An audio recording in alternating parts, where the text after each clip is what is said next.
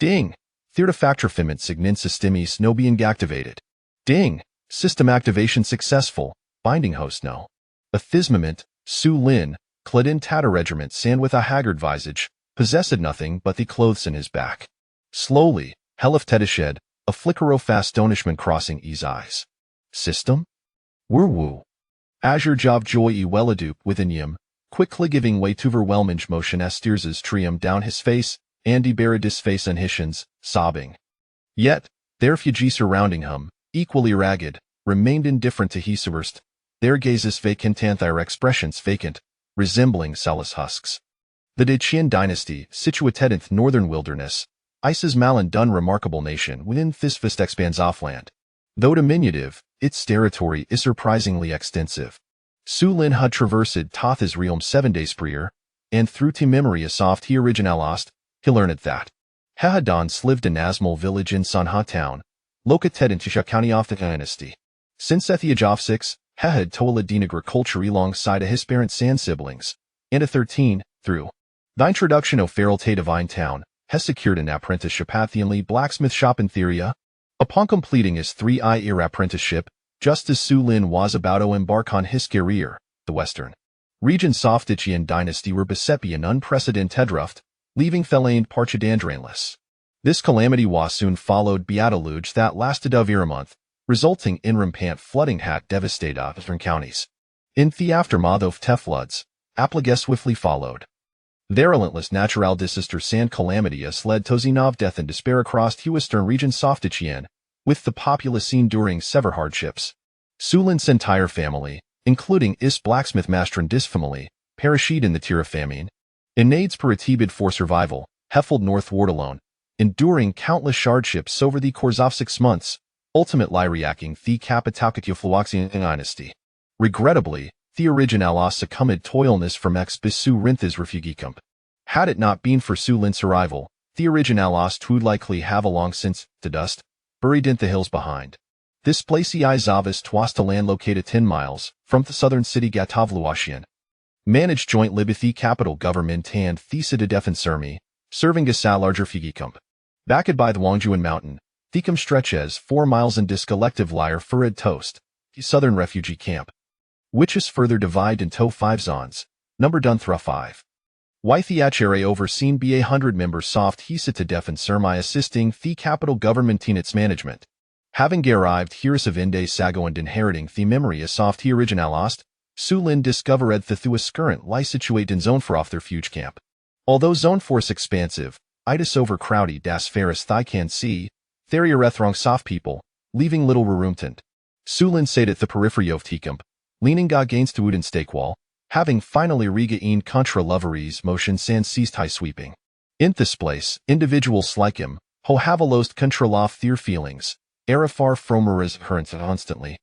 With some even more heart-wrenching litivastated, wailing gondroling the ground. After all, having endured such catastrophic disaster Sandless loved Denisan homes, Hokel remain composed? Those who hoapar calmer remerly numbed within. The experience soft his past 7 days were unlike anything Su Lin had faced in his former life. In his previous sextants, he was an exceptional youth from Thwagwoof Blue Star, raised under the red banner. Off the new century, never having known hunger at most, he had gone 80 without food. Yet here, on his first day, he felt discomfort from the squalid surroundings, forcing himself to withstand hunger without contesting the food with refuse. However, by the second day, hunger left them dizzy and weakened his legs. He could no longer concern himself with the harsh conditions and became indistinguishable from the true refugees, scrambling for below fries to mealtime. Regardless of how few grains were in the bowl, he drank a talanogo. Yet, the hope he haven ganather bowl wasamir fantasi, asked the suppluwaslamited. Their refugee camp provided meals twice a day, and while at hemmerning below fries, offered him a modicum of strength, it wasn't long before hunger nyara data Marie, leaving him toy earn forth evening meal. However, he was soon prepared for the fact that the other starving refugee should long since list their humanity and conscience. When evening mealtime arrived, after much effort, he managed to seize a bowl of fry soup, but before he could have imbringed his lips, it wasn't away by others. For this, he received dakic, nearly causing him to lose his breath. Seeing the 3 burlymen, Clearly brothers, and noting that the fischalese near biter netta blind eye, had na koi sputo schwallowisang aran return-to-his restinglis. From the following day onward, Hekuden limanage atadran kabulo fries and thimmerning. Anjapan catching Sai Toff Teprida Toragazi soft hey tree brotherson thievning, Hellistal desire to contest 4-foot. Heffervently wished that the said a soft hardship wormerly a dream, hoping to awaken and return to reality. When Thadim came, he would surely indulge in a fine meal, making up for the hunger he had endured. Yet, each time he awoke, it reminded him that thighs was no dream, extinguishing gone lingering hopes. Now, upon suddenly hearing the voice oft he system echoing his mind, how old ha not belated? Artifact refinement sign and system? Up and binding the system, Sulin felt an exhilarating rush of excitement. This system is tailored specifically for the host, Named the artifact refinement sign and system, aimed at assisting the host in becoming stronger. Hearing the system's words, Sulin's understanding deepened. He couldn't help but speculate the system was likely named so because had inherited the original host's blacksmithing skills. If he had possessed medical skills or other talents, perhaps it would have been called medical skills, sign and system arsamethingel seen entirely. How'd os and become stronger? Thoth heffelte twinjov sarcasm, Thavarinami of the system resonated with him, particular lithater artifact refinement. Currently, they go aloft this system is stoight the hostin becoming the strongest artifact refinement is realm. Upon hearing the system respond to his inquiry, Sulin was pleased to discover its intelligence, capable of conversing with him. The strongest artifact refiner? Is this career path fixed? Is theory a possibility in this world of cultivating martial arts and ascending to immortally? In the originalis memories, Sulin had not gained much information about these world, only knowing that martial artists existed. Moreover, the martial artists in this world appeared formidable, with real ability such as leaping gay cross rooftops. These excite him for quite some time, envisioning the perspective of becoming a martial artist himself, capable of such feats. The system must been generate dandis non alterable. The contents of this world must be explored with the host on Thyrone. After the system's respons, before Su Ling could pose further questions, a mechanical prompt coedonsmary. Ding! The host has successfully bound to e-system for the first time, receiving a complimentary random system GIF package. Wuldio Liki to pin it? This announcement filled Su Lin with a of surprise and joy, pushing aside his lingering questions quickly exclaimed, Open. Chapter 2. System Rewards and Check-in Tasks Ding. Congratulations, host. You have acquired the divine ability Eye of True Insight. Ding. Congratulations, host. You have obtained Primordial True Fire, which can evolve. Ding. Congratulations, host. You have gained Fundamental Forging Technique. As the system's voice echoed. Su Lin's mind was flooded with a system interface displaying the details of the rewards granted. Simultaneously, he was suddenly overwhelmed by a searing pain in his eyes, unbearable enough to elicit a wretched scream. Ah! This exclamation finally stirred some response among the surrounding refugees. Hey, what are you doing? Are you all right? Concerned voices arose, but Su Lin was too consumed by agony to reply, his hands clamped tightly over his eyes. His expression contorted in distress as he writhed on the ground. It hurts. After rolling on the ground for a while, not a soul approached to check on him. They merely sat in place. Their eyes filled with anxious curiosity. Moments later, the searing pain in his eyes began to wane. Noticing that he lay motionless on the ground, the crowd glanced at him for a brief moment before diverting their attention elsewhere. Such was the state of the refugee camp, each person preoccupied with their own survival, too weary to concern themselves with others' plights. After a moment, Su Lin felt the pain in his eyes dissipate entirely. He rubbed his eyelids and removed his hands. Upon opening his eyes, he was initially met with a blur, but soon his vision sharpened astonishingly. At that moment, he lay on his back, casually glancing up at the sky, where he spotted a small black dot.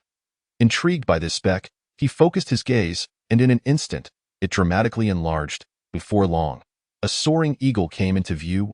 Bald eagle, a common avian species, adult age, 9 years, 5 months, 18 days, total length 1.21 meters, wingspan 2.32 meters. Combat power, level 1, ferocious, status, no threat. As Su Lin observed the eagle, an array of information about it materialized in his mind. Is this the capability of my Eye of True Insight? A question arose in his heart, and the system promptly replied, yes. Materials for forging from the bald eagle, eagle beak, common quality. Eagle talons, common quality. Eagle bones, common quality. After gazing at the eagle for a while, another segment of information appeared in his mind, which piqued his curiosity. Soon, Su Lin withdrew his gaze, sensing that the eagle had noticed his attention, as though it might swoop down upon him any moment.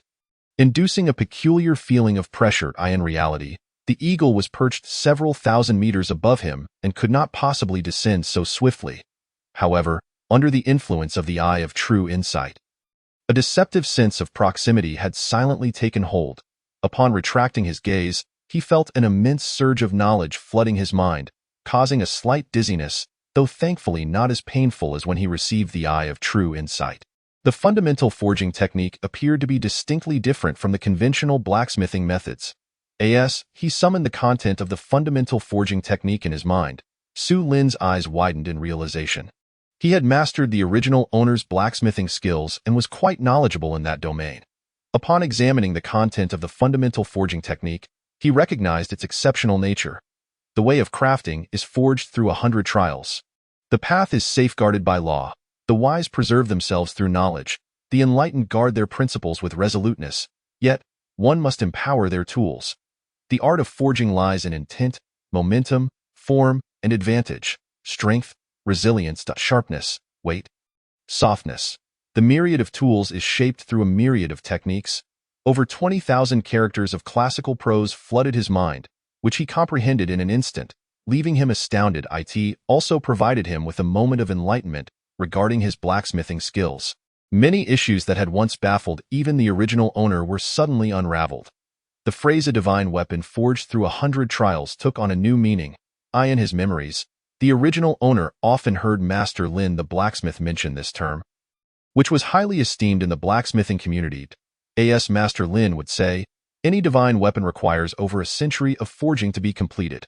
However, with the acquisition of the fundamental forging technique, Su Lin realized just how misguided Master Lin's beliefs truly were. As the saying goes, divine weapons are born of destiny. Any weapon worthy of the title is crafted by a blacksmith under extraordinary circumstances.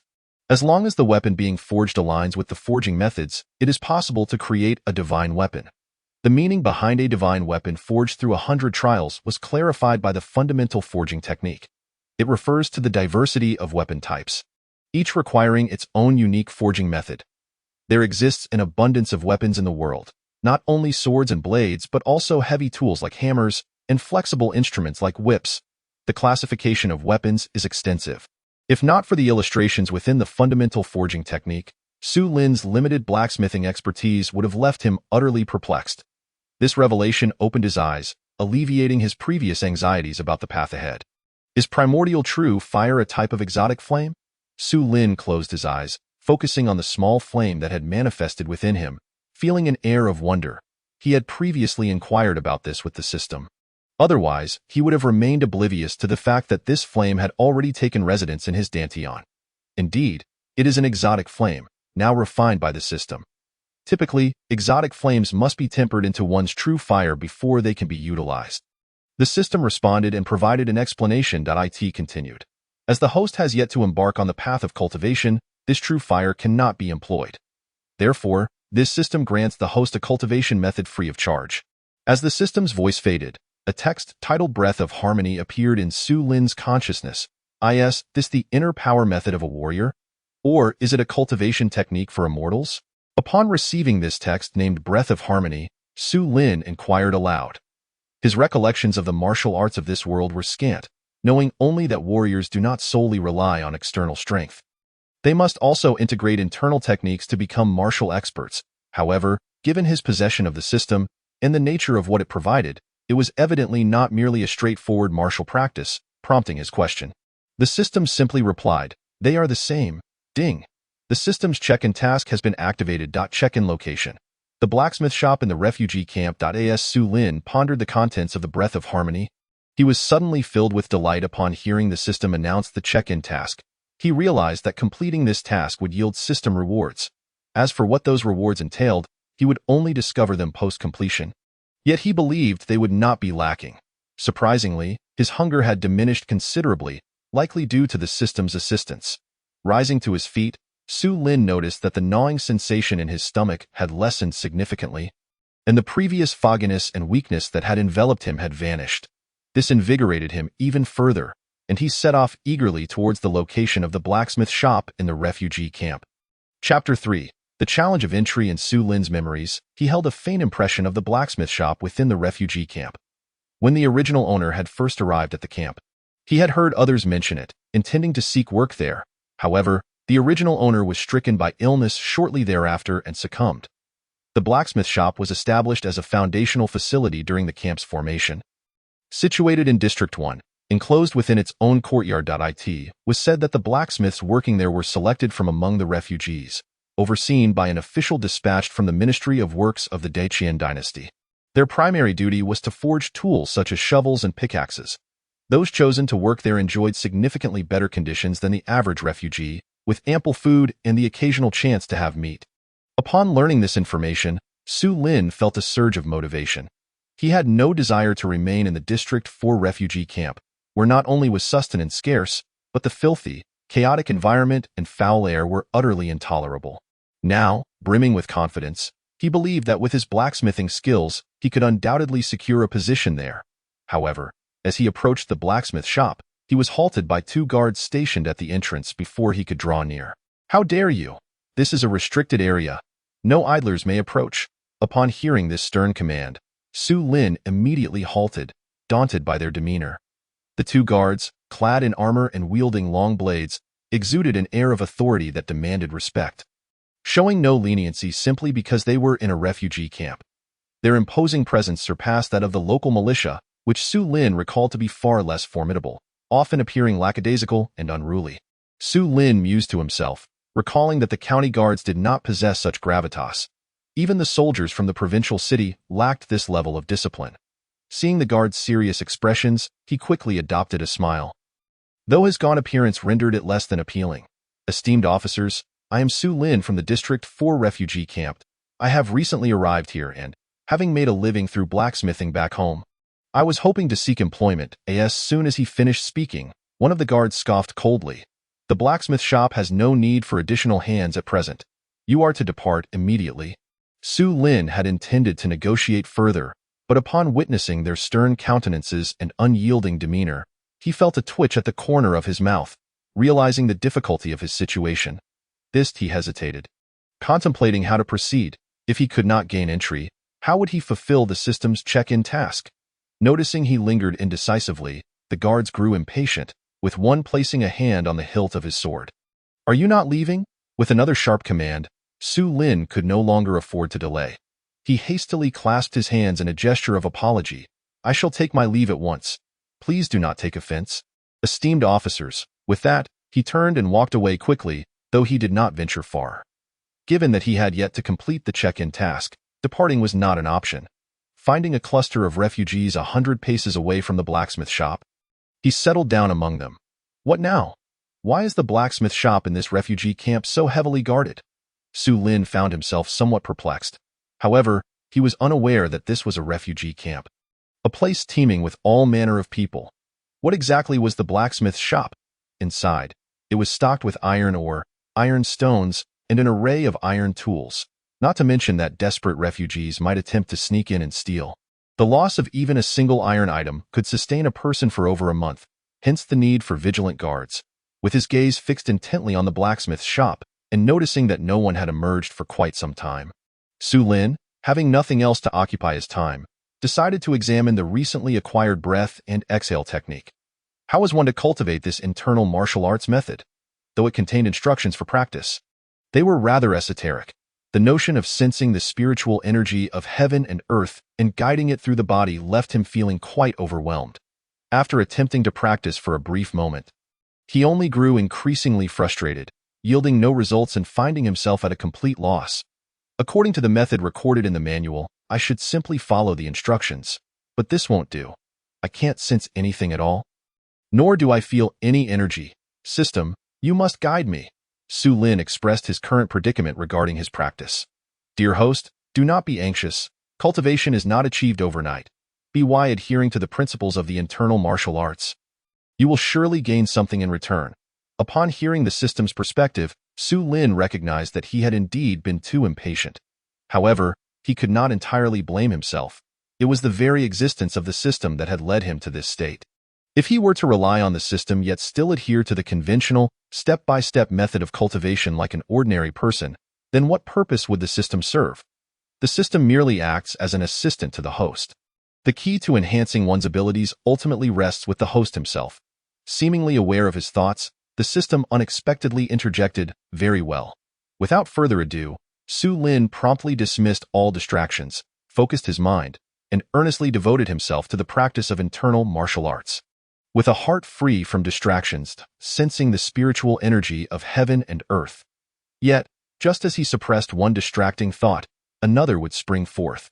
This internal practice proved exceedingly difficult to master. After approximately 15 minutes, although Su Lin felt slightly calmer than at the outset, completely banishing distracting thoughts remained an insurmountable challenge. As soon as one thought was quelled, he found himself lost in a whirlwind of other musings, which left him quite distressed. What is that fellow doing? Why is he just sitting there? Indeed, we've been watching him for ages, and he remains seated. He seems to be mumbling something to himself, as if he could cultivate some extraordinary skill. After sitting cross-legged for over half an hour, some refugees around Su Lin could no longer contain their impatience and began to whisper among themselves. During that time, Su Lin had achieved no progress in his cultivation. Upon hearing the comments from those around him, he reluctantly opened his eyes, deciding that he could not continue in this manner. I'll save the cultivation for later. I must first find a way to enter the blacksmith's shop and check in. The task is of utmost importance. Sighing, Su Lin lay down, abandoning any thoughts of cultivation, and directed his attention towards the blacksmith's shop, his mind racing with plans. Seems I must wait until nightfall. Perhaps I will have an opportunity to sneak in. It was barely past noon, and the sun shone brightly. Though early spring brought longer nights, waiting for nightfall would still require 2 or 3 hours. After solidifying his plan, Su Lin decided to rest, intending to regain his strength for the evening's endeavors. While he no longer felt the unbearable hunger he had previously experienced, he was not entirely free from it. He still felt quite famished, and although his strength had significantly returned, it was gradually depleting. Just as he was about to drift off to sleep, hoping to escape his hunger, he suddenly heard a call from the direction of the blacksmith's shop. "Hey, you people over there, come to the blacksmith's shop. It's time to work." At the sound of this command, Su Lin's drowsiness vanished instantly, and he sat up straight. Glancing towards the blacksmith's shop, he noticed that in addition to the 2 guards, there was now an elderly man clad in a short robe, robust and imposing. The guard was not addressing him but rather calling to a nearby group of refugees, which surprised Su Lin. He realized he should not have wandered so far. Upon hearing the call, the refugees who had been sprawled out on the ground sprang to their feet, rushing towards the blacksmith's shop as if something wonderful awaited them. The others around them appeared listless, their eyes showing signs of interest, yet they lacked the strength to run after being so long deprived of sustenance. Seeing this as an opportunity, Su Lin leapt up and dashed towards the blacksmith's shop, shouting, "Me, sir, count me in for work at the blacksmith's shop." In his previous life, Su Lin's character would not have dared to make such a ruckus in front of so many people. He found it quite embarrassing. Though he was not inherently introverted, he possessed a degree of self-doubt and particularly disliked drawing attention in crowded places. This was not just his own idiosyncrasy, but a reflection of the era. Many young individuals like him existed in his previous life. However, with the system's task at hand, he could not afford to be overly concerned. His sole focus was on completing the check-in to receive the system's rewards. Suddenly, the elderly man and the 2 guards turned their curious gazes towards him. "What is the matter with this young fellow?" the elderly man in the short robe inquired, slightly furrowing his brow. Seemingly addressing the guards beside him, "Manager Chun, that lad is from District 4. He came by about half an hour ago, claiming he could forge iron. But since we had no need for extra hands at the blacksmith's shop, we sent him away." Upon hearing the guard's response, Manager Chan relaxed his brow, nodding slightly without further comment. As Su Lin, panting heavily, approached, he was greeted by a line of a dozen refugees already queued at the entrance, awaiting entry. "Honorable sirs, I still have some strength left. I am more than willing to assist with any tasks." Su Lin wiped the sweat from his brow and, disregarding his heavy breaths, spoke respectfully. The two guards exchanged glances, their expressions revealing displeasure as they scrutinized Su Lin, sizing him up as if he were a highly suspicious individual.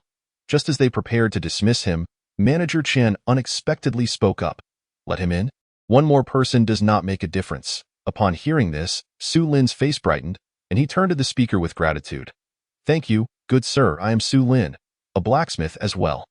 Understanding the significance of being able to converse with the guards in such a manner, Su Lin immediately bowed in appreciation, recognizing that this elderly man was undoubtedly an influential figure. "Very well, everyone, come in with me." Manager Chen gestured, leading the way into the blacksmith's shop without further ado. Noticing the guards still eyeing him suspiciously, Su Lin bowed once more, saying, "I appreciate your assistance, sirs." With that, he followed the throng of refugees into the blacksmith's shop. Finally, "I'm inside." Su Lin felt a surge of excitement as he walked, his eyes surveying the surroundings of the blacksmith's establishment. The courtyard was neither too large nor too small, flanked by rows of buildings. One half-open room contained an array of tools used for blacksmithing. Where various blacksmiths were industriously at work, the air was warm, almost stifling, yet in this early spring season, it felt quite comforting. However, the craftsmen laboring at their anvils were drenched in sweat, fully engaged in their tasks. Su Lin was struck by a sense of familiarity and strangeness, reminiscent of a dream. This blacksmith's shop was a far cry better than Lin the blacksmith's own establishment. Observing the blacksmiths rhythmically hammering the glowing iron ingots, Su Lin felt a surge of excitement and a strong desire to seize a hammer and join in the forging. Yet, he was acutely aware of his purpose here and refrained from acting impulsively. "Ding! Host has arrived at the task check-in location. Would you like to check in?" Just as Su Lin reached the center of the courtyard, the system's notification echoed in his mind. Upon hearing it, Su Lin felt a rush of delight and promptly responded, "Ding! Host check-in successful. Task completed. Reward, 10 years of inner power. Ding! Host has completed the check-in task for the first time. The system grants an additional reward of 10 years of inner power and a random white trait. Ding! Congratulations to the host for acquiring the white trait critical forging." As the system's rewards were dispensed, Su Lin concentrated, and the system panel appeared in his mind, detailing his character information. Host: Su Lin Realm, mortal, not yet entered, inner power, 20 years divine ability. True sight can perceive the essence of all things in the world. Internal skill, breath and exhale technique, not yet entered, external skill, none body technique, none true fire.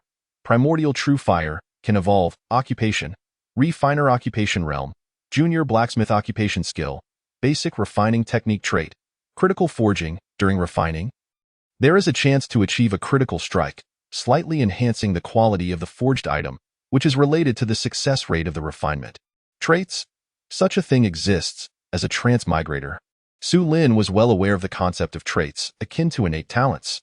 Yet, while talents are innate, traits can be acquired as system rewards. The mere existence of such an extraordinary trait filled Su Lin with excitement. Although it was merely a white trait and only related to refining, he firmly believed that he would eventually receive even better traits from the system. "Now, you all assist me in transporting these items to the mountain mine." Before long, Su Lin and the other refugees followed Manager Chen into the warehouse of the blacksmith shop. Manager Chen casually pointed to a pile of shovels and picks stacked in the corner. Issuing a command eye in the courtyard, Su Lin hefted 2 iron picks onto his shoulder, and once Manager Chen had accounted for the number of people and goods, they immediately set off as they exited the blacksmith's shop. The surrounding refugees, some lying down and others seated, cast envious glances as they watched them leave the camp. Su Lin found it rather perplexing that the refugees had expressed such envy towards them. It seemed as though working at the ironworks was regarded as some sort of coveted position.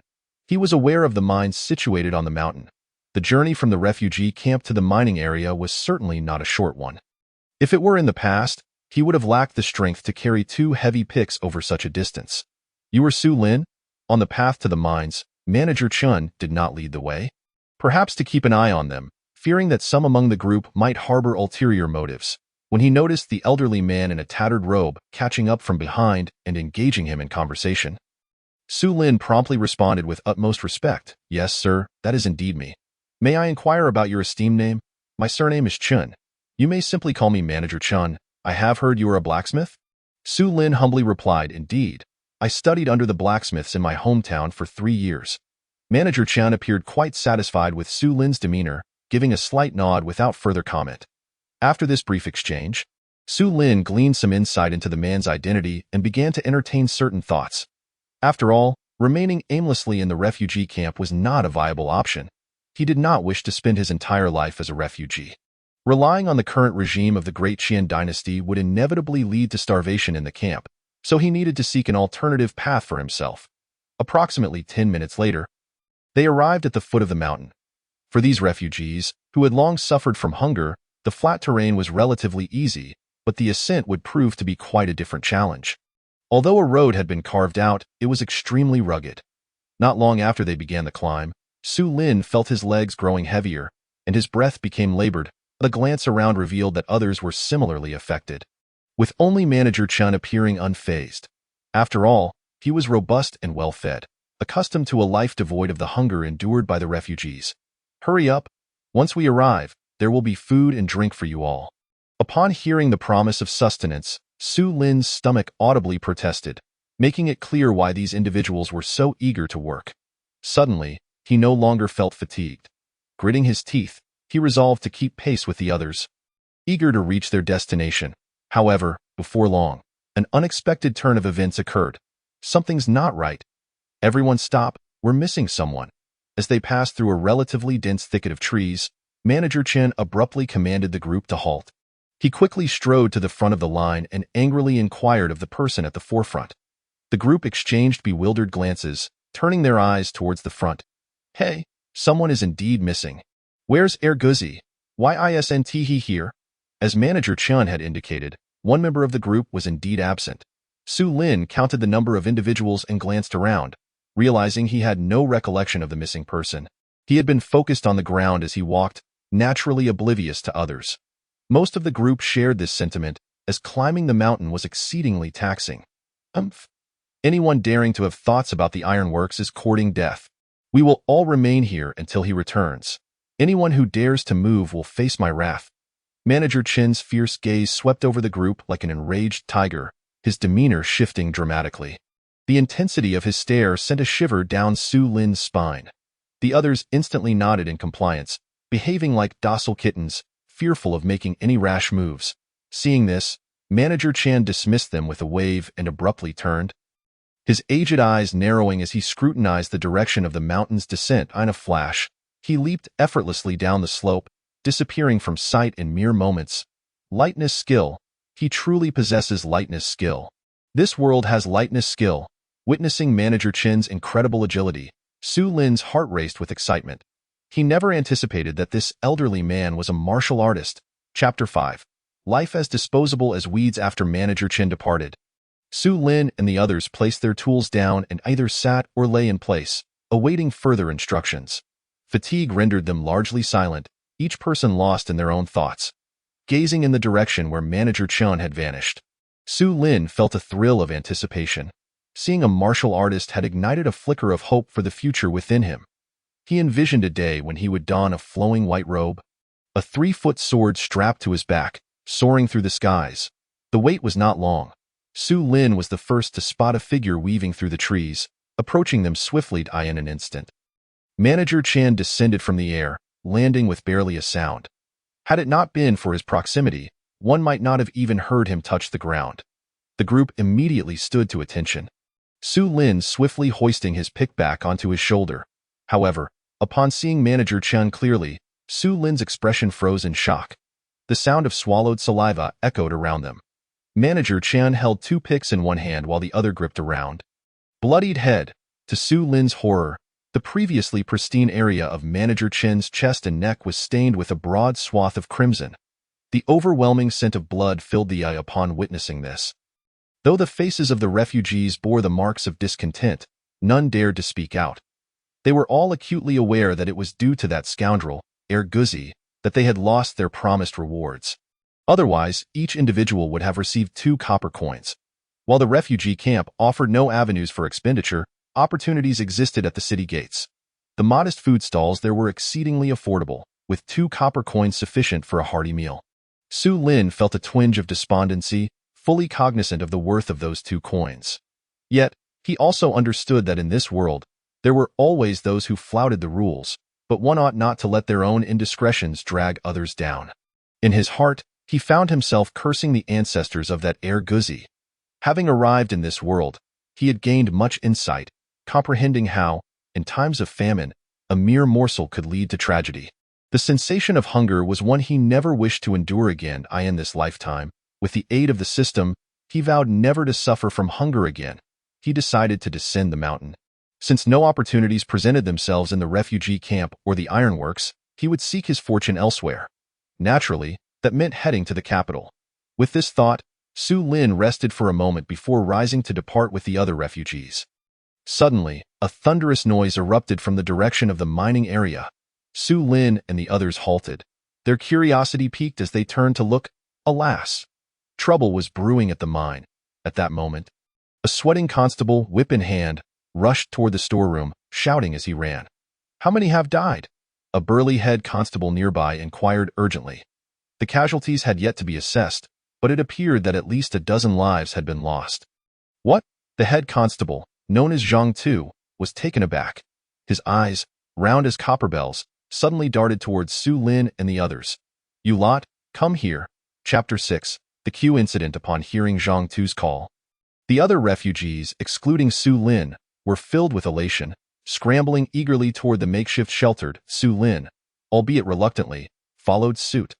Observing the swirling dust rising from the direction of the mine and the malevolent expression on Zhang Tu's face, he felt a sense of unease. "Zhang Tu, what business do you have with us?" Several refugees, seemingly aware of his authority, approached with ingratiating expressions. They had overheard the constable's words, realizing that a calamity had struck the mining area. And now that Zhang Tu was summoning them, many speculated that perhaps someone had perished and they were in need of extra hands. These refugees had long since exhausted their options. Who cared about the dangers of working in the mines? Many thought that if they could merely have a satisfying meal, they would gladly risk their lives for it.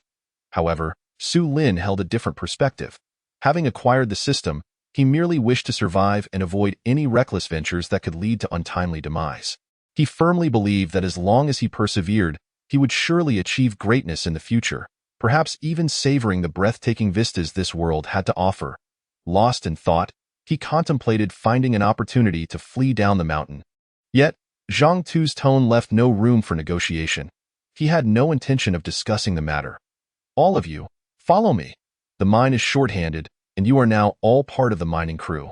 Upon hearing this, the refugees erupted in jubilant agreement, eagerly complying.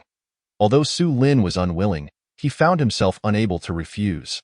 The once amicable Zhang Tu had transformed, his gaze now fierce and scanning the crowd, as though anyone who dared dissent would be met with violence.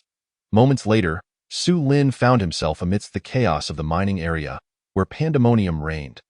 The constable shouted orders, directing the miners to sift through the rubble scattered at the base of the cliff. Su Lin surmised that beneath the debris lay buried lives. "What is happening here?" Zhang Tu bellowed upon arriving at the scene, his voice resonating like thunder, compelling Su Lin to cover his ears. Was this a lion's roar? How could anyone shout so loudly? Su Lin was astonished by the sheer volume, surpassing even the loudspeakers of his previous world. Hearing the commotion, a constable hurried over. "Zhang Tu?" A few miners were excavating when a portion of the cliff collapsed. A massive boulder fell, crushing a dozen individuals. "We are currently attempting to clear the site and render assistance." Upon hearing this, Zhang Tu and Su Lin's attention was immediately drawn to the cliff. Indeed, there was a visible crack at the summit, evidence of the landslide. With such a large section of rock fallen, how could those struck by it possibly survive? "This place was far too perilous. I must devise a way to escape. I cannot remain here." Given the situation, Su Lin dared not approach, fearing a second collapse. However, he was helplessly conscripted as labor, and at Zhang Tu's command. He had no choice but to follow the crowd toward the base of the cliff. Alas, what a predicament! Su Lin silently prayed, "Heaven, please spare me from another landslide. Otherwise, my life is forfeit." As he sifted through the rubble, he frequently glanced upwards, anxious that a stone might fall and strike him in the midst of the chaos. His subtle movements went unnoticed. Hours passed until darkness descended, yet the debris remained uncleared. Among the rubble lay a massive boulder several feet high. and Su Lin could even see blood seeping from the cracks. After enduring so much, he felt surprisingly unafraid. Fatigue had dulled his senses, and before long, a voice echoed from afar. Time for food. Upon hearing this, Su Lin immediately perked up, as did the others around him, all hastening to abandon their work in a rush toward the food distribution area. No pushing. Form an orderly line, damn it. Why are you shoving? Can't you see? Su Lin and a dozen other refugees, new arrivals to the mine, were unaware of the food distribution rules, mistaking it for the refugee camp system. Just as they crowded around the food barrel, a whip cracked across their backs, eliciting cries of surprise and pain. Fortunately, Su Lin managed to dodge the strike, feeling a sense of relief. Ignoring the others who had been struck, he turned to see the miners forming a long queue as the system prompt resonated. The transformation within Su Lin finally concluded, filling his entire being with an overwhelming surge of power. The moment he opened his eyes, a fierce radiance erupted from his gaze, and his expression turned menacingly fierce. None of you shall escape today. With an enraged roar, Su Lin seized one of the assailants by the foot, swinging him with such force that he sent the entire body flying, with two dull thuds. He remarkably used that individual to strike down the remaining two, sending them sprawling. Releasing his grip, the last one was also propelled backward. Ah! 3 anguished cries echoed from different directions. Chapter 7. Escape from the mine in the wake of the sudden upheaval. A profound silence enveloped the surroundings, each person's face reflecting sheer terror. Even the overseers stood dumbfounded, their minds grappling with the unbelievable sight before them. No one could have anticipated that the youth, previously subdued and trampled upon, possessed such strength to turn the tables on 3 adversaries. You were quite pleased with yourselves just a moment ago, weren't you? Su Lin, now standing tall, approached one of the fallen individuals and, without hesitation, delivered a powerful kick. Ah! The previously groaning giant emitted a more piercing wail than before, his cries more agonizing than when he was struck. Su Lin paid no heed to the man's suffering, continuing to kick until he lay utterly still before moving on to the next, employing the same method once again. Only after teaching all 3 a lesson did the fury within him begin to subside. It was then that he noticed the eerie silence surrounding him. Not a soul dared utter a sound. Damn it! Was it you who dared to cut in line? Su Lin disregarded the onlookers and strode toward the back of the food line. The previously brazen refugees, now gripped by fear, dared not make a move as he approached. Unconcerned with whether they had previously attacked him, Su Lin extended his hand and delivered slap after slap as he passed. Slap! Slap! The crisp sounds of his strikes were accompanied by anguished cries, each individual collapsing to the ground in despair. Su Lin's heart brimmed with no compassion. He was resolute in venting the pent-up frustration and grievances he had endured over the past days. Do not provoke me! After dealing with the dozen or so line cutters, Su Lin bellowed fiercely at the crowd, then disregarded everything else as he moved toward the food distribution area. As he walked, others hastily cleared a path, eager to avoid incurring his wrath. At that moment, every person in the mine, including the overseers, stood frozen in fear of Su Lin. Arriving at the wooden barrel where food was dispensed, Su Lin ignored the overseer wielding a whip and reached in with both hands, grabbing a total of 15 steamed buns before pausing. Perhaps due to his recent breakthrough in martial arts, the gnawing hunger surged within him, as if he would perish if he didn't eat immediately. Without a thought for decorum, he began devouring the buns voraciously. The overseer responsible for food distribution stared in horror, too frightened to intervene, simply watching as Su Lin wolfed down the buns. Once he had consumed 15, Su Lin's hunger was somewhat quelled, though he was far from full, barely a third satisfied. He understood the limited quantity of buns remaining in the barrel. Those who cut in line earlier, your rations are now mine, he coldly explained to the still-dazed overseer before turning to leave. It was only after Su Lin had distanced himself that the overseer regained his senses, twitching slightly at the corners of his mouth as he observed Su Lin's retreating figure. Not straying far, Su Lin found a rock to sit upon, watching the food line. Dead people. At that moment, several overseers inspecting the 3 beaten refugees suddenly wore expressions of shock, followed by a collective gasp as their gazes fixed upon Su Lin's direction.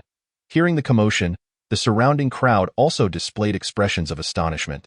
First glancing at the 3 corpses on the ground, then turning their attention to Su Lin. Although Su Lin maintained a calm exterior, his heart raced with dread. He hadn't anticipated that the three could perish from his blows. His thoughts were still tethered to the notion that human life is precious, and upon realizing he had taken lives, a wave of fear washed over him, though he did not show excessive panic. I cannot remain here, I must leave while no one is paying attention. Though he thought this, with a multitude of eyes upon him, he felt compelled to maintain his composure, remaining seated like a mountain while keeping a watchful eye on the crowd. He resolved that the moment he became inconspicuous, he would flee. Just as he contemplated this, he cautiously shifted his position, refusing to remain idle in such a precarious situation. Suddenly, as he had moved 10 or more meters away from his original spot, he noticed the crowd stirring, followed by a loud shout announcing the arrival of the head overseer. Upon his arrival, the head overseer's piercing gaze swept over the three lifeless bodies before settling intently upon Su Lin. "Who are you? What is your name?" Before coming here, he had already been briefed on the situation but did not know the identity of the assailant. However, upon arrival, he immediately identified Su Lin as the perpetrator. Sensing the martial aura emanating from him, Su Lin felt perplexed that he had been singled out. He had thought he could escape, only to find the overseer thwarting his escape. It was no wonder Su Lin was puzzled. He had only just begun to cultivate his internal energy and had yet to learn how to conceal his presence. As the head overseer scrutinized him, Su Lin felt a growing unease. "Who exactly are you? What is your purpose here?" After a prolonged silence, the head overseer pressed again, frustration evident in his voice. Realizing that remaining silent was not an option, Su Lin steeled himself and replied, "I am Su Lin, formerly of the refugee camp in District Ford. I came here to assist with the delivery for the blacksmith shop. I have no intention of staying." Upon hearing this, the head overseer was momentarily taken aback, his expression reflecting disbelief at such a simple identity. After a brief pause, he responded, "Since you have no intention of staying, then please depart." Su Lin found it hard to believe that he was being so easily allowed to leave. However, upon further reflection, he realized that despite the overseer possessing martial skills, his own realm of martial arts likely surpassed that of the head overseer. With this realization, his tension eased considerably, as long as the overseer held some trepidation. He did not feel the urgency to flee. "In that case, I shall not disturb you further, and we shall meet again in the future." Su Lin's words were carefully considered, laced with an undercurrent of threat. With that, he turned with a flourish, his figure swiftly vanishing into the night. As he pondered the implications of his words, the head overseer's expression shifted to one of uncertainty. What manner of youth was this Su Lin? Was he truly just a refugee? Perhaps it was best not to publicize this matter. "We shall meet again." Or perhaps this was a farewell for good. After departing the mine, Su Lin sprinted furiously down the mountainside. Eager to distance himself from that place, as he neared the base of the mountain, he paused to reflect on the earlier events. Should he return to the refugee camp? After careful consideration, Su Lin concluded that returning would be too perilous. It was wiser to move on. The night was still young, and he wasted no time as he descended the mountain, heading in a direction away from the capital. He intended to distance himself from the domain of Luoxian City. After all, he had taken lives, and should word reach the authorities, they would undoubtedly pursue him. The farther he traveled, the safer he would be. Chapter 8. Troubling oneself, yet following one's heart. This night was dark and tempestuous. Unlike the usual nights of bright moonlight and sparse stars, the wind howled violently, causing the surrounding flora to rustle ominously. Su Lin ran for quite some time before gradually slowing his pace.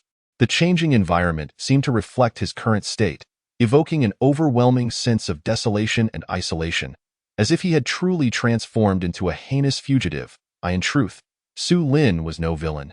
He had merely been rushing forward, driven by a need to escape. Now, having relaxed, a wave of guilt and panic washed over him. For a moment, he found it impossible to calm his racing heart, his mind replaying the harrowing events that had transpired in the mine. Did I really kill someone?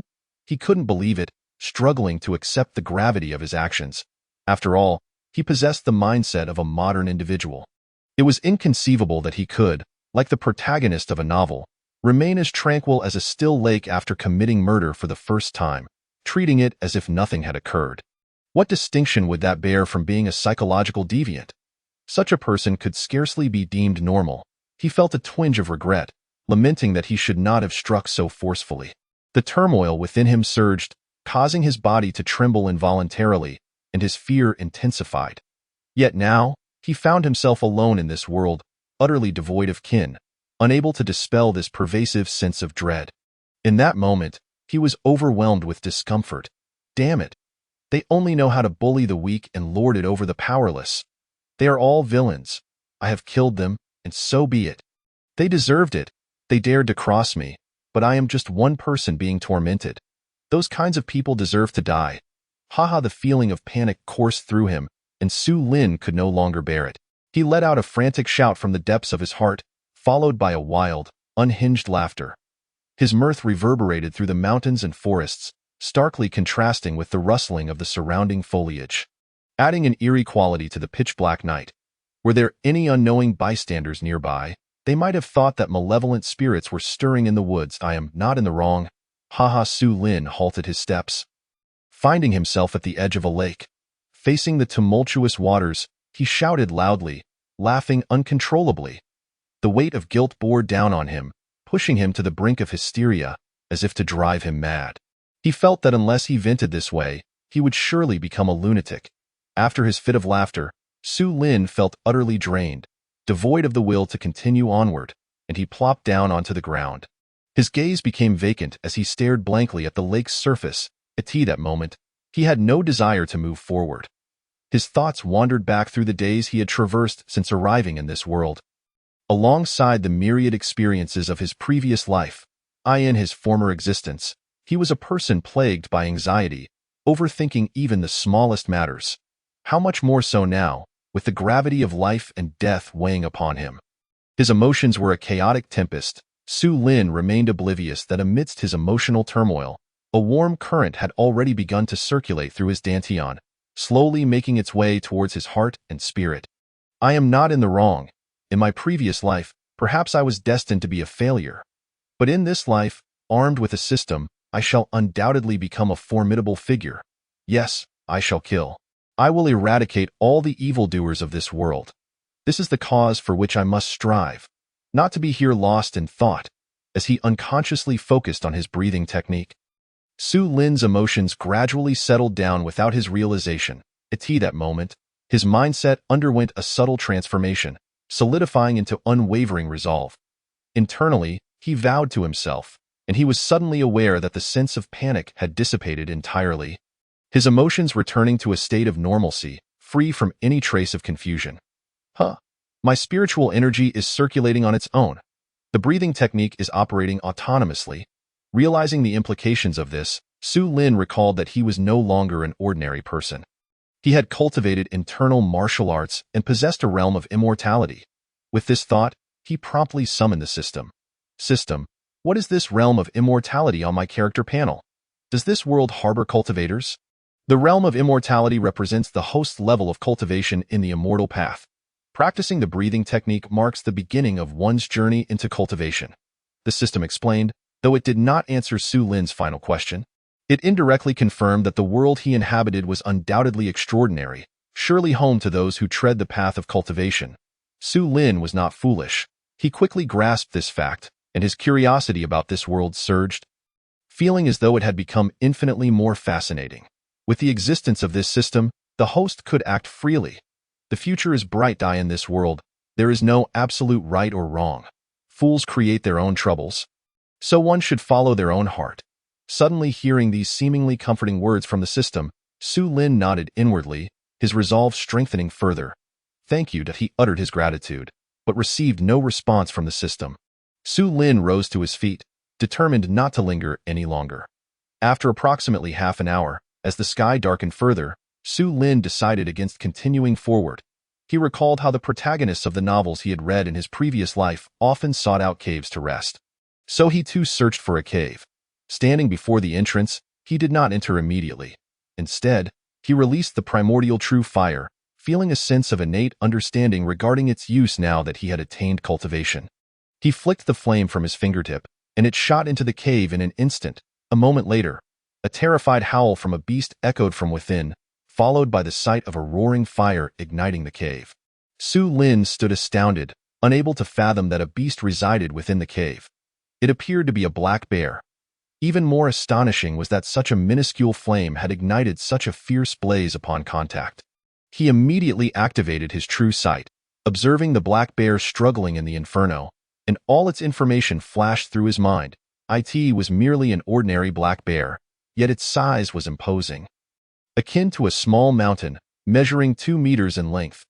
Its body was adorned with many ordinary materials suitable for refining. The black bear succumbed to the primordial true fire in mere moments. Silenced forever. The aroma of roasted meat wafted through the cave, igniting a ravenous hunger within Su Lin, his stomach rumbling like a drum. Enough. Realizing that if he continued, it would be overcooked, Su Lin silently commanded the flames to extinguish. And with a flick of his finger, the blazing fire swiftly retreated, a solitary flame returning to his fingertip. Illuminated by the glow, Su Lin eagerly stepped into the cave. The presence of true fire was indeed beneficial. He no longer had to worry about lighting his way. Inside the cave, the bear's exterior had been completely incinerated by the primordial true fire, its flesh cooked to perfection. He casually smashed a stone, retrieving a sharp shard, and used it to slice off chunks of meat from the bear, devouring them hungrily. The true fire, once a small flame, had transformed into a vibrant blaze, hovering in midair, illuminating the cave brilliantly. Having just broken through to a new level of cultivation, Su Lin was akin to a starving ghost reborn, and after half an hour, he had consumed a substantial portion of the bear's flesh. Finally pausing with a look of satisfaction. How delightful! With the primordial true fire, I can indeed thrive in the wilderness, he thought, feeling quite pleased.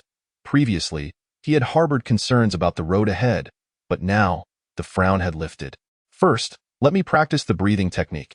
It is said to calm the mind and focus the spirit.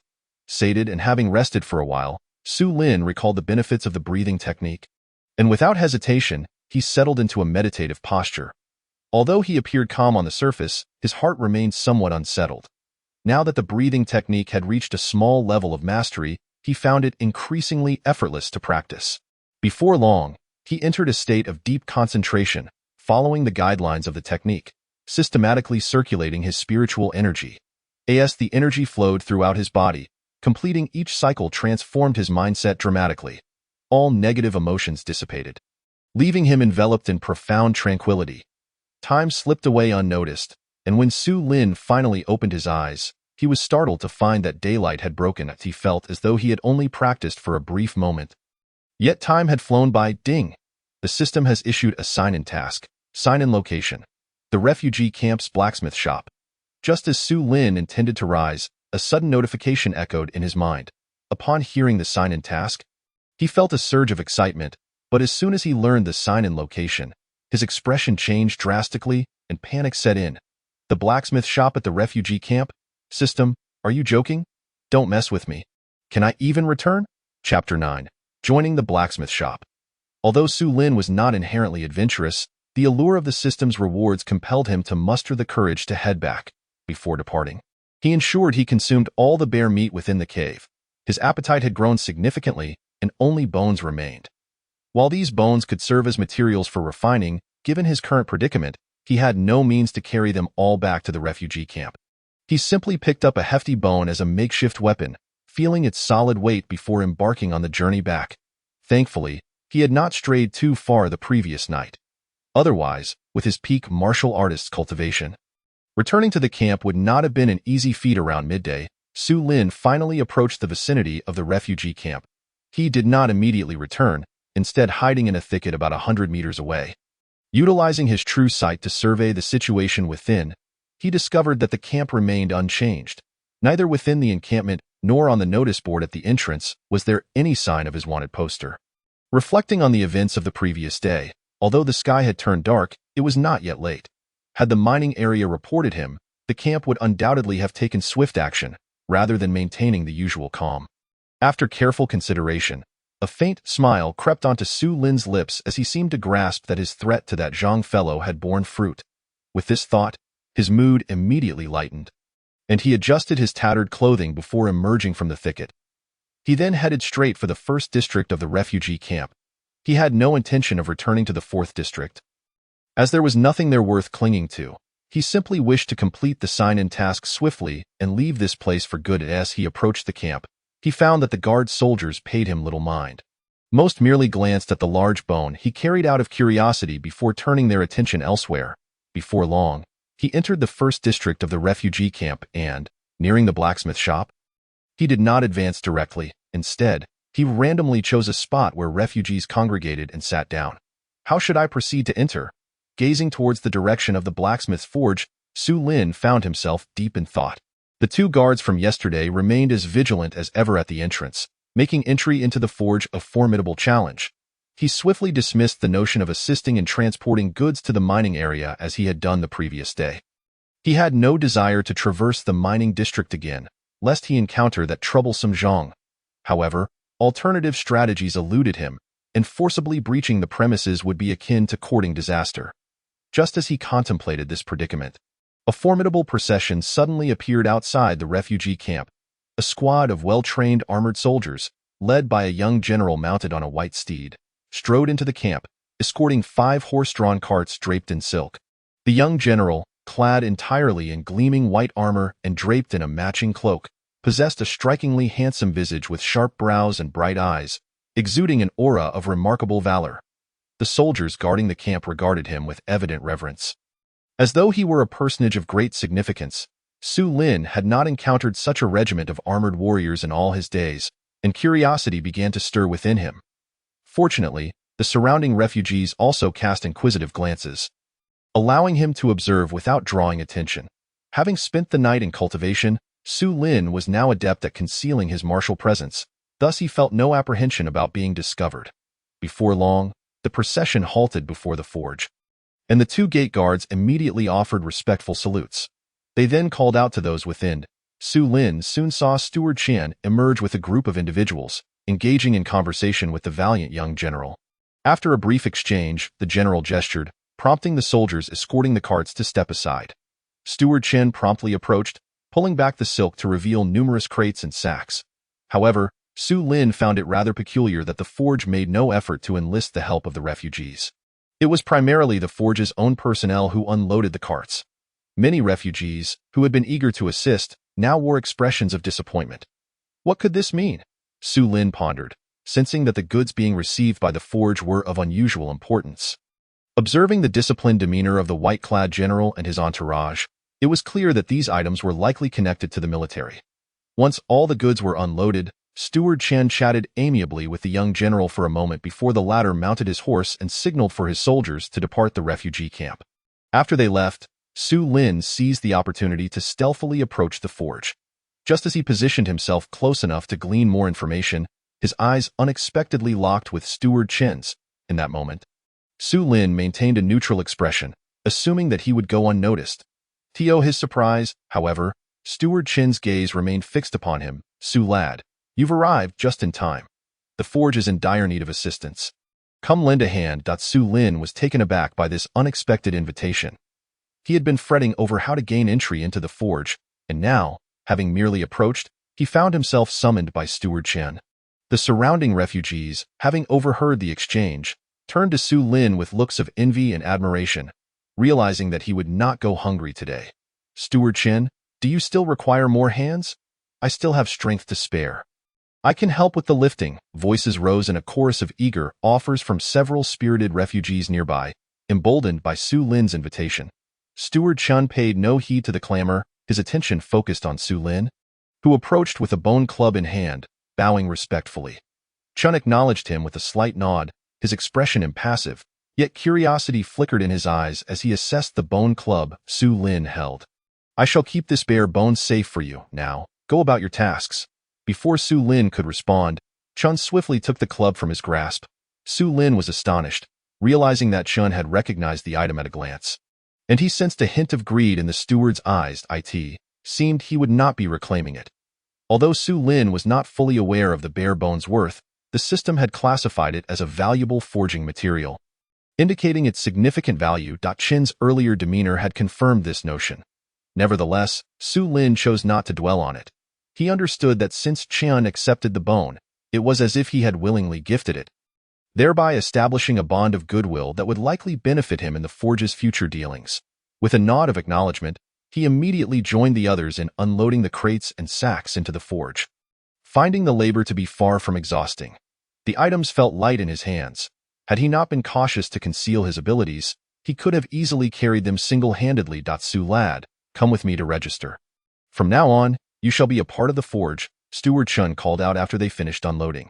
Having just completed the task, he emerged from a nearby building and beckoned Su Lin to follow him inside. Once in the office, under Chen's guidance, Su Lin registered his name in the ledger.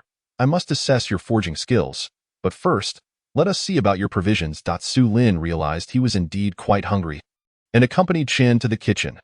The kitchen, situated at the southern corner of the forge's courtyard, lived up to the rumors of its ample provisions, staffed by a dedicated cook. It was lunchtime, and many were gathered to eat. Despite Su Lin's sizable appetite, he hesitated to overindulge, ultimately consuming 10 fluffy buns and 5 bowls of noodles before feeling sated. This spectacle astonished both Chen and those around him, leading Chen to think, could this lad be a veritable bottomless pit?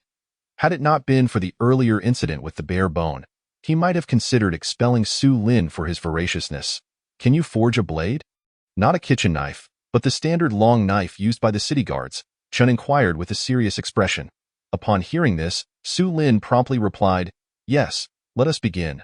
Chapter 10. The first forging. Having inherited the original owner's forging skills, Su Lin, though yet to take up the hammer himself, was brimming with confidence, albeit tinged with a hint of nervousness. His emotions were primarily fueled by excitement. In his previous life, he had been a reclusive individual with no particular talents. Now, with the memory of proficient blacksmithing skills at his disposal, he felt an overwhelming urge to showcase his abilities. Upon receiving Chen's directive, he did not rush into action but instead took a moment to recall the specifications of the weaponry used by the city guards. The standard long knife of the Daiqian dynasty's military department, the iron cutting blade, measuring 1.32 meters in length, with a 0.3 meter handle and a 1.02 meter blade, 6.21 centimeters wide. As he recalled these details, his mind conjured the precise data and blueprints for the standard long knife, evoking a sense of wonder within him. Surely, this was the power of his newfound insight. Forging standardized weaponry was not as straightforward as crafting ordinary agricultural tools. It required meticulous data and blueprints. If the final product deviated significantly from the specifications, it would be deemed defective. Additionally, when martial artists sought weapons, they would provide the necessary data to the blacksmith, who would then draft the corresponding blueprints. For many seasoned blacksmiths, the ability to create blueprints alone could secure them a life of luxury. Some blacksmiths, possessing exceptional skills, could even tailor blueprints for weapons customized to a martial artist's unique techniques and combat preferences, earning them the esteemed title of master within the martial world. Su Lin recalled hearing the blacksmith Lin speak of these matters, thus the information was etched in his memory. Setting aside these thoughts, he took a deep breath and nodded to Chen, signaling his readiness to commence. Picking up a rectangular iron ingot, approximately 20 centimeters long, 10 centimeters wide, and 5 centimeters thick, he noted its irregular shape. This ingot was produced from surplus iron melted down by the forge, with many more visible in a nearby basket. The quality of the iron ingot was subpar, while suitable for crafting agricultural tools and everyday items. Its hardness was insufficient for weaponry. The weapon forged from such material would likely shatter upon impact during battle. Noticing Su Lin's moment of hesitation, Chen, who understood the implications, merely smiled without comment. Seeing this expression, Su Lin realized that he need not concern himself with the quality of the materials. As long as he could produce a satisfactory standard long knife, that would suffice. With this in mind, he dismissed his doubts and thoughtfully selected additional materials such as raw stone powder and crushed copper shavings from the table before beginning his forging endeavor. Are these materials compatible? Chun mused, observing Su Lin's choices with a hint of skepticism. As a seasoned blacksmith, he understood the critical role of auxiliary materials in achieving the desired hardness and resilience in the final product. The forging process was crucial, akin to laying a solid foundation for a building. Without it, disaster was inevitable. Among the many materials Su Lin had selected, Chun recognized several that were incompatible, and some even contradictory in nature. Mixing them could result in a blade that would shatter at the slightest touch. However, as this was a test for Su Lin, Chun remained silent, watching intently. Throughout the forging process, Su Lin employed a straightforward approach. Devoid of unnecessary embellishments, he meticulously followed a method for forging swords as recorded in the foundational techniques of weapon crafting. Despite it being his inaugural practical endeavor, his movements were anything but clumsy. On the contrary, they were remarkably nimble, reflecting the proficiency of a freshly graduated apprentice. The heating of the iron blank was of paramount importance, and Su Lin was cautious, exerting all his strength to make the bellows roar. The flames in the forge blazing fiercely. Before long, the iron blank glowed a fiery red. Su Lin fixated on the iron blank for a while, and then, with iron tongs, he lifted it onto the anvil. The moment he grasped the hammer, an inexplicable sense of familiarity and warmth washed over him, akin to reuniting with an old friend after a long separation. At that instant, his gaze hardened with determination and fervor. He aimed at the iron blank on the anvil and struck with the hammer, swift and precise. Bang! With a resounding impact, a mechanical voice echoed in Su Lin's mind. Critical hit triggered, inflicting a devastating blow to the iron blank. Quality increased by 2. As the system notification resonated, Su Lin observed the surface of the iron blank turn completely black, with a layer of impurities swiftly shedding away. This scene left him both astounded and exhilarated. As he had not anticipated that his first strike would trigger a critical hit, the effect of the critical strike appeared astonishingly effective. This single blow had eliminated an unimaginable amount of impurities. These impurities significantly impacted the quality of the forged product, potentially causing the sintered material to become dark and dull. If not meticulously removed, they could lead to the surface of the forged item becoming speckled and ultimately brittle. Su Lin dared not let his guard down. He promptly focused his thoughts and continued forging. Bang, bang, bang. As the initially chaotic clanging settled, Su Lin's forging technique became increasingly refined, the rhythm of his strikes growing harmonious. Chan, the overseer, observed with an increasingly vibrant expression. Being an expert in the field, he understood well Su Lin's exceptional craftsmanship. Internally, he marveled. At such a young age, his skill rivals that of seasoned masters. The commotion attracted the attention of those nearby, who halted their tasks to watch intently. This young man possesses commendable forging skills. Indeed, at such a tender age, how could he have acquired such artistry? Was he forging iron while still in the womb? A few blacksmiths murmured their admiration, but upon hearing the rising clamor, Chen's expression darkened. He promptly turned to the blacksmiths, his eyes brimming with an unspoken warning. Under his piercing gaze, everyone present immediately fell silent, refraining from making any further noise. All eyes fixated on Su Lin with utmost seriousness. At this moment, Su Lin was wholly immersed in the act of forging, oblivious to the atmosphere surrounding him. Had he merely glanced up, he would have been astonished by the solemnity of the scene. After a while, Su Lin had triggered critical hits more than a dozen times, inflicting multiple devastating blows upon the iron blank. After thoroughly examining the condition of the iron blank, he finally set down the hammer. He then sprinkled several uncommon materials from the workbench onto the iron blank. Initially, when Chen noticed the addition of these unusual materials, he almost spoke up to caution Su Lin, but he merely opened his mouth without uttering a word. Once he had completed the addition of materials, the iron blank was enveloped in a vibrant layer of multicolored powder, which Su Lin swiftly returned to the forge. He continued to operate the bellows, raising the temperature within. After a period of heating, he extracted the blank once more to forge it. Su Lin repeated this process 3 times before finally lifting the iron blank, which had now transformed entirely from its previous state, revealing a look of satisfaction on his face. The hardness was now sufficient. Thus, the mold had been forged, and without daring to delay further, he commenced the next crucial step. Shaping and quenching, he reinserted the mold back into the forge, operating the bellows to elevate the temperature. The fiery red mold was extracted, and according to the blueprint in his mind, Su Lin began to shape the blade of the iron-cutting blade through forging. Bang, bang, bang. Each shaping required immersion in water for quenching. This step was also extremely critical and perilous. Should any defects arise in the quality of the blade, all efforts could be rendered futile, resulting in a shattered blank. Su Lin was acutely aware of the stakes. This step required finesse. While ordinary blacksmiths would plunge the blade blank directly into water, he, armed with the foundational techniques of weapon crafting, possessed superior skills. Su Lin positioned the blade blank horizontally above the water trough with iron tongs. Then swiftly lowered it, submerging only half of the blank, producing a sizzling sound. After a brief moment, he fully immersed the blank in the water. This method allowed part of the blank to cool, significantly reducing the chance of fracturing while enhancing its resilience. After retrieving it, he returned it to the forge for further heating, followed by another round of forging and shaping.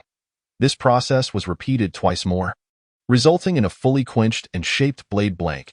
Su Lin meticulously examined the forged blade blank in his hand, finding it perfectly aligned with the specifications in his mind, the blade straight and devoid of any curvature, with only minimal deviations, which filled him with immense satisfaction. No need for further inspection, Su Lin thought. You've truly excelled. Today, I shall promote you to a senior blacksmith in the forge, with a monthly salary of 300 coins.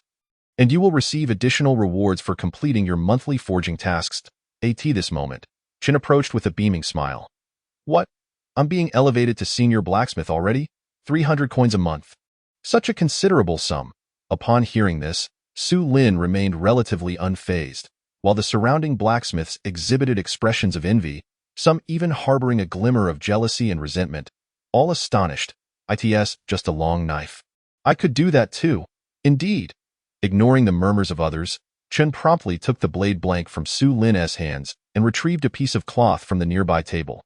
Under Su Lin's curious gaze, Chen began to wrap the blade in the cloth. Who did you learn your craft from? Who was your master?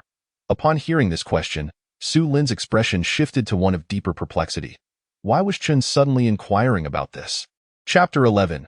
White text entry. Junior Lucky Star. Despite his inner confusion, Su Lin was not without wit.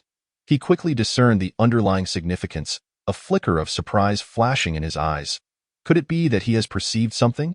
This Chen is not as simple as he seems. Until now, Su Lin had regarded him merely as an ordinary blacksmith, albeit one with superior forging skills.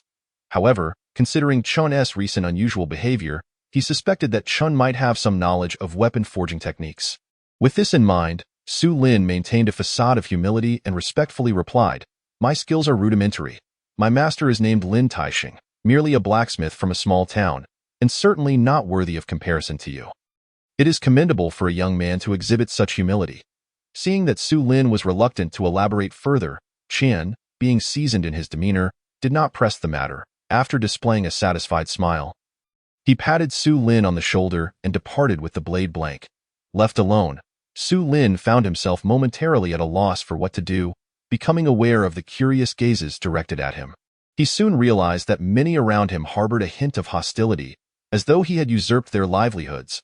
This belated realization made him understand that it was indeed Chen's announcement of his promotion to senior blacksmith that had incited the displeasure of those present. Having greeted the esteemed blacksmiths, Su Lin merely offered a courteous smile and, after a slight bow, walked over to a nearby water barrel to quench his thirst. After the strenuous forging, he was parched and drank 3 large bowls of water before feeling somewhat relieved. With nothing to do and no one to summon him for work, he settled into a chair, idly observing the others as they busied themselves with their tasks. Right, sign in. After sitting for a short while, he suddenly remembered he had yet to complete an important task. He promptly stood up and exited the forge, proceeding to the central courtyard. Ding! Sign-in successful. Congratulations to the host for acquiring 10 years of cultivation and a random white text entry. Hearing the notification of yet another white text entry, Su Lin felt a surge of excitement and immediately checked his personal information. Host: Su Lin. Realm: Martial Path. Martial Artist Level 10. Peak: Immortal Path. Chi Refining Level 1. Cultivation: 10 years. Divine Ability: Eye of True Perception. Capable of recognizing the essence of all things in the world. Internal Skill: Breath Control Technique. Minor Accomplishment: External Skill: None. Body Technique: None. True Fire: Primordial True Fire, can evolve. Profession: Weaponsmith. Professional Realm: Master Blacksmith Level. Professional Skills: Basic Weapon Crafting Techniques. Entries: Critical Hit Forging, Junior Lucky Star. Slightly increases personal luck value. Enhances the probability of good fortune. Observing the changes in his personal panel, Su Lin felt immense joy, particularly with his professional realm reaching Master Blacksmith level, which thrilled him even more. As for the newly acquired white text entry, he did not harbor much excitement. Junior Lucky Star? Enhancing luck value? Does this mean an increase in fortune? Su Lin pondered, somewhat perplexed. He understood the meaning of the entry. It was just that luck seemed too esoteric, and he could not immediately fathom its implications. Indeed, the host is exceedingly fortunate to have drawn this entry, which will grant many unexpected benefits in the early stages. Upon hearing the system's mysterious response, Su Lin understood. Since it was an entry, it must serve a purpose. With that thought, he chose not to dwell on it further. 10 years of cultivation. What should I invest it in? Examining the empty fields under external skills and body techniques on the panel, Su Lin felt a tinge of helplessness. How does one acquire external skills and body techniques? The system sign-in does not reward me with foundational techniques, he mused, not overly troubled by it. Although he currently lacked martial skills, with the primordial true fire at his disposal, ordinary individuals posed little threat to him. Moreover, he did not rush, unlike the protagonists in the novels he had read in his past life, who had established formidable enemies. This is not quite correct, after all. In the mining area, I cannot afford to be complacent. Should the day come when I am reported by the other party, I must learn some martial arts skills. As for the martial arts of this world, Su Lin currently understands only 6 out of the 7 channels, being entirely ignorant of the 7th. With this in mind, he feels it necessary to seek counsel from someone knowledgeable. After contemplating, he decides to frequently consult Manager Chun in the future, for Manager Chun is a martial artist he has witnessed with his own eyes and is someone he can converse with. While he is lost in thought, Manager Chen emerges from the management room once again, summoning everyone from the blacksmith shop into the courtyard. Su Lin joins the crowd. This time, the Ministry of War has entrusted our refugee camp's blacksmith shop with the task of forging 1,000 forged blades and 600 fine iron armors. The materials have now been delivered, and we have a deadline of 15 days to complete this task. At this point, Manager Chen's expression turns grave, and with a cold snort, he continues, if we fail to fulfill the task, we will all bear the consequences if the Ministry of War places blame upon us. Upon hearing this, everyone falls silent, each aware of their own circumstances. Currently, the number of blacksmiths in their forge is scant. Including Manager Chen himself, there are merely 12 blacksmiths. Among them, the skills vary, and it is likely that no more than 6 blacksmiths, including Su Lin, are truly capable of forging this batch of weapons and armor. Although others can assist in some of the preliminary processes, the task is overwhelmingly large. Even if one person could forge 10 blades a day, in 15 days, that would amount to only 900. Not to mention the additional 600 fine iron armors, which require even more intricate production. For the current refugee camp's blacksmith shop, completing such a task is utterly impossible. Old Zhang, Old Wang, do you know if there are any other skilled blacksmiths in the refugee camp? Seeing that no one speaks, Manager Chen's expression darkens, and he points at the 2 burly old men at the front of the crowd. There must be plenty of blacksmiths in the refugee camp, but we cannot ascertain their skills. One of the older men, with a few strands of gray hair, replies timidly. This man is Old Zhang, as for Old Wang, he merely nods in agreement. Why don't we gather them all? If they can forge weapons or armor, we can keep them. If their skills are lacking, they can stay to assist.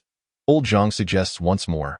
Manager Chun nods slightly. Given the circumstances, they have no other option. He then instructs everyone to immediately commence the ministry's task and departs the blacksmith shop. Su Lin finds the ministry's task to be rather challenging. The blueprints for the fine iron armor are already etched in his mind.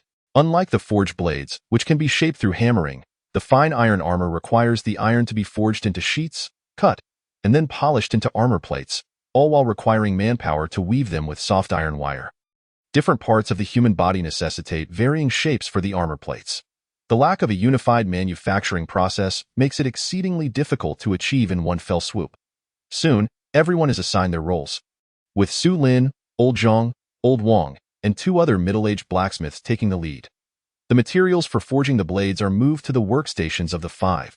The remaining 6 blacksmiths are tasked with fabricating the fine iron armor. Just as Su Lin begins to smelt the iron ingots, Manager Chen rushes back in a flurry. Entering the blacksmith shop, he ignores everyone else and strides directly to Su Lin. Su Lin, given the tight schedule and heavy workload, you need not use your previous methods of forging. Just follow the instructions on the blueprints and allocate the materials accordingly. Upon hearing Su Lin's acknowledgement, Manager Chun hastily leaves the blacksmith shop, seemingly having made a special trip to remind Su Lin. This surprises everyone present, making them wonder, Could it be that this young man's forging method possesses some remarkable secret? Despite their curiosity, no one dares to squander time, and they each get busy. The materials sent by the ministry are fine steel and iron, which naturally simplifies the process, saving considerable time. Su Lin takes a brief glance at the steel ingots in the boxes and immediately draws a conclusion. Moreover, they now have ready-made blueprints. Ding, forging task issued. Assist the refugee camp's blacksmith shop in completing the forging of forged blades and fine iron armor within the deadline. Required success rate for finished products, 100. Upon hearing the system issue the task, Su Lin feels invigorated. He does not take the task's requirements to heart, confident that he can achieve a 100 success rate. Like Old Zhang and the others, he follows the blueprints to craft the forged blades, matching their speed. This is not due to his skills being on par with theirs, but rather because an unexpected situation arises right at the beginning. After successfully heating the steel ingot, he lifts the hammer and strikes once, triggering a critical forge. Initially, this seems inconsequential, but when the next 10 strikes also yield the same result, he stands there in astonishment, pondering how astonishing this is. All critical hits. What is going on? Could it be because my technique is becoming more refined? As he contemplates this matter, it slows his pace. After quenching the first forged blade, Su Lin discovers that his critical forging hit rate has exceeded an astounding 90. Could this be the effect of the beginner's lucky star? While Su Lin is deep in thought, a sudden exclamation jolts him back to reality. What exquisite craftsmanship! What a fine blade! Truly a magnificent blade! Awakened by the outcry, Su Lin turns to see Old Zhang and the others have halted their work, their eyes fixed intently upon the blade in his hand. Indeed, it is not just Old Zhang and the others. Even the other blacksmiths assisting him wear expressions of awe and disbelief, gazing at the blade as if it were a precious treasure. Though Su Lin's skills are exceptional, his lack of experience leaves him somewhat oblivious to the quality of swords and blades. He merely assumed that his blade was slightly better than average. Never expecting to cause such a stir, doubts fill his mind. Is this blade truly that remarkable? Chapter 12. Master-level forging techniques. Before long, Su Lin realizes that his current blacksmithing skills are indeed far superior to those of these ordinary blacksmiths. Hearing the praise from those around him, he does not allow pride to swell within him. After all, he aspires to become a refiner, destined for the realm of cultivation in the future. Following this brief episode, Old Zhang and the other blacksmiths no longer exhibit any hostility, seemingly acknowledging Su Lin's technical prowess. The forging of the blade is not yet complete, as it still requires the installation of the handle. Naturally, the subsequent tasks will be handled by other blacksmiths, sparing him the worry. With the experience gained from forging the first blade, Su Lin finds that the critical hits continue to trigger during the crafting of the second blade. He is no longer as astonished, and his forging speed has increased significantly. Just as Old Zhang and the others are beginning to smelt and hammer, Su Lin finishes the quenching of the second forged blade. This time, he does not devote as much attention as before, for the quality of this batch of forged blades does not need to be excessively high. Having observed the blades produced by Old Zhang and the others, he has a clear understanding and maintains the right pace. The second blade is merely of slightly better quality than those made by Old Zhang and the others, which accounts for the speed of completion. As soon as Su Lin completes the second blade, Manager Chen enters the blacksmith shop, accompanied by several individuals dressed as refugees. Su Lin glances over. These newcomers appear haggard and clearly starved after many days. Each of them clutches 2 white buns, munching on them as they follow Manager Chen in. The sight is so appetizing that it makes Su Lin feel a pang of hunger. Everyone, continue with your tasks. I will mention that these 8 individuals are also blacksmiths. Now, all the blacksmiths in the refugee camp are here, totaling 20, including myself. At this point, Manager Chen clears his throat and continues. Currently, there are 9 people capable of forging the blades. While the remaining 11 will forge and cut the fine iron armor plates, we must strive to complete the ministry's task within the 15-day deadline. During this period, no one is allowed to leave or discuss this matter with anyone. This is classified military information, and anyone who dares to leak it will drag us all into trouble. Is that understood? Manager Chen's tone grows increasingly cold, and after finishing, he scans the crowd with piercing eyes. Understood. Everyone, well aware of the task's confidentiality, responds in unison. Good. Now I will assign each person's tasks. The 9 who can forge the blades will each be responsible for producing 9 finished forged blades per day. Regardless of the method used, striving to minimize defects, upon hearing Manager Chin's subsequent instructions, Su Lin maintains a calm demeanor, while Old Zhang and the others visibly look distressed. Manager Chun, this requirement is too stringent. We may not be able to meet it.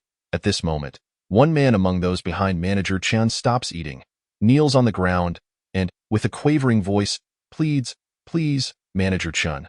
Seeing this, Manager Chan snorts coldly, scolding, "Get up. Just do your best, but you must put your heart into it. This matter is of great importance and must not be taken lightly."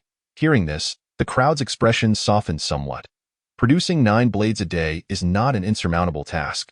They should be able to accomplish it before nightfall. Su Lin ponders for a moment and then places the second blade on the finished products table. This moment, Manager Chen approaches Su Lin's workstation, preparing to fire up the forge. Upon seeing the 2 finished blade blanks on Su Lin's table, his expression shifts to one of astonishment. So fast. I remember I was gone for less than half an hour. And you've already completed 2? Manager Chen exclaims in disbelief. Just luck, Su Lin quickly replies, downplaying his achievement. Luck? You're being too modest. As they conversed, Manager Chan had already picked up the first blade blank forged by Su Lin from the finished product table, carefully running his thumb along the edge with the other hand. A fine blade indeed. Su Lin, your skills are not akin to those of an ordinary blacksmith. Your future achievements are boundless. I have high hopes for you. While Manager Chen spoke, the 8 individuals he had led in had already finished their steamed buns with cool water. The 3 blacksmiths capable of forging tempered blades had also approached. Their curiosity had been piqued during the earlier conversation. And upon seeing the blade blank in Manager Chen's hand, they were struck with astonishment. Truly an exceptional blade. To call this blade blank a divine weapon would not be an exaggeration. It was unexpected to find such a masterful artisan in the refugee camp's blacksmith shop. Could it be that his skills have reached a masterful level? Hearing the genuine praises from the 3, Su Lin remained expressionless, while Lao Zhang and the others exchanged meaningful glances, in agreement but tinged with melancholy. They could not comprehend how Su Lin, so young, had acquired such extraordinary blacksmithing skills. Indeed, he had reached a masterful level. All right, it's time to get back to work. If we complete our tasks today, I'll have the kitchen prepare a meat dish to reward everyone. After placing the blade blank down, Manager Chen offered a word of encouragement and returned to his workstation. The mention of meat instantly brightened everyone's eyes, and without further hesitation, they busied themselves with their respective tasks.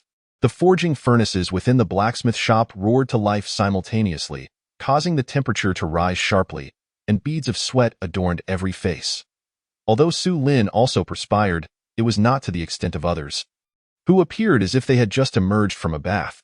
Perhaps it was due to his practice of breathing techniques that allowed him to feel considerably more comfortable. Forging a blade blank was not particularly difficult, yet it also required diligence. Even Manager Chun needed to focus intently without a hint of carelessness, taking nearly half an hour to complete a single blade. While he was significantly faster than others, he was still 10 minutes slower than Su Lin. Su Lin could finish a blade in nearly half an hour and, after forging 5 or 6 blades, remained as vigorous as ever, seemingly unfazed by fatigue. This left Manager Chen and the others envious and perplexed. This young lad certainly harbored a secret. As Manager Chen pondered this, he understood that everyone had their own secrets and had no intention of prying. Suddenly, as Su Lin prepared to forge the 9th blade blank, he noticed a faint sound emanating from his left, so subtle that one would miss it if not paying close attention. However, with his martial and celestial cultivation, such a minor disturbance was unmistakable, and it felt eerily familiar. Soon, a memory surfaced in his mind, recalling the time when the original owner was an apprentice at the Lin family blacksmith shop.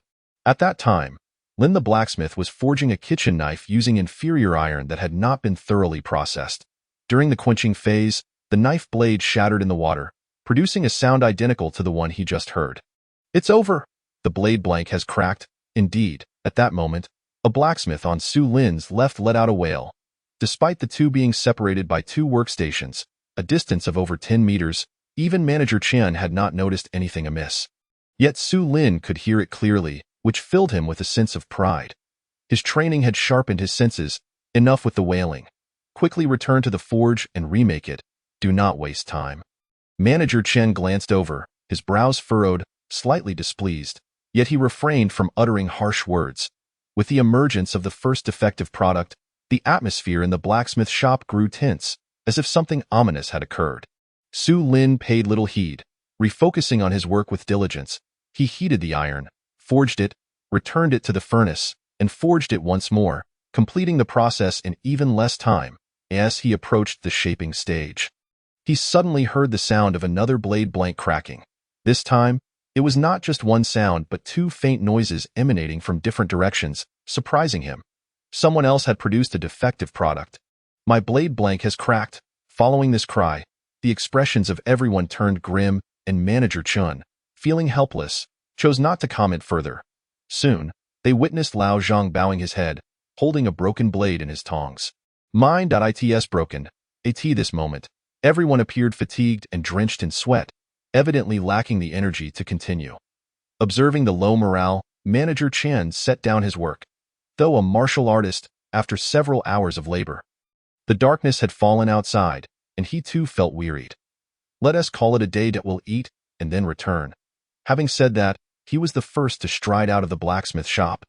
The others halted their actions, their hunger becoming unbearable after such prolonged toil. However, the sounds of hammering within the blacksmith shop did not cease.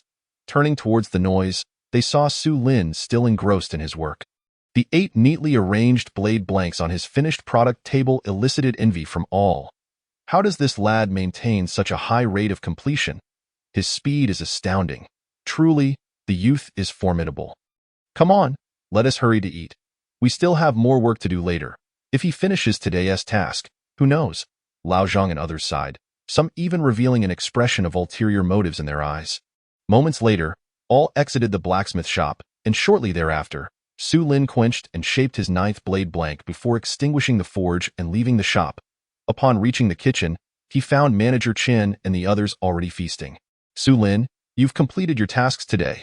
You may rest after your meal." As Su Lin sat down to eat, Manager Chen was the first to speak, surprising Su Lin with his words. He had expected that the manager would ask him to return to the blacksmith shop. But now he appeared solemn, as if not permitting any refusal. Understood. Upon witnessing this, Lao Zhang and others, filled with fervor, suddenly wore sullen expressions. The sooner the task was completed, the sooner they would receive their system rewards. Su Lin felt relatively unwearied, but he could not work for free for these individuals, uncertain of their monthly wages. Sensing the peculiar atmosphere during the meal, Su Lin understood the others' underlying thoughts and began to contemplate. Chapter 13. Earning money. Although Su Lin wished to assist, he did not consider it obligatory labor. Yet he understood that Manager Chun would not compel him, and he himself would not rush into it. After finishing his meal, as Su Lin stepped out of the kitchen, a steward approached him, informing him that Manager Chun had instructed him to show Su Lin to his living quarters. Soon, under the steward's guidance, Su Lin entered a 2-story building on the west side of the courtyard. Ascending to the 2nd floor, he opened a door to a room. The furnishings were simple yet clean and tidy, with all necessary living items present and neatly folded clothes laid on the bed. The steward informed him that these arrangements were made by Manager Chun, and as a senior blacksmith, he now had his own accommodation, no longer needing to share a room with others. This revelation delighted Su Lin immensely. After dismissing the steward and closing the door, he first picked up the clothes on the bed, a set of short garments made from ordinary linen, perfect for wearing during forging. Although his own attire was also short, it was already dirty and tattered, exuding a strong odor. Grabbing the new clothes, Su Lin descended the stairs and by the water tank in the courtyard. He removed his garments. After filling a bucket with water, he scrubbed away the grime thoroughly and donned the clean clothes, feeling a refreshing comfort wash over him. Though his old clothes were too filthy to wear, Su Lin did not discard them. He retained remnants of the original owner's thoughts and habits, knowing that fabric was exceedingly precious in this world. In ordinary households, even old clothing and bedding were often repurposed rather than discarded. Even if soiled, they would simply be washed and reused. This frugality was ingrained in him, and as Su Lin had just arrived in this world with nothing to his name, he understood the hardships of life, making him reluctant to part with his old garments. After washing and rinsing the old clothes in 2 buckets of water, he hung them on the nearby drying rack. Just as he was about to return to his room to rest, he suddenly heard footsteps approaching from behind.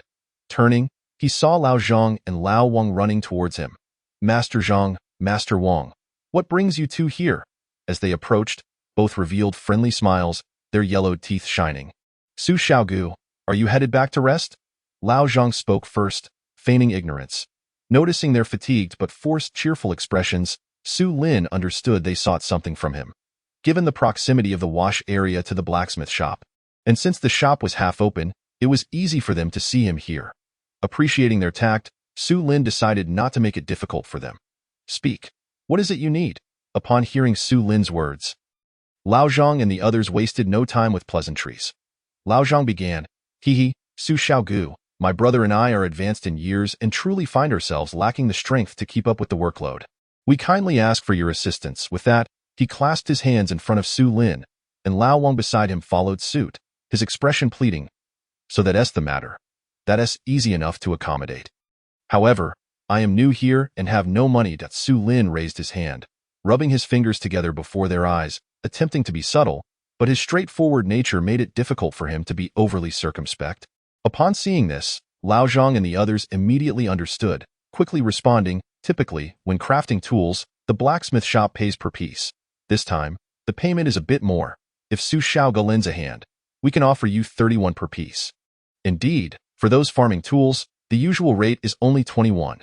We humbly ask for your assistance this time, Su Xiaogu.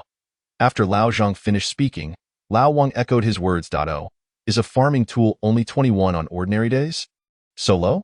Hearing this, Su Lin was somewhat taken aback. According to the memories of the original owner, when he worked at the Lin family's blacksmith shop, the minimum wage for crafting a shovel was at least 51. Alas, that's not much in this day and age. Having food to eat is already a blessing, especially here in our refugee camp. 21 is quite a decent sum compared to other jobs. Lao Zhang sighed deeply. Speaking with resignation, he knew all too well that 21 was a meager amount for labor, but in his current predicament, he had no choice. If he did not work, he would have starved long ago. In that case, let us settle on 30 WE and, you wish for me to forge a few tempered blades for you. Seeing that the other party was not deceiving him, Su Lin immediately agreed. I still have 3 more. As he spoke, Lao Zhang took out a bulging money pouch from his waist, which was merely a tattered sack sewn from coarse cloth. He rummaged through it with a pained expression. Extracting a handful of copper coins, he counted out 90 coins, his face contorting as he did so, and handed them to Su Lin. Lao Wang did the same, though his count was 60 coins. Having worked for so long, he managed to produce 7 finished knife blanks, indicating that Lao Wang's skills surpassed Lao Zhang's by quite a margin. All right, you 2 old fellows should hurry and wash up. Then rest. Leave the rest to me. I promise to complete it before midnight. Holding the 151, Su Lin exchanged pleasantries with the 2 and then walked over to the clothesline. Tearing a piece of cloth from an old garment to wrap the coins, not caring how damp it was, and stuffed it into his clothing. Upon entering the blacksmith's room, Su Lin noticed that Lao Zhang and Lao Wang were nowhere to be seen. Manager Chen did not react, as if he had anticipated this turn of events. After greeting everyone, Su Lin naturally approached his forge and ignited the fire to begin his work. Zhang Shifu and Wang Shifu are getting on in years. Let me take over for them. Su Lin contemplated for a moment before explaining his reasoning to Manager Chen. Upon hearing this, Manager Chen did not express any objections, but his demeanor showed satisfaction with Su Lin's initiative. Although he discerned the underlying motives, he understood that the management of the blacksmith shop required him to be informed when subordinates switched shifts. The 3 newly arrived blacksmiths had been in the refugee camp for quite some time and had yet to regain their strength, now exhausted to the point of not being able to stand upright.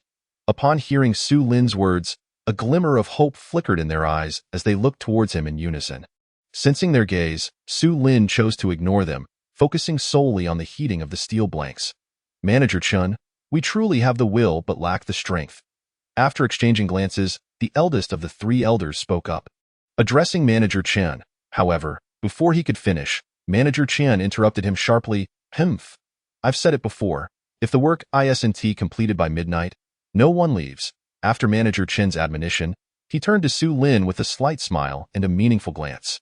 Su Lin understood Manager Chen's intention and was aware of the 3 men's plight. Feeling grateful for Manager Chen's concern, Su Lin still believed it unnecessary. Given his current abilities, even if he took on all their tasks, he could still finish before midnight. After pondering for a moment, Su Lin made a decision. Who would refuse money, especially after the experience of 7 days in the refugee camp? He was genuinely beginning to fear poverty. Manager Chun, I see they are all exhausted. Why not let me take their work as well? Of course, I want to do it for free. Su Lin was straightforward, not want to beat around the bush. Hearing this, Manager Chun looked at him in surprise and after a long pause said, just don't overexert yourself. Those 2 old fellows, plus the 3 of them, total 20 tempered blades, can you handle that? Certainly, Su Lin chuckled, responding with an air of ease. Upon hearing this, the 3 blacksmiths all brightened, thinking they would finally be spared from this ordeal. All right, Lao Zhang and the others should have given you the money. The remaining balance from the 3 of them, I'll settle with you first thing tomorrow. Thank you, Manager Chun. Su Lin was pleasantly surprised by Manager Chen's words. He knew that the newcomers were likely penniless and had expected to have them sign an IOU. But instead, the money came directly from the source. Thank you, Brother Su. If you ever need us, just call. The 3 also expressed their gratitude towards Su Lin before bidding farewell to Manager Chun and leaving the blacksmith room. With so much work on his plate, Su Lin did not dare waste time and threw himself wholeheartedly into forging. Before long, Manager Chen and the other 2 middle-aged blacksmiths each completed 9 finished knife blanks. Leaving Su Lin alone in the blacksmith room, as night deepened, Su Lin glanced at the sky, stretched lazily, and saw that the table before him was piled high with knife blanks. He had completed 20 finished knife blanks well before midnight, leaving him quite exhausted. Just as he was about to wash up and retire for the night, a muffled sound echoed from outside, followed by a series of rustling noises. The sound was faint. Had it not been for the earlier noise, he would have likely overlooked the rustles entirely. What is going on? He paid little mind to it, turning to walk towards the water jar in the courtyard. Chapter 14. Gaining external skills, killing formation fist. That night, Su Lin lay comfortably on the clean bed, enjoying his first night's sleep in a bed since arriving in this world. He experienced a multitude of dreams, where memories from his past life and this life intertwined, becoming so distorted that he struggled to discern who he truly was. Was he Su Lin, the reclusive man from Blue Star, or the young blacksmith Su Lin of the Deqian dynasty? Or perhaps both? As dawn broke, Su Lin awoke from his slumber, feeling refreshed and not burdened by fatigue from the previous day's exertions. A single night's rest had eliminated all his weariness. After stretching, he dressed and went downstairs to wash up, signing in as well. He received 10 years of cultivation and a random white trait. Photographic memory, the ability to remember anything at a glance. This news thrilled him. On his way to the kitchen mess hall, everyone he encountered greeted him warmly, and Su Lin relished the attention. His skills were now widely recognized as exceptional within the blacksmith shop, even earning praise from Manager Chen. That morning, the kitchen had prepared meat, delighting everyone. After breakfast, as Su Lin stepped out of the mess hall, he ran into Manager Chun, who handed him a money pouch. This is your pay from yesterday. After expressing his gratitude, Su Lin's eyes sparkled as he opened the pouch, quickly counting the coins inside. There were a total of 771, seemingly 50 coins more than what had been agreed upon yesterday. Manager Chen, this is 51 extra. It's not too much. Given your skills, you deserve this amount. Both were heading to the blacksmith room and walked together. Along the way, Su Lin sensed Manager Chen's concern and decided to voice his thoughts. Manager Chen, you are a martial artist, aren't you? Indeed, is there any particular wisdom to being a martial artist? Seeing Su Lin's curiosity, Manager Chen wasted no time explaining. The path of a martial artist is divided into 9 levels. The first level is achieved when one's strength reaches 500 pounds. In simple terms, a martial artist's advancement is tied to their physical strength. After the first level, each increase of 100 pounds in strength elevates one's martial arts level by 1. A master of the 9th level can achieve a maximum strength of 1,300 pounds. Do not underestimate the significance of a 100-pound increase. Without internal cultivation, it's exceedingly difficult for an ordinary martial artist to gain even a pound or 2 after reaching their limits. Su Lin was somewhat surprised to hear this, as he believed his martial arts level was at the 10th level. Thinking that was the pinnacle. It was only after Manager Chen's explanation that he learned the highest level was actually the 9th. But could there be another possibility? Su Lin pondered this and immediately turned to Manager Chen, asking, Manager Chen, is the highest level for martial artists indeed the 9th? Is there? Before Su Lin could finish, Manager Chen interjected, there is indeed. However, It's merely a legend. It is said that certain individuals blessed with innate strength can reach the 10th level of martial arts. Yet, such people are exceedingly rare. In my many years, I have never encountered 1.0. And what comes after martial artists? The realm beyond martial artists is known as innate. With your aptitude, you could be a promising martial artist, but unfortunately, you're a bit old. Starting to lay a foundation now is somewhat late, and your future achievements may not soar too high. Manager Chen speculated that Su Lin's inquiries about martial artists were rooted in a desire to learn martial arts. But as he stated, Su Lin was older now, and his potential had already solidified. Beginning martial training at this juncture would yield limited results. I was just thinking the world is too chaotic. I wish to learn a few moves for self-defense. Upon hearing this, Manager Chen abruptly halted and regarded Su Lin for a moment before nodding in agreement. That makes sense. It is indeed wise to learn a few self-defense techniques. As he spoke, Manager Chen rummaged through his clothing and soon produced a package made of cowhide paper. You can take a look at this book when you have time. Practice with it. And if you have any questions, feel free to come to me. Taking the cowhide package, Su Lin found a thin booklet inside. Glancing at the cover, he saw 3 characters of moderate size, killing formation fist. This was a martial technique practiced by the Dacian army, with some of its moves rivaling those of various sects in the martial world. Thank you, Manager Chen. Su Lin, his face aglow with joy, expressed his gratitude as he tucked the book away. Manager Chen, did you also serve in the army? Once upon a time, Cheng Guanshi and Su Lin made their way to the blacksmith's workshop. Upon reaching his forge, Su Lin stoked the fire, pondering that starting so early today might allow him to produce 9 finished knife blades, just as others would, thereby diminishing his opportunities to earn extra income. Cheng Guanshi, may I forge a few more knife blades today? He inquired.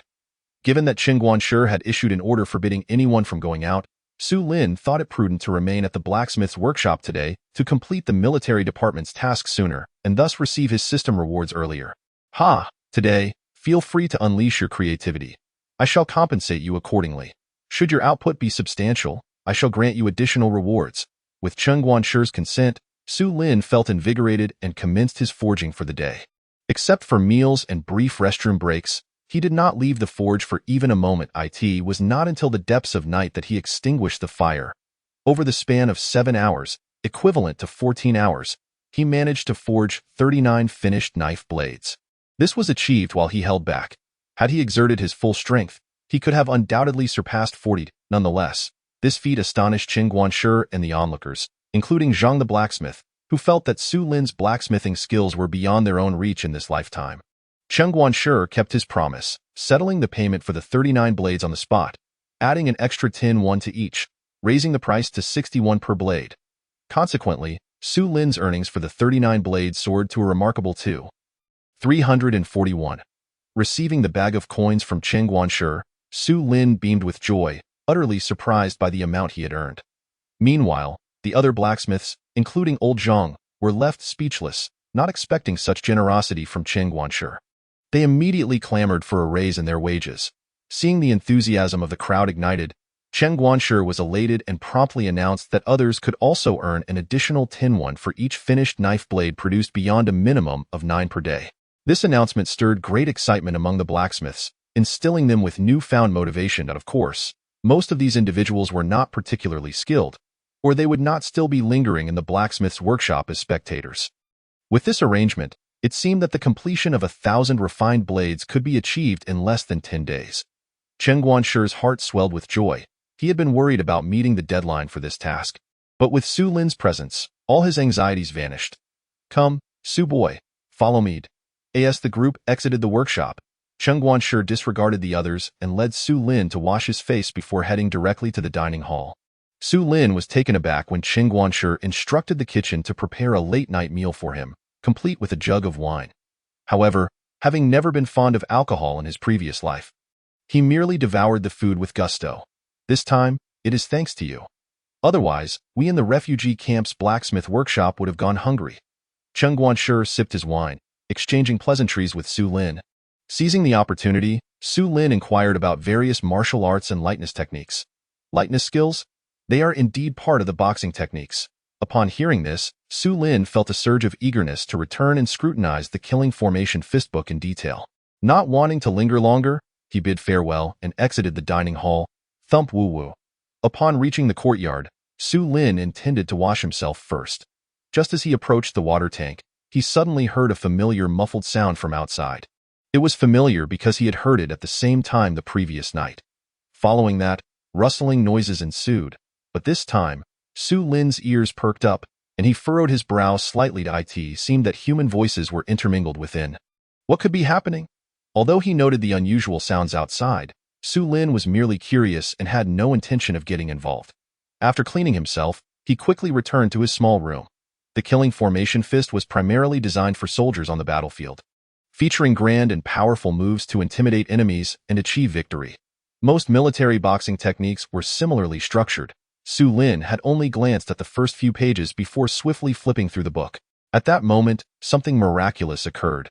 He discovered that with each page he turned, its contents were imprinted in his mind. This made it difficult for him to stop as he flipped through the pages. He ultimately memorized the entire content of the killing formation fist. The white text allowed him to read at a glance, granting him an almost photographic memory.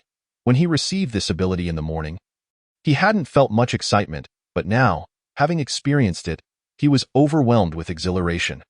The killing formation fist could be described as an encyclopedia of martial arts, containing not just boxing techniques but also methods for wielding knives, spears, bows, crossbows, concealed weapons, and lightness techniques. Su Lin also discovered a section on internal energy cultivation, although this method was somewhat sinister, documenting a path achieved through killing.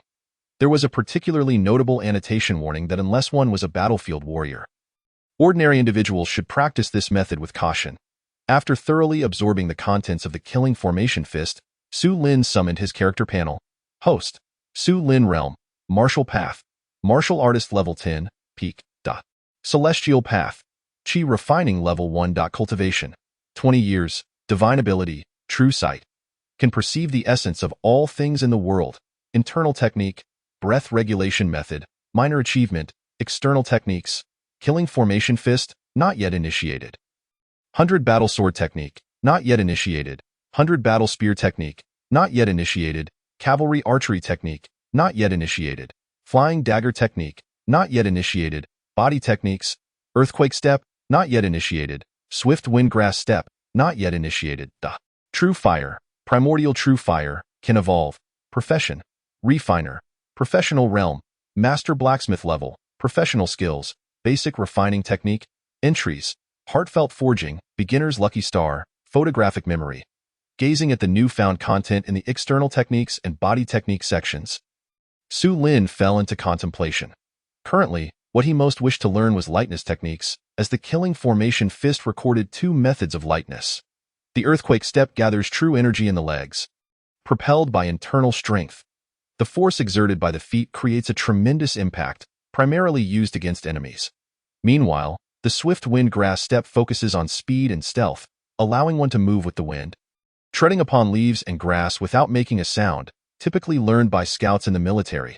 He wished to learn both techniques, but his current cultivation was limited. After careful consideration, he decided to invest 10 years of cultivation into the latter. Ding! Congratulations, host! You have acquired the body technique Swift Wind Grass Step. The Swift Wind Grass Step has broken through to the minor achievement realm. As the system's notification echoed in his mind, Su Lin noticed that the realm of the Swift Wind Grass Step in his character panel had changed to minor achievement. Simultaneously, he gained profound clarity regarding this lightness technique, as if he had truly practiced this skill for 10 years. With a mere thought, he could execute it at will. He suppressed the urge to venture out and experience it that very night and turned his attention to the external techniques section. Without hesitation, he immediately allocated the remaining 10 years of cultivation to the killing formation fist. Ding! Congratulations, host! As the system's notification resounded, Su Lin felt a significant transformation within himself. His strength seemed to have increased slightly, and he gained a deeper understanding of this boxing technique. His vital energy felt a bit restless, indicating that it was more vigorous than before, causing his martial aura to leak slightly. He hurriedly activated the spiritual energy within him to contain the aura. To his surprise, he had managed to elevate this boxing technique to the great achievement realm using merely 10 years of cultivation. It seemed that this technique was not particularly formidable. This time, Using 10 years of cultivation to enhance the killing formation fist had propelled it directly to the Great Achievement realm, leaving Su Lin feeling somewhat disheartened. From the book, he learned that the realms of cultivation are divided into initiation, minor achievement, great achievement, and perfection. To elevate a technique to a higher realm requires significant effort and extraordinary martial aptitude, comprehension, and innate talent. If any one of these factors is lacking, it could take decades or even centuries to enhance the realm of cultivation. The more profound the technique, the more challenging the elevation. Realizing this, he could no longer underestimate the killing formation fist. Well, at least I now possess the means for self-defense, which is a cause for celebration. With this thought in mind, Su Lin felt restless. Glancing out the window, he promptly extinguished the oil lamp and stealthily exited his room. Despite the late hour, the blacksmith's workshop was still brighter than other parts of the refugee camp. With torches lit all around and 2 guards stationed at the entrance, while a small squad of soldiers patrolled the grounds, Su Lin concealed himself in the shadows behind the building, hearing the continuous snoring from outside, indicating that many refugees had already drifted into slumber. During early spring, the external temperature remained quite low, and for these refugees to sleep so peacefully was a form of happiness in itself. Su Lin had personally experienced that sensation, enduring hunger and cold, only finding solace in sleep. Listening carefully to the surrounding situation, he quickly understood his surroundings and did not linger any longer. He executed the lightness technique. Leaping over the courtyard wall. How exhilarating it is to possess lightness skills. This is incredibly thrilling. His first experience with lightness techniques filled Su Lin with immense excitement, akin to the exhilaration of driving on the highway for the first time in his past life. Whoosh! Just as he stealthily approached the refugee camp's outer wall, intending to exit, he suddenly heard a faint sound from beyond the wall. Peering through the gaps in the wooden stakes, Su Lin's eyes narrowed as he caught a glimpse of a figure flashing past in the nearby darkness. Curiosity piqued, he noted that the silhouette was unmistakably that of a martial artist employing lightness techniques, and judging by their agile movements, they were undoubtedly a skilled practitioner. Had it not been for his keen eyesight and hearing, he would have never detected their presence. After vaulting over the wall, driven by curiosity, Su Lin could not resist pursuing the direction in which the figure had vanished. With the swift wind-grass step at minor achievement, his speed had dramatically increased, far surpassing his previous speed. The night was dark and windy, with the moon obscured by thick clouds, making the wilderness even more impenetrably black. Su Lin, now possessing a heightened sense of perception and skilled in martial arts, felt no concern for unforeseen circumstances. In less than the duration of a tea brew, he successfully tracked the elusive figure, silently following in pursuit. This individual appeared somewhat anxious, not simply hurrying along the road. Could it be that they were in pursuit of someone? Along the journey, Su Lin began to ponder, observing the other's movements and route changes, and he discerned some clues. Indeed, after trailing the person for a brief while, he noticed multiple presences emerging from the darkness ahead. Peering closely, he spotted several figures clad in black, all moving swiftly away, employing some form of lightness skill, and they were undoubtedly martial artists. Upon reaching this juncture, Su Lin slowed his pace, and as he passed through the area the black-clad figures had traversed, he caught a whiff of a metallic scent of blood. These individuals were certainly not benign. It would be wise to keep his distance. With this thought in mind, Su Lin resolved not to venture further. He understood the principle of none of my business, and he had no desire to entangle himself in such matters, lest it bring him harm. Suddenly, he heard a sharp, feminine voice calling out from the distance. To his surprise, it was a woman's voice. The individual he had been following was a female. This revelation piqued his curiosity. After a moment of contemplation, he decided to stealthily approach to ascertain the situation. Before long, Su Lin concealed himself among the foliage, and ahead, he beheld a scene of clashing blades. The woman in black brocade, wielding a long sword, was engaged in fierce combat with more than a dozen masked assailants. Indeed, she was a woman, and her attire suggested she was a constable from the Six Doors. To thinks she was affiliated with the renowned Six Doors. Who then were these black-clad adversaries? Though Su Lin could not clearly discern the constable's features from his hidden vantage, her attire unmistakably identified her as a formidable figure from the illustrious Six Doors, known for housing exceptional talents not to be trifled with by ordinary folk. Unfortunately, Su Lin could find little information regarding them in the memories of the original owner. who had been an average citizen and thus had no useful insights. It was evident that the female constable was a master. She seemed poised to prevail in this confrontation. The black-clad assailants were no match for her prowess. With his own martial arts skills significantly advanced, Su Lin could perceive the dynamics of the battlefield. He noted that the constable's movements were light and her sword strikes fierce. It was merely a matter of time before victory was hers. However, just as he believed she would force the assailants into retreat, the tide of battle shifted unexpectedly. To his astonishment, the female constable, who had been darting among her foes with agile grace, found her attacks increasingly thwarted, leaving only minor injuries on her opponents. Yet, as Su Lin observed further, he perceived that the black-clad figures were beginning to encircle her, their assaults growing more ferocious, as if they had discerned her offensive patterns. These adversaries were not to be underestimated. A mere trio or quintet would have been no match for her, but in their current formation, they posed a significant threat. As Su Lin continued to reflect on the scenario, the constable managed to deflect 3 incoming blades with a swift flick of her sword, then retreated to regain her footing. Yet, the black-clad assailants quickly re-established their offensive stance, and among them, the tallest and most robust figure let out a boisterous laugh. "Ha! Truly worthy of the 6 Doors female constable, Zhan Hongling. Today, you face misfortune." Upon hearing the words from the leader of the assailants, Su Lin fell into deep contemplation. He had a faint recollection of this female constable, though he had previously been unaware of her name. So, she was indeed Zhan Hongling. What a melodious name it was. As Su Lin pondered, the leader of the black-clad figures raised his arm and commanded his comrades to attack once more. "Capture her alive. Tonight, let us savor the flavor of this female constable." Despite the absence of one enemy, Zhan Hongling found herself struggling against the remaining assailants. A sense of foreboding washed over her. Su Lin, too, sensed the dire situation, and no matter how valiantly she fought, she was at a disadvantage against the relentless onslaught. "You despicable rascals dare to speak so boldly. Once I capture you, you shall know the might of the 6 Doors." Furious at the leader's taunt, Zhan Hongling unleashed her attacks while retorting, yet Su Lin recognized this as mere bravado. If the battle continued, defeat was inevitable, leading to her capture. "Foolish girl, run, if they seize you. What fate awaits you?" Anxiety surged through Su Lin as he watched her continue to fight, driven not by a sense of justice but by a deep-seated respect for women.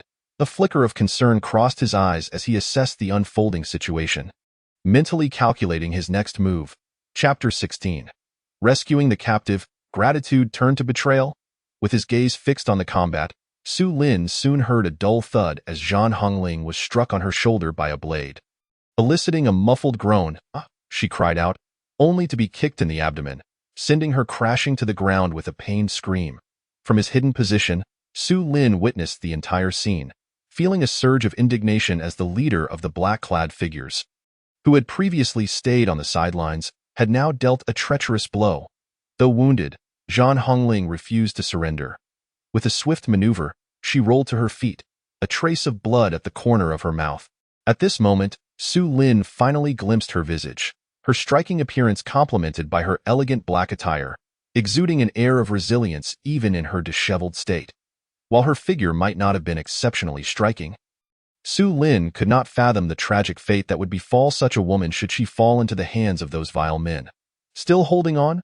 Run," Su Lin urged, exasperated. Watching her continue to fight with sword in hand filled him with desperation. He recognized the futility of her efforts. The outcome would remain unchanged against the black-clad adversaries. "Why do you persist?" As Zhan Hongling surged forward once more, Su Lin silently berated her for her lack of prudence. The battle raged on, and he remained an observer, albeit with rising urgency. He began to suspect that she might have reinforcements on the way. Indeed, it seemed likely that this female constable had allies en route, and they would soon arrive. With this realization, Su Lin's anxiety subsided, and he settled into a more relaxed posture, shifting his focus to the martial contest before him. The duel was exhilarating, with both sides showcasing agile maneuvers, swords clashing like thunder, and martial prowess on full display. As time passed, Zhan Hongling sustained numerous injuries, while the black-clad assailants also bore their share of wounds, with 2 of them lying lifeless on the ground. "Surely, the reinforcements will arrive soon. Why the delay?" Observing Zhang Hongling's labored breaths, Su Lin felt a sense of unease in his mind. She was supposed to be stalling for time until her allies could arrive till the leader of the men in black suddenly flickered and retreated to his companions. Then cast a glance towards Su Lin's hiding place, demanding an explanation. Just as the words left his mouth, beside him, Zhang Hongling's body went limp, and she collapsed onto the ground. You despicable lot! At that moment, all the men in black were fixated on the thicket where Su Lin was concealed. Paying no heed to the utterly defenseless Zhang Hongling, however, Su Lin had already executed his evasive maneuvers and stealthily emerged from the bushes. Inching closer to Zhang Hongling's position, no, the person isn't there. The leader of the men in black seemed to sense something amiss. He bellowed and abruptly turned his gaze toward Zhang Hongling's direction. Feeling their leader's movement, the other men in black followed suit. Yet, in the next instant, all were left in a state of shock. The very spot where Zhang Hongling had lain was now devoid of any trace of a person. Where is she? Where is she? You useless fools! Faced with this turn of events, the leader of the men in black erupted in fury, shouting at his subordinates, and even slapped the nearest one with unrestrained rage. The black-clad man, struck to the ground, dared not move, only bowing his head in humiliation. Who is it? Who is it? Don't let me discover your identity. Otherwise, I shall dismember you. Why are you all standing there? Quickly search. That person must not have gone far with that woman. With a command from the leader, all the men in black sprang into action. Wait, you stay here and watch over this bunch of useless wretches. There must be no slip-ups. The man on the ground had just managed to stand when he was halted by the leader's order. They had not come empty-handed. Not far away, several bulging sacks lay on the ground. Containing what they referred to as pigs, Su Lin sprinted with Zhang Hongling in his arms, his speed at its utmost as panic painted his face. After all, it was the first time he had engaged in such an audacious act, snatching someone right from under others' noses. A reckless endeavor that thrilled him immensely. Glancing down at Zhang Hongling, her face was weary, her eyes increasingly dazed, yet she mustered the strength to lift her head defiantly, fiercely locking her gaze onto the man who held her, as if she wished to engrave his visage into her memory. Thank you, young hero, for your assistance. Zhang Hongling's voice was barely audible, her words muddled. Su Lin could hardly comprehend her, yet he remained captivated. How are you feeling now? Let us not talk. It isn't safe yet. We'll speak once I find a secure place. After speaking, Su Lin turned his focus elsewhere. In the pitch-black wilderness, he could hardly discern his surroundings. He merely committed to a single direction and ran. After an indeterminate time, Su Lin led Zhang Hongling into an unknown mountain, discovering a cave within. As the primordial true fire emerged, it illuminated the cave's conditions. Revealing no signs of life, Su Lin brought Zhang Hongling inside. All right, we are momentarily safe now. I will set you down. Hey, wait. What are you doing? Get down. No. What is wrong with you? Just as he attempted to place Zhang Hongling down, an astonishing scene unfolded. She suddenly wrapped her arms around his neck, causing an involuntary shiver to run down his spine. Damn it. My peculiar aphrodisiac. Who is it? A full 10 taels of silver wasted. And it all goes to someone else, damn it. Miles away from the mountain where Su Lin and Zhang Hongling were, the leader of the men in black was livid, his eyes ablaze with fury. Meanwhile, inside the cave, Su Lin was utterly bewildered by the current predicament. He stood upright in the dark cavern, Zhang Hongling coiling around him like an octopus. After considerable effort to dislodge her, he found himself ensnared. Sister, please stop. What is wrong with you? Don't scare me. Let us talk this through. As Su Lin spoke, he reached out once more to grasp Zhang Hongling from behind. I seem to have been afflicted by spring poison. Don't move. Just as Su Lin's hand was about to reach her, Zhang Hongling's voice came forth, strained. Spring poison? Hearing this, Su Lin was taken aback, his mind conjuring up various elaborate scenarios. What do you intend to do?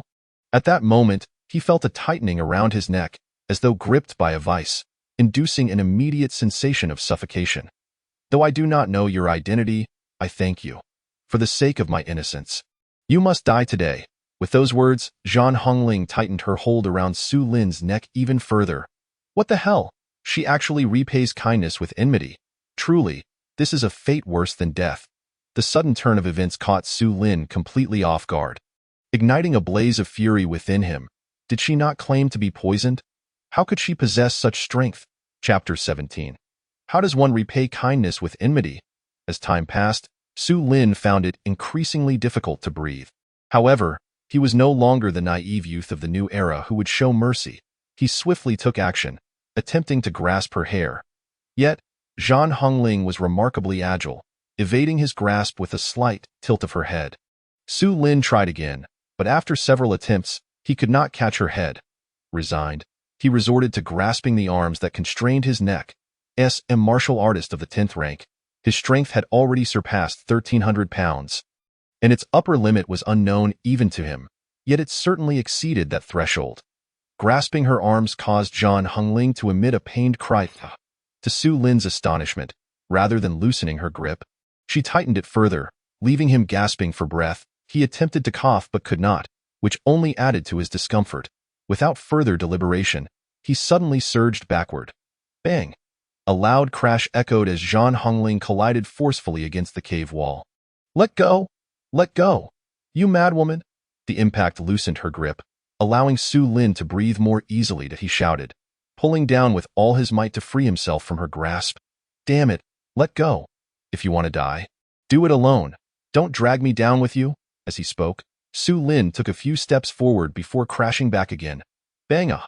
This time, Zhan Hongling could no longer endure, thrown from him with a piercing scream. Su Lin panted heavily for a while before turning around. Is she unconscious? Well, that's fortunate. At least I won't have to deal with her anymore. Seeing Zhan Hongling sprawled on the ground, utterly still, Su Lin ceased to concern himself with her fate, twisting his neck to ease the tension before sitting on a nearby stone. The cave bore traces of a fire and remnants of straw and large stones. Clearly not a beast's lair, but rather a refuge created by previous mountain visitors. After resting for a moment, Su Lin glanced at Zhan Hongling. Though anger simmered within him, he approached to inspect her condition. Noticing her pulse was still present, he let out a sigh of relief and ventured outside the cave.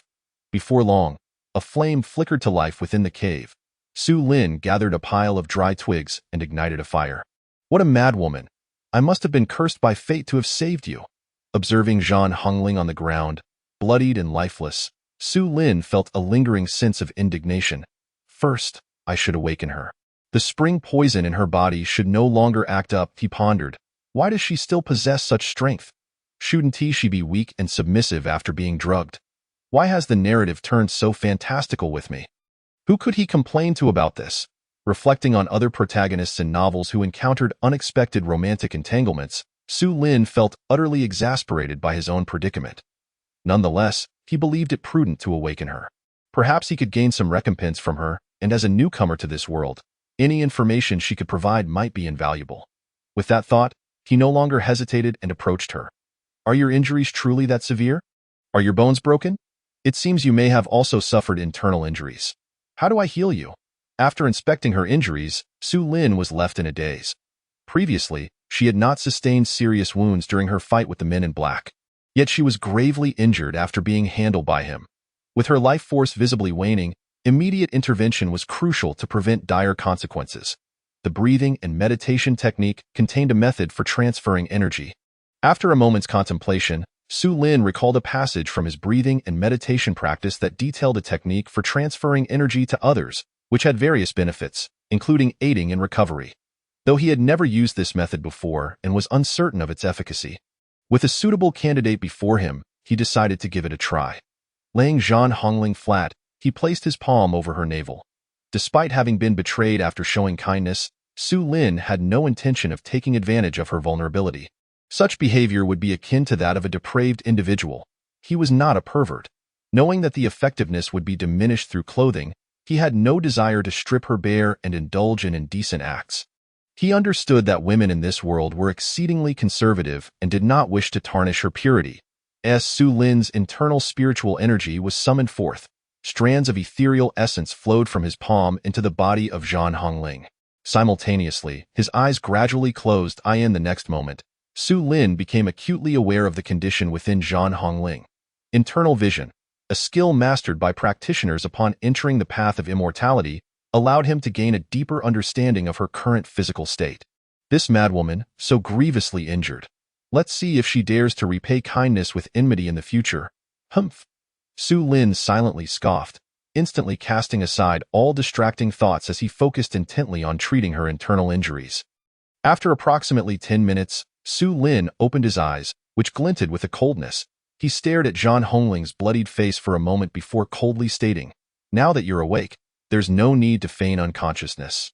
Perhaps provoked by his words, Zhang Hongling, who had been lying on the ground, suddenly trembled and reluctantly opened her eyes. At that moment, the atmosphere became palpably awkward. Guilt filled Zhang Hongling's eyes as she dared not meet Su Lin's gaze. Coupled with the bloodstains on her face, she appeared rather comical, as if she had been caught red-handed after pilfering a roommate's dragon fruit. Yet, as the person involved, Su Lin found no humor in her predicament. After all, she had attempted to take his life. The fact that he had not instantly retaliated was already a testament to his benevolence. "Don't you want to say something to me?" The silence lingered for nearly 2 minutes. Noticing her continued inaction, Su Lin could no longer suppress his anger and coldly demanded an answer. "Thank you. Thank you. Just moments ago, you nearly strangled me, and you still offer thanks?" Su Lin was incensed by her words. Raising his voice in exasperation, Zhang Hongling flinched at his outburst and hurriedly replied, "I'm sorry, it was all my fault." Hearing this, Su Lin felt a slight alleviation within his heart. He chose not to engage in further pleasantries and directly inquired, "Why did you still possess strength just now?" "It's a secret technique from the 6 doors, specifically for women." After a moment's hesitation, Zhang Hongling divulged the answer. "A secret technique, indeed? No wonder. How infuriating that it thwarted my plans." Su Lin inwardly grumbled, "As a normal man, how could he not desire such occurrences?" Although he considered himself somewhat passive, he would not mind if the other party took the initiative. However, he had never anticipated that she would take it too far. "If I am not mistaken, this secret technique is meant for you all to use, correct?" Su Lin set aside all impure thoughts, maintaining his icy demeanor as he spoke. Upon hearing this, Zhang Hongling fell silent once more. And after a brief pause, she timidly replied, "I was afraid you would not tarnish my body." Su Lin instantly comprehended her meaning, nearly choking in indignation. He sprang to his feet, furious as he exclaimed, "What? Am I that kind of person? How ravenous do you think I am?" Realizing that she wished to preserve her purity even in death, Su Lin was taken aback by her perception of him, which angered him further. Zhang Hongling. Her face flushed from his outburst, lowered her head in a pitiful manner, her bloodied visage hardly revealing any expression. Sigh. "Fine. Let's discuss how to resolve this matter. You've gotten yourself into trouble, and I'll tell you this. If you don't provide me with a satisfactory answer, this will not be over." Seeing her demeanor, Su Lin decided not to dwell on the matter any further and adopted a fierce expression, issuing threats. "How about I compensate you with silver?" After a moment, Zhang Hongling hesitantly lifted her head and asked uncertainly, "Would that be acceptable?" "Absolutely not. You can't merely compensate with silver." Zhang Hongling was startled by Su Lin's vehement response, quickly covering her chest. Witnessing her reaction, Su Lin's forehead instantly bore 3 dark lines. It was evident she had misinterpreted his intentions. "Calm down. Take a good look at yourself. What man would be foolish enough to harbor thoughts about you in your current state?" Taken aback by Su Lin's words, Zhang Hongling hesitated for a moment before reaching around her waist and producing a small copper mirror. Upon seeing her current appearance, a wave of shame washed over her, and her eyes instantly reddened with a hint of resentment as she shot Su Lin a glare. This little girl still dared to throw shade at him. Su Lin paid her no mind and coldly inquired, "How much silver can you offer me?" After a moment's hesitation, Zhang Hongling replied, "How about I give you everything I have on me? How much do you possess?" With the silver notes included, it's approximately 12 taels. Plus some copper coins. In the Daqian dynasty, 1 tael of silver could be exchanged for 1,000 won, equivalent to 1,000 copper coins. 12 taels amounted to 12,000 copper coins. A significant sum for an ordinary citizen. Yet Su Lin felt it was far from sufficient to compensate him. His expression turned stern. "So little?" Hearing this, Zhang Hongling's face flushed slightly. Although her expression was obscured by blood, she understood that this amount likely wouldn't satisfy him. However, it was all she could offer at the moment. Observing her indecisiveness, Su Lin chose not to press the matter further, stating, "Very well, you may start with this amount of silver." Additionally, do you have anything valuable on you? Bring it all out. I don't have anything else. Su Lin couldn't believe her claim of having nothing left, and a knowing smile crept onto his face as he asked, "Are you truly devoid of anything? Techniques or martial skills would suffice." As he spoke, his gaze inadvertently drifted toward Zhang Hongling's slightly prominent chest. "Ah, that's not any technique or martial skill. It's my diary." Zhang Hongling quickly clasped her chest again. Responding in a flustered, Su Lin's face betrayed a flicker of disappointment. "A diary, you say? Who in their right mind writes a diary? I don't believe you. Show it to me." Naturally, Su Lin was not easily swayed by her words. He extended his hand, demanding that she present her so-called diary. Faced with his assertive demeanor, Zhang Hongling found herself in a predicament but dared not waste any time. Reluctantly, she retrieved a small notebook from her bosom. Without waiting for her consent, Su Lin snatched it from her grasp. He noticed a carbon pin tucked within the pages and casually flipped through 2 pages. His expression shifted to one of bewilderment as he promptly closed the notebook and returned it to her. Su Lin's actions were swift. From the moment he seized the diary to flipping through it and handing it back, it took less than 5 breaths. How could you invade someone's privacy like that?" Zhang Hongling was, after all, a martial artist with keen senses. Upon receiving the diary, she immediately detected the change in Su Lin's demeanor, her face flushing crimson with a mix of embarrassment and indignation. "Don't misunderstand. I didn't see anything. You saw that I merely flipped through it and returned it to you in such a short time. What could I possibly glean?" Su Lin maintained his composure, though internally he was agitated by the contents he had inadvertently absorbed. It was his first encounter with the girl's diary, and he found himself utterly astonished by the explosive nature of its contents. He finally understood the meaning behind the phrase, "Who in their right mind writes a diary?" "I have a few questions for you. Tell me everything you know, or else," Su Lin concluded with a sly grin that hinted at mischief. Zhang Hongling, still seething in anger, felt a shiver run down her spine at his unsettling smile and nodded in acquiescence. "Your name is Zhang Hongling? You are the female constable of the 6 doors?" "Yes." Zhang Hongling shot Su Lin an eye roll, thinking to herself that this was common knowledge throughout the Daqian dynasty. So why ask? Little did she know that Su Lin truly lacked this information. What were the identities of that group of people? "I have yet to uncover their true identities, only that they appeared a month ago and have been abducting people from 2 refugee camps outside the city." Zhang Hongling hesitated before revealing what she knew. Su Lin felt a sense of alarm at her words. He hadn't realized that the group had been active for a month. Had he been captured by them during that time? He could scarcely imagine the dire consequences. Even the 6 doors couldn't uncover any useful leads. Su Lin questioned, skepticism lacing his tone. Zhang Hongling nodded in understanding, fully aware of Su Lin's doubts. Seeing this, he decided not to dwell on it further, as it was not directly related to him. He promptly shifted the conversation to inquiries about martial arts. From Zhang Hongling's explanations, he learned that in this world, martial arts were classified into several realms: warrior, innate, master, and grandmaster. Above grandmaster existed a realm known as martial god, but that was merely a legendary status, with the Daqian dynasty having not seen a martial god for 500 years. Nowadays, people questioned the veracity of such legends. Warriors were ranked based on their strength, while innates could externalize their true energy, allowing those of higher realms to sever a head from 100 paces away.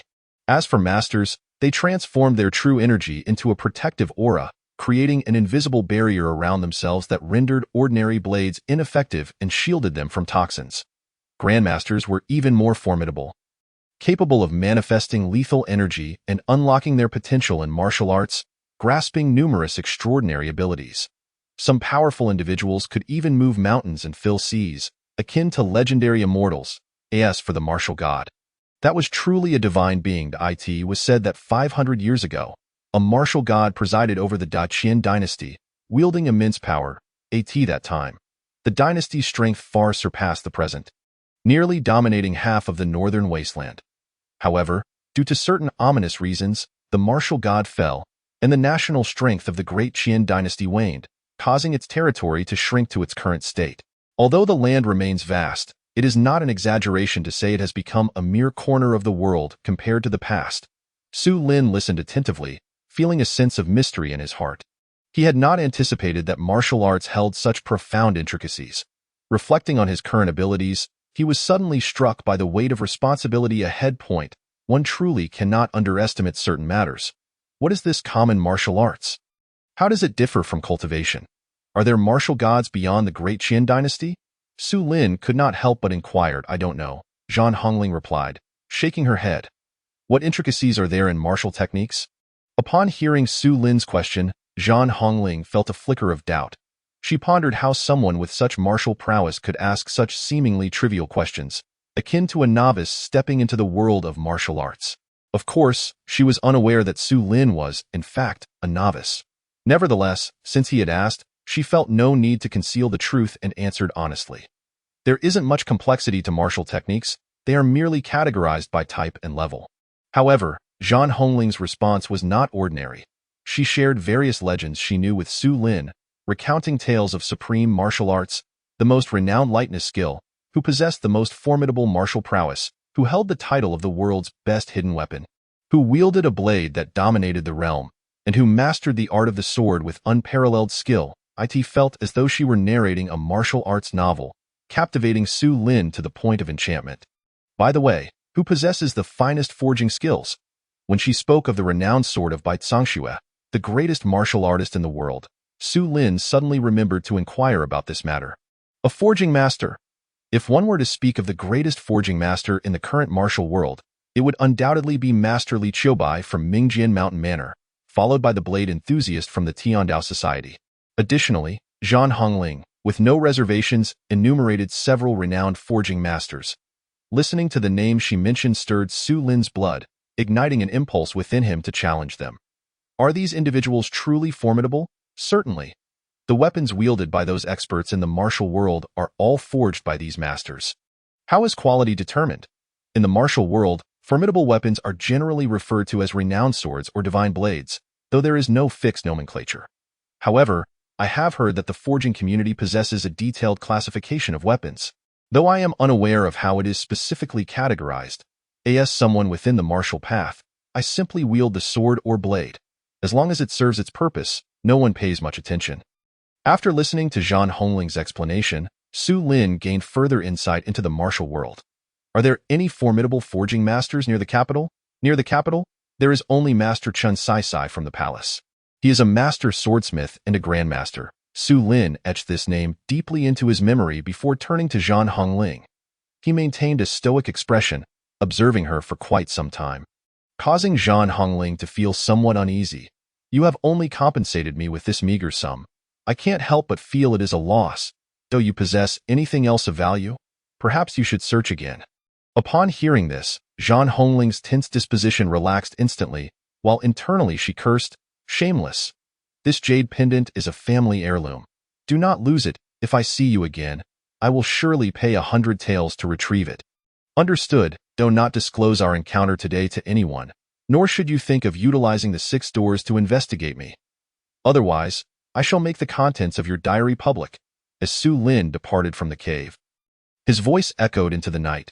Hearing this, Zhan Hongling's expression changed dramatically. Unable to contain her thoughts any longer, she exclaimed, Shameless! You scoundrel! Chapter 19. Assistance arranged by the Ministry of War? By the way, your title as a goddess captor is highly inflated. With your intellect, I simply cannot comprehend how you merit such a title. In the future, do not act impulsively, lest you find yourself in a situation like today. At that time, there will be no kind-hearted person like me to rescue you. Consider the consequences if you fall into the hands of those powerful men. Just as Zhan Hongling was about to unleash a torrent of curses, she suddenly heard Su Lin's voice again, believing he had returned, which startled her. However, upon realizing that only his voice echoed without his presence, she felt a slight sense of relief. Yet, with each segment of Su Lin's words reaching her ears, her face flushed crimson, her body trembling uncontrollably, and her heart filled with indignation. Pa, not only are you shameless, but you are also a narcissist. I was merely careless. Such an occurrence shall never happen again. Zhan Hongling shouted until her voice grew hoarse, breaking several times. When her voice finally faded, there was no further response from outside the cave. Has he left? Who exactly is that young man? I must find out. Zhan Hongling fixed her gaze on the entrance where Su Lin had vanished, her heart filled with resentment. Do not think of investigating me, or the contents of your diary will spread throughout Luoxian City." At that moment, Su Lin's voice, like a specter, suddenly resounded, causing Zhang Hongling to shudder violently, unable to fathom that he had not yet departed. That scoundrel! Could it be he truly saw my diary? Zhang Hongling's desire to investigate Su Lin stemmed from her disbelief that he could memorize the contents of her diary in such a short time. However, just as this thought crossed her mind, she heard Su Lin's voice again from outside the cave. On the 9th day of September last year, the weather was clear. The second young master of the Lin family. In just 3 short sentences, Zhang Hongling felt as though she was facing a formidable adversary. Her face flushed once more. "You rest assured, I will not speak of your matters. Please leave quickly." This time, Zhang Hongling no longer dared to indulge in wild thoughts. Nor did she hear any further sounds from outside. Su Lin recognized that the trouble had been thoroughly resolved, and only then did he feel at ease leaving the cave. It was not without reason for his caution. The urgency of the situation had left him no time to conceal his identity. His appearance had been laid bare before her, and given their previous encounters, he could not help but worry about potential retaliation. As for eliminating her to completely eradicate future troubles, Su Lin could not bring himself to do so. He harbored an inner resistance to taking a life, believing it better to cultivate goodwill with others. Fortunately, fate had smiled upon him. He never expected that she would be such an unrestrained individual, possessing the habit of keeping a diary, which unwittingly provided him with leverage. Through a series of coincidences, he had found a way to extricate himself. After having been out for some time, Su Lin dared not linger, quickly returning to the refugee camp, stealthily making his way back to his quarters in the blacksmith shop. The peculiar experiences of that night left him somewhat mentally drained, but more so, he felt physically depleted, as he had expended some of his inner energy in calming Zhang Hongling. Upon returning to his quarters, he found himself unable to sleep, so he chose to meditate, practicing his breathing techniques. It was not until the sun rose in the morning that Su Lin ceased his cultivation, opening his eyes to find himself invigorated, free from any trace of fatigue. Fortunately, he had not exhausted too much energy the previous night. Otherwise, he would have impeded his progress today. Su Lin examined the abundant inner energy within his dantian. Feeling grateful, however, he was unaware that had it been an ordinary practitioner at the first level of qi refining, the energy expended from assisting another in healing would have been substantial, certainly not recoverable in a single night.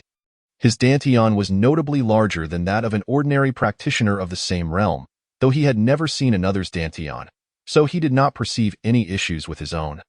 Today, as usual, he first received the system's sign-in task. After washing up, Su Lin went to the center of the courtyard to sign in, earning 10 years of cultivation power. He did not receive any additional entries, which surprised him, as he had been awarded entries during the previous sign-ins. He had assumed it was a fixed reward, but upon inquiring with the system, he learned that entries were random rewards, largely dependent on luck. Without any hesitation, he allocated all 10 years of cultivation power to the 100 Battles Blade technique, instantly elevating his mastery to a great level. The reason for focusing on the blade technique was due to witnessing the fierce battle between Zhang Hongling and the man in black the previous night, which made him acutely aware of the importance of weaponry. Following this, he went to the dining hall for a meal, then joined Steward Chen and others to continue forging the blade molds in the blacksmith shop. Thus, over the course of 7 days on this evening, after Su Lin successfully forged the last blade mold, the 1,000-tempered blade task assigned by the Ministry of War to the refugee camp's blacksmith shop was preliminarily completed. Once the handles were fitted, the task would be entirely fulfilled. The handles were crafted from ebony by the Great Qian Ministry of Works, and this task did not require Su Lin and his companions to intervene. Originally, a task that might not have been completed in 15 days was accomplished in just 9 days with Su Lin's presence, greatly uplifting the spirits of the blacksmith shop's crew. Steward Chen was also very pleased, promptly announcing that rewards would be distributed the following morning. The entire team in the blacksmith shop had been thoroughly exhausted over these days. After dinner, everyone returned to their quarters to rest. After signing in for 7 consecutive days, Su Lin received 3 white entries and 60 years of cultivation power, which he used to elevate the realms of the Killing Formation Fist, 100 Battles Blade Technique, and Swift Windgrass Step to completion, while also advancing the Earth Shattering Step to a minor level. He chose to learn the Earth Shattering Step because it could complement the Killing Formation Fist and 100 Battles Blade Technique. significantly enhancing the power of both martial arts.as for the 3 white entries. They were martial arts genius, copper skin, iron bones, and practice makes perfect. Su Lin's character panel now read. Host. Su Lin Realm. Martial Path. Martial Artist Level 10. Peak. Immortal Path. Chi Refining Level 1. Cultivation Power. None. Divine Ability. True Eye of Insight. The essence of all things in the world can be discerned. Internal Skill. Breath Regulation Method. Minor Achievement. External Skills. Killing Formation Fist Technique. Great Perfection. 100 Battles Sword Technique. Great Perfection. 100 Battles Spear Technique. Not yet initiated. Equestrian Archery. Not yet initiated. Flying Dagger Technique. Beginner. Body Technique. Ground Shattering Step. Minor Achievement. Gale Grass Step. Great Perfection. True Fire. Primordial True Fire. Capable of Evolution. Profession. Blacksmith. Professional Realm. Pinnacle of Master Blacksmith. Professional Skills. Basic Blacksmithing Technique. Attributes. Critical Forging. Beginner's Luck Star. Rapid Reading. Martial Arts Prodigy. Possessor naturally connects with the 8 extraordinary meridians. Learning martial arts progresses tenfold faster than others. Copper Skin, Iron Bones. Possessor's bones and skin are significantly enhanced. Practice makes perfect. Less practice results in less skill. More practice results in more skill, greatly enhancing proficiency in skill-based techniques. Upon gazing at his character panel, Su Lin devised a plan in his heart, deciding to elevate the ground-shattering step to great perfection before wholeheartedly enhancing the breath regulation method. After all, it is a method of cultivation, deserving of utmost attention. However, the unexpected occurred the following day when the 10 years of power gained from signing in were added to the breath regulation method. The martial arts realm section astonishingly vanished into thin air. The remaining celestial realm and cultivation technique realms showed no changes, still at Chi Refinement Level 1 and breath regulation method, minor achievement. Why has the martial arts realm disappeared? Could it be that stepping into the innate realm signifies a complete entry into the realm of cultivation? Su Lin speculated this might be the case, but it did not affect him in any way, so he chose not to dwell on it. That morning, just after breakfast, as everyone was preparing to head to the blacksmith shop, a group of individuals entered through the main gate, led by the previously encountered young man in a white robe, followed by several sturdy men clad in short garments, seemingly all blacksmiths. What is this situation? Su Lin and the others were filled with perplexity upon seeing the newcomers. Only Manager Chen's expression changed dramatically, his gaze fixed intently on the group entering. Su Lin, standing beside him, followed his line of sight and immediately discerned that Manager Chen was focusing on an elderly man in black clothing, who appeared to be of similar age. The old man, also dressed in short garments, sported a thick beard and was likewise staring in Manager Chen's direction. Their eyes met, and sparks seemed to fly between them. Seeing the situation clearly, Su Lin could hardly miss the fact that these two were undoubtedly acquainted and seemed to share a complex history. Manager Chen and General Ng. At this moment, Manager Chen had already approached the young man in white, exchanging respectful greetings. "What brings you all here?" After their mutual salutation, Manager Chen scanned the group behind him, Huanqing, puzzled, and inquired. "He, Old Ghost Chen, Lord Wang from the Ministry of War, considering the burden of your task, specially sent us to assist. What are you still hesitating for?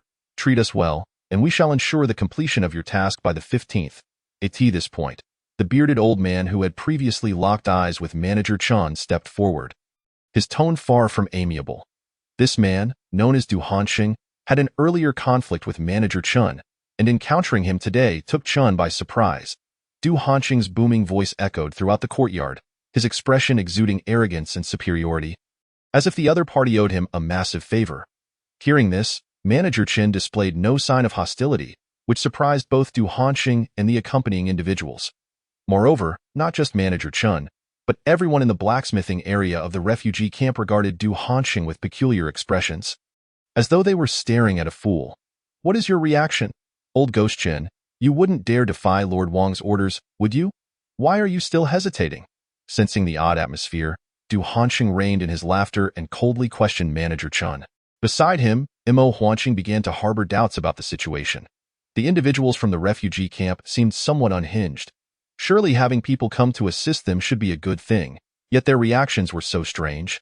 Chapter 20. The Uninvited Guests. Upon hearing Du Hanxing's inquiry, Su Lin and the others withdrew their astonished gazes, Yet they all instinctively focused back on Manager Chun, feeling the weight of so many eyes upon him. Manager Chun offered Du Hanqing a meaningful smile before turning to Imo Huanqing. General Imo, we have not received any notification regarding this matter, hence our reaction. I ask for your understanding. Manager Chun, ever astute, promptly apologized and before waiting for a response, continued, currently, our refugee camp does not lack manpower. We can complete the Ministry of War's commission well within the 15th deadline. This statement was akin to a thunderclap in a clear sky. Once it was uttered, Imo Huanqing, along with Du Hanqing and the many blacksmiths who had come, were left dumbfounded. Manager Chun, please do not jest with us. After a brief moment, Imo Huanqing regained his composure. Yet disbelief was etched on his handsome face. Indeed, old Ghost Chun, you have quite the audacity. How could you possibly complete the task in such a short time with your meager crew? Du Hanqing also came to his senses, wearing a mocking expression as he scanned the blacksmiths in the refugee camp with disdain. How could you possibly achieve that? My master came to offer help, yet you show no gratitude. Truly ungrateful. Indeed, echoed the blacksmiths accompanying Du Hanqing, joining in the mockery. Their rudeness, combined with their air of superiority, sparked indignation amongst all the blacksmiths in the refugee camp, including Su Lin. Haha, I recall your skills were quite abysmal when you first started. Even if you've improved, how many weapons could you forge in a day? Perhaps at most 15. Du Hanqing's words revealed his familiarity with Manager Chun, leaving the blacksmiths astonished, as it was indeed true that Chun had once produced a maximum of 16 finished knife blades in a day. Upon hearing this, Manager Chun's previously nonchalant demeanor shifted, revealing hints of anger, as if his secret had been exposed, his eyes seemingly ablaze with fury, fixated on Du Hanqing. The nature of their animosity was unknown to Su Lin. Yet it was evident that resolution would not be easied, as fellow members of the refugee camp's blacksmithing team, Su Lin and the others naturally sided with Manager Chun. Their shared anger only intensified as they regarded Du Hanqing's arrogance with discontent. Su Lin and the others felt a growing animosity towards Du Hanqing and his companions, their egotism irking Su Lin immensely. What does it matter to you whether we can accomplish it or not? You vile scoundrel, this is not your place to speak. Manager Chun, unable to contain his emotions, retorted angrily at Du Hanqing. Upon hearing this, Du Hanqing's previously smug expression faltered, and the blacksmiths around him shot glares of fury at Manager Chun. Old Ghost Chun, how dare you speak so insolently before General Imo? You deserve 100 slaps for such a foul mouth. Humph. And who do you think you are to command General Imo?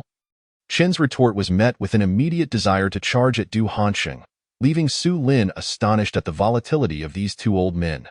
Glancing at the young man in the white robe, Imo Huanqing's expression had also soured. Manager Chin, temper your anger and do not stoop to the level of a petty person. Su Lin, quick to grasp the situation, understood that if the quarrel continued, it would lead to dire consequences, so he hurriedly stepped in to restrain Manager Chin, while also delivering a pointed jab at Du Hanqing and his group. You dare to insult my master? What audacity! Su Lin's unabashed words caught the attention of a burly middle-aged man beside Du Hanqing, who immediately began to jump and curse. Who do you think you are, you fool? Not one to back down? Su Lin retorted coldly, enough. Stop this nonsense. At that moment, Imo Huanqing, who had remained silent until now, finally spoke up, and upon hearing his voice, the previously tumultuous crowd fell silent. However, Du Hanqing glared at the audacious youth with malice, as if attempting to memorize his features. Unfazed by the hostility, Su Lin met his gaze defiantly before shifting his attention back to Imo Huanqing. At that moment, Imo Huanqing surveyed the crowd, focusing on Manager Chen and Du Hanqing, both of whom he had known for quite some time. He would not hold any grudges against them over such trivial matters, for he understood that their familiarity allowed for such confrontations. As for their past grievances, he had heard whispers, and knew their animosity was not without reason, yet he felt a sense of helplessness. At such a critical moment, how could Manager Chen fail to recognize the gravity of the situation and offend Du Hanqing so brazenly? General Imo, it is not that I wish to quarrel with that old fellow, but as you can see, their haughty demeanor is truly displeasing. Manager Chen clasped his hands in salute, leading with an apology. Du Hanqing, eager to counter, was immediately interrupted by Imo Huanqing's raised hand. Enough, Manager Chen. You are well aware that the Ministry of War's commission is of utmost importance and cannot be trifled with. We cannot afford to delay. Hearing Imo Huanqing admonish manager Chen, Du Hanqing felt a surge of satisfaction, his previous annoyance dissipating significantly. Though Su Lin recognized that Imo Huanqing's reprimand was well-intentioned, aimed at assisting the blacksmithing team in the refugee camp, he could not help but feel unsettled by the situation. In contemporary times, the blacksmithing facility within the refugee camp holds its own uncertainties, rendering the likes of Du Hanqing and his associates unnecessary. And there is no need for Chen Guanchi to endure such indignities. General Imo, it is not my intention to disrupt harmony over trivial matters. However, it is a fact that assistance is not required at the refugee camp at this juncture. The forging of 1,100 forged blades has been completed, and 600 plates of fine iron armor have also been fashioned. Within 2 days, I assure you that I will deliver the commission to the Ministry of War. Upon hearing Chen Guanchi's previous remarks, Imo Huanqing felt a surge of displeasure.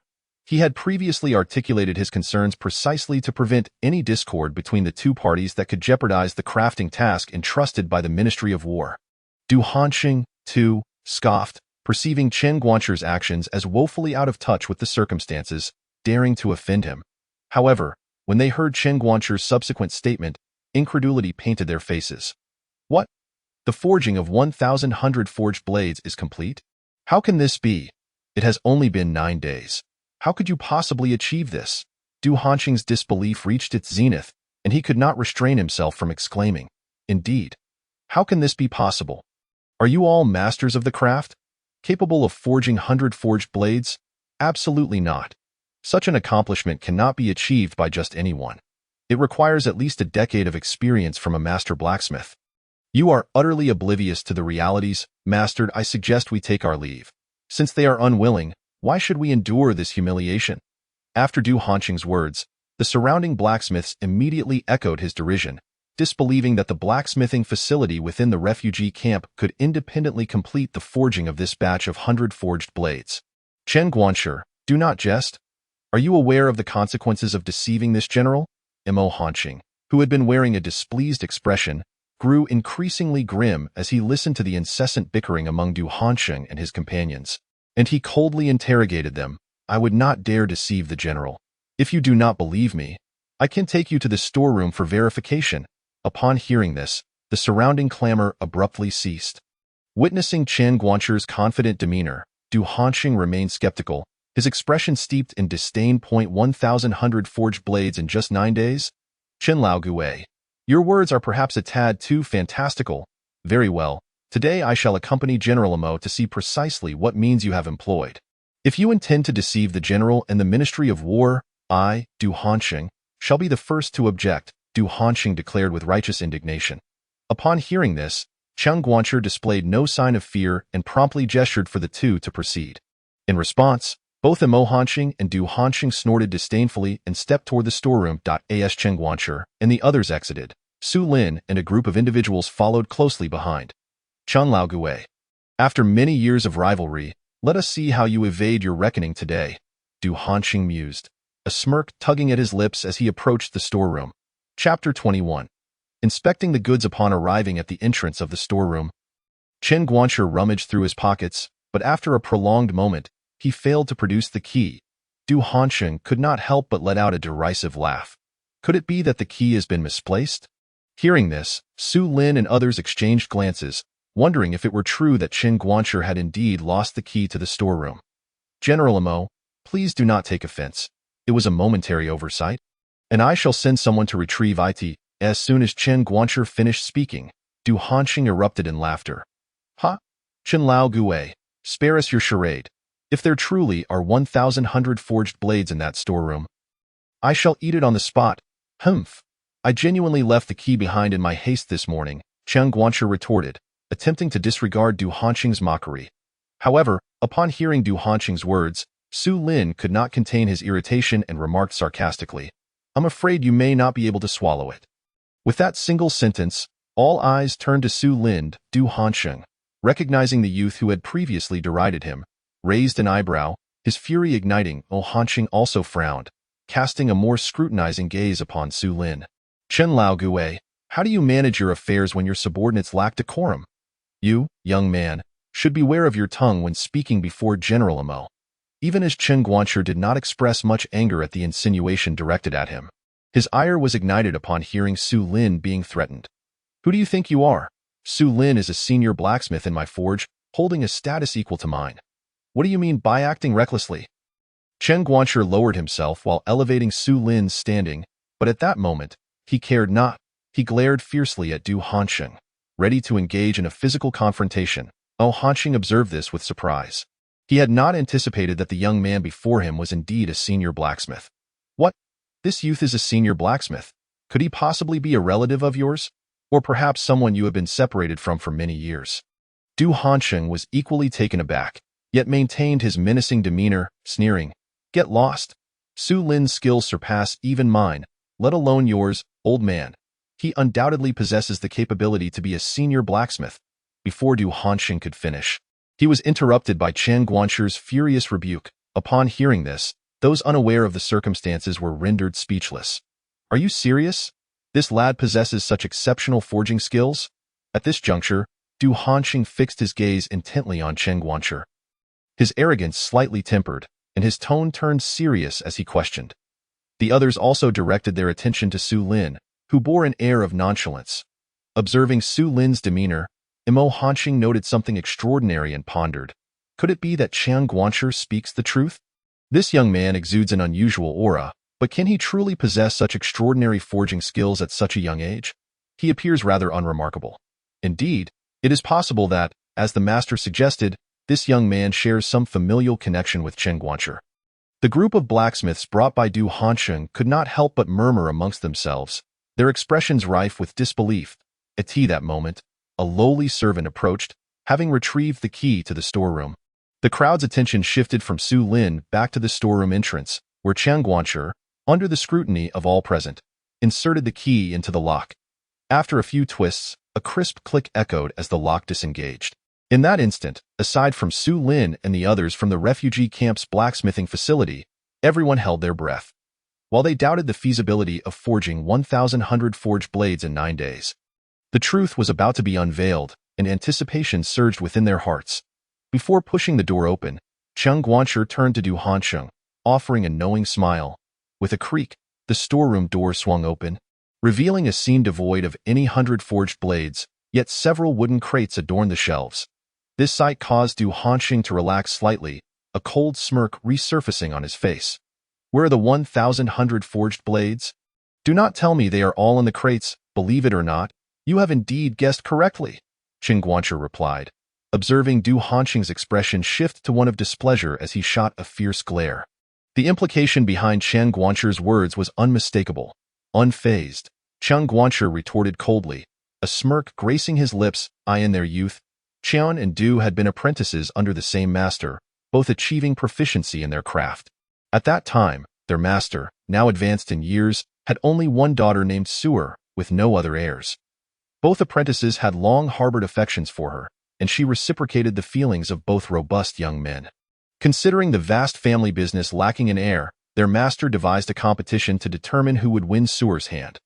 Ultimately, Du Hanxing resorted to unscrupulous tactics, having learned the competition's topic beforehand, and triumphing with premeditated preparation, thus claiming the maiden and inheriting his master's legacy.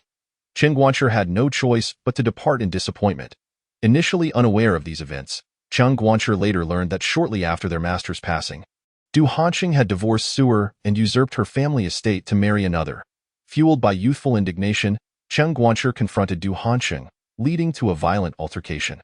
The situation escalated unexpectedly when Suer intervened, only to be accidentally gravely injured by Chen Guanxi.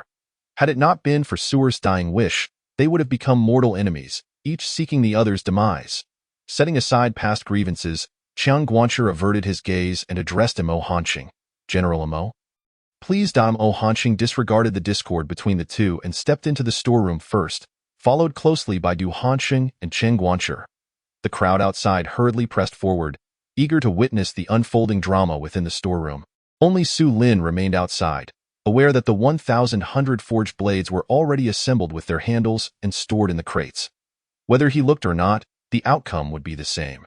Meanwhile, the likes of old Zhang and others did not share his temperament and squeezed into the storeroom, their faces betraying no signs of anxiety, seemingly eager to witness the embarrassment that would befall Du Hansheng and the others. I refuse to believe there are no defective products among 1,000 finished 100-forged blades. Inside the storeroom, Du Hansheng understood that the large crates on the shelves were indeed capable of accommodating 1,000 100-forged blades. At this point, he still found it hard to believe that, under Chen Guancher's management, the blacksmithing facility could have accomplished such a feat in such a short period. Thus, he approached with a sharp tongue. Stepping forward to pry open one of the crate lids, with a snap, as the crate opened, a glimmer of cold light burst forth from within. Du Hansheng and the surrounding blacksmiths hurriedly leaned closer, their eyes wide with astonishment as they peered inside the crate. Lo and behold, they truly are 100-forged blades. The box contains no fewer than 100 pieces. Upon inspection, they appear to be in quite good condition. It seems there are no defective items. Present are only highly skilled blacksmiths, all possessing keen eyes for discerning quality in weapon forging. After a brief moment of observation, they quickly ascertain that the box is filled entirely with conforming, finished 100 refined blades, with not a single defective piece in sight. Despite this, they remain skeptical about the claim that the blacksmithing workshop in the refugee camp has completed 1,100 refined blades. Du Hansheng maintains a calm demeanor, revealing no trace of shock or panic, for there are still many boxes yet to be opened. Although this box of 100 refined blades consists entirely of finished products, he firmly believes that the other boxes may not share the same quality. With this thought in mind, he is confident that Chun, the manager, is merely employing tricks to deceive the military department and thus fulfill the current commission. As the saying goes, when one harbors ill thoughts, they perceive others as similarly tainted. Fueled by this distrust, Du Hansheng immediately set about opening all the boxes on the shelf, as the cold gleam of blades flashed forth. 9 large boxes of 100 refined blades were suddenly revealed before everyone's eyes. Du Hansheng gazed at these 9 boxes, and after a meticulous inspection, his heart sank, and his face transformed into one of sheer astonishment. How is this possible? There are indeed 1,000 finished 100 refined blades, Du Hansheng exclaimed, even leaning closer, his hands rummaging through the various boxes repeatedly. Behind him, all the blacksmiths who had come were left dumbfounded, their faces etched with disbelief. Mo Hansheng was equally shocked and perplexed, unable to comprehend how this small blacksmithing workshop in the refugee camp could forge 1,100 refined blades in such a short span of time. I recall someone recently mentioned wanting to consume these 100 refined blades. A moment of silence enveloped the storeroom, suddenly disrupted by an incongruous voice emanating from behind the crowd. Turning to the source, they beheld a robust young man leaning against the door, a look of disdain plastered across his face as he regarded everyone within. This young man was none other than Su Lin. Indeed, I remember you as the one who spoke such words. Ha ha. Upon hearing Su Lin's remark, Chen, the manager, immediately chimed in, laughing triumphantly at Du Hansheng, who stood before him. Impossible. This is absolutely inconceivable. What trickery have you employed? How dare you deceive General Mo and the military department? Chen, you are courting death. Du Hansheng, roused from his astonishment, suddenly displayed a manic expression, loudly questioning Chen. Humph. You treat your own words as mere flatulence. Spewing nonsense. Such behavior could only be attributed to you, you old rascal. Chapter 22. The name-worthy, iron-cutting 100 refined blade. Du Hansheng found himself momentarily speechless, his face growing increasingly hostile. At that moment, Mo Hansheng, who had been silent until now, interjected, Enough, Manager Du.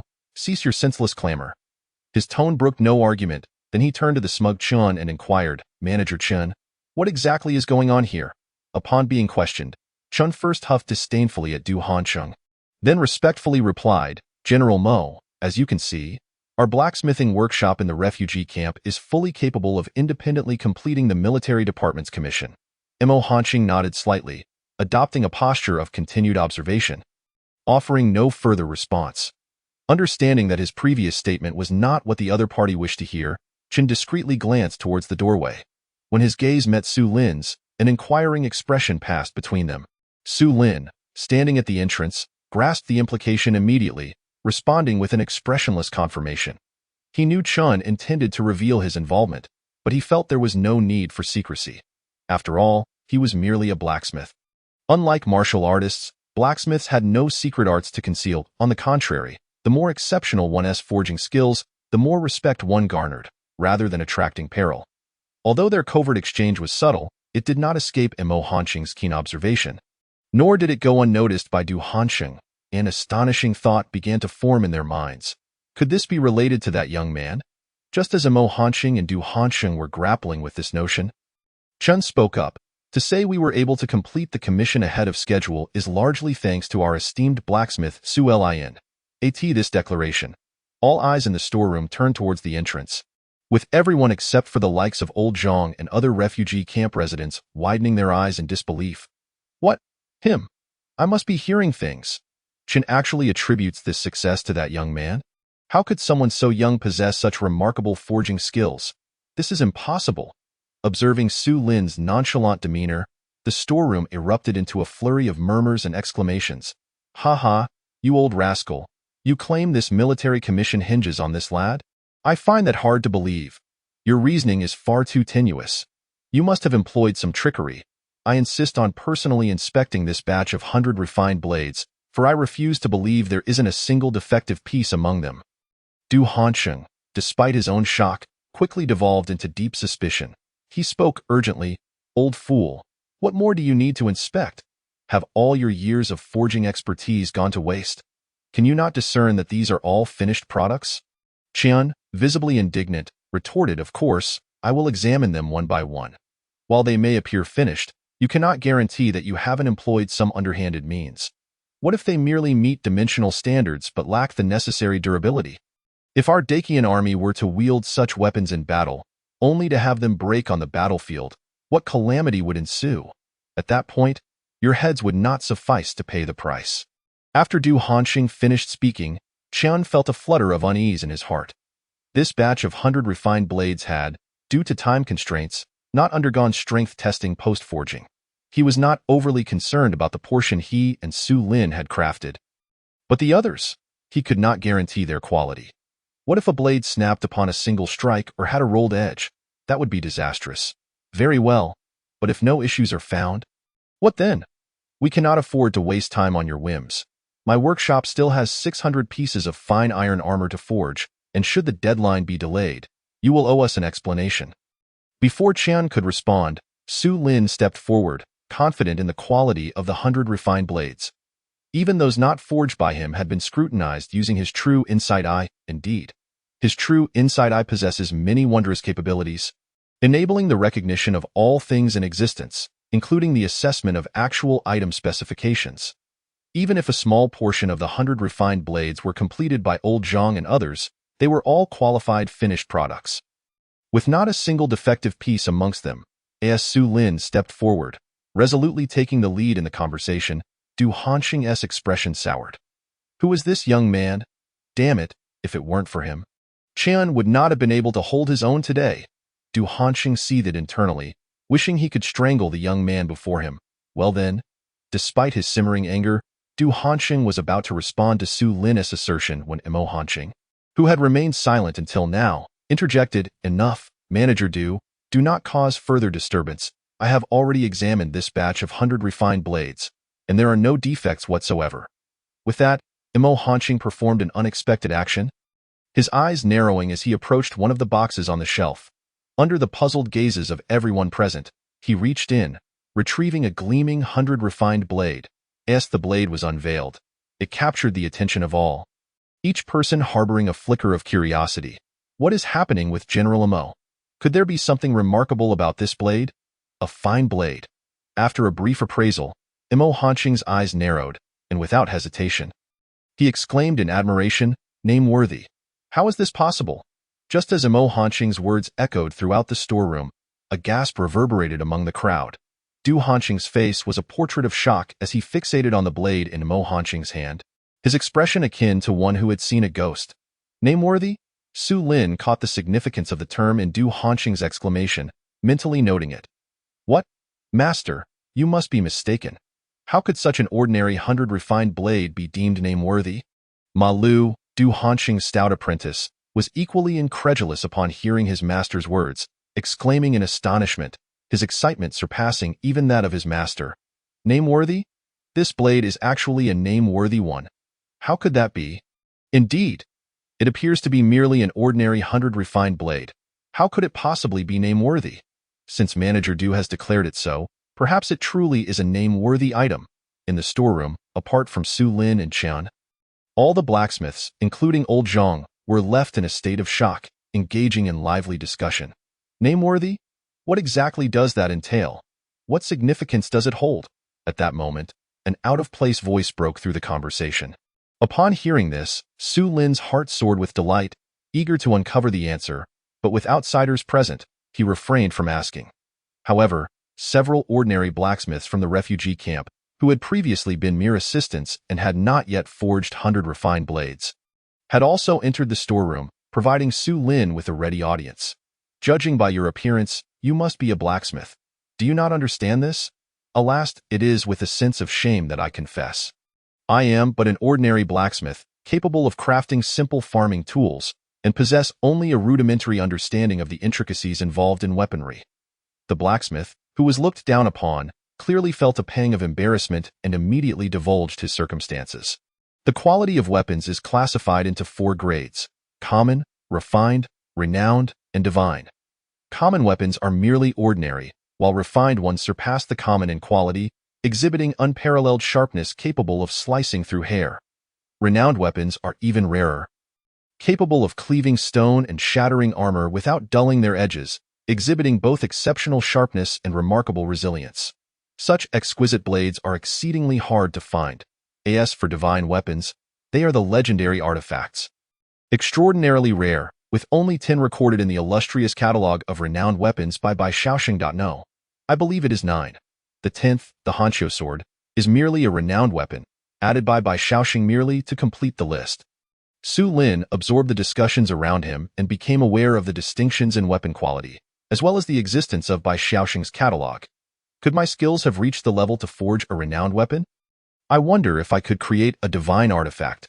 Glancing at the 100 refinements blade in Mo Hanqing's hand, Su Lin instantly recognized it as the first blade he had ever forged. Little did he expect that with just a slight effort, he had crafted a renowned weapon. Su Lin is quite remarkable.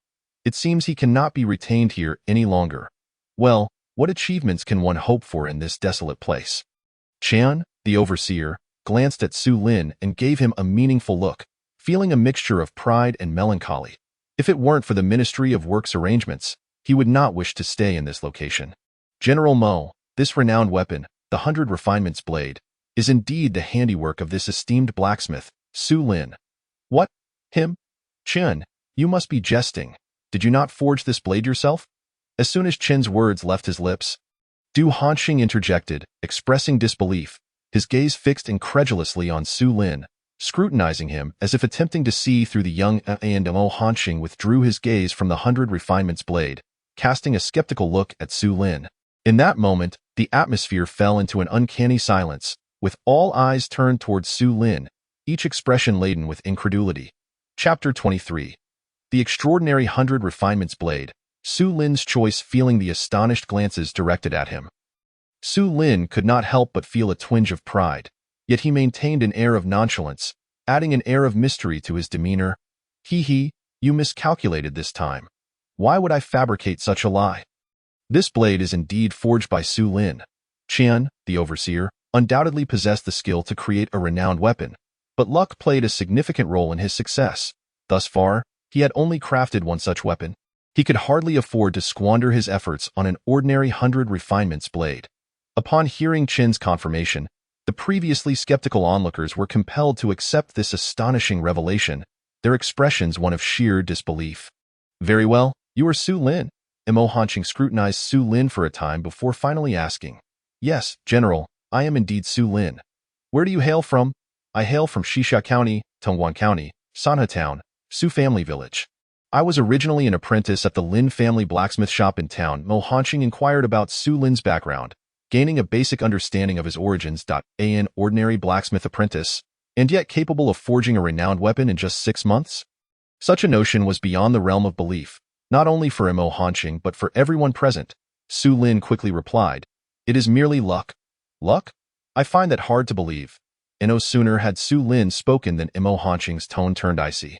He reached out and grasped the box from the shelf, causing it to topple over. With a thunderous crash, over 100 refinements blades spilled forth onto the ground. At this sight, Su Lin's brow furrowed slightly, and the surrounding crowd fell into a stunned silence, not daring to breathe, all perplexed. What is happening? Why has General Mo suddenly lost his temper? The blades in that box are all extraordinary quality. It seems they share a common origin. Mo Hanqing's words echoed, gasps of astonishment rippled through the crowd. What? Extraordinary 100 refinements blades. These are all extraordinary quality. The earlier excitement over a single renowned weapon had stirred emotions. And now, the shocking revelation sent the hearts of even the elder blacksmiths into turmoil. Confused by the unfamiliar terminology, Su Lin turned to Qin for clarification. Extraordinary quality is a virtual grade that lies between common and refined. Not a true classification within the forging community. It typically describes weapons that exceed common quality yet fall short of refined. Qin's explanation brought clarity to Su Lin, who was astonished to realize that none of the 100 refinements blades he had forged in recent days were of common quality. Perhaps my talent surpasses that of an ordinary blacksmith. At this moment, Su Lin was at a loss for humility. In the face of Mo Hanqing's abrupt change in demeanor, he felt no fear, boldly offering a rather strained justification. Upon hearing Su Lin's response, Mo Hanqing maintained his expression for a moment before breaking into a charming smile, saying, "Haha, you are quite impressive. It is a waste for you to remain in this humble refugee camp. Would you be interested in joining my Ministry of Weapons?" Merely this single statement caused Qin's expression to shift dramatically. General Mo, that Qin's words were barely uttered before Mo Hanqing spun around, his gaze sharp and filled with authority. Despite the pressure of Mo Hanqing's intense gaze, Qin persisted, saying, "I beseech your forgiveness, General. Su Lin is one of our ministry's own, and I cannot easily relinquish him. Allow me to report to the Ministry of Works before any decisions are made." Before he could finish, Mo Hanqing's voice boomed, "Enough? You claim Su Lin belongs to your ministry? When I last visited, I did not see him, and I have just learned that Su Lin hails from the refugee camp. He likely has not even been registered with the ministry. Do not attempt to deceive me." Hearing this, Qin's expression faltered. He understood that today, Mo Hanqing was determined to take Su Lin away. He regretted not taking the matter seriously earlier, failing to ensure Su Lin's registration with the Ministry of Works. However, if such a talent were to fall into the hands of the Ministry of Weapons, and if the higher-ups in the Ministry of Works were to discover this, his future there would be jeopardized. Du Hanqing, standing nearby, wore a self-satisfied expression. Although he was not fond of Su Lin's defiance, he relished the thought of Qin's discomfort. When the Ministry of Weapons arrives, "Just wait and see how I deal with you." Du Hanqing cast a resentful glance at Su Lin. He too was from the Ministry of Weapons. Otherwise, he would not have accompanied Mo Hanqing today.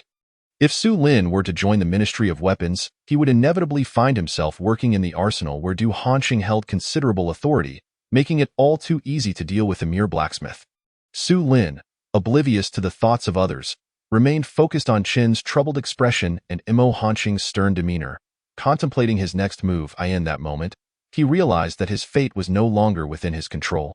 It depended entirely on Qin's stance and whether he could withstand Mo Hanqing's pressure. He did not dwell on it too long. Even if Qin managed to retain him, he believed that with his abilities, he would not remain here for long and would surely be dispatched to the Ministry of Works. He felt no anxiety regarding his future. However, the feeling of being unable to determine his own path left him somewhat discontented. Who would have thought that having become a formidable innate martial artist, he would still find himself constrained in such a manner? It was clear that mere self-defense was insufficient. He must grow stronger. Strong enough that no one would dare to dictate his choices, and he would no longer have to conceal his talents. Resolving within himself, Su Lin vowed that he would not allow a situation like today's to repeat itself. "General Mo, I truly cannot make a decision on this matter. I implore you to allow me to report to the Ministry of Works before a conclusion is reached."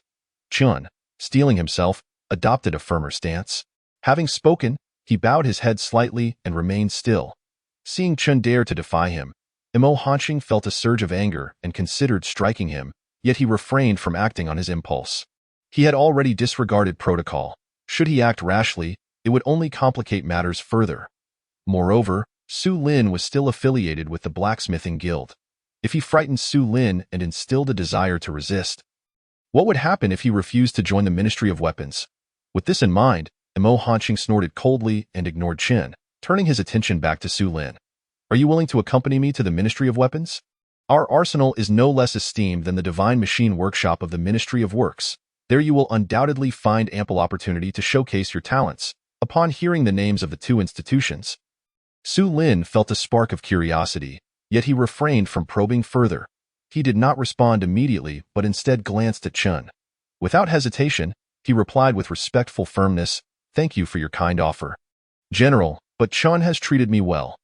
Though I am still young, I understand the importance of gratitude. I kindly ask that you do not place me in a difficult position." As Su Lin spoke, Chen's gaze lifted, filled with appreciation. Observing the reactions of Du Hanqing and others around him, their expressions were a mixture of astonishment. They had not anticipated that such a young man would dare to defy General Mo. "Young man, have you thought this through?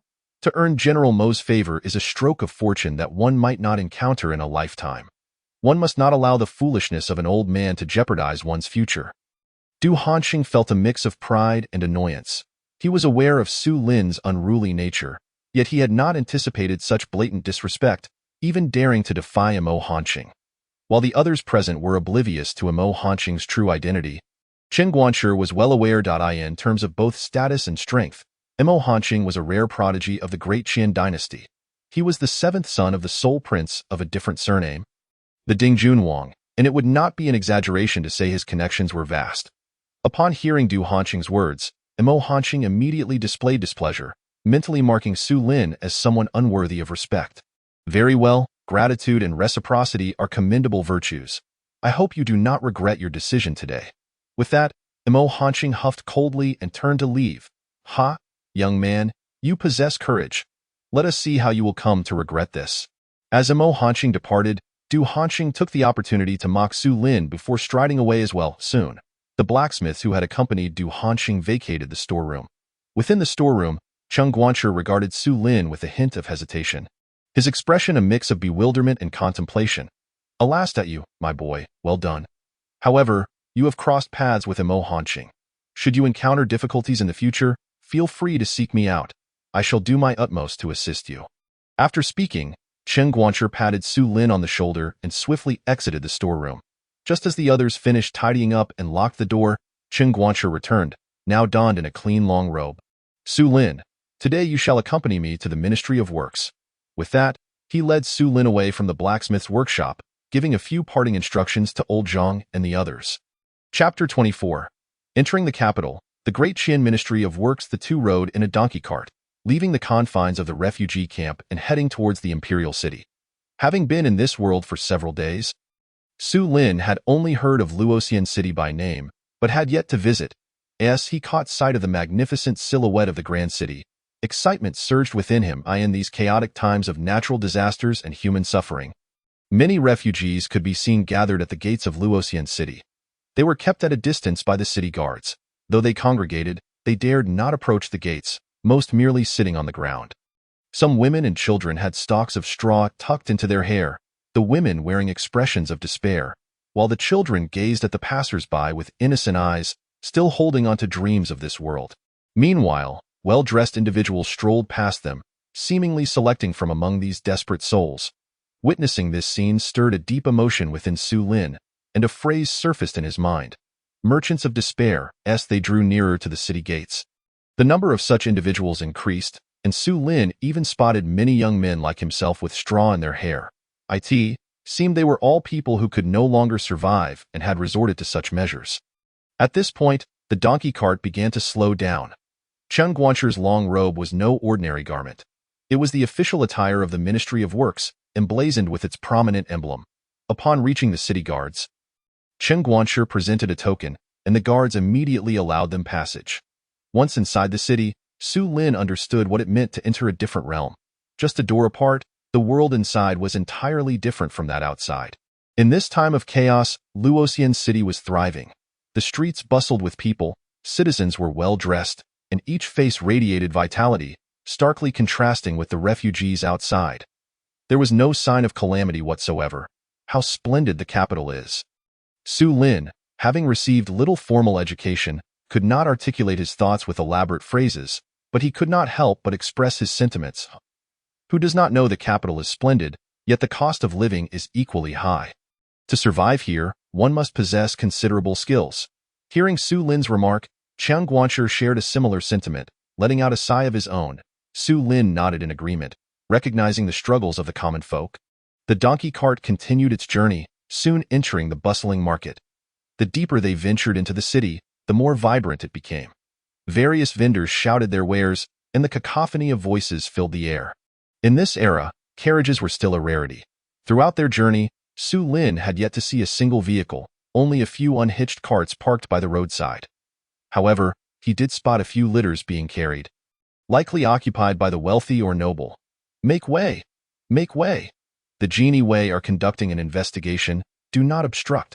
Just as the donkey cart was about to leave the market, a sudden clamor of hooves and startled voices erupted from behind. Su Lin turned to see 3 magnificent steeds galloping toward him. The riders, clad in black brocade, included one whose appearance took Su Lin by surprise. He had not expected to encounter an acquaintance so soon upon arriving in the capital. The last rider was a woman, dressed in attire distinct from the other two, sporting the official uniform of the Lushan men. This woman was none other than the renowned female constable, Zhan Hongling. The bureaucratic institutions of the Great Qin dynasty were quite comprehensive. Besides the Lushan men, there also existed the Genie Wei. Although both were capable of addressing criminal cases, their jurisdictions differed significantly. The Lushan men primarily handled a wide array of cases, both criminal and civil, while the Genie Wei was a secretive agency directly overseen by the emperor, tasked with monitoring officials and wielding greater authority than the Lushan men. Cases that the Lushan men could handle were also within the purview of the Genie Wei, and those they could not, the Genie Wei still could, with the power to approach the emperor directly. Their investigations faced far fewer obstacles. Why are the Lushan men and Genie Wei together? These two agencies have never been on good terms. As they sped past on horseback, Zhan Hongling did not notice Su Lin, who had turned to the side. Observing her retreating figure, Qiang Guanshi's expression turned thoughtful. "Oh, are they from the Lushan men and Genie Wei?" Upon hearing this, Su Lin felt compelled to inquire further about these two agencies. Yes, the two in garments adorned with flying fish patterns are from the Genie Wei, wielding embroidered spring knives. The woman, although dressed in the usual constable attire, is in black, representing the Lushan men. Her name is Zhan Hongling, a female constable of some renown in the capital. Qiang Guanshi explained, noting Su Lin's curiosity. "Remember, it is best to avoid these two types of individuals in the capital." Qiang Guanshi added kindly. Su Lin nodded in acknowledgement, yet internally chuckled.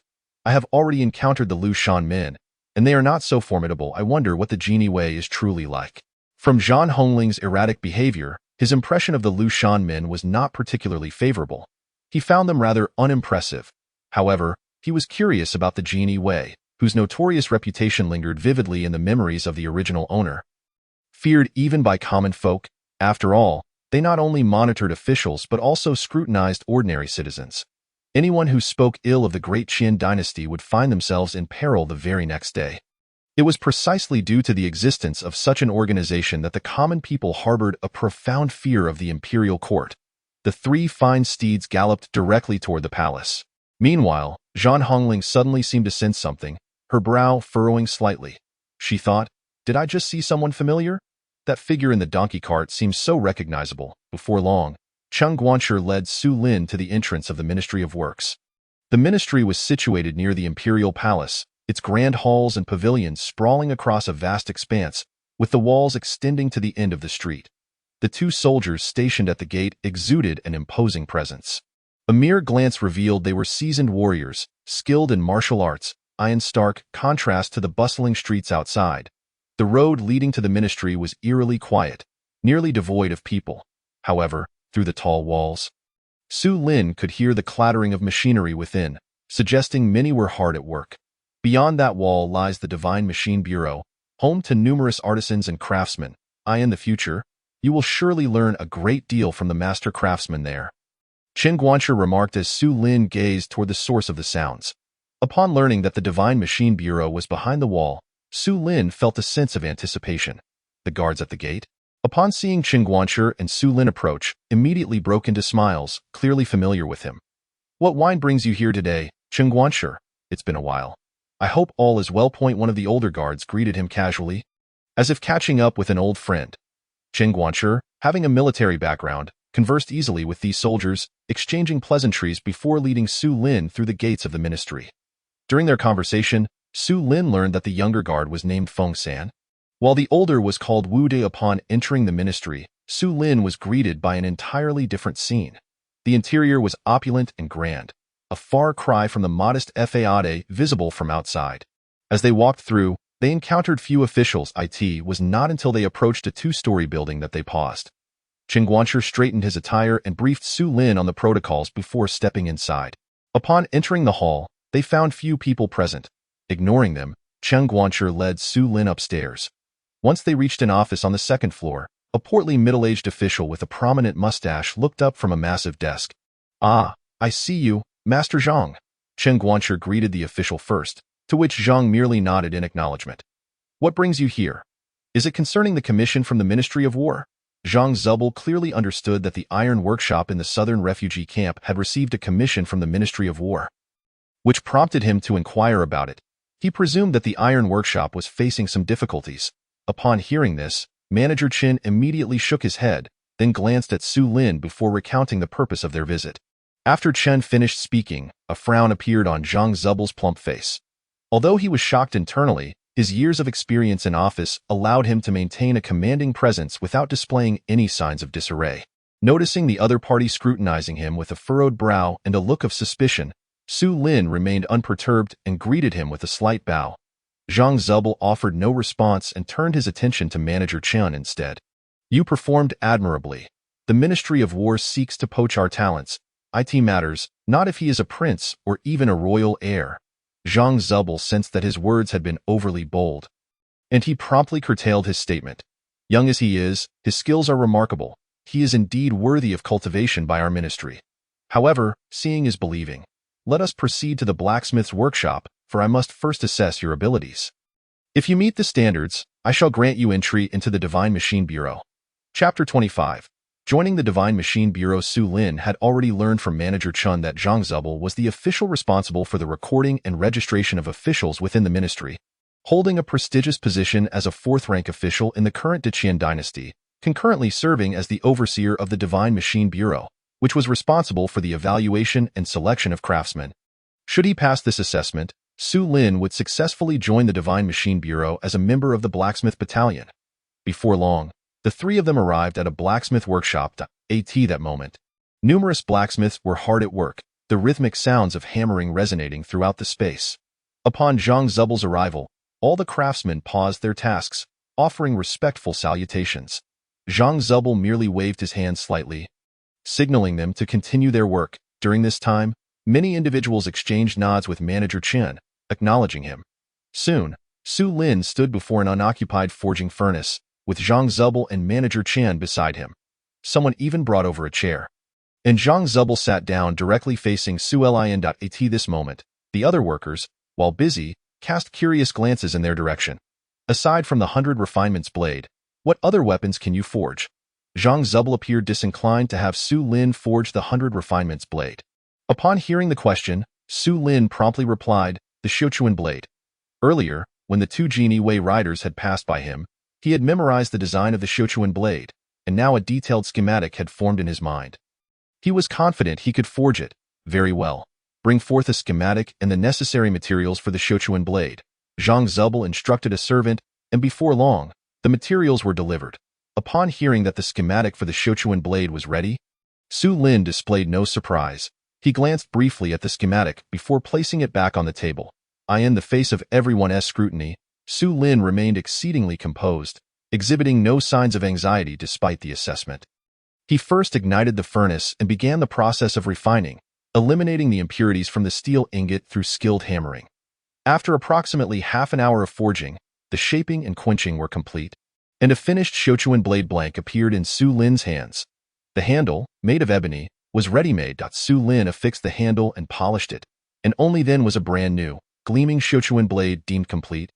Su Lin had completed the entire forging process in less than 40 minutes, leaving the surrounding blacksmiths astounded, many of them filled with disbelief.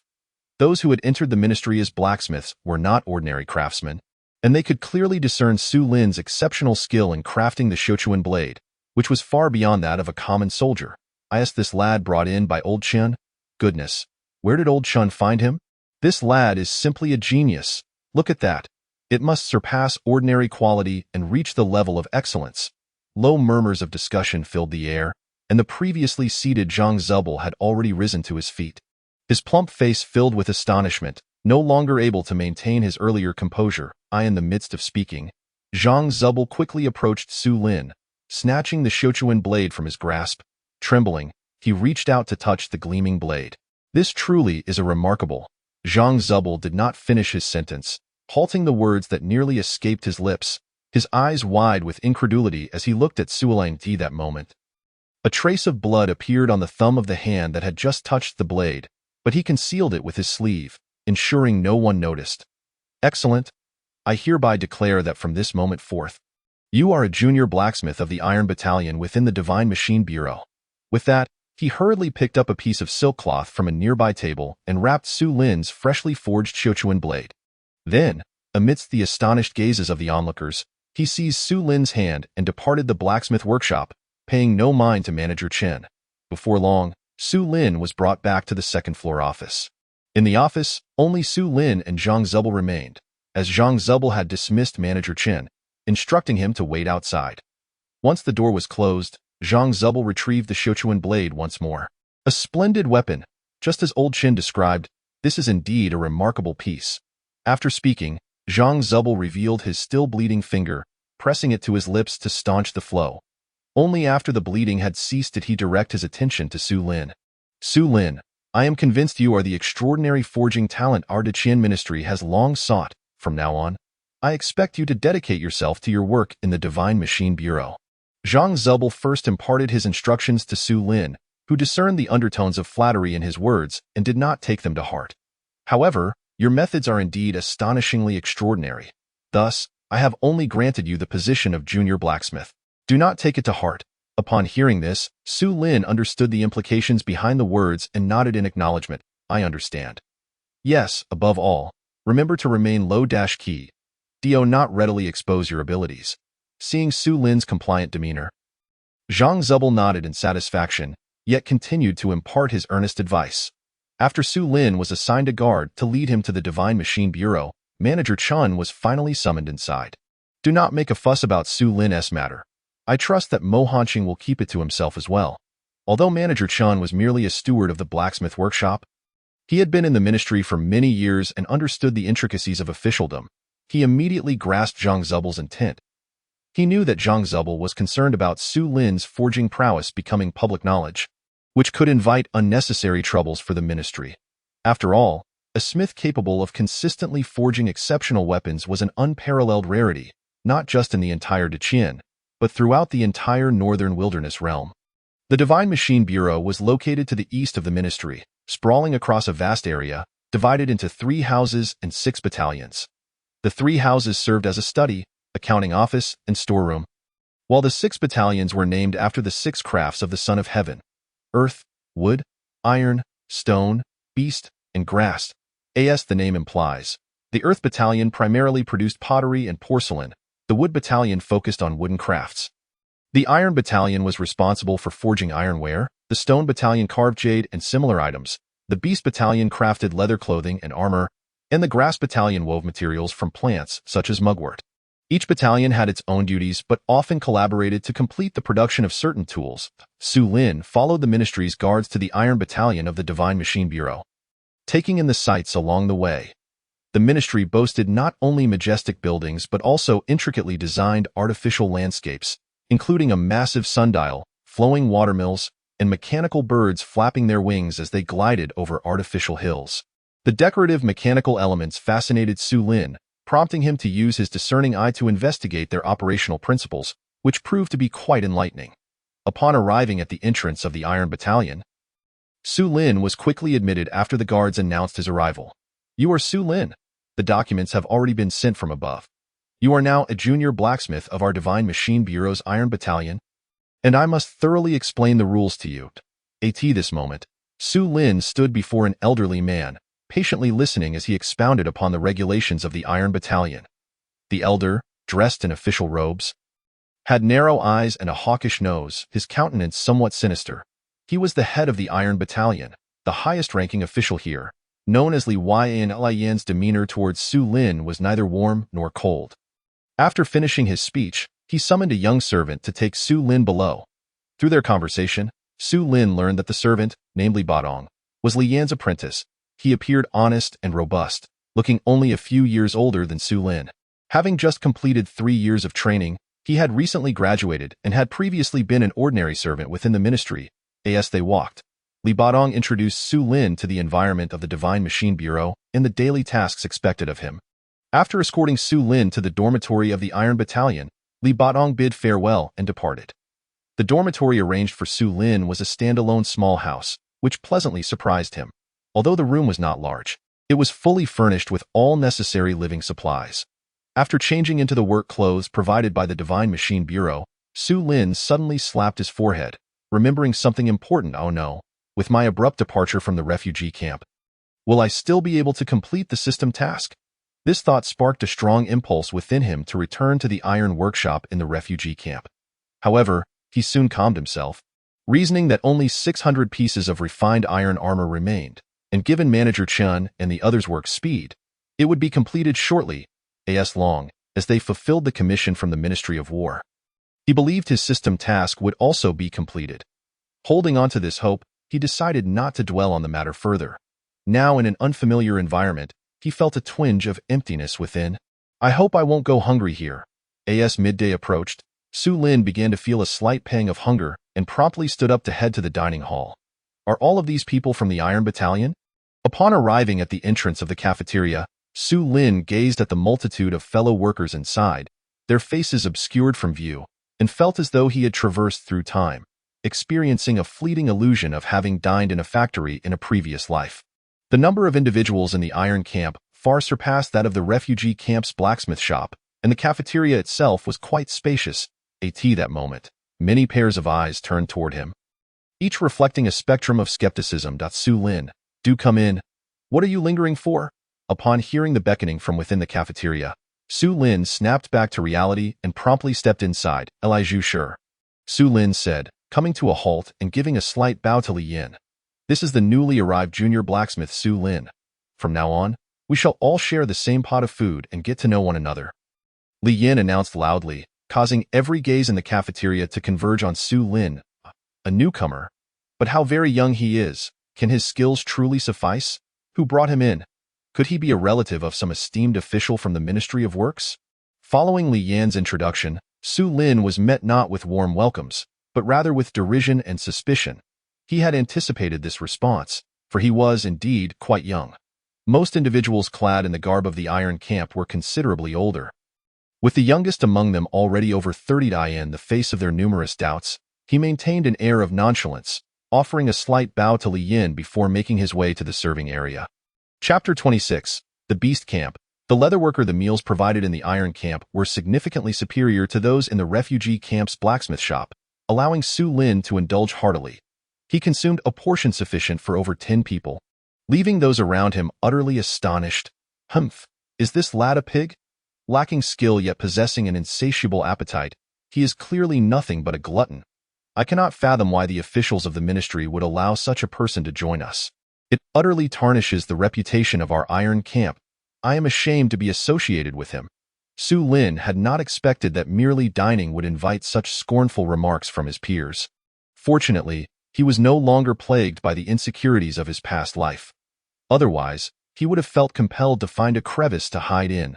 Let the foolish worry. I shall remain true to my heart. We have plenty of time ahead, Su Lin mused, maintaining a serene demeanor as he departed the cafeteria. This young man possesses quite the fortitude in contrast to the derision from the other craftsmen. Li Yin, the overseer of the iron camp, did not underestimate Su Lin. Rather, he found himself quietly admiring the youth's composure. Exiting the iron camp, Su Lin began to meander through the Divine Mechanism Office. Unlike other bureaucratic institutions, the Divine Mechanism Office did not impose strict regulations that forbade idle individuals from roaming freely. On the contrary, as long as one was a craftsman of the Divine Mechanism Office, They could come and go as they pleased. Craftsmen from the iron camp, like Su Lin, were also permitted to explore and learn from other camps, provided it was during their free time. As it was his first day in the iron camp. He was granted a day of respite. As Su Lin wandered, he soon found himself standing before the grand entrance of a camp marked by a large character denoting beast. The beast camp was said to be the realm of leatherworkers, and he was curious how it differed from the typical leather shop. Gazing at the sign of the beast camp, Su Lin recalled the memories of the original owner regarding leather shops. Such establishments were not uncommon, as they were closely tied to the lives of the common folk. There were 2 in Sanha town alone. Su Lin had accompanied Lin the blacksmith to leather shops on several occasions and had formed some impression of the trade. Shaking off his thoughts, Su Lin stepped into the beast camp. The guards at the entrance, upon seeing him clad in the iron camp's attire, did not hinder his entry, though their faces reflected a measure of astonishment. Since when did the iron camp boast such a youthful craftsman? Aren't they all elderly men? Noticing the guards' confusion, Su Lin paid it no mind and proceeded into the beast camp, where he bypassed the administrative offices and directly arrived at the workspace of the leatherworkers. The leatherworking area of the beast camp was a grand and towering edifice, filled with an aroma that mingled the scents of animal hides and various chemicals, which was rather unpleasant. Su Lin did not display any signs of discomfort as he confidently walked inside. At that moment, the leatherworking area was devoid of many workers, as it was midday and most had just finished their lunches, likely off taking a nap. The expansive workshop housed dozens of workstations, cluttered with an assortment of hides and various bottles. At one of the tables near the entrance stood an elderly man, deeply engrossed in his work, oblivious to the arrival of a stranger. Su Lin, adhering to etiquette, remained silent, observing as the elder meticulously poured an unknown liquid onto a piece of hide. He quietly approached, captivated by the elder's focused demeanor. After a while, the elder lifted the bottle, corked it, and set it aside. Then, with a brush in hand, he carefully applied the liquid onto the hide, blowing gently to ensure an even coating. Finally, he lifted the hide and swiftly hung it on a drying rack. Once he completed these tasks, the elder exhaled a sigh of relief. "Who are you?" The elder, having relaxed, suddenly noticed Su Lin standing nearby and turned to regard the unfamiliar youth with a mixture of curiosity and caution. "I am Su Lin, a newcomer from the iron camp. I came to observe and learn," Su Lin replied, his tone respectful. He recognized the elder as a master craftsman, deserving of his deference. "Oh, you hail from the iron camp? Since when did they recruit such a young apprentice?" The elder's tone was devoid of the disdain that Su Lin had encountered from others, tinged instead with mild curiosity. Through their conversation, Su Lin learned that the elder's name was Sudahu, and they shared a familial connection, which fostered a sense of camaraderie between them. Suda, who was a master leatherworker of the beast camp, held in high regard, and supervised several apprentices, all of whom were junior leatherworkers. "You wish to learn the craft of leatherworking? That is commendable. It is beneficial to acquire various skills while one is still young." Su Lin articulated his aspirations, and upon hearing his intentions, Suda, who did not express surprise. After all, within the Divine Mechanism office, it was customary for individuals to learn different trades. Many would only master 2 skills at most, for the essence of craftsmanship lay in specialization rather than mere quantity. Suda, who understood this principle, and thus, he regarded Su Lin with a mixture of hesitation and contemplation, saying, "While it is a noble pursuit, as a blacksmith, you must also dedicate yourself to honing your own craft." Su Lin comprehended the elder's good intentions, smiling and nodding in acknowledgement, presenting himself as eager to learn. However, he had no intention of relinquishing his ambitions based on a few words. His blacksmithing skills were on par with those of seasoned craftsmen, and he was more than capable of mastering additional trades. "I have much to learn, and I humbly request Master Su to guide me," Su Lin said, bowing respectfully, his demeanor earnest. Suda, who was taken aback by the youth's decisiveness, having not anticipated that their conversation would lead to such a request so swiftly. "How proficient are you in blacksmithing?" Suda, who inquired after scrutinizing Su Lin for a moment. "I have already completed my apprenticeship, and my skills surpass those of some of the older masters," Su Lin replied modestly. Yet, to Suda, whose ears, this sounded quite boastful. Surpassing some masters. This young man is hardly modest. How skilled could he possibly be at such a tender age? The perception of craftsmen had long been ingrained in society. Most believed that the older a craftsman was, the more refined their skills. Few would believe that a youth could possess the expertise of seasoned masters. Suda, who, being a craftsman himself, was well aware of this notion and held it firmly in his mind, silently voicing his skepticism. Since you are so determined, I shall grant you permission to observe and learn here, but I cannot formally accept you as a disciple, nor even as a registered apprentice. You may come during your free time to learn at your own pace. Thank you, Master Su, for your kindness, Su Lin replied, feeling quite satisfied with this outcome. Although he had not succeeded in becoming an official apprentice, the opportunity to glean knowledge of leatherworking was sufficient. His desire to learn this craft stemmed not from mere curiosity, but rather from his ambition to become a master artifact craftsman rather than just a blacksmith. The foundational teachings of artifact crafting dictated that one must acquire skills in various types of craftsmanship, not limited solely to metallurgy. Beyond the 6 primary crafts, one must also delve into formations, talismans, and even alchemy. In essence, the path of an artifact craftsman was far from simple, requiring an extensive repertoire of skills that would astound the average individual. Su Lin's primary objective in visiting the beast camp was to learn about the crafting of the Chinkuan bag. Indeed, it was the essential spatial storage bag favored by cultivators on their journeys. The foundational teachings included the methods for crafting such bags. In his haste to leave the refugee camp's blacksmith shop, he had nearly 30,000 when left behind. Had he possessed a Chinkuan bag then, he would not have felt such anxiety. I wonder if Manager Chun can send over the belongings I left behind. Su Lin pondered, realizing that hope was slim. As evening fell, within the study of the Divine Mechanism office, Su Lin stood before a row of bookshelves, having perused the texts for over an hour. After observing Master Su's leatherworking process for a considerable time, he had been directed to the study. The study of the Divine Mechanism office was a 3-story library housing a vast collection of volumes, primarily focused on various crafts and techniques, along with works on water management, geography, and architecture. An extensive array of subjects. Even martial arts techniques exist, yet they are concealed within the 3rd level of the library, accessible only upon completing tasks assigned by the Ministry of Works to accumulate merit before one can ascend to read. Presently, he possesses the remarkable ability to read 10 lines at a glance, enabling him to peruse books at an astonishing speed, nearly flipping through them casually before returning them to their rightful places, swiftly memorizing their contents. However, this gift is not without its drawbacks, as excessive reading has induced excruciating headaches. Consequently, he refrains from reading as rapidly as before. Although he has committed the content to memory, Su Lin still holds a book on leatherworking, contemplating while he peruses. After all, memorization is one thing. Achieving complete comprehension is another. There exists an inherent process of reflection between the two. During this time, he has also explored numerous historical, geographical, and miscellaneous texts, gaining a deeper understanding of the Great Qin dynasty and this world. The primary material needed for the Chinkuan bag is of exceptionally high-quality beast skin. The pelts of common beasts simply will not suffice, and one must also inscribe runes. Where could one possibly learn the art of talismans? In his quest, Su Lin naturally harbors a specific purpose: to find records regarding talismans. However, despite perusing countless anecdotal accounts, he has yet to uncover anything pertinent. Nevertheless, he has not returned empty-handed. From various texts, he has gleaned vague traces of the existence of cultivators. Of course, the content remains nebulous, and most would dismiss it as mere legends of unsolved enigmas, yet he harbors a strong intuition that these accounts are far from baseless. This has instilled within him a glimmer of hope. Since signs of cultivators have appeared within the Great Qin dynasty, it is only a matter of time before he encounters them himself. Chapter 27. Schemes and Conflicts. Upon leaving the study, Su Lin made his way directly to the mess hall. The evening meal at the Iron Camp mess hall is even more sumptuous than that of lunch.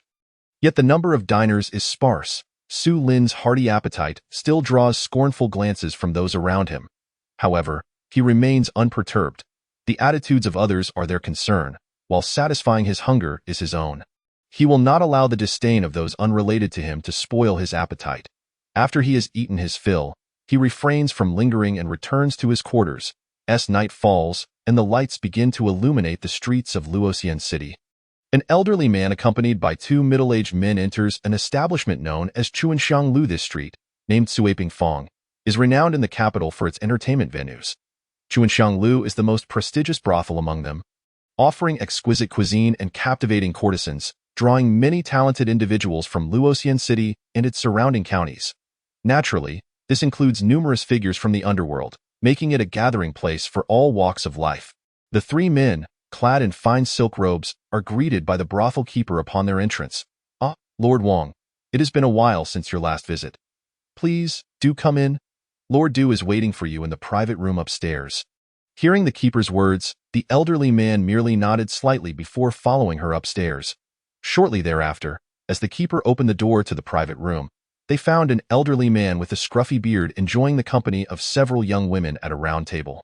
Had Su Lin been present, he would have immediately recognized this bearded elder as Du Hansheng, whom he had encountered earlier in the refugee camp. Observing the three men ushered into the room, the elderly man, bearing a square face and a robust build, emanated an air of authority. The other two middle-aged men, one dark-skinned with slanted eyes and thin lips, and the other resembling the elder, are none other than Wang Fong, a senior blacksmith of the Iron Camp, and his nephew, Wang Long. Upon entering the room, their expressions shifted to one of feigned joviality. Each naturally embraced a beautiful courtesan and took a seat beside Du Hansheng, who was already indulging in revelry.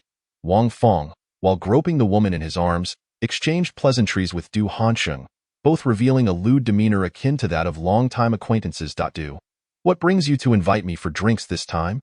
Wang Fong inquired, his hands still roaming. "Ha ha, Brother Wang, I seek your assistance with a matter," Du Hansheng replied, a smile fading into a more serious expression. "Oh, speak plainly, given our relationship. There's no need for such extravagance." Wang Fong chuckled, his hand becoming more audacious in its exploration. Du Hansheng, concealing his disdain, thought, "Do you truly believe I would indulge you without a reward?" Yet, he maintained a facade of flattery, as long as Brother Wang enjoys himself. As drinks and dishes flowed, Du Hansheng eventually dismissed the courtesans from the table. Noticing that serious matters were about to be discussed, the trio's demeanor turned grave. The situation is as follows. After Du Hansheng's narration, a glimmer of skepticism appeared in Wang Fong's eyes. "What? You've gone to such lengths simply to deal with that newcomer? What has he done to offend you?" Taking note that Du Hansheng sought his help to confront the youth named Su Lin, Wang Fong did not regard it as significant, thinking it would be a mere trifle to expel the boy from the Bureau of Divine Mechanisms, or even to incapacitate him. Du Hansheng, however, shook his head solemnly. "He has not offended me, but rather General Modality." This revelation, Wang Fong's expression shifted dramatically. The reactions of Xue Bao and Wang Long, while less dramatic, were equally astonished. "You mean the MO who commands the Xuanjia army?" Wang Fong began, only to be interrupted by Du Hansheng's wave of his hand. "Brother Wang, do not mistake my intentions. Who is General Mo? If we could align ourselves with such a powerful figure, how could the Wang family not thrive?" Hearing this, Wang Fong turned his gaze toward his nephew Wang Long, the words resonating deeply within him. "In the great Qin dynasty, the status of artisans is quite elevated. With high-ranking blacksmiths holding official ranks, a senior blacksmith is of the 7th rank, enjoying a salary from the court, with potential for promotion. However, given his advanced age, such prospects are dim. Thus, he is wholly devoted to nurturing Wang Long, hoping he will uphold the family name. Should they attach themselves to Mo Hansheng, it would equate to securing a position within the Duke of Dingjuan's estate. Even if Wang Long's skills were to falter in the future, he would not need to worry about his prospects. Rest assured, Brother Wang, once this is accomplished, I will ensure a generous reward," Du Hansheng continued, producing 2 silver notes from his sleeve and presenting them to Wang Fong. 200 taels? I cannot accept this.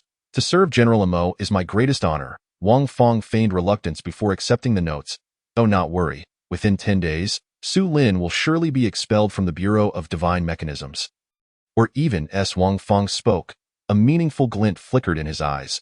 Seeing the benefits taken, Du Hansheng felt a surge of satisfaction, a cold smile gracing his lips as he thought, "Heh, young man, were you not quite arrogant before? Let us see how you regret this." Unbeknownst to Su Lin, on his very first night at the Bureau of Divine Mechanisms, he had already become ensnared in their schemes. After a night had passed, he left early, having breakfast before heading to the blacksmith workshop in the Iron Camp, a murderous intent. As Su Lang stepped through the door, a broom suddenly flew toward him, causing his eyes to narrow as he sensed a hint of danger. The broom was clearly infused with hidden strength, propelled with remarkable speed and force. Had an ordinary person been struck, they would surely suffer considerable injury. Fortunately, he was not an ordinary individual. His martial arts cultivation had long since merged with his celestial path, and this broom was no concealed weapon. With a gentle lift of his hand, he caught it effortlessly.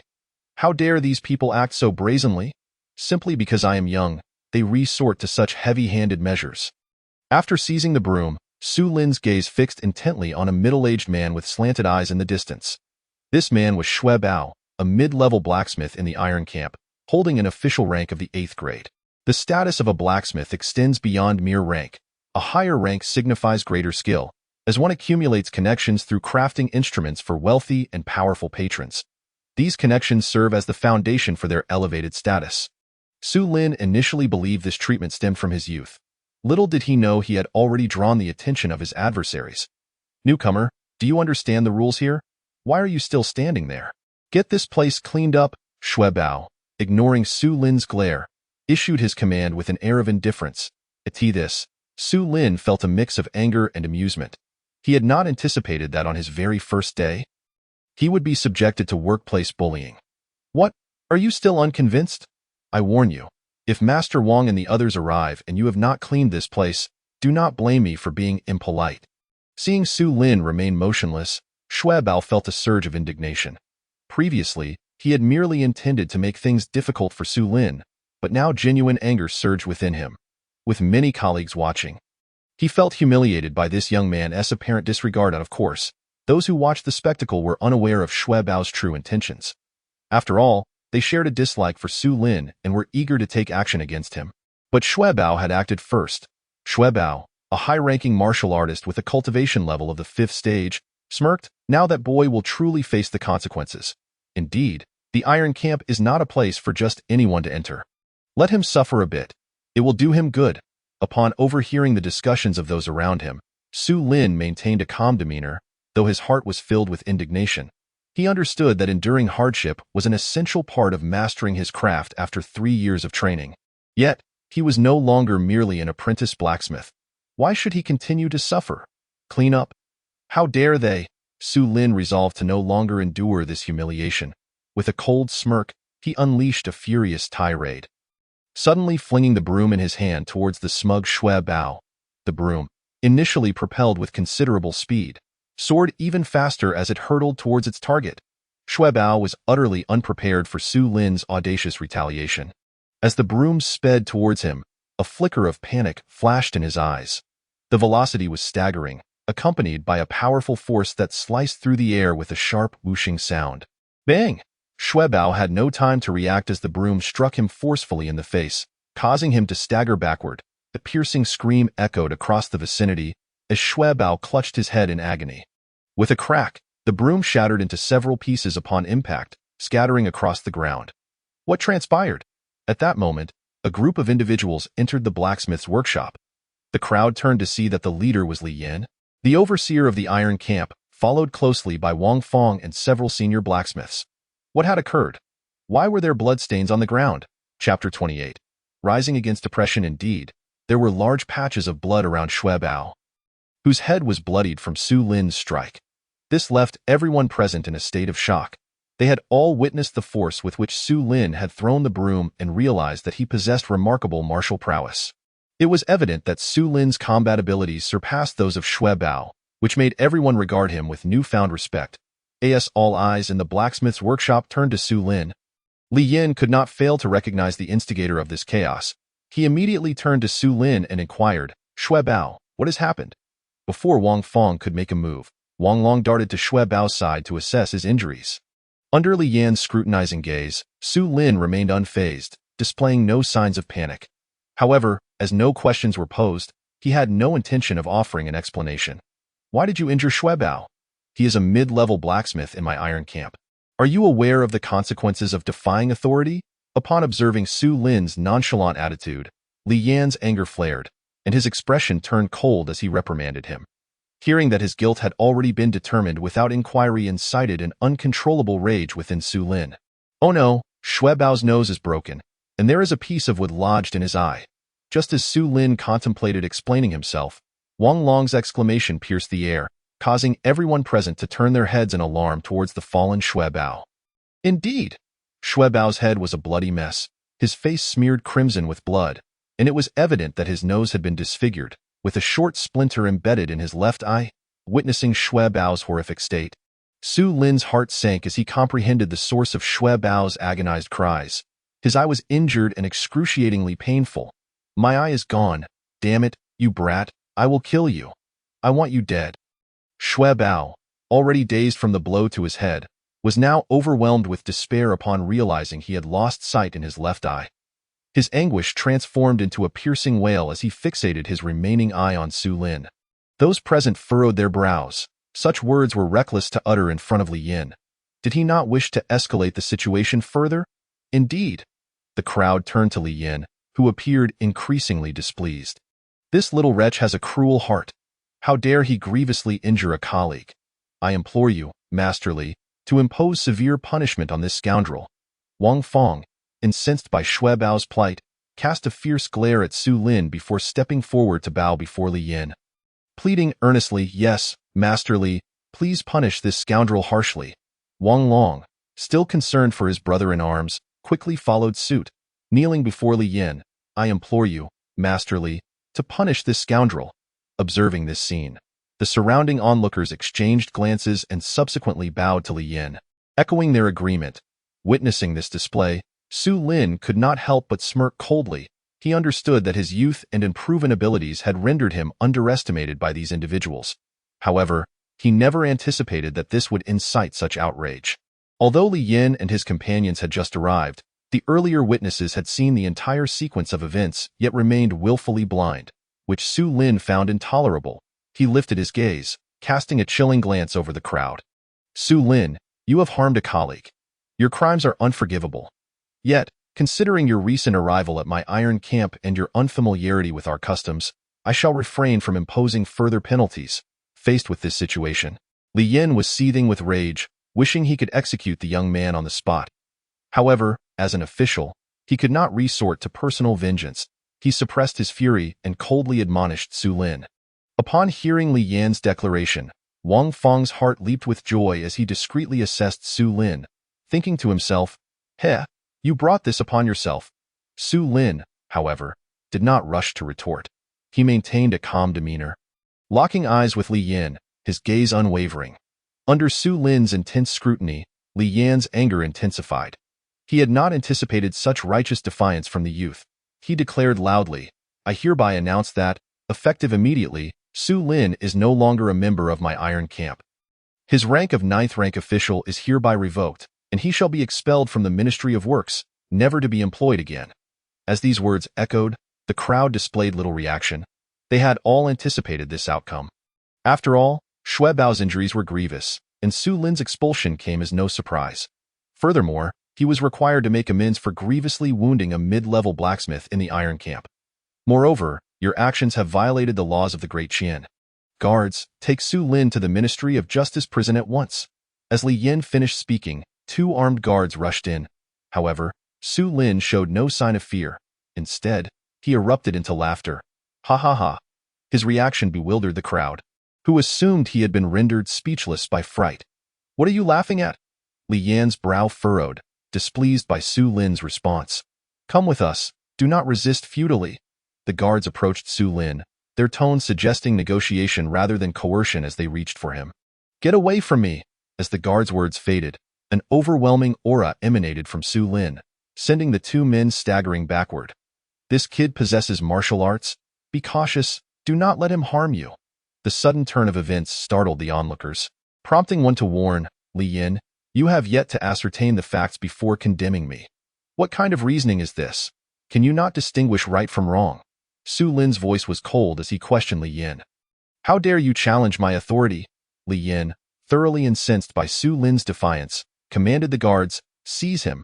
Upon receiving the order, the guards unsheathed their swords and charged at Su Lin. Meanwhile, Li Yin and the others quickly retreated, clearing the area for the confrontation.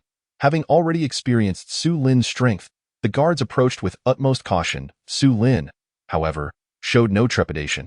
As the blades descended, he did not flinch but instead charged forward to meet them. Bang, bang, ah! the battle erupted swiftly, as Su Lin's movements were so rapid that onlookers could hardly comprehend the events unfolding before them. In an instant, both guards were sent flying, writhing on the ground in agony. How bold! You have grievously injured the guards of the Divine Mechanism Bureau. Today, no one can save you. I shall ensure your execution on the spot. Just as Su Lin regained his footing, Li Yin launched a surprise attack. Sensing the martial energy emanating from Li Yin, Su Lin's eyes narrowed in focus. A congenital warrior. Li Yin was indeed a congenital warrior, and his strength rivaled Su Lin's, putting him on high alert.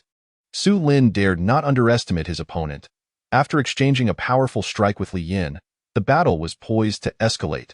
Su Lin unleashed the killing formation fist with all his might, the air crackling with explosive sounds.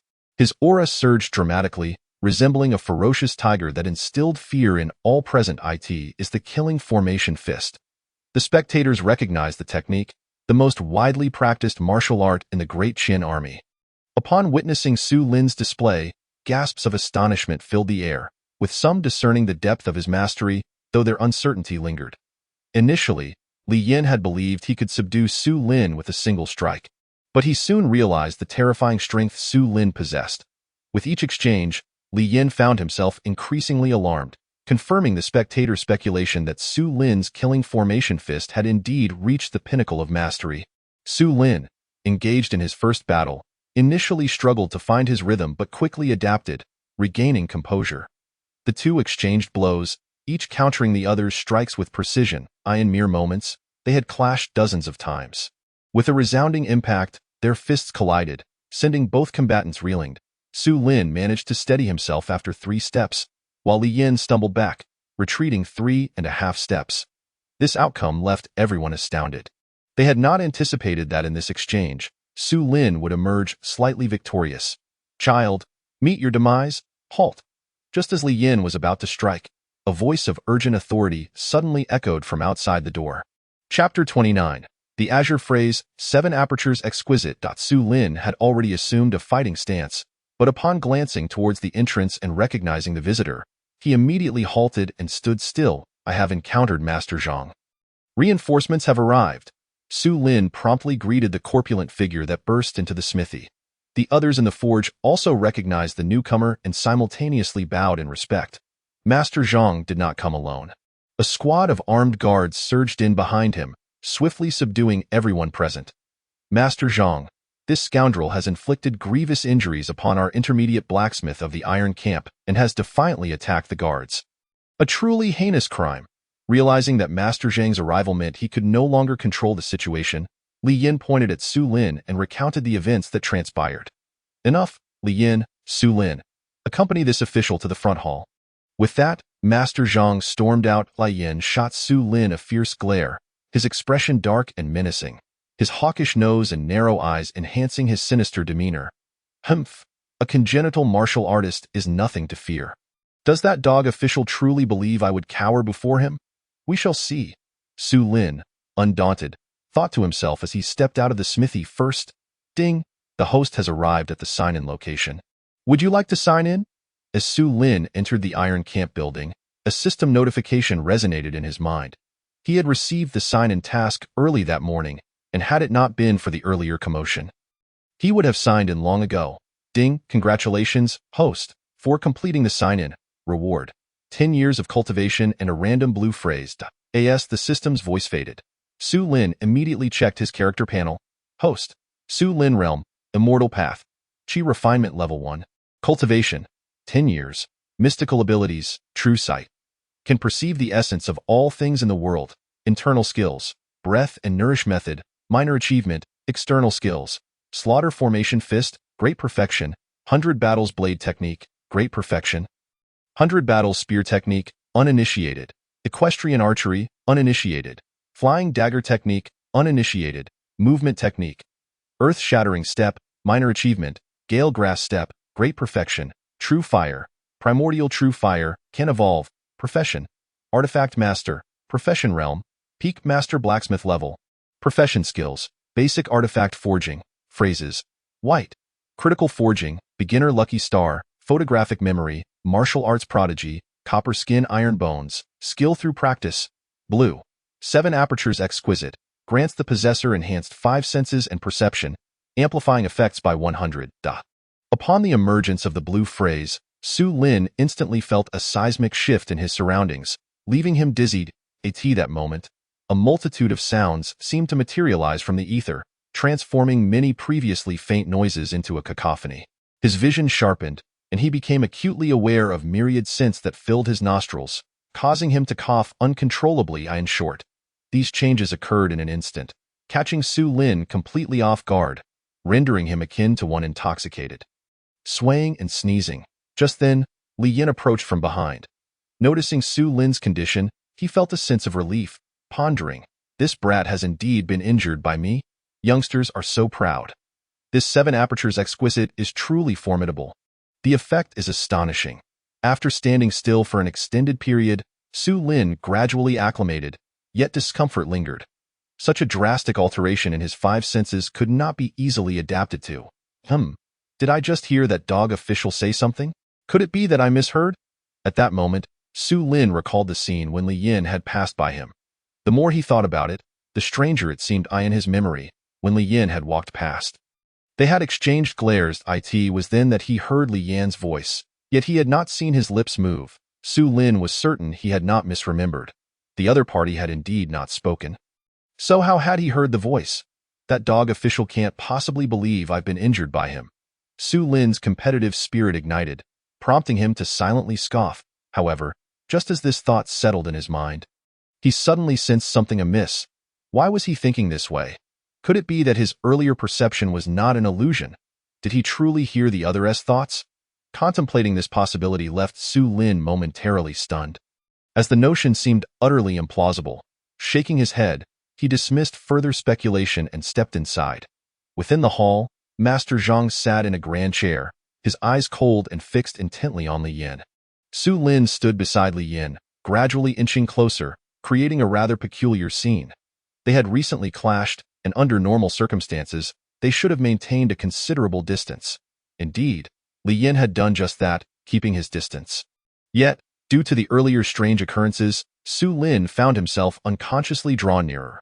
As Li Yin continued to explain the prior events to Master Zhang, he suddenly sensed Su Lin's proximity and halted his narrative. Turning to glare coldly at Su Lin, "What do you think you're doing so close? Are you contemplating an ambush on this official?" Li Yan's demeanor was far from cordial as he coldly interrogated Su Lin. Hearing this, Master Zhang also cast a curious glance at Su Lin, who, however, showed no intention of stepping back, remaining steadfast beside Li Yin. With a dismissive wave, Su Lin replied, "Please do not take offense, Mr. Li, I meant no harm. Merely found myself a bit closer." Despite his words, Su Lin showed no inclination to move, standing there like a statue. He wished to verify whether his earlier experience had indeed been an illusion, or if he could genuinely hear others' thoughts. Not wanting to distance himself too much, he maintained a careful proximity. Li Yin, unbothered by Su Lin's presence, resumed his account to Master Zhang. Could it be that what he experienced earlier had truly been mere delusion? It was not until Li Yin finished speaking that Su Lin ceased to hear any peculiar sounds, leaving him somewhat skeptical. "Do you have anything further to say?" At that moment, Master Zhang turned his attention to Su Lin, his demeanor markedly gentler compared to his treatment of Li Yin. Roused from his reverie by the question, Su Lin quickly masked his astonishment, responding with feigned grievance, "I implore Master Zhang to take charge." This morning, upon my arrival at the smithy, Su Lin recounted the morning's events, presenting a narrative that starkly contrasted with Li Yan's. He portrayed himself as utterly wronged, much to Li Yan's chagrin as he fumed and glared, attempting to interject, only to be silenced by a glare from Master Zhang. "Master Zhang, pray tell, what fault lies in my actions? It appears I have no place in the Divine Mechanism Bureau." Upon uttering this, Master Zhang rose, directing a loud reprimand at Li Yin. "Li Yin, is this what you call an unforgivable crime by Su Lin? Is this how you manage the Iron Camp? Master Zhang, please calm your wrath. I acknowledge my mistake."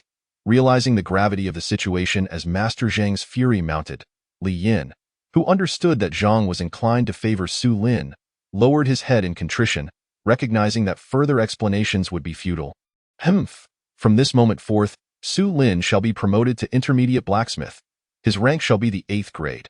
No less than that, leopard, Master Zhang. This cannot be. Su Lin has just arrived at the Iron Camp. With no accomplishments to his name, how can he be promoted so casually? Does he possess the requisite ability? Li Yin immediately voiced his opposition. How do you know he lacks the ability, Li Yin? You are well aware that Su Lin was brought in by me. As for my character, you should understand it better than anyone. With that single statement, Li Yin fell silent, realizing that Master Zhang was serious. And he found himself giving Su Lin a deep, scrutinizing glance. Could it be that this brat truly possesses some talent? It seems a skills assessment is in order. Standing nearby, Su Lin had originally been enjoying the unfolding drama. But upon hearing Li Yan's thoughts anew, he felt a surge of exhilaration. So it was true. He could indeed hear thoughts. The man had not spoken aloud. After calming himself, Su Lin allowed a smirk to play at the corners of his mouth. Thinking, they wish to assess my abilities? I shall not comply with their expectations. Today, having suffered such injustice, I shall refrain from showcasing my skills. Let everyone believe I secured my position through Master Zhang's favor. Though Master Zhang had aided him, Su Lin still felt a twinge of discontent and resolved to cause a bit of trouble for the other party. Chapter 30. The upgrade of true sight. What precisely is the nature of this thought perception? Under what circumstances can one truly hear the thoughts of others? Su Lin pondered this question deeply, now aware that he could indeed hear the thoughts of others, realizing that this ability stemmed from the blue phrase. 7 apertures exquisite. However, he found the ability somewhat underwhelming, as he had previously been unable to hear thoughts despite his efforts. Not wishing to delve further into contemplation, he noted that Li Yin had been dispatched by Master Zhang, leaving only the two of them. Thank you, Master Zhang, for your timely arrival. Otherwise, I might have lost my life today. Su Lin expressed his gratitude, though Master Zhang discerned an underlying implication in his words. Rest assured, I have already warned Li Yin. He will not trouble you again. You may remain at the Divine Mechanism Bureau in peace. With me here, no one can harm you. By the way, Old Shan has completed the commission from the Ministry of War, and your items have been delivered to the Ministry of Works. I will have someone bring them to you shortly. Upon hearing this, Su Lin felt invigorated. He had no need for someone else to deliver the items. He promptly thanked Master Zhang and dashed towards the Ministry of Works office building. Wait for me. I shall accompany you back. In the present day, the Iron Camp is in a state of chaos. Prompting Su Lin to refrain from hurrying back, instead accompanying Zhang Zhubu to the Ministry of Works office building. Within Zhang's official residence, Su Lin was taken aback to discover a large package, which he hadn't anticipated. He recalled that the belongings he had left in the refugee camp's blacksmith shop were not of such quantity. It was only upon unwrapping the package that he realized it was filled with money. To his surprise, even his old clothing had been sent along. A glance revealed over 60,000 copper coins. These coins were cumbersome to carry, and Zhang Zhubu suggested exchanging them for silver notes at the accounting office. After bidding farewell to Zhang, Su Lin made his way to the accounting office, where he exchanged the copper coins for 60 taels of silver notes before returning to his dormitory. After placing his belongings in order, he promptly returned to the Iron Camp workshop. At that moment, the blacksmith shop was eerily quiet, with no conversation to be heard apart from the sounds of labor. As soon as he stepped inside, all eyes turned toward him. It was rumored that Xue Bao had completely lost sight in his left eye, and this fellow truly had a vicious streak. Su Lin had neither provoked nor offended him. Yet he chose to trouble others. Now, the situation was dire. One must be wary of this lad in the future. Otherwise, a single punch from him could leave one bedridden for months. As Su Lin passed several blacksmiths, he overheard their thoughts, which were predominantly about him. Was it possible that he could hear someone's thoughts as long as they pertained to him? Su Lin, possessing keen intellect, instantly grasped this possibility, filling him with exhilaration. Henceforth, should anyone harbor ill intentions toward him, he would be privy to their thoughts. This was nothing short of a miraculous skill. Having just arrived, Su Lin was still unfamiliar with the daily arrangements and thus summoned a janitor to inquire about the particulars. The janitor, having witnessed Su Lin's impressive display of prowess earlier, treated him with great respect and willingly shared all he knew. After clarifying the situation, Su Lin proceeded to an unoccupied forge. As for the forging tools, they were available on the wall nearby. He could take what he needed, but must return them after use. These tools were provided by the Iron Camp for the craftsman's free use. and there was no need for compensation if they were damaged. Additionally, some seasoned masters possessed their own set of blacksmithing tools, which were advantageous due to their familiarity and compatibility with personal forging habits. Su Lin had never owned a set of blacksmithing tools. Yet with his current skill level, he was not particular about the instruments he used at Su Lin. Here is your task for today. Gauge your time wisely to complete it. As he settled onto a nearby chair.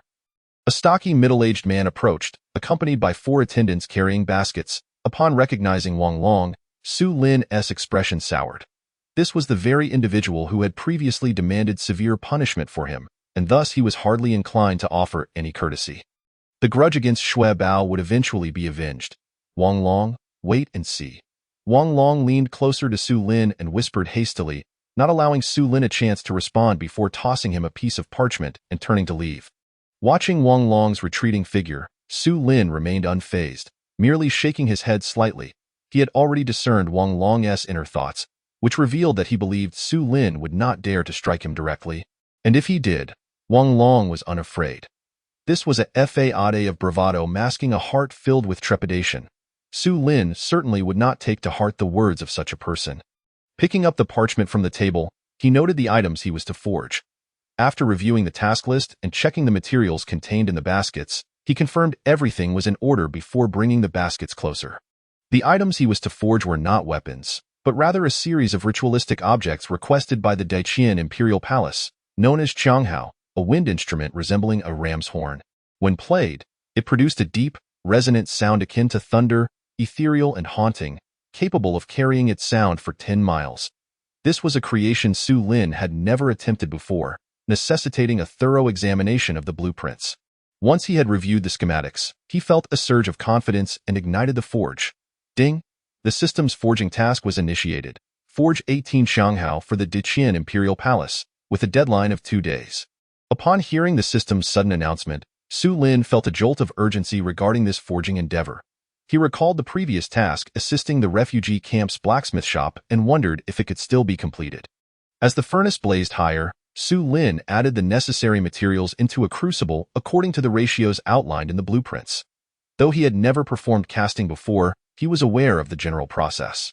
Once the materials in the crucible melted into molten iron, Su Lin retrieved the mold for the Qianghao from one of the baskets, shaping it with clay on the workbench, and then carefully poured the molten iron into the mold. Meanwhile, in the innermost forging chamber of the blacksmith shop, Wang Fong and Wang Long wore expressions of smug satisfaction. This independent forging chamber was designated for advanced blacksmiths, and this particular chamber belonged solely to Wang Fong. Fully equipped with every necessary forging tool, along with a dedicated desk and rest area, that Su Lin had managed to align himself with Lord Zhang was indeed fortunate. This time, even Lord Zhang cannot protect him. If the palace's request is botched, it will cost him his head. The conversation between the uncle and nephew was laden with implications, clearly directed at the very items Su Lin was currently forging. At this moment, Su Lin remained oblivious to the fact that he had erred from the outset. After all the materials had been provided by others, and this was his first time reviewing the blueprints. How could he suspect that they had been tampered with? A crisis was quietly encroaching upon him. As noon approached, Su Lin paused his work and headed toward the cafeteria for lunch when, unexpectedly, the system's notification rang in his mind. Ding! Within the deadline, the host successfully completed the task of assisting the refugee camp's blacksmith shop in forging the 100 refinement sword and the fine iron armor. Ding! Congratulations to the host for gaining 150 years of cultivation. Ding! Congratulations to the host for acquiring basic talismans technique. Ding! Congratulations to the host for receiving 1 point of divine ability. As the system notifications continued to chime, Su Lin's expression brightened with joy, prompting him to summon his character panel. Host: Su Lin. Realm: Immortal Path. Cheat Refining First Level. Cultivation: 160 years. Divine Ability Points: 1 point. Divine Ability: True Sight Eye. Capable of recognizing the essence of all things in the world. Internal Skill: Breathing Technique. Minor Achievement. External Skill: Killing Array Fist Technique. Grand Completion. 100 Battle Sword Technique. Grand Completion. 100 Battle Spear Technique. Uninitiated. Movement Technique: Earth-Shattering Step. Minor Achievement. Gale Grass Step. Grand Completion. True Fire. Primordial True Fire. Capable of Evolution. Occupation: Refiner. Occupation Realm: Master Blacksmith Pinnacle, Occupation Skills, Basic Refining Technique, Basic Talismans Technique. Attributes: White, Critical Forging. Beginner's Lucky Star, Photographic Memory, Martial Arts Prodigy Blue. Keen Sensory Perception, enhances the 5 senses and cognitive abilities by 100, gazing at the additional divine ability points and the divine ability section below. Su Lin realized that this was an opportunity to upgrade his true sight eye. Time to allocate points. With a silent thought, Su Lin felt a warm surge in his eyes, but he was prepared this time, channeling his energy to mitigate the searing sensation. Once the discomfort subsided, he noticed a new line of text had appeared below the True Sight Eye on his character panel. True Sight Eye, capable of recognizing the essence of all things in the world, perceiving the traces of all things past. Upon reading this, Su Lin was puzzled by the phrase perceiving the traces of all things past. Did it mean he could witness the evolutionary process of all living things? As the system clarified, Su Lin began to understand, finding it quite profound yet not overly astonishing. Until, by chance, he glanced at a tree by the roadside. And in an instant, his vision underwent a remarkable transformation. The tree appeared to waver, its branches and leaves rapidly transforming until it reverted to a sapling before coming to a halt. The entire process was a reverse projection of the tree's growth. After blinking, the sapling returned to its original form as a grand tree. What a wondrous transformation! At that moment, Su Lin displayed genuine astonishment, his expression one of disbelief. Chapter 31. Being schemed against regarding the newfound capabilities of his true sight eye. Su Lin did not delve too deeply into this moment. He found himself in possession of a book titled Basic Talismans Technique, which had appeared in his memory. He had been troubled about how to study the path of talismans. Yet, unexpectedly, the system rewarded him with relevant literature. This led him to reflect, why seek wisdom externally when one possesses a pearl of enlightenment within? With the system at his disposal, worrying over such matters was utterly unnecessary. Moreover, he comprehended the advantages of completing the system's forging tasks. Indeed, the rewards far surpassed those of regular sign-in tasks. After mentally reviewing the Basic Talismans Technique, he found its contents enlightening. Intriguingly, the system's awarded book required no contemplation on his part to fully grasp. As if the knowledge had always belonged to him, he felt as if, with the appropriate tools for crafting talismans, he could immediately begin the process. Setting aside the matter of talismans, Su Lin utilized 20 years of cultivation to elevate the earth-shattering step to grand completion. He then used another 20 years of cultivation to enhance the breathing technique. However, this enhancement only allowed his immortal path realm to advance to the second level of qi refining, while the breathing technique remained at minor achievement and did not reach grand completion. As his realm advanced, he noticed a viscous filth being expelled from his pores, emitting a foul odor. With his heightened senses, he was nearly overwhelmed by the stench. This left him no choice but to abandon his path to the cafeteria and rush back to his quarters. After a considerable amount of time, he managed to cleanse himself of the grime, leaving no trace of the foul odor. Changing into a fresh set of clothes finally afforded him some comfort. Perhaps I should try the purification technique. As Su Lin gazed at the foul-smelling, tattered garments that appeared to be smeared with excrement, a sense of reluctance washed over him, prompting thoughts of the several minor spells documented in the breathing and meditation techniques. Silently reciting the incantation for the cleansing spell, he pointed at the old clothing, and in an instant, the garments lifted off the ground before swiftly descending. Su Lin, quick-witted, seized the clothing just before it hit the floor. Upon closer inspection, the once malodorous garments were now as pristine as new, devoid of any trace of dirt and completely free of unpleasant odors. This spell is remarkable. Why had I not thought to use it before? Witnessing the impressive efficacy of the cleansing spell, Su Lin felt a sudden urge to cleanse himself and promptly cast the incantation upon himself. As the spell took effect, his damp hair instantly transformed into a dry state, and he felt an overwhelming sense of relief, akin to the bliss of a thorough massage. Even his dark complexion appeared a shade lighter, leaving him radiant and rejuvenated. However, the pangs of hunger compelled him to make haste to the dining hall. Upon entering the dining hall, he found everyone from the Iron Camp already present. The moment he stepped through the door, his gaze locked with Li Yan's. Their eyes merely brushed past one another, each choosing to ignore the other. Su Lin filled his plate and settled at an empty table to eat. Midway through his meal, a figure approached his table. He looked up to find it was Wang Long. the person with whom he had exchanged tasks that morning. Observing Wang Long's square-faced demeanor, Su Lin felt a twinge of curiosity. Why does this fellow dare to provoke me again? Is he not afraid I might retaliate? Just as Su Lin pondered this, he suddenly heard a faint, ethereal voice. Wang Long's thoughts. The thoughts of others differ significantly from spoken words. Although he recognized Wang Long's distinctive tone, his mental voice resonated with an otherworldly quality. Enjoy your moment of pride, kid. Once today passes, no one will be able to protect you. Wang Long mused, yet on the surface, he maintained an air of utmost politeness, saying, Su Lin, your craftsmanship is truly impressive. You've completed half of the task in just a morning. The Iron Camp will certainly remember your contribution. At this rate, you might become a senior blacksmith in no time. Upon hearing Wang Long's words and recalling the mental voice he had just perceived, Su Lin's internal alarm bells rang, sensing something amiss. Noticing Su Lin's furrowed brow, Wang Long dared not linger and quickly turned to leave. After Wang Long departed, Su Lin cast a glance around the dining hall. Wang Fong had not yet left. He was engaged in conversation with Li Yin and several senior blacksmiths, all of whom were subtly observing Su Lin. Upon meeting Su Lin's gaze, their expressions turned cold and sinister. Su Lin recognized Wang Fong as the individual who had previously demanded severe punishment for him. Now, witnessing Wang Fong's resemblance to Wang Long, he understood that this man was undoubtedly plotting against him. Withdrawing his gaze, Su Lin hastily finished his meal, then rose and deliberately walked toward the table where Wang Fong and his companions sat. This gathering was formidable.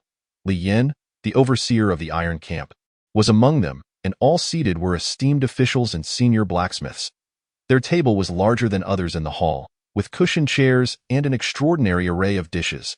As Su Lin approached, the previously amicable atmosphere shattered, and all conversation ceased. Li Yin furrowed his brow, for he most wished to avoid Su Lin, a person entangled in a conflict with him. What brings you here? Li Yin inquired. Su Lin's expression remained unchanged as he offered a slight bow before turning to exit the dining hall. The abruptness of his arrival and departure left everyone bewildered, pondering the state of his mind. The moment Su Lin stepped outside the dining hall, his countenance darkened. Just as he approached Wang Fong, he had sensed the man's thoughts. Now, he grasped the sinister plot at play and wondered why they sought to endanger him. Was it merely due to the incident with Xue Bao this morning? These people have grown accustomed to their lofty positions, truly believing they could ensnare me. Su Lin refrained from overthinking, attributing their hostility to his injury of Xue Bao. Feeling a surge of indignation, he had not taken Xue Bao's life, yet they sought his demise. This was utterly unreasonable. No, I must pause and reconsider. With this thought in mind, Su Lin did not return to the blacksmith's workshop immediately but headed straight for the study. He had never encountered the Qianghao before, and now that he was aware of the alterations made to the blueprints, he felt compelled to investigate as for why he would not expose this matter. He reasoned that those who dared to act in such a manner must have contingencies. Until he uncovered the truth, it was wise not to act hastily in the study. Su Lin perused numerous books on casting and soon discovered references to the Qianghao. Upon thorough examination, he immediately detected discrepancies. Closing the book, he exited the study. Upon entering the blacksmith's workshop, Su Lin picked up the Qianghao from the finished product table. He blew forcefully into it, producing a series of short, abrupt sounds, and his expression changed dramatically. The batch of Qianghao he had crafted indeed possessed defects. The sound was not the deep, thunderous quality described in the texts, resonating ethereally for miles. Instead, it was intermittent and weak, reminiscent of a series of flatulent noises. Should such Qianghao be sent to the imperial palace for ceremonial use, Su Lin could only envision the mortifying scene that would unfold.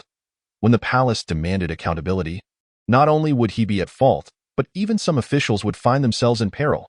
Su Lin was confident in his blowing technique, bolstered by the 7 apertures Linglong attribute, which had significantly enhanced his learning abilities. He followed the prescribed method from the book, and had anyone else attempted to blow it, they would have failed. This was truly malicious. Upon discovering such a grave issue, Su Lin's face flushed with indignation, and he seized the blueprints from the table, determined to confront Li Yin and report the matter. However, just as he was about to leave the workshop, he felt an unsettling sensation in his heart. Chapter 32. Those who can act should refrain from speaking. Now, with heightened senses, Su Lin had become particularly attuned to the inexplicable reactions of his mind, causing him to halt in his tracks. When he glanced at the blueprints in his hand, his expression of fury swiftly subsided. Activating his true vision, he discerned a critical detail. The material of the blueprints he held was black wood, while the one from that morning had been white silk wood. The two materials produced remarkably similar paper, easily overlooked by the average person. Su Lin quickly unfolded the blueprints, revealing the correct method for crafting the Qianghao. What a cunning scheme! These individuals are exceptionally shrewd. Had it not been for my keen perception, I might have fallen into their trap. Regaining his composure, Su Lin's mind raced as he grasped the key elements. Previously, after noting the erroneous blueprints, he had carelessly discarded them. Even during the Qianghao crafting process, he had not revisited the blueprints. This lapse had provided the opportunity for the substitution. While he was away for lunch, they had swapped the blueprints. If he had indeed taken the flawed blueprints to report the matter, the consequences would have been dire. Accusations of this nature were serious offenses throughout the Great Qin dynasty. Not even the chief clerk would be able to shield him. Truly, one must remain vigilant against deception. A moment's inattention could lead to irreparable consequences. Su Lin was suddenly gripped by a sense of dread. His face a mask of resentment, his teeth clenched in frustration. After a moment, he composed himself, returned to his forge, and carefully rolled up the blueprints, placing them back in their original position. As the midday break concluded, everyone gradually returned to the blacksmith's workshop. When Wang Feng and his nephew strolled past Su Lin, their faces bore cold smirks of success. Only after they had moved away did Su Lin pause his work and raise his head to observe their retreating figures. This matter would not simply conclude. If I cannot outmaneuver your schemes, I will not be outdone in strength. Just let me catch you alone. With these thoughts swirling in his mind, his gaze grew increasingly frigid. Thanks to his proficiency bolstered by experience, Su Lin's skill in crafting the Qianghao had become exceptionally refined. In less than an afternoon, he produced 9 Qianghao. The newly crafted Qianghao appeared identical to the 9 defective ones, indistinguishable to any onlooker. Thus, the task commissioned by the imperial palace was deemed complete. Just as Su Lin prepared to take a moment's respite, Wang Long hurriedly approached, accompanied by several errand boys, a smile plastered on his face. Ah, your skills are indeed remarkable. You've completed them so swiftly.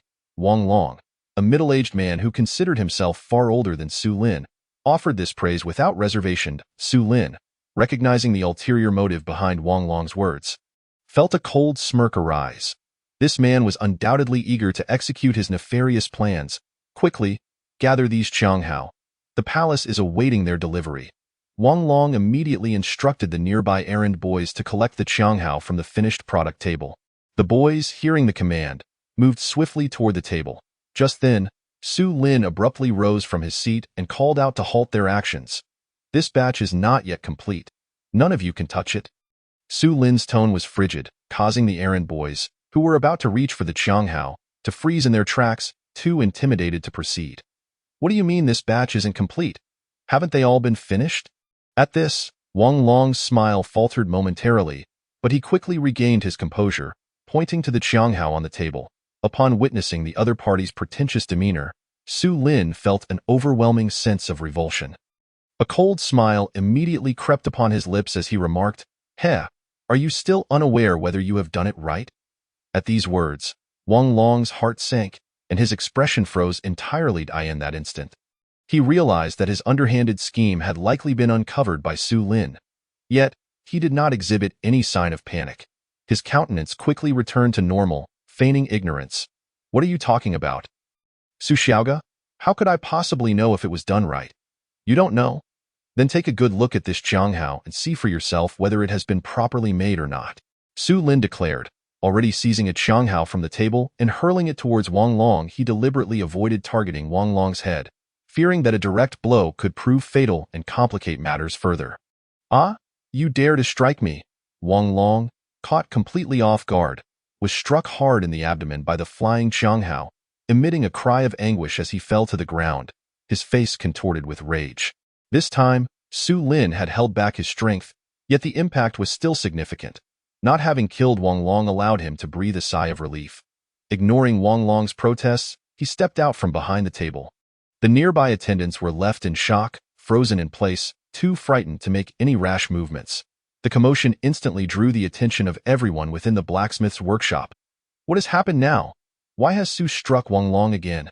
I have no idea. This fellow is far too brutal. He should not be in the iron camp, but rather in a military barracks. Indeed. We must be cautious when working alongside such a barbaric young man in the future. Su Lin overheard the whispered discussions but paid them no heed, instead approaching Wang Long, his gaze fixed intently upon him. Tell me, has this Qianghao been made properly or not? Su Lin's tone was icy as he repeated the question. His eyes glinting with a fierce intensity. At that moment, he exuded an aura akin to a tiger poised to pounce, instilling fear in Wang Long, who trembled and instinctively recoiled, unable to withstand the oppressive atmosphere. I got this. Wang Long stammered, crawling backward, unable to articulate his thoughts, succumbing to Su Lin's intimidating presence. Wang Long, what is the matter with you? Just then, the door to the inner forge swung open, and Wang Fong rushed out. Upon seeing Wang Long trembling on the ground, concern etched across his face. Uncle. Spotting his uncle, Wang Long immediately cast a pleading glance for help. You little scoundrel. You have the audacity to assault a colleague. Wang Fong glared at Wang Long for a moment, noting that he bore no injuries, before his expression shifted to one of anger directed at Su Lin. You old fool, clean up your language, or I shall deal with you too. Upon hearing such insolence, Su Lin did not immediately retaliate but coldly retorted, You'd best watch your words. The onlookers were taken aback, astonished that Su Lin would dare to insult a senior blacksmith. Wang Fong's expression momentarily stiffened at Su Lin's words but quickly transformed back into a mask of fury. What did you say? Su Lin, how dare you show disrespect to me? Do you know the consequences of defying authority? You are courting death. With that, a powerful martial aura erupted from Wang Fong, revealing him to be a practitioner of innate martial arts. Wang Fong's anger stemmed from his dual role as a senior blacksmith and a supervisor responsible for the daily tasks of numerous intermediate and junior blacksmiths. Su Lin had been assigned to his oversight. Otherwise, he would not have been engaged in a work exchange with Wang Long. However, compared to the strict hierarchies of government offices, the relationships within the Iron Camp were not as rigid. And typically, everyone was not bound by the supervisor's authority. Feeling the oppressive force emanating from Wang Fong, Su Lin remained unperturbed, sensing that Wang Fong was merely an innate martial artist of the first tier, while he himself had reached the second tier of Qi refinement, firmly holding the upper hand in terms of cultivation. Not to mention, possessing various perfected techniques, even if he were still at the first tier of Qi refinement. He would not fear a confrontation with Wang Fong. Don't just talk. If you are unconvinced, step up and have a go. Su Lin casually tossed this challenge into the air, not revealing any hint of intimidation.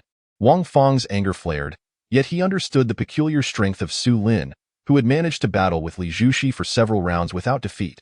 Thus, he dared not accept the challenge. Recognizing that Su Lin seemed reluctant to confront a supervisor like himself, he felt a sense of relief wash over him. Li Zhuxi is here. Just as the standoff continued, someone shouted, prompting all eyes to turn towards the entrance. Moments later, Li Yin rushed through the door, breathless and agitated. Upon learning of the situation, he wasted no time and hurried over, visibly out of breath. Upon seeing Su Lin, he exhaled deeply and, with an expression of resignation, asked, How will you explain yourself this time? In the face of Li Yin, Su Lin did not respond immediately but instead turned his attention back to Wang Fong. Manager Wang, just now, Wang Long brought the attendance over, claiming this batch of Qianghao was completed. Yet I believe it is not finished. Wang Fong's heart raced upon hearing Su Lin's words, realizing that his scheme had indeed been exposed. Observing the change in Su Lin's demeanor, he quickly composed himself and pretended to be unfazed. Heh, how would I know if you have done it right? Though Wang Fong felt a fleeting moment of panic, he swiftly regained his composure, feigning nonchalance. I believe you know. Su Lin chuckled softly, then turned to Li Yin. Offering a formal salute, I implore Manager Li to investigate thoroughly. These two conspired to deceive me using counterfeit blueprints. This batch of Qianghao is complete, yet half of it consists of defective products. Should these goods be sent to the palace, the consequences would be dire. Su Lin deliberately raised his voice, ensuring that everyone in the blacksmith's workshop could hear him clearly. The declaration sent shockwaves through the crowd, and the atmosphere shifted dramatically. All present turned pale. Li Yan's anger flared. As the overseer of the Iron Camp, he understood the critical importance of this batch of goods. If anything were to go wrong, not only Su Lin but even he, the overseer, would face repercussions. Is what you say true? Every word is true. Upon receiving confirmation, Li Yin cast a fiery glare at Wang Feng, who trembled under the intensity of his gaze. Wang Feng quickly attempted to defend himself. Manager Li, do not listen to this child's nonsense. As the overseer of the Iron Camp, how could I commit such a grave error? His explanation quelled some of Li Yan's fury, as he recognized the validity of Wang Feng's point.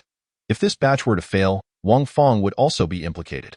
Contemplating this, Li Yin turned his piercing gaze back to Su Lin. Su Lin, accusing a superior is a grave offense. Do you possess any evidence? Naturally, I do, Su Lin declared, striding back to the table of finished products and retrieving one Qianghao, presenting it to Li Yin. This one I crafted this morning, and the other 7 are defective. As he spoke, Su Lin pointed to the table, where he had sorted the Qianghao into 2 piles. The crowd looked on, their expressions filled with confusion, unable to discern any apparent difference between the 2 groups of Qianghao. Li Yin was similarly perplexed, quickly averting his gaze to the Qianghao in his hand. What is the issue? After examining it for a while without finding anything amiss, he inquired aloud, could Manager Li perhaps blow this horn? At Su Lin's words, both Wang Feng and Wang Long exhibited a fleeting look of horror, quickly suppressing their expressions so as not to be noticed. How could I blow it? Let me demonstrate. Su Lin replied, taking the Qianghao from Li Yan's hand. The onlookers were astonished, unaware that Su Lin possessed such a talent. However, the moment Su Lin blew into the Qianghao, their expressions fell. Toot, toot, toot. What kind of sound is that? A series of noises resembling a cacophony erupted, prompting astonished exclamations from the crowd. Some couldn't contain their laughter, but sensing the shift in atmosphere, quickly stifled their mirth. At that moment, everyone assumed that Su Lin's playing skills were lacking. And even Li Yin thought so, struggling to suppress his laughter. Meanwhile, Wang Feng and Wang Long wore serious expressions.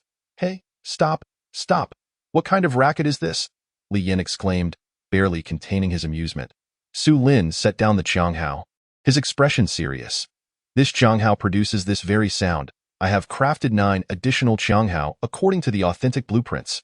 With that, Su Lin returned to the table of finished products, retrieving another Qianghao he had fashioned that afternoon. Do not find this amusing. Lend me your ears and listen carefully. After making his declaration, Su Lin raised the Qianghao to his lips and blew. Toot. As the sound resonated, the crowd, who had previously been smiling, stood frozen in shock. The sound of the horn was thunderous and unprecedented, resonating like a muffled thunderclap, deep, reverberating, and ethereal, carrying for miles. This time, no one could muster a laugh. All present covered their ears, and Su Lin, overwhelmed by the volume, ceased playing. Playing the Qianghao typically requires earplugs. Su Lin rubbed his ears, feeling a bit better, though a buzzing persisted in his ears. I implore you, Manager Li, to investigate thoroughly. Su Lin respectfully clasped his hands together and spoke solemnly. Li Yin remained silent, shifting his gaze towards Wang Feng and Wang Long, his expression turning stern. Li Zhu Shi, do not listen to his nonsense. Those are merely the shoddy products he has crafted himself. How could I possibly provide him with counterfeit blueprints? Wang Feng quickly retorted. Indeed, Li Zhu Shi, you must not heed his baseless claims. The documents I presented to him are not forgeries. This rascal is merely fabricating lies. He even resorted to violence earlier. I implore you, Li Zhu Shi, to deliver justice on my behalf. Wang Long hastily joined in, kneeling beside Li Yin with a face full of grievance. Upon hearing their protests, Li Yan's expression shifted, and he turned his gaze back to Su Lin. Where are the blueprints? Present them to me at once. The schematics for the Qianghao were laid out on the table, already visible to Li Yin, yet he still harbored some resentment towards Su Lin and chose to assert his authority. Li Zhu Shi, the blueprint on the table has already been swapped out during the interval when I stepped away for lunch. Su Lin stated matter-of-factly, without making any move. What? At this, Li Yan's eyes widened in disbelief, feeling as if he had been outmaneuvered by Su Lin, and his demeanor darkened. Li Zhu Shi, you have heard it. This fellow is entirely fabricating accusations in an attempt to slander my uncle and me. I beseech you to take action and punish him severely. Wang Fong felt a surge of delight at this turn of events and immediately bowed respectfully to Li Yin. Though his tone brimmed with arrogance, this rascal truly has no evidence and dares to act so brazenly. To concoct such slander against Wang Guanshi, he possesses quite the audacity. Indeed, it will be interesting to see how he navigates this situation. Around them, murmurs filled the air, and the onlookers regarded Su Lin with disdain, as though he had committed an unforgivable offense. Su Lin understood their reactions. Were this matter to be substantiated against him, he would undoubtedly be labeled a despicable and treacherous individual, deserving of public scorn. Wang Guanshi, you assert that I am fabricating accusations without evidence, do you? Wang Fong felt exceedingly pleased, showing no sign of unease. He did not believe Su Lin had any recourse to turn the tables, and thus displayed indifference to his words. The surrounding spectators shared this sentiment, deeming Su Lin to be merely causing a ruckus without justification. Very well.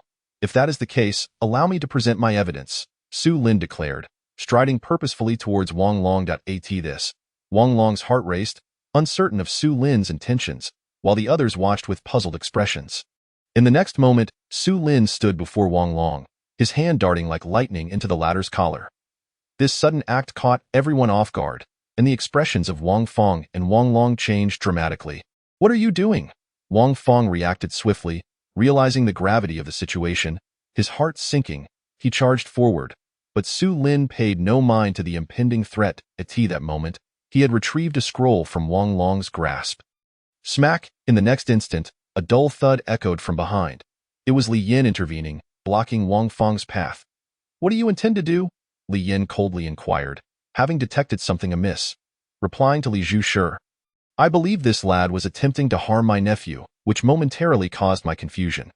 I beg for your forgiveness, Li Zhushi. Wang Fong immediately knelt, hastily offering an explanation.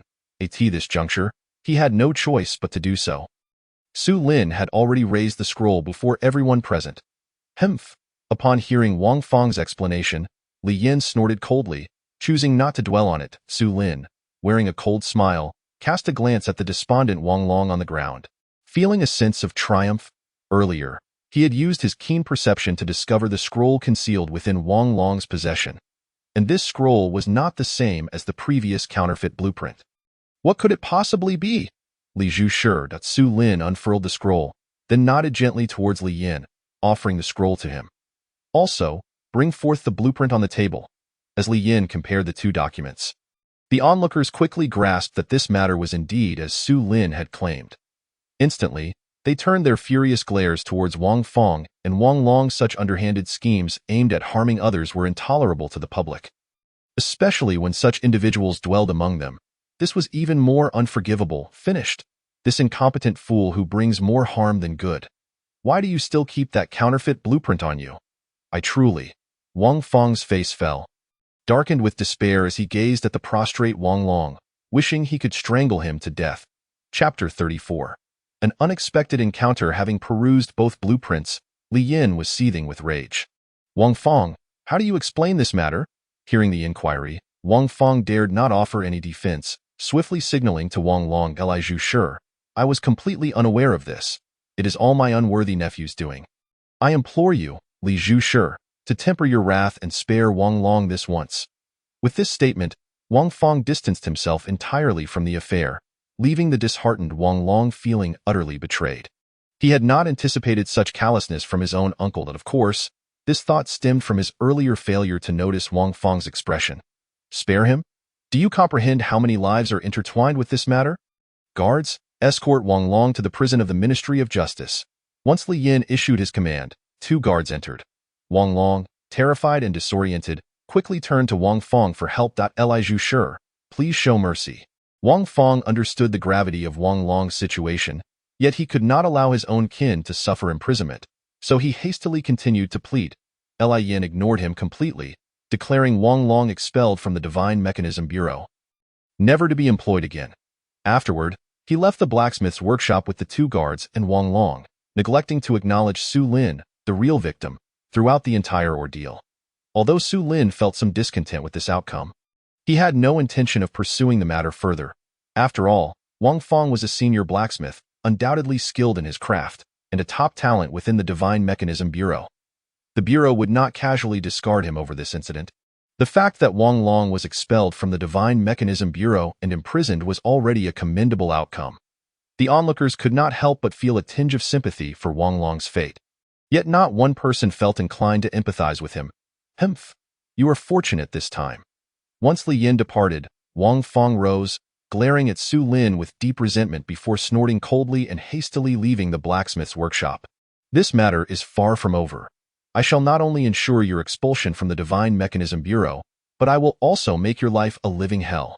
As Wang Fong's parting thoughts reached Su Lin's ears, he caught a glimpse of malice in Wang Fong's retreating figure. How dare he remain unrepentant? Then do not blame me.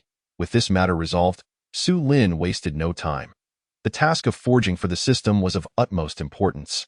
He immediately resumed his work, melting down all the defective Qianghao and laboring late into the night before finally stopping. Ding! Congratulations to the host for completing the task Forge 18 Qianghao for the Dakian Imperial Palace. System rewards being issued. Ding! Congratulations to the host for obtaining 50 years of mastery. Ding! Congratulations to the host for acquiring basic array path. Ding!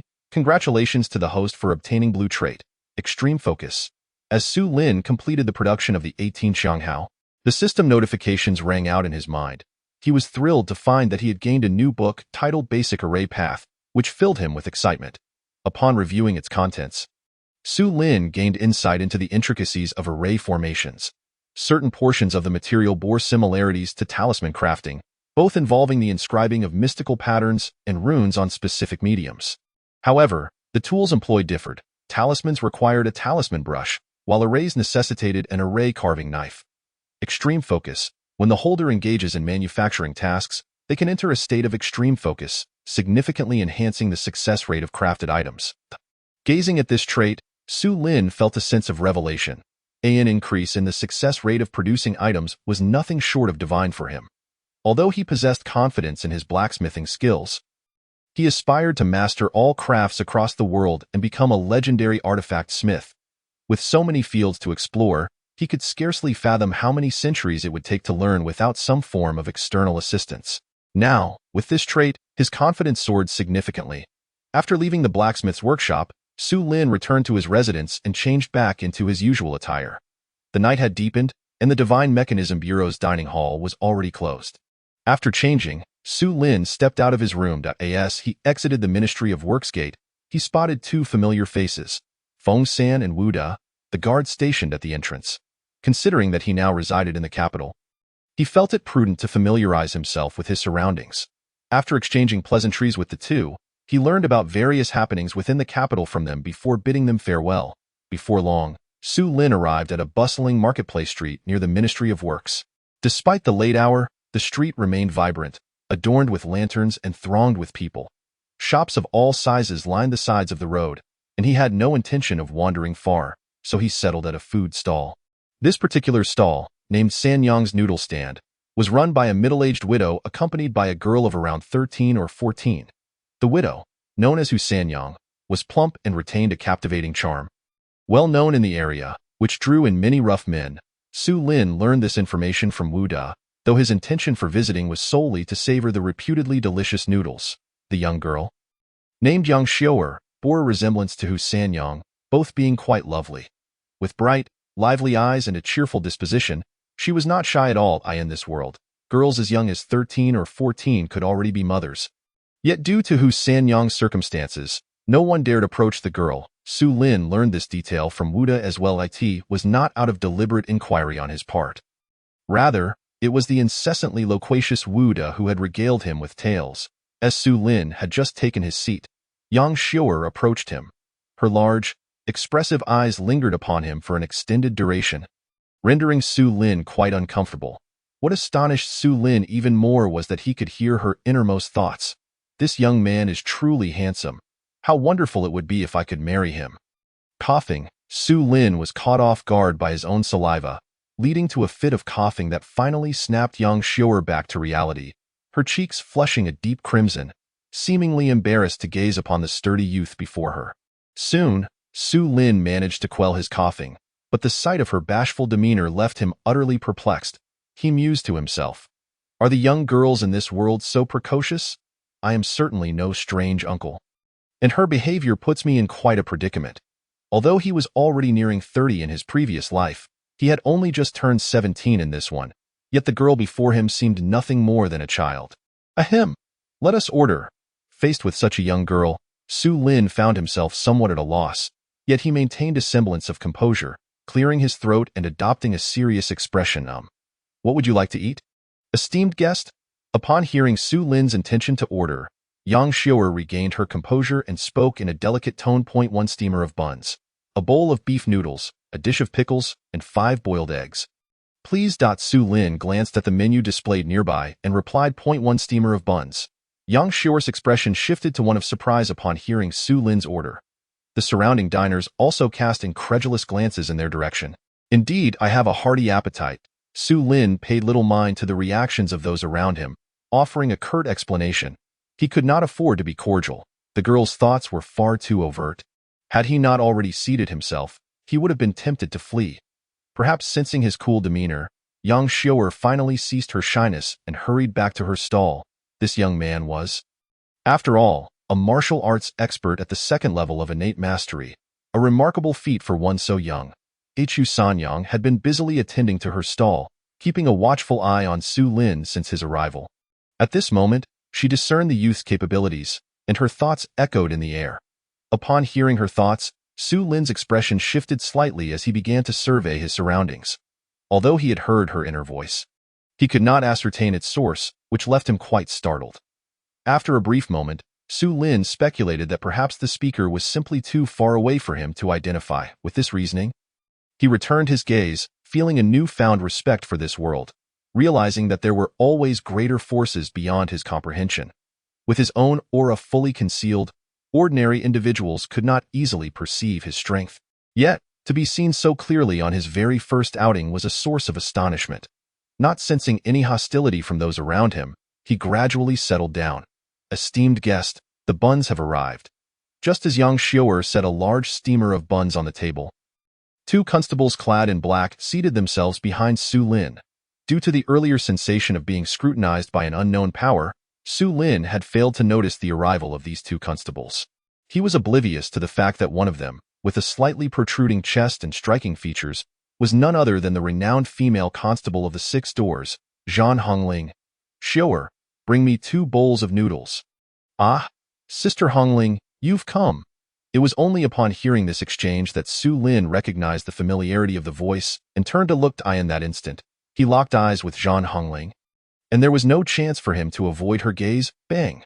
The next moment, Zhan Hongling slammed her palm on the table, rising abruptly. How is it that I keep running into her? Observing her angered expression, Su Lin felt no alarm, only a sense of resignation. Itsu.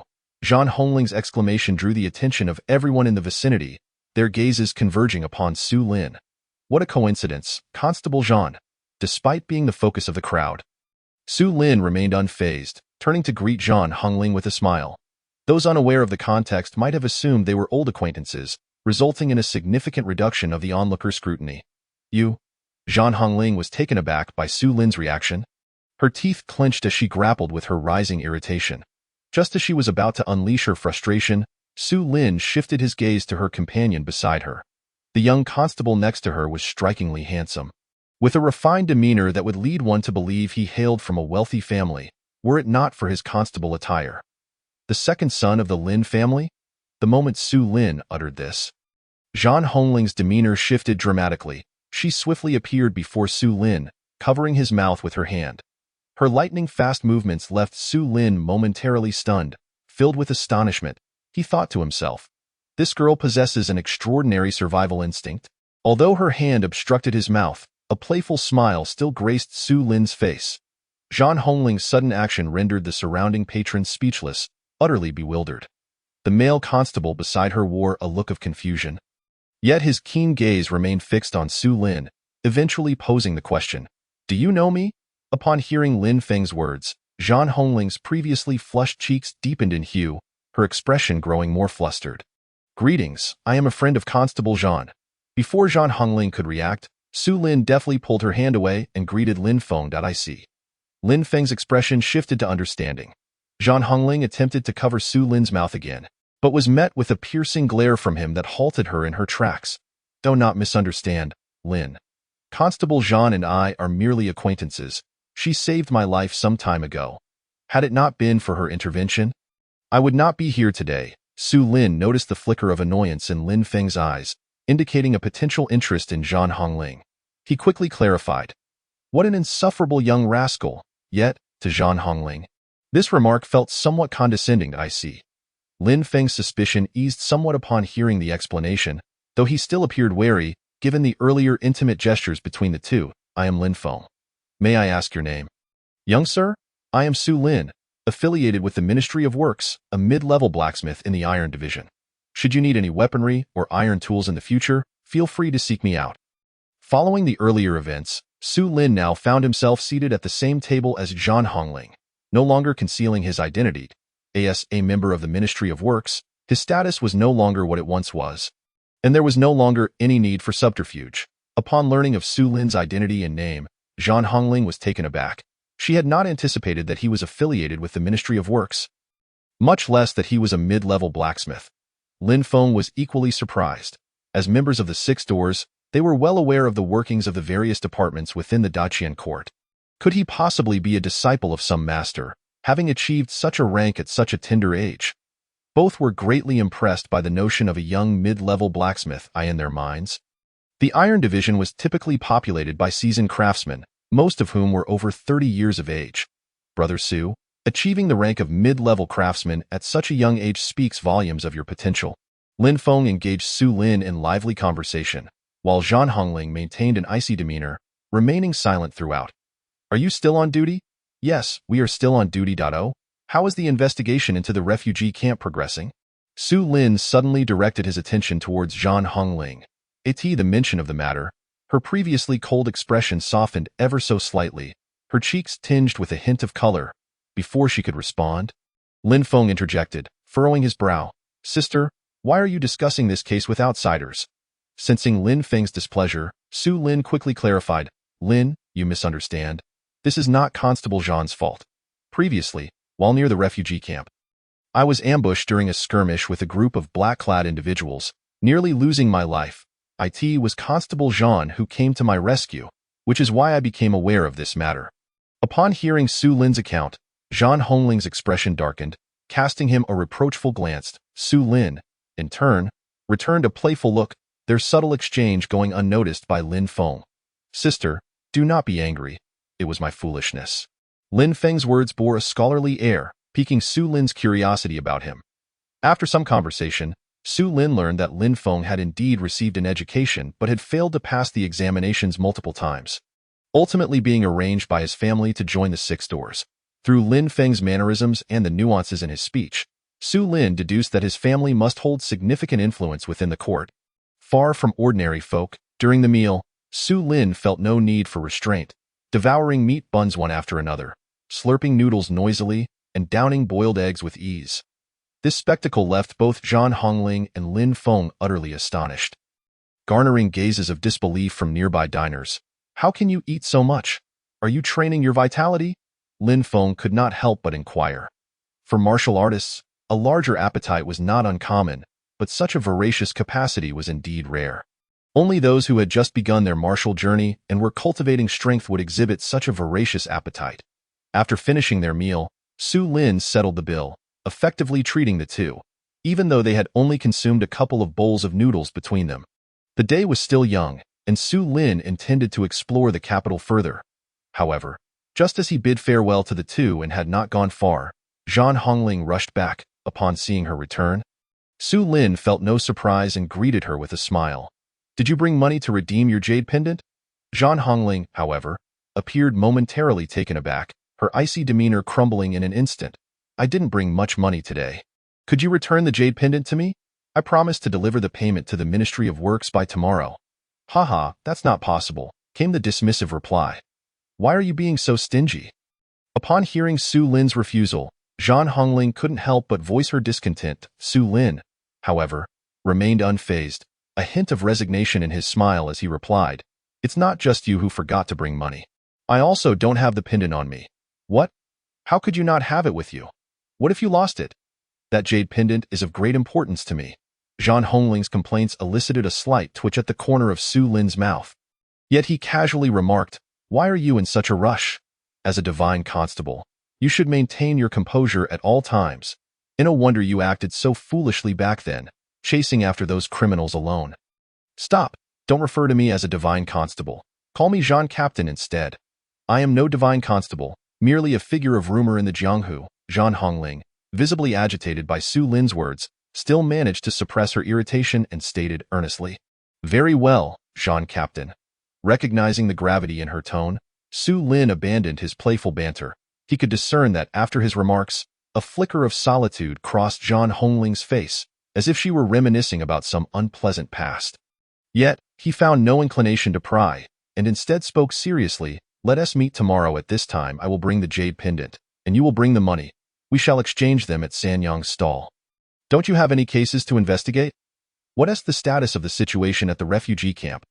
Previously, Su Lin refrained from pursuing this topic due to Lin Feng's presence, but now that it was just the two of them, his curiosity about the missing refugees compelled him to inquire.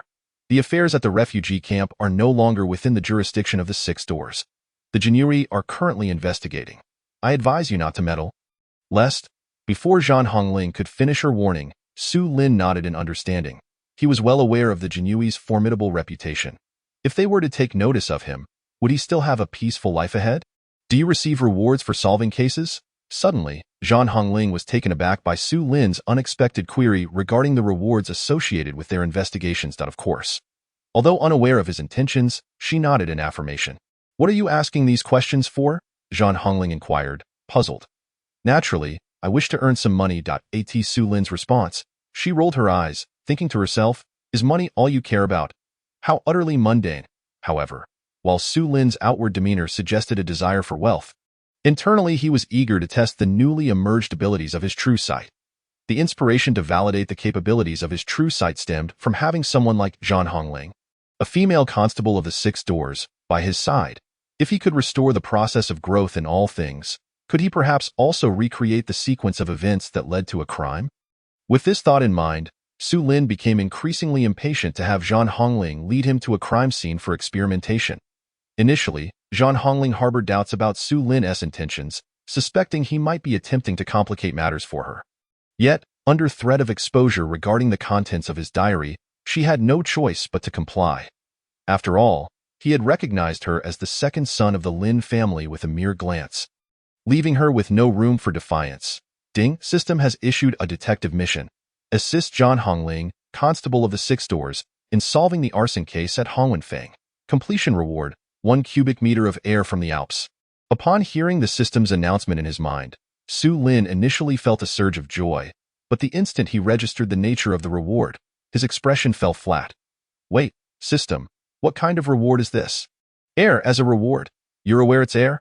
This system is an artifact sign-in system, not a detective system. Please remember your identity, host, and refrain from engaging in unrelated matters." Su Lin was left speechless by the system's sarcastic tone. Thinking to himself, "I never intended to actually investigate a case." Paying no mind to the system's biting remarks, he soon found himself led by Zhan Hongling into a street named Hongwenfeng, stopping in front of a shop situated in the middle of the road. The establishment was a 2-story building, and at that moment, the roof of the second floor had already collapsed, the exterior charred black, undoubtedly bearing the marks of arson, as the entire structure had been severely damaged by fire. Even the neighboring shops were left with a soot-blackened facade. At a square table nearby sat 2 constables, idly sipping water and scanning their surroundings, appearing rather bored. Upon noticing Zhan Hongling's arrival, the two immediately rose, their faces adorned with expressions of respect as they approached to pay their respects. After exchanging a few words to dismiss the constables, Zhan Hongling turned back. "Is this the scene of the family extermination arson case?" At that moment, Su Lin activated his true sight, scrutinizing the ruins with great attention. He mumbled to himself while observing. However, his remarks struck Zhan Hongling like a thunderclap. Her expression shifted dramatically. "What did you say? Family extermination arson case. How dare you say that? Did you perceive something?" Interrupted by her astonishment, Su Lin quickly regained his composure, realizing he had misspoken. How could he have known this was the scene of a family extermination arson case? He had merely repeated what the system had informed him earlier. Yet now that the words had escaped his lips, he could not retract them. He did not respond immediately but continued to examine the ruins with his true sight. As he maintained his gaze, the ruins began to transform. In an instant, the scene morphed into a surreal vision, quickly changing before his eyes. Flames gradually emerged from the remnants, shifting from a raging inferno to flickering embers. A two-story shop appeared, its sign emblazoned with the characters Lingbao Zhai, revealing it to be a pawn shop. Upon this revelation, he detected a hint of suspicion but chose not to dwell on it. Continuing his observation, as Lingbao Zhai restored itself, a shadow cloaked in black mist appeared, clutching a wooden black box, and swiftly entered the pawn shop.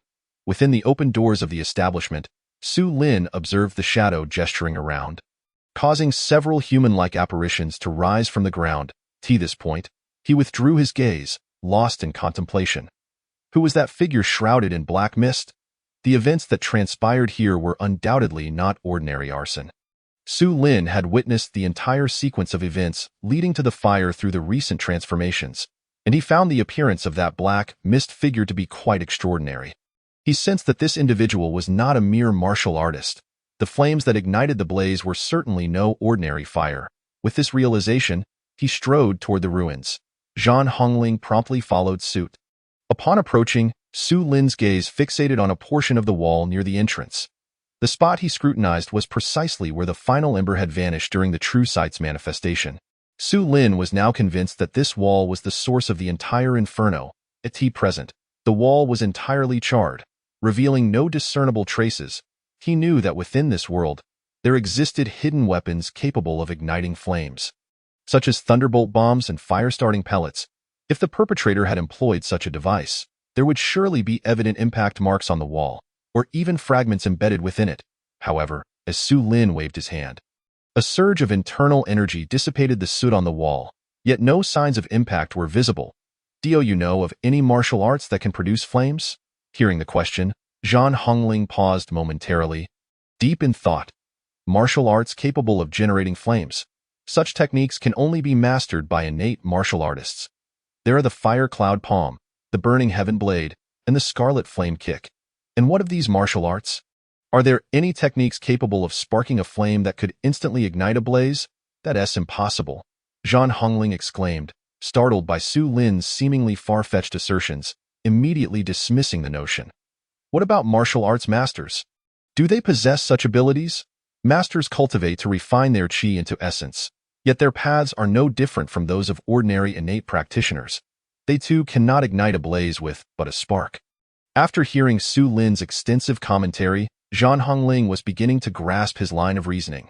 She felt that the concept he proposed was too fantastical, unlike anything she had ever encountered. Aside from the righteous martial artists of the martial world, could there be any practitioners of demonic arts in this realm? Indeed, there are demonic arts, but I have yet to hear of such a concept as you describe, Zhan Hongling replied, shaking her head. Feeling somewhat ignorant, what have you truly uncovered? Is it genuinely a case of family extermination by arson? This case had already been investigated by the 6 doors, concluding it to be an ordinary fire incident rather than arson. Now, with Su Lin's arrival and his bold declaration, how could Zhan Hongling not be taken aback? I haven't discovered anything definitive. I merely suspect that the source of the fire lies here. It should be an act of arson. Su Lin gestured toward the wall he had cleared with his internal energy. Although it had been cleaned, it remained blackened and severely scorched, distinctly contrasting with the lower portion. Zhan Hongling naturally noted the wall's peculiarity, her suspicions mounting. Yet considering Su Lin's earlier claims, which seemed so implausible, how could she hastily arrive at a conclusion? It may be best to cease inquiries at this point. Continuing could prove perilous. Su Lin cautioned Zhan Hongling, well aware of her impulsive nature, fearing she might unwittingly place herself in danger once more. After imparting his warning, Su Lin turned to leave without further delay. Zhan Hongling, watching his receding figure, refrained from calling out to him. Instead, she stood in place, glancing back at the marks on the wall. Biting her lip, she seemed to wrestle with an internal conflict. Alas, I shall return to seek my master. With such thoughts occupying my mind, the figure of Zhan Hongling gradually faded away into the streets. I made my way back to the divine mechanism manor. Su Lin walked along, silently pondering. Who could that person be? And what could possibly be concealed within the black wooden box he held? The technique employed in the arson was far from that of an ordinary martial artist. The residual aura upon the wall bore a striking resemblance to spiritual energy. Could it be that he is a cultivator? Upon reaching this conclusion, Su Lin halted abruptly, startled by his own revelation. It must surely be an immortal practitioner. Indeed, the existence of such beings within this world is confirmed. The contents of that black wooden box must possess extraordinary value. Chapter 37. The initial encounter with life and death following this incident, Su Lin felt the presence of hidden talents within the grand city of Daqin, and he became aware of the enhanced capabilities of the Eye of True Insight after its upgrade. Throughout the journey, Su Lin contemplated many matters. Now that he had achieved a temporary state of stability, he recognized the necessity of a coherent plan for the future. While elevating his cultivation level, he must also master the art of artifact forging.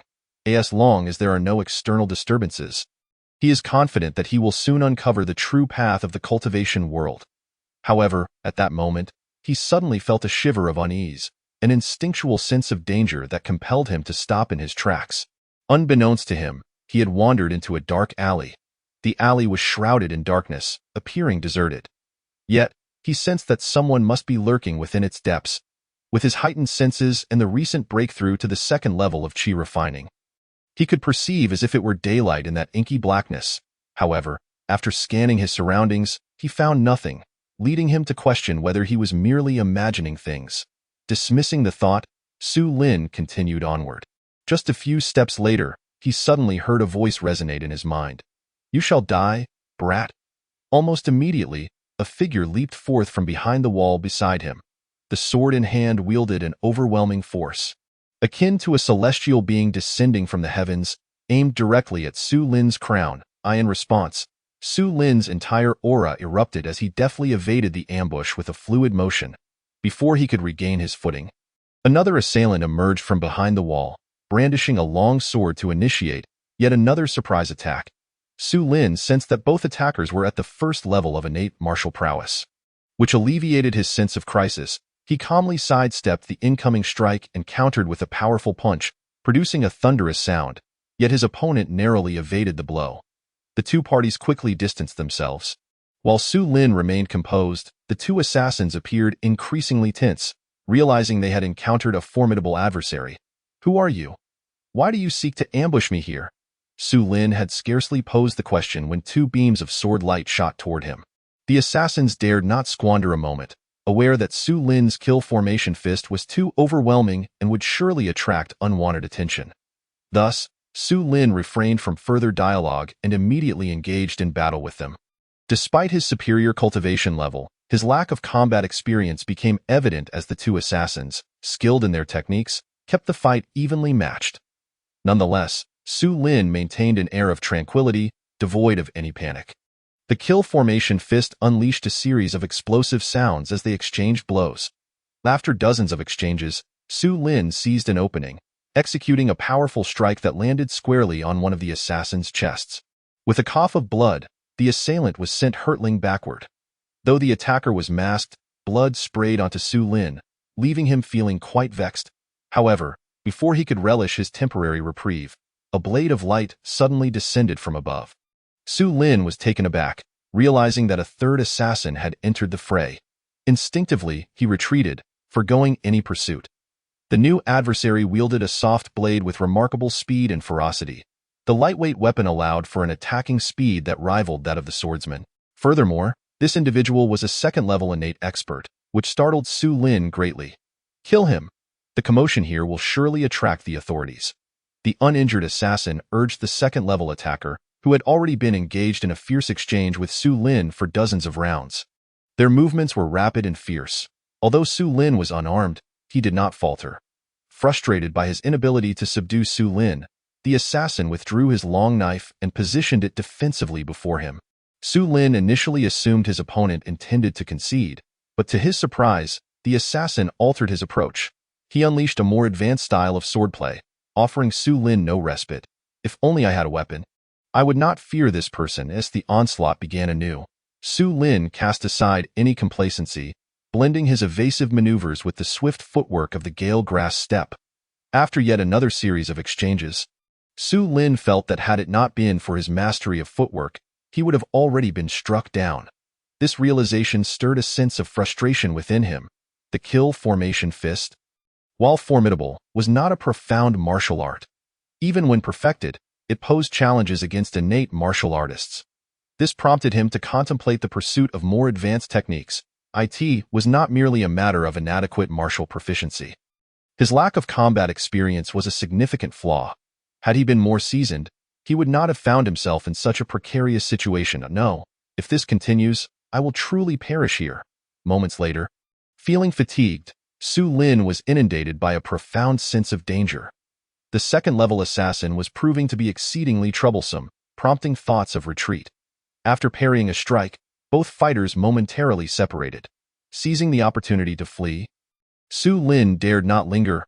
However, the sword-wielding assassin had anticipated his intent, swiftly blocking his path. "Get out of my way!" Su Lin would not allow his adversary the satisfaction of success. He retaliated with a powerful punch that sent the assassin staggering backward. Yet, in the next instant, a blade struck his back, causing him to stumble. Su Lin did not feel any significant pain, only a chilling sensation across his back. Without a moment's hesitation, he swiftly turned to confront his foe. "Today, I shall end you." In that moment, Su Lin's expression morphed into one of fierce determination, disregarding the wound on his back as he unleashed the full repertoire of the kill formation fist. He grew more emboldened as the battle progressed, leading the second-level assassin to become increasingly alarmed. The kill formation fist, originally a military technique, was characterized by its broad and sweeping motions. In the chaos of battle, one had little time to strategize. What was needed was a fierce spirit. The more erratic Su Lin fought, the more powerful his strikes became. By sheer chance, he grasped the true essence of the kill formation fist and, without further contemplation, embraced the philosophy of when soldiers come, I shall resist. When water comes, I shall block. Bang. Indeed. After a brief skirmish, Su Lin delivered a punch that sent his opponent hurtling away. What a formidable technique. To master the kill formation fist to such a degree is a rarity throughout the entire De Qian dynasty. The blade-wielding assassin, despite being a second-level innate expert, rose to his feet as if unaffected, offering a begrudging compliment. However, the next moment, with a sudden puff, the assassin coughed up a mouthful of blood before collapsing to the ground. Witnessing this, the remaining sword-wielding assassin froze in place, his expression resembling that of someone who had seen a ghost. Without hesitation, he turned and fled. "Humph! You think you can escape?" Su Lin would not allow him to slip away, and with a swift kick, he sent the soft blade that had fallen from the previous assassin soaring through the air like a shooting star. "Ah!" With a cry of anguish, the fleeing assassin abruptly halted, the long sword slipping from his grasp and clattering to the ground. With a dull thud, he collapsed as well. Su Lin surveyed the lifeless bodies of the three assassins with a calm heart. He knew that he had vanquished evil, and no negative emotions disrupted his peace of mind. "So it is you. I had yet to seek you out, and you have come to me." Su Lin dared not linger. Swiftly removing the masks from the three men, revealing a familiar face, Wang Feng. This revelation surprised him. He had not anticipated such decisiveness from his adversary. This fellow truly harbored no grudges overnight, dispatching someone to kill him that very evening. Thankfully, he had elevated his cultivation to the second level of qi refining during the day. Even without that enhancement, his opponent could not have slain him. Although Su Lin acknowledged this, he felt a tinge of hindsight, realizing that during the battle, the sense of danger had genuinely unsettled him, prompting thoughts of retreat. He had almost forgotten that he still had 180 years of cultivation potential to enhance his strength. Otherwise, he would not have suffered that blow to his back. In summary, it was merely a matter of insufficient combat experience. Reflecting on this ambush, Su Lin engaged in profound self-reflection. Just as Su Lin returned to the divine mechanism manor, a group of genie Wei clad in flying fish attire appeared in the alley where the battle had taken place. It seemed a fierce confrontation had occurred here. Yet why were there no bodies left behind? There was an odd scent of something charred in the air. Chapter 38. The genie Wei in the alley. The walls bore the marks of swords and blades from the clash of martial artists. Several Genie Wei wore solemn expressions, meticulously searching for any clues. This soft blade appeared to belong to the silver metal assassin, Fai Long, from the Night Rain Tower, while the other Genie Wei scoured for evidence. One young flag-bearer began to idly toy with the soft blade. This individual, around 30 years old, had thick eyebrows and large eyes, exuding an air of integrity. A hint of stubble adorned his chin, lending him an added maturity and gravitas. "Shao Qi," he noted, "there appears to be a scorched mark on the ground, shaped remarkably like 3 individuals. The Jinui are not to be trifled with." After a meticulous search, they indeed made a discovery. Upon hearing the report from his subordinate, Yu Hong immediately retracted his thoughts and approached. As he drew closer, illuminated by the flickering torchlight, he discerned 3 charred human outlines etched into the ground. However, the burnt marks were exceedingly faint, only slightly differing from the surrounding earth, and without a keen eye, one would hardly recognize that this spot had previously been scorched. Without hesitation, Yu Hong crouched down, extending his hand to gather some of the sand. Yet, the moment his fingers brushed the surface, he was taken aback by an unexpected heat. The sand beneath felt surprisingly warm to the touch. This prompted him to narrow his eyes as he pinched a small handful and brought it closer to his nose, where he detected a strong scent of charred flesh. This was utterly astonishing. How could the remains be incinerated so thoroughly? After this examination, Yu Hong was now certain that someone had disposed of a body here. Yet, he was perplexed as to what method had been employed to leave no trace. Had it not been for the diligence of his subordinate, they might have overlooked such a crucial clue. Faced with this unsolved mystery, Yu Hong wasted no time. He instructed the remaining guards to secure the site and returned alone to the town pacification office.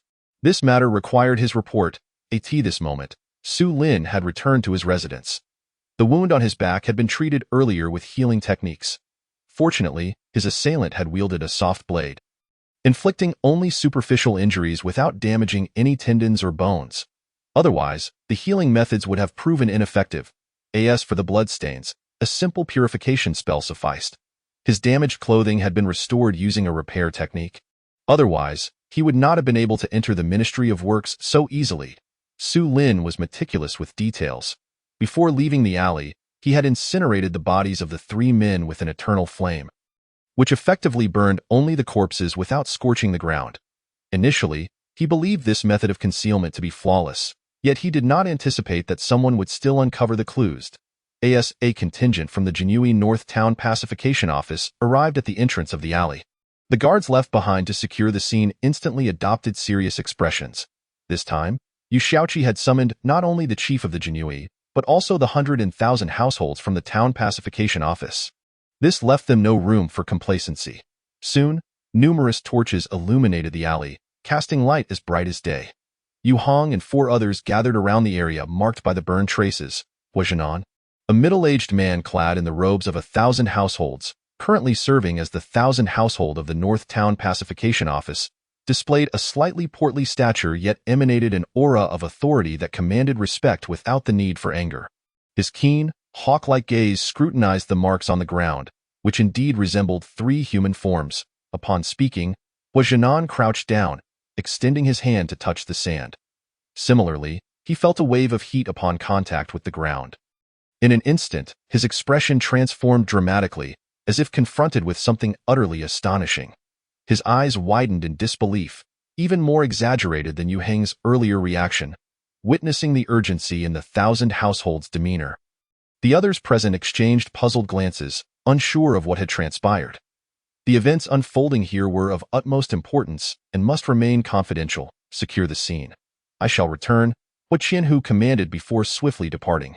The remaining individuals looked at each other, perplexed as to why merely touching the burn marks had induced such urgency in the 1,000 household. After Hua Qianhu left, Yu Hong and the 3 others did not remain idle. They began to investigate the burn marks. This incident was proving to be far from simple. Who could have employed such a method to incinerate a body so completely? Moreover, even after such a long duration, the ground still retained warmth. Li Baihu's observations were astute. If it could evoke such a reaction from Hua Qianhu, this matter was undoubtedly significant. After approximately a quarter of an hour, Hua Qianhu returned with reinforcements. This time, Not only the Jinui guards, but also Yu Hong and the other 100 households adopted solemn expressions, hastily stepping forward to greet the newcomers. We pay our respects to the commanding officer. No one anticipated that Hua Qianhu would have summoned the commanding officer of the North Town Pacification Office, Tian Guanghe. Occupying the third rank, he was the highest official within the Jinui. His official attire was crimson, adorned with more elaborate patterns than the ordinary flying fish garments, and he bore an air of nobility and tranquility. Despite not being particularly tall or imposing, he exuded a commanding presence that deterred direct gazes. Tian Guanghe nodded lightly in acknowledgement and, without waiting for a guide, proceeded directly into the alley. Within the alley, a few guards were stationed. Upon the arrival of the commanding officer, they immediately knelt in respect. Before the others could rise, Tian Guanghe stood before the area marked by the burned traces. Indeed, the essence of spiritual energy lingers here.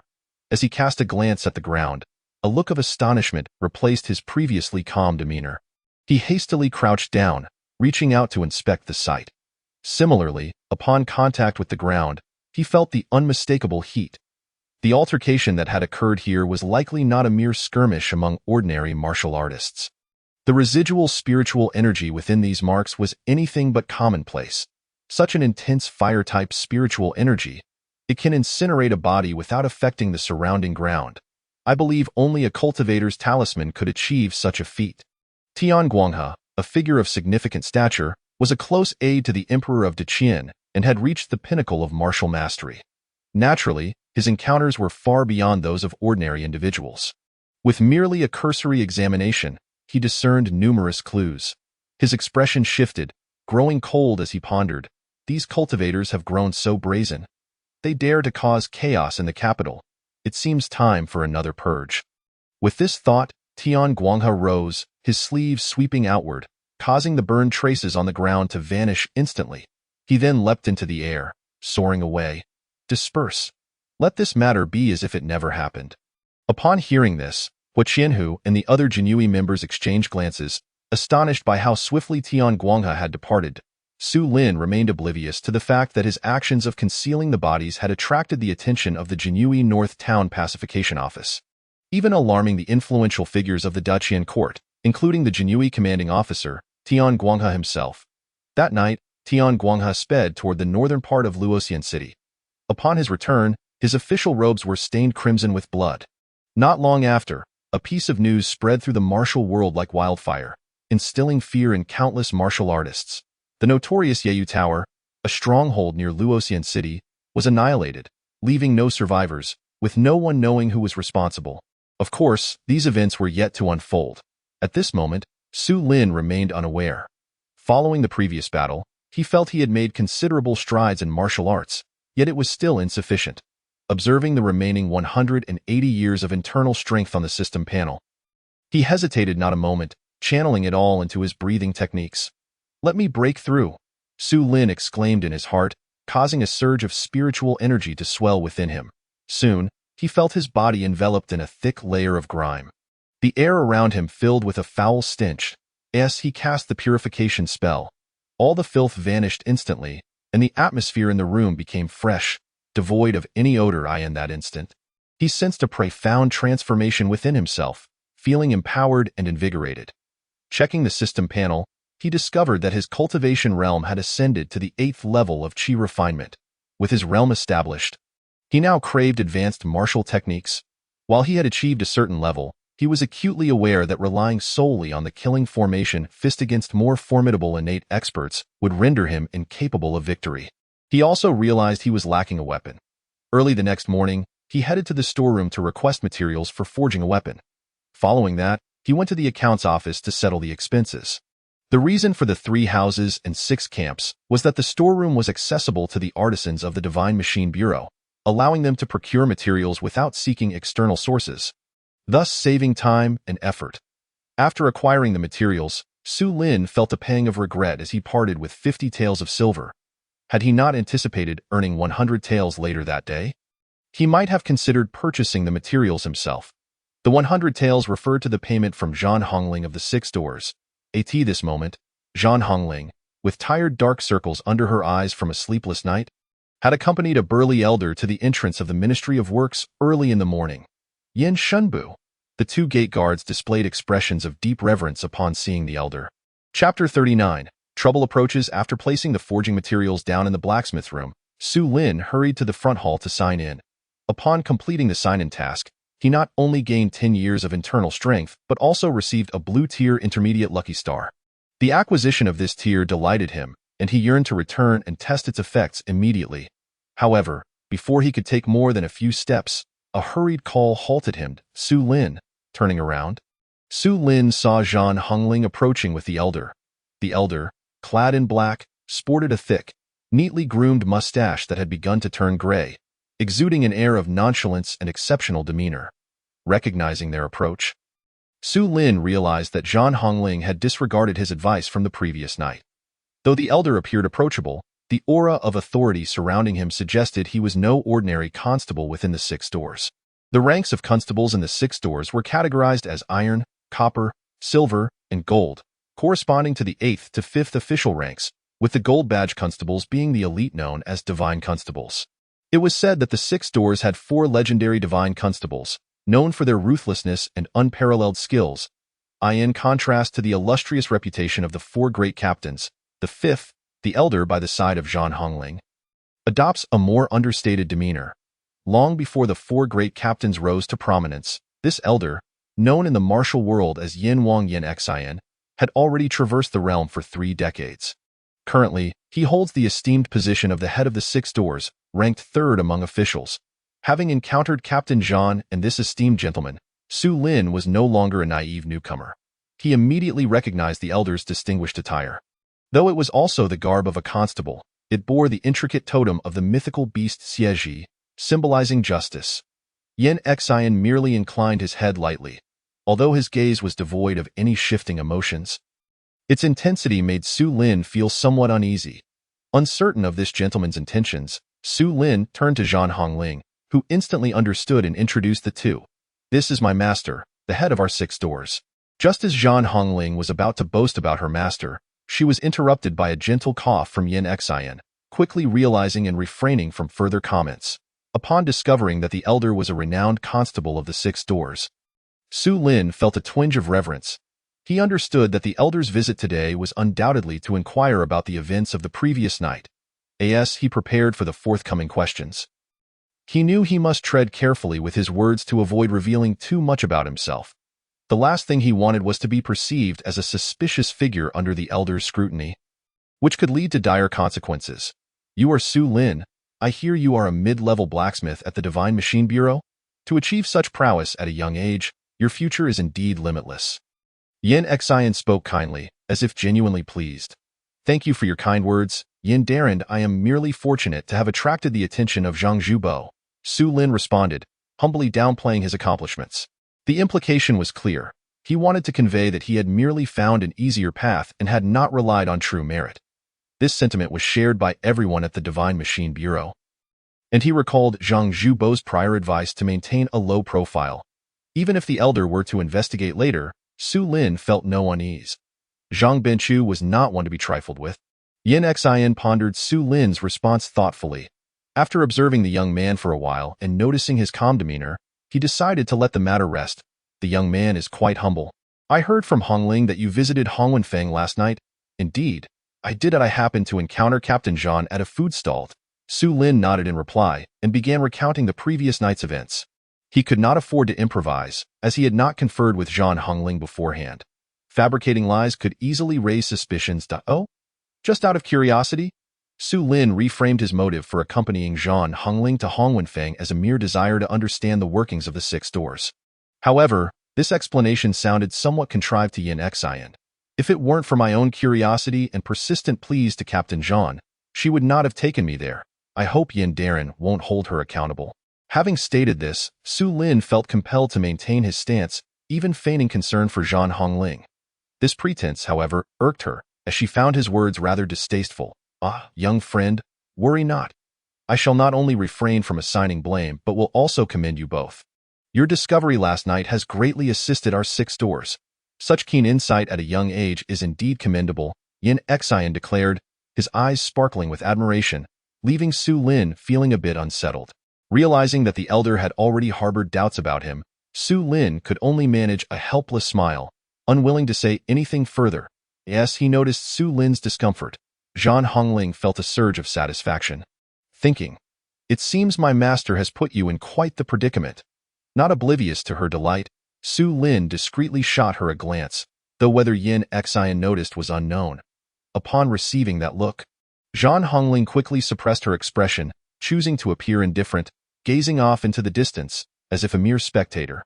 Feeling frustrated by the lack of assistance from her, Su Lin simmered with indignation. He had suspected that her presence today would bring no good tidings. Under Yin Xian's unwavering gaze, he felt the weight of scrutiny pressing upon him. The elder's silence only added to his discomfort, leaving Su Lin pondering what to say next. "Yin Darren, do you wish to inquire about why I discovered that point of suspicion last night?" At last, Su Lin decided to break the silence. His resolve hardening. It was not that he lacked the fortitude to withstand the pressure. Rather, the elder's intense gaze and commanding presence felt oppressive, as if they were probing the depths of his very soul. Su Lin could sense that he was in the presence of a formidable martial arts master. Upon hearing his question, Yin Xian's expression softened, and Su Lin felt a release of tension. Young friend, there is no need to be anxious. I come with no ill intentions. Relax." Yin Xian first offered words of comfort before continuing. "How did you make that discovery?" "Intuition," Su Lin responded swiftly, his conviction unwavering as he spoke. "Intuition?" Both Yin Xian and Zhan Hongling were taken aback by his assertive response, disbelief etched across their faces. "Indeed, Yin Darren, it is intuition. Since childhood, my senses have been sharper than most, enabling me to detect incongruities," Su Lin explained, not daring to show any hesitation. This lad can certainly spin a tale. Such an outrageous justification, yet he delivers it with such righteousness. At that moment, Su Lin suddenly heard the elder's thoughts. Invigorating his spirit, he had previously attempted to listen in on the elder's mind, but had failed to catch anything, assuming it was due to their vast disparity in martial prowess. Now that he could hear it, his excitement was palpable, and he felt a measure of relief. He thought to himself, who cares about the details? Just say whether you believe me or not." After scrutinizing Su Lin for some time, Yin Xian finally nodded, seemingly convinced by his words. Though Su Lin felt a surge of pride, he dared not showcase it, maintaining his composure. "Yin Darren, did you discover anything else at the scene?" Su Lin felt too passive under the elder's questioning and seized the initiative. His face alight with curiosity. Of course, he had no genuine interest in the matter. He simply wished for the elder to take his leave. "Nothing of note, but I did uncover a promising candidate for solving cases." With that, Yin Xian regarded Su Lin with admiration, appraising him up and down. "Such talent should be brought into the Six Doors. I hear your martial skills are also commendable, and to waste such potential as a blacksmith seems regrettable." Upon hearing this thought, Su Lin understood that the elder had ulterior motives. "Are you interested in joining the Six Doors?" As expected, the very next moment, Yin Xian posed the question. "Yin Darren, you jest. I am merely a rough blacksmith. Last night was merely a stroke of luck." Su Lin quickly rejected the proposition, showing no hesitation. He had no desire to engage with the elder, especially as a seasoned constable. No one relished the feeling of being scrutinized by outsiders. "Young friend, there is no need for such a swift rejection." Yin Xian chuckled lightly, continuing, "Permit me to introduce myself properly. I am Yin Xian, a constable of the Six Doors." Having only known the elder's surname previously, Su Lin was taken aback to learn of his full title. He had assumed this elder was merely a renowned constable of the Six Doors, not realizing he was a figure of such significance. "Greetings, Constable Yin." Su Lin quickly offered a formal bow. "You haven't heard of my name?" Yin Xian was slightly taken aback by Su Lin's subdued reaction. Su Lin, momentarily caught off guard, quickly apologized. "I am but a simpleton, lacking knowledge." "There is no need for such formality. It was my oversight." Yin Xian waved his hand dismissively and continued, "I am the leader of the Six Doors. Should you choose to join us, I will waive any assessments and directly promote you to a first-class silver badge constable. The Six Doors employs a hierarchical system, categorized into 5 ranks, A, B, C, D, and apprentice, with first-class silver badges just a step away from becoming gold badge constables. This rank is regarded as upper middle within the six doors, accompanied by generous benefits. Initially, Su Lin knew little about the six doors, but the elder's confident recruitment made him aware of its significance. However, he truly wished to avoid entangling himself with them, leaving him uncertain about how to politely refuse. Yin Tongling, I apologize for not welcoming you properly. Just then, a portly figure entered from outside the iron camp, shouting even from a distance. Upon recognizing the newcomer, Su Lin's heart leaped with joy. It was none other than Zhang Zhubo, who appeared to be out of breath from running. Upon spotting Su Lin, he offered a reassuring glance before turning to Yin Xian with a cheerful demeanor. Zhang Zublu, as a civil official, though ostensibly of a lower rank than his counterpart, shared a tacitly equal standing.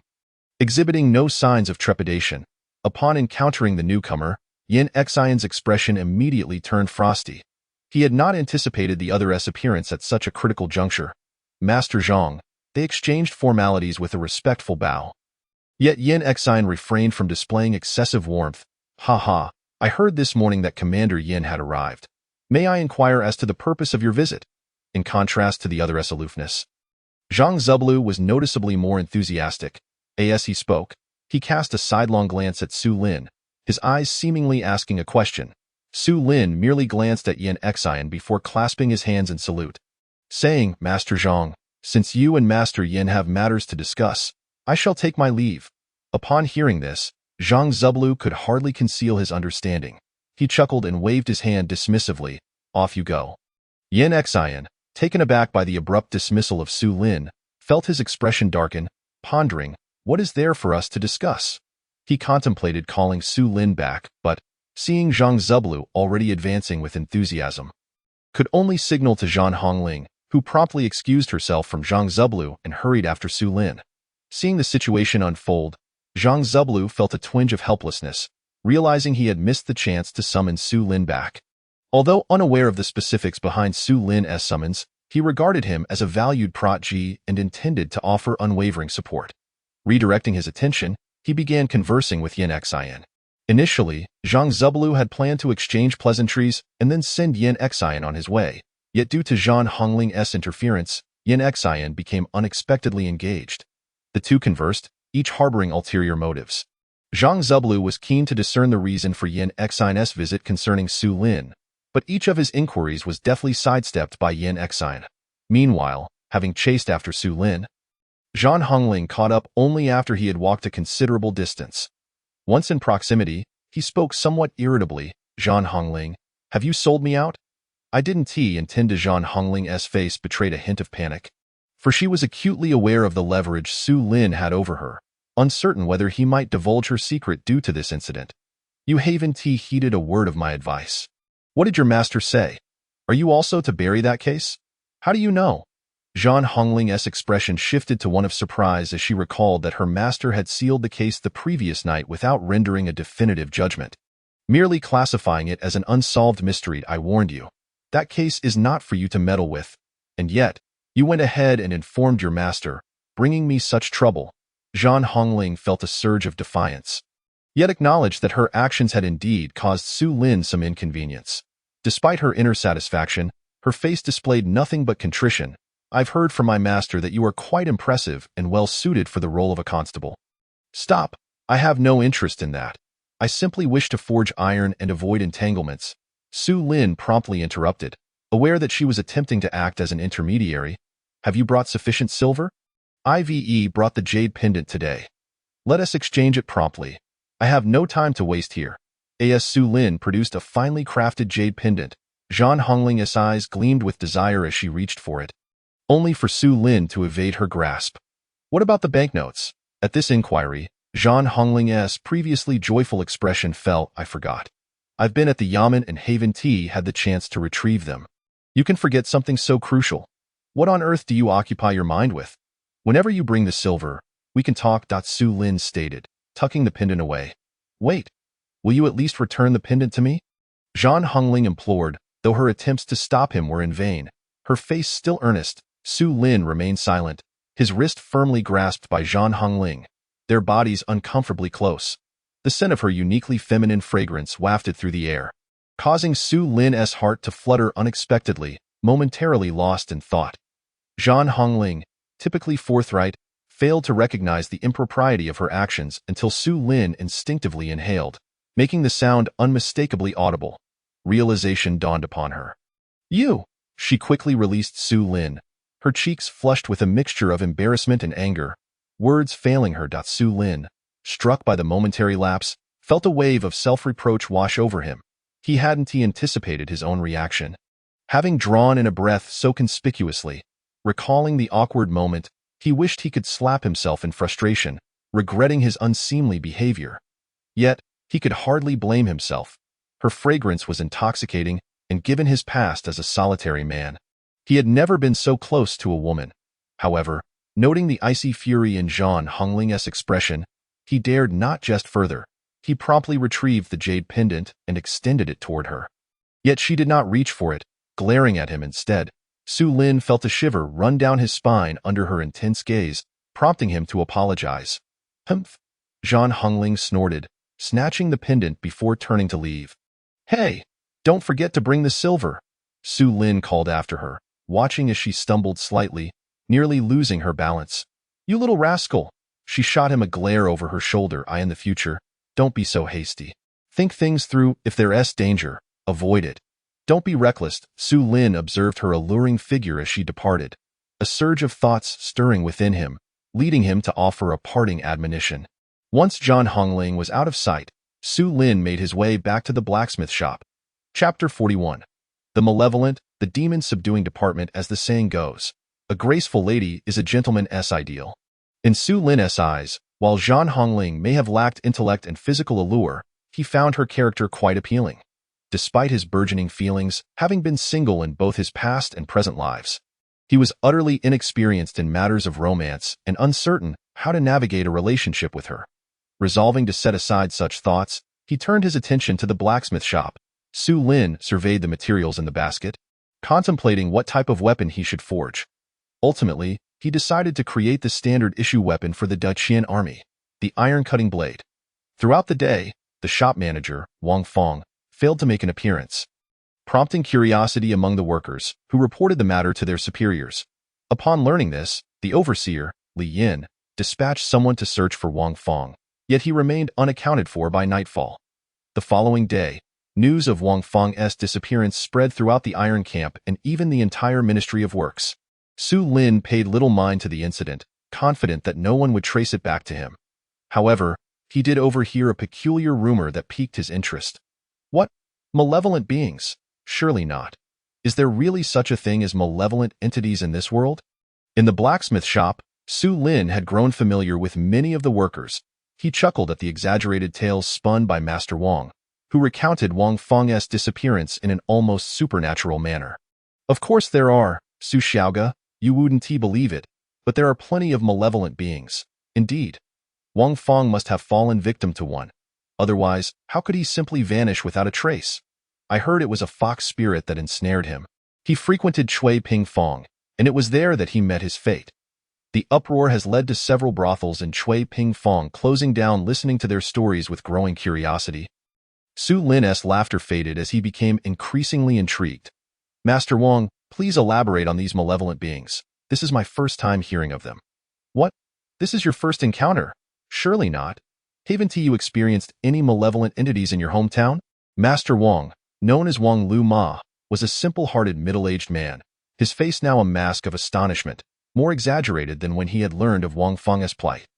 The others shared similar expressions, leaving Su Lin feeling somewhat embarrassed. Nevertheless, he shook his head in acknowledgement. He had indeed never heard of malevolent beings, and the original memories offered no such references. Oh dear, your hometown must be a paradise. My old home is near the Zhongnan Mountains, where malevolent beings frequently emerge. Otherwise, I wouldn't have come to the capital to make a living. Intrigued by Wang Luma's account, Su Lin listened intently. I don't know the specifics of these malevolent beings, as I've never encountered one myself. All I know is hearsay. But I've heard that they are wild beasts that have attained a form of sentience, needing to consume human blood and flesh lest they revert to their primal forms. Enough. Allow me to explain. Malevolent beings are far more complex than that. Wang Luma's words were interrupted when another blacksmith, Zhang Daniu, seized the opportunity to speak. Su Lin, undeterred by who was speaking, continued to listen attentively. I've heard that those harmed by malevolent beings, as long as their corpses are not consumed, will also transform into malevolent beings. Those creatures are even more terrifying. My uncle from the neighboring village encountered one and claimed that it could pass for a living person, indistinguishable from the rest. It is exceedingly dangerous. Should any living person approach, it will pounce and bite. It's nearly impossible to defend against. Once bitten, without the aid of talismanic water, one will inevitably transform into a malevolent being, wreaking havoc upon the world. Zhang Daniu's account grew increasingly chilling, and his expressions animated, leaving those around him feeling uneasy.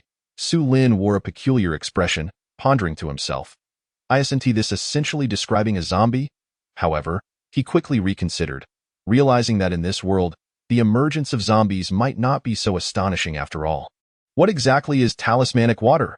He inquired immediately upon catching the key point in the other person's words. Talismanic water is the potion from the Demon Suppression Division. It is said to be concocted by esteemed individuals within the division using celestial talismans, capable of dispelling malevolent energies. The Demon Suppression Division? Such an office exists in the capital? Su Lin felt a surge of curiosity, having never heard of the Demon Suppression Division before. He hadn't expected the Daiqian dynasty to possess a dedicated bureau for dealing with malevolent entities. There is no Demon Suppression Division in the capital. Zhang Daniu and the others spoke in unison upon hearing Su Lin's question. Oh? Is the Demon Suppression Division not a government office? Su Lin asked, his brow furrowing in confusion. What kind of organization is the Demon Suppression Division? Is it not akin to the Six Doors? However, since it is referred to as a division, it should denote a governmental body, right? It is indeed a government office, but the Demon Suppression Division differs from others. It houses malevolent entities. How could such ominous things possibly be contained within the capital? Indeed. Upon hearing Wang Lu's explanation, the others echoed in agreement. Su Lin finally comprehended the situation and immediately pressed further. If the Demon Suppression Division is not located in the capital, then where might it be? Outside the city? Of course, but the exact location is unknown. After all, the Demon Suppression Division is rather sinister. Who would dare to venture there without reason? Through this conversation, Su Lin gleaned insights into the peculiarities of this world, sparking a flicker of curiosity regarding the Demon Suppression Division. It appeared that the Taoists and monks of this realm possessed some capability for subduing malevolent beings.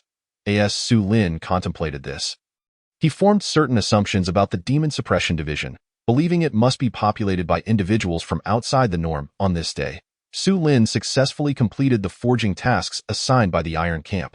Alongside the forging mission issued by the system, coupled with the rewards from the previous day, he now possessed an additional 120 years of cultivation power and had acquired a foundational book on alchemy.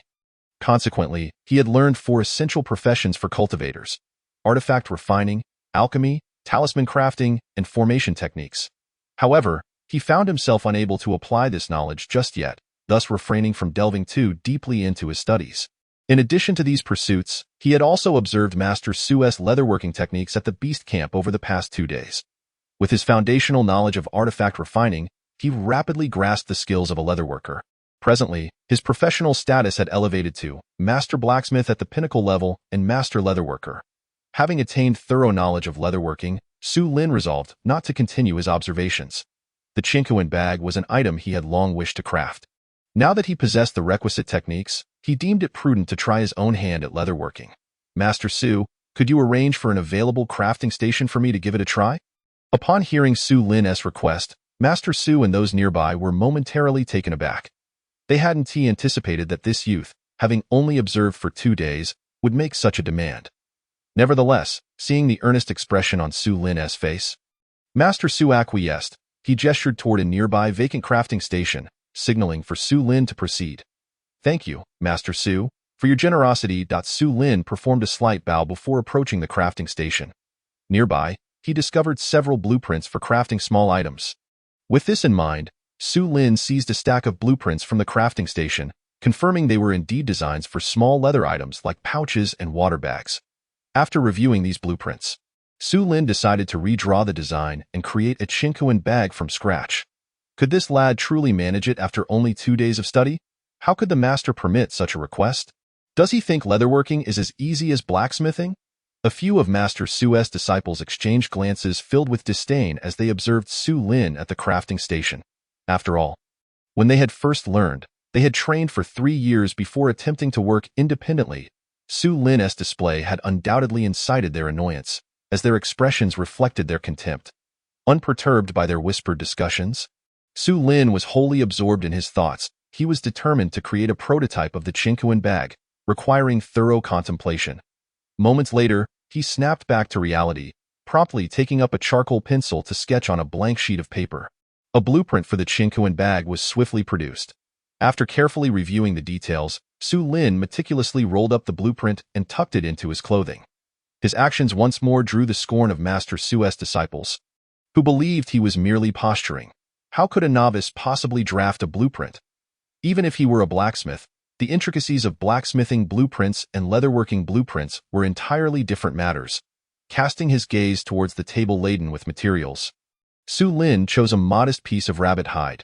The rabbit hide was quite dry, having retained little moisture, and its firmness made it suitable for preservation. When crafting leather goods, it was essential to first soften the hide with a potion before proceeding. Placing the rabbit hide on the crafting station, Su Lin retrieved a softening potion from the adjacent shelf and began his work. Observers noted his clumsy technique. He lacked the careful precision exhibited by Master Su, causing a twitch at the corner of Master Su's mouth. The onlookers' disdain only deepened as they silently scoffed. Is this all he can do? At that moment, Su Lin carelessly poured the potion onto the rabbit hide, not employing the meticulous method Master Su had demonstrated. His confidence in his skills was unwavering, but to those watching, his haphazard approach appeared reckless. After determining that the potion was adequately applied, Su Lin carefully capped the porcelain bottle and returned it to its place. He then took up a brush to evenly distribute the potion across the rabbit hide, managing to execute this step sufficiently well, which spared him further scrutiny from the onlookers. Once the potion was evenly applied, Su Lin swiftly hung the rabbit hide on a drying rack. This step was crucial. The softening potion, crafted from a blend of various herbs, required precise measurements based on the type and size of the hide. If too little was used, an experienced craftsman could remedy it. However, an excess would ruin the entire piece, rendering it worthless. While substandard material could still be utilized, its durability and lifespan would be significantly compromised. No leatherworker within the Beast Camp, or indeed across the entire Deqian dynasty, would dare to approach this process lightly. Typically, it was the master craftsman who handled this critical step, never allowing apprentices to attempt it. Despite the seemingly trivial nature of the rabbit hide, its market value soared to 1,000 coins. A single misstep could plummet its worth. Nevertheless, Su Lin was not one to act impulsively. His confidence stemmed from his accuracy, bolstered by the assistance of his true sight ability, which allowed him to gauge precisely how much softening potion to apply. Ding! The host has activated extreme focus, entering a state of heightened concentration, significantly increasing the success rate of crafting items. At that moment, a notification from the system resonated in Su Lin's mind. He had entered a state of extreme focus, but this did not stir any emotional response within him. He had experienced this before during his forging tasks. After waiting for a while, seeing that the softening potion had dried on the rabbit hide, Su Lin wasted no time in removing it. He spread the entire piece of rabbit hide flat on the table and took up a small wooden mallet to hammer it smooth. As the mallet struck down, he unexpectedly triggered a critical hit, delivering a surprising blow to the rabbit hide. This outcome took him aback. He had believed that critical hits only applied during forging. He had not anticipated that this effect would be applicable to similar crafts. Since acquiring the intermediate Lucky Star Blue attribute, he had consistently triggered critical hits while forging. As critical hits continued to occur, the rabbit hide soon became impeccably smooth, prompting Su Lin to set down the mallet. He then picked up a pair of cutting scissors from the tool rack and trimmed any irregular edges from the leather. By this stage, the preliminary processing of the leather was nearly complete. Su Lin surveyed the well-prepared rabbit hide, feeling a sense of satisfaction. Meanwhile, Master Su and his disciples gazed at him in astonishment. As seasoned leatherworkers, they could easily discern that the rabbit hide on the table had not been rendered useless by Su Lin's earlier actions. Rather, it was exceptionally well prepared, a rare find of superior quality. Incredible! Did this lad not act recklessly when applying the softening potion?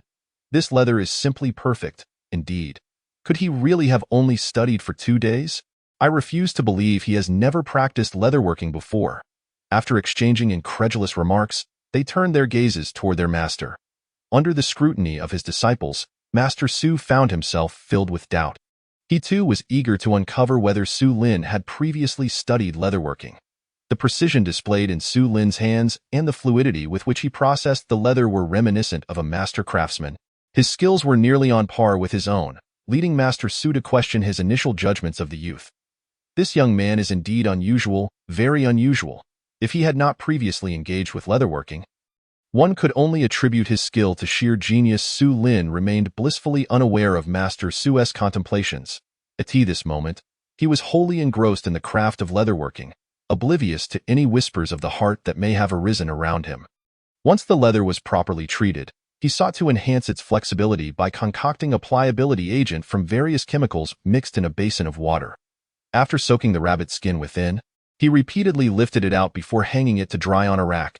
During this interval, he remained industrious, cutting cotton threads and subsequently twisting individual strands into a thicker cord. Once he had completed this task, Su Lin began to inspect the rabbit skin. Noticing that the moisture had nearly dissipated, he removed it and dried it further with a towel. Only then did he take up a charcoal pencil and ruler to commence his drawings.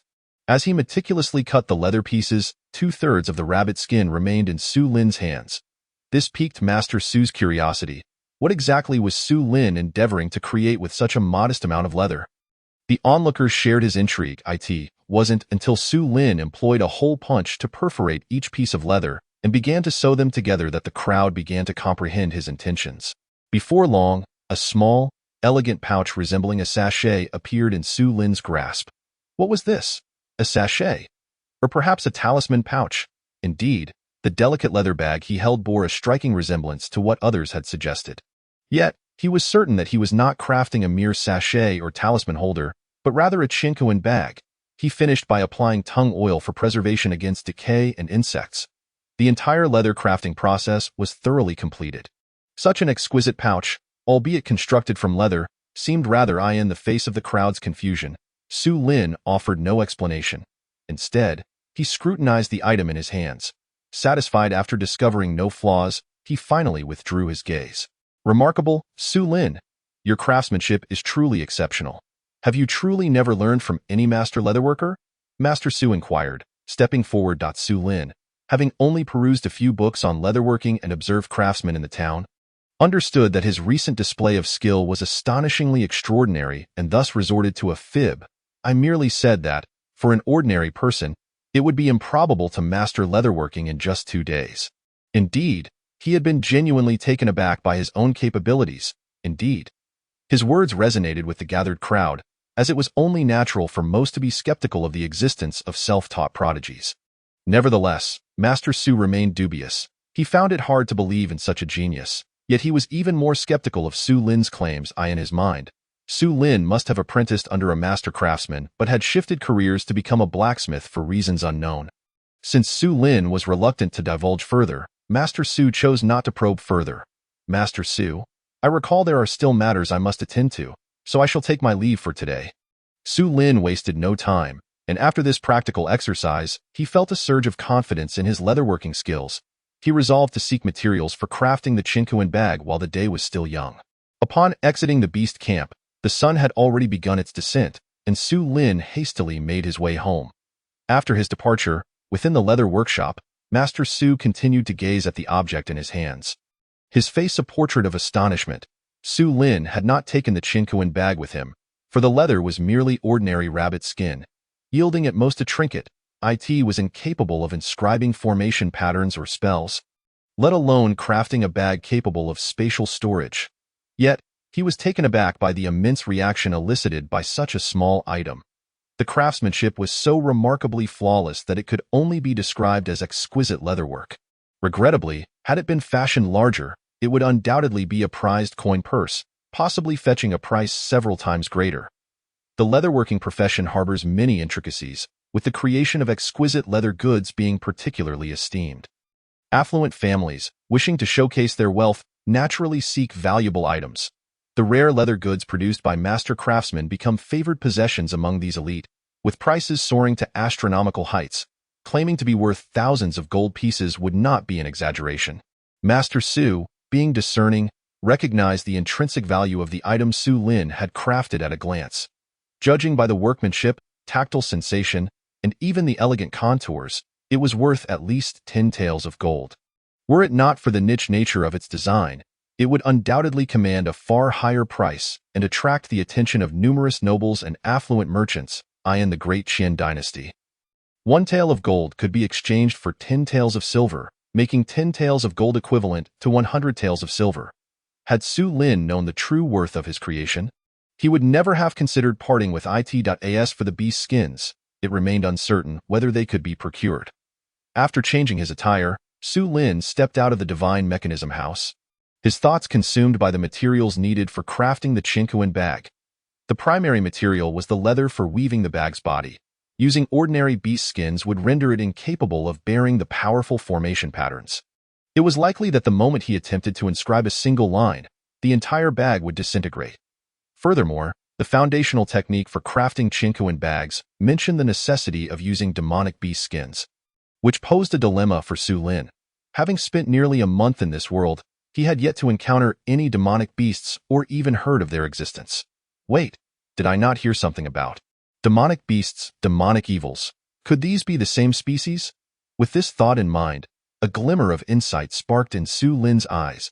He hastened away, eager to inquire further about the matter of demonic evils. Chapter 43. The Black Market Order. Arriving at the entrance of the Ministry of Works, Su Lin encountered the sentinels on duty, Wu De and Feng San.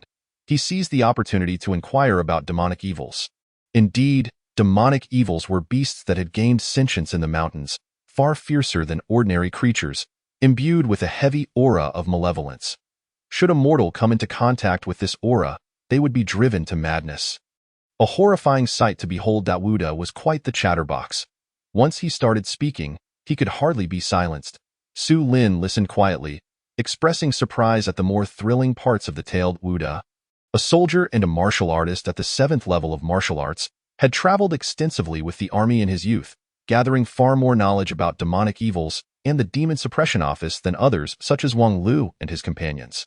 When Wu De finished his account, Su Lin expressed his gratitude and handed over 100 won as a token of appreciation. Having gleaned useful information from their conversation, Su Lin, having lived 2 lives, felt it only fitting to offer some recompense. By the way, after slaying demonic evils, does the Demon Suppression Office collect materials from them? Indeed, the weapons used by the Demon Suppression Guards are all crafted from materials obtained from demonic evils. Hearing this, a flicker of excitement ignited in Su Lin's eyes. By the way, Su Xiaoge, may I ask why you are inquiring about such matters? Those vile creatures are not to be trifled with by ordinary martial artists. Lest they fall prey to the influence of their evil aura and become possessed. Wu De, having shared a plethora of information regarding demonic evils, suddenly recalled Su Lin's inquiries and expressed concern. Rest assured, Brother Wu, I merely overheard Wang Shifu and the others mention it today and was curious. I would never engage in foolishness. That is good to hear. It is best to refrain from delving too deeply into matters concerning demonic evils. They are ill-omened. Wu De had just spoken extensively about demonic evils, yet now cautioned Su Lin, leaving him momentarily speechless. Having acquired the information he sought, Su Lin made his farewells, not lingering further at this moment. The sky was still bright, not yet dark. Su Lin planned to first scour the market for materials. In addition to demonic beast skins, crafting the Qinkuan bag would require spiritual stones and other spiritual materials. Spiritual stones are essential for cultivators, akin to treasures in the secular world. As for other spiritual materials, they comprised various stones rich in spiritual energy, items not easily found on the mundane market. Additionally, an inscription pin was necessary. This tool, vital for artifact crafting, was akin to an ordinary brush but featured 2 ends, one for drawing and the other for carving. It was a combination of a talisman pin and a formation carving knife. Measuring roughly 6 inches or nearly 20 centimeters, crafted from premium spiritual materials. Such a tool could not be found in the secular marketplace. Su Lin intended to craft an inscription pin himself. As he had anticipated, after wandering through the various markets in the capital, he managed to procure only a tael of vermilion, spending 20 taels of silver on this single material. It had taken considerable effort and numerous inquiries to locate the seller. Had it not been for the 20 taels he earned working at the iron camp, his finances would have been utterly depleted. I am truly impoverished now. This will not do. I must seek out Zhang Hongling for funds. I need to devise a plan to earn some money. Su Lin had not anticipated that his situation had shifted so drastically. Initially, upon his arrival in this world, he had merely worried about filling his stomach. Now, with his basic needs met, he found himself burdened with even greater concerns. Esteemed guest, I see you appear troubled. Is there something you require? At this moment, Su Lin found himself in a longevity shop, a store selling incense and paper offerings. The night had fallen, leaving the streets deserted. Just as Su Lin was about to step outside, he was suddenly called back by the shopkeeper. This shopkeeper was a thin, elderly man, with a gaunt face and a furtive demeanor. Hearing this, Su Lin halted his steps, glancing over the shelves before gently shaking his head. Never mind, the items I seek are not available here. With that, he intended to leave, turning towards the door. Heh, just because they are not here does not imply they cannot be found elsewhere. Just as Su Lin was about to step out the door, the shopkeeper's raspy voice rang out once more, causing him to pause mid-step. Oh, and where might that be?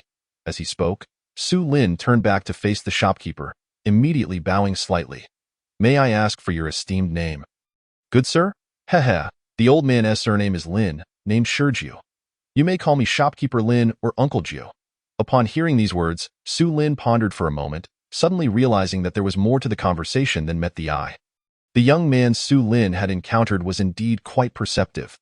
Lin Sergio's laughter was hoarse and unappealing, revealing a set of large yellow teeth, and his face bore an expression of satisfaction.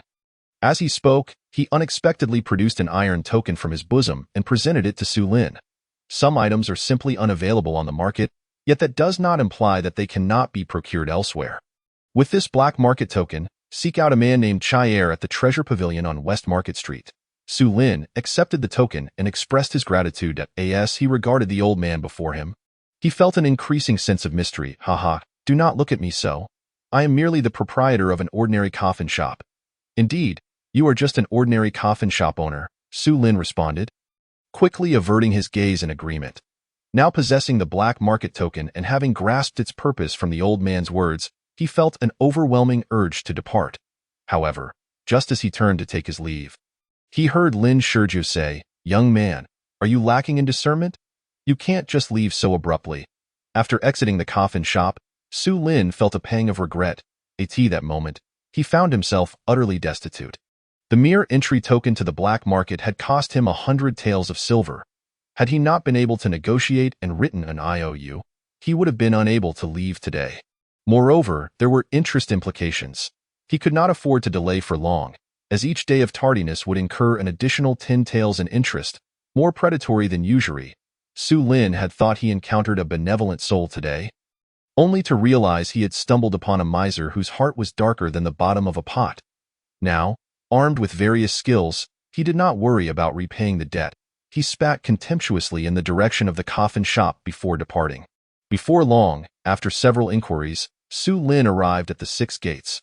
Gazing at the imposing walls and grand entrance, he felt an inexplicable unease. It was not the austere atmosphere of the great Qin dynasty's bureaucracy that intimidated him, but rather the fear of encountering Yin Xin. This was indeed the other party's territory, and should they cross paths, how could he possibly evade being detained? With this thought in mind, he hesitated to approach. Excuse me, may I inquire if Chief Zhao Hongling is present? Not long after, a middle-aged constable emerged from the 6 gates and was halted by Su Lin. Who are you? What business do you have with Chief Zhao? The constable's expression bore a hint of wariness, and his tone was far from amiable. Su Lin, undeterred, maintained a smile and replied, I am a craftsman from the Ministry of Works Divine Mechanism Bureau, and I wish to see Chief Zhao. Upon hearing Su Lin's affiliation, the middle-aged constable's demeanor changed dramatically, his expression softening. So you are a craftsman from the Divine Mechanism Bureau. I beg your pardon. The constable scrutinized Su Lin with newfound respect. Admiration filling his eyes. It was common knowledge that those who entered the Divine Mechanism Bureau were no ordinary artisans. Despite Su Lin's youth, the constable dared not underestimate him. Su Lin perceived the constable's shift in attitude, noting that he had not mentioned his status as a blacksmith. Had he done so, he could only imagine the constable's astonishment. After some conversation, Su Lin learned that the constable's name was He Chong, a third-class silver badge constable of equal rank to Zhao Hongling. He Chong expressed admiration for Su Lin's early advancement into the Divine Mechanism Bureau, and their conversation flowed pleasantly, with He Chong agreeing to Su Lin's request. "Zhao, there is a young man named Su Lin looking for you." He Chong's booming voice echoed from the inner hall of the Six Gates. Upon hearing Su Lin's name, Zhao Hongling wasted no time. Bidding farewell to her colleagues before emerging from the inner chamber, "Su Lin has arrived." "Where is he?" Just a moment after Zhao Hongling departed, a voice echoed, drawing near and then receding in the inner hall. Following that, a figure suddenly appeared before them. Upon seeing the newcomer, all the constables immediately offered their respectful greetings.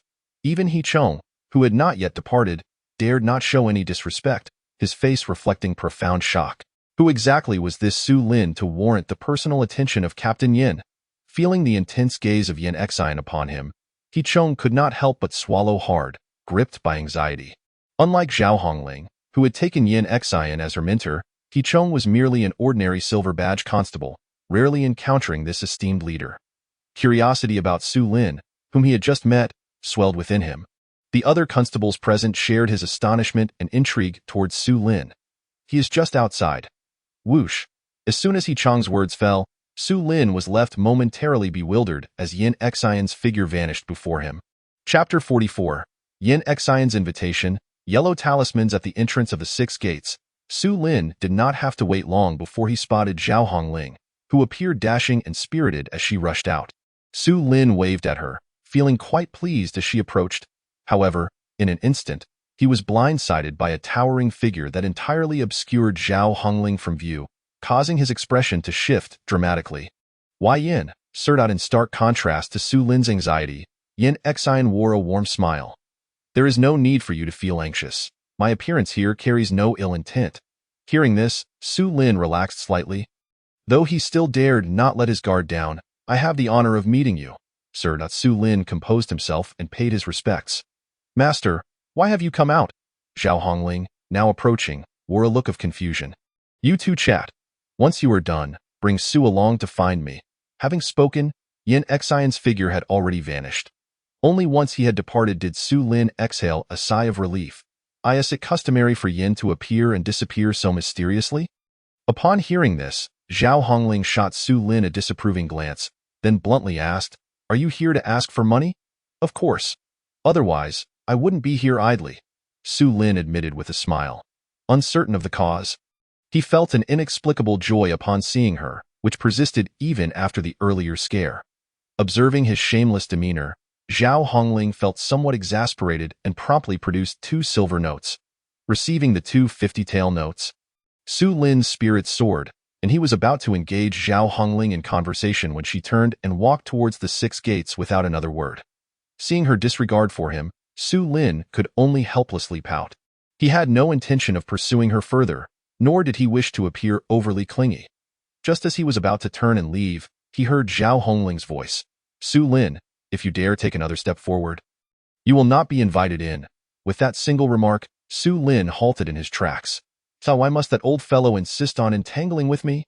Despite feeling quite exasperated, Su Lin turned and hurried after Zhao Hongling. "Have you eaten yet?" Upon reaching Zhao Hongling's side, Su Lin resumed his playful demeanor. "I have, Dado." "What did you eat?" "Rice, Dado."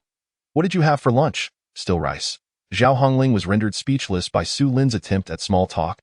Feeling an overwhelming impulse to seal his lips, realizing he was digging himself a hole, Su Lin fell into a state of embarrassment and reluctance, promptly ceasing his chatter. Having never been in a romantic relationship, he was utterly clueless about how to win a girl's favor.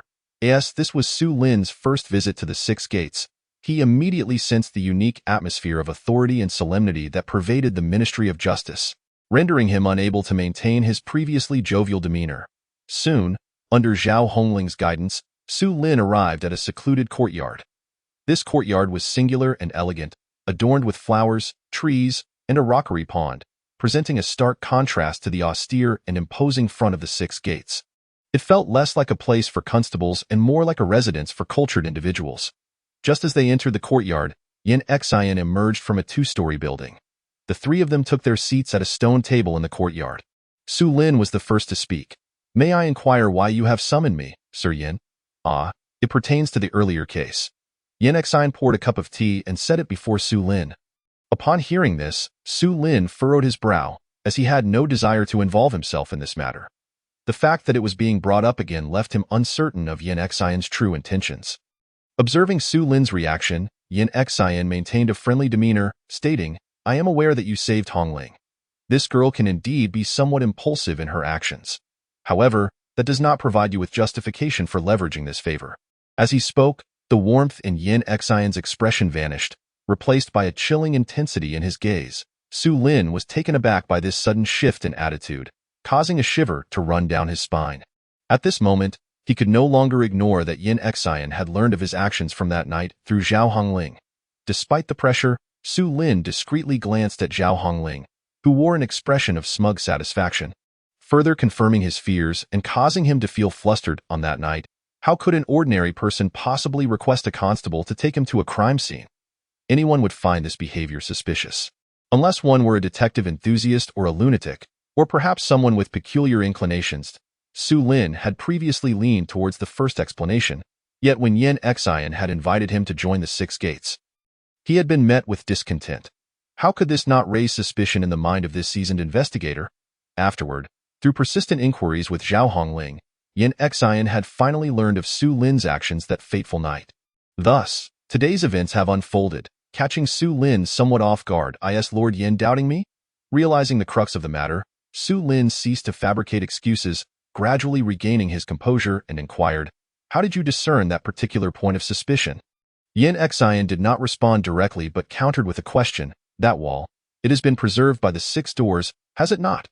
Su Lin pondered for a moment, refraining from answering the query. Instead confidently asserted, "It is currently sealed within the evidence chamber." Before long, Zhao Hongling, with a puzzled expression, followed Su Lin to the evidence chamber of the 6 doors alongside her master. As they entered the inner sanctum, the door to the evidence room creaked open, revealing a shattered, pitch-black wall before their eyes. Remarkably, the 6 doors had severed the entire faade of Lingbao's studio and brought it here.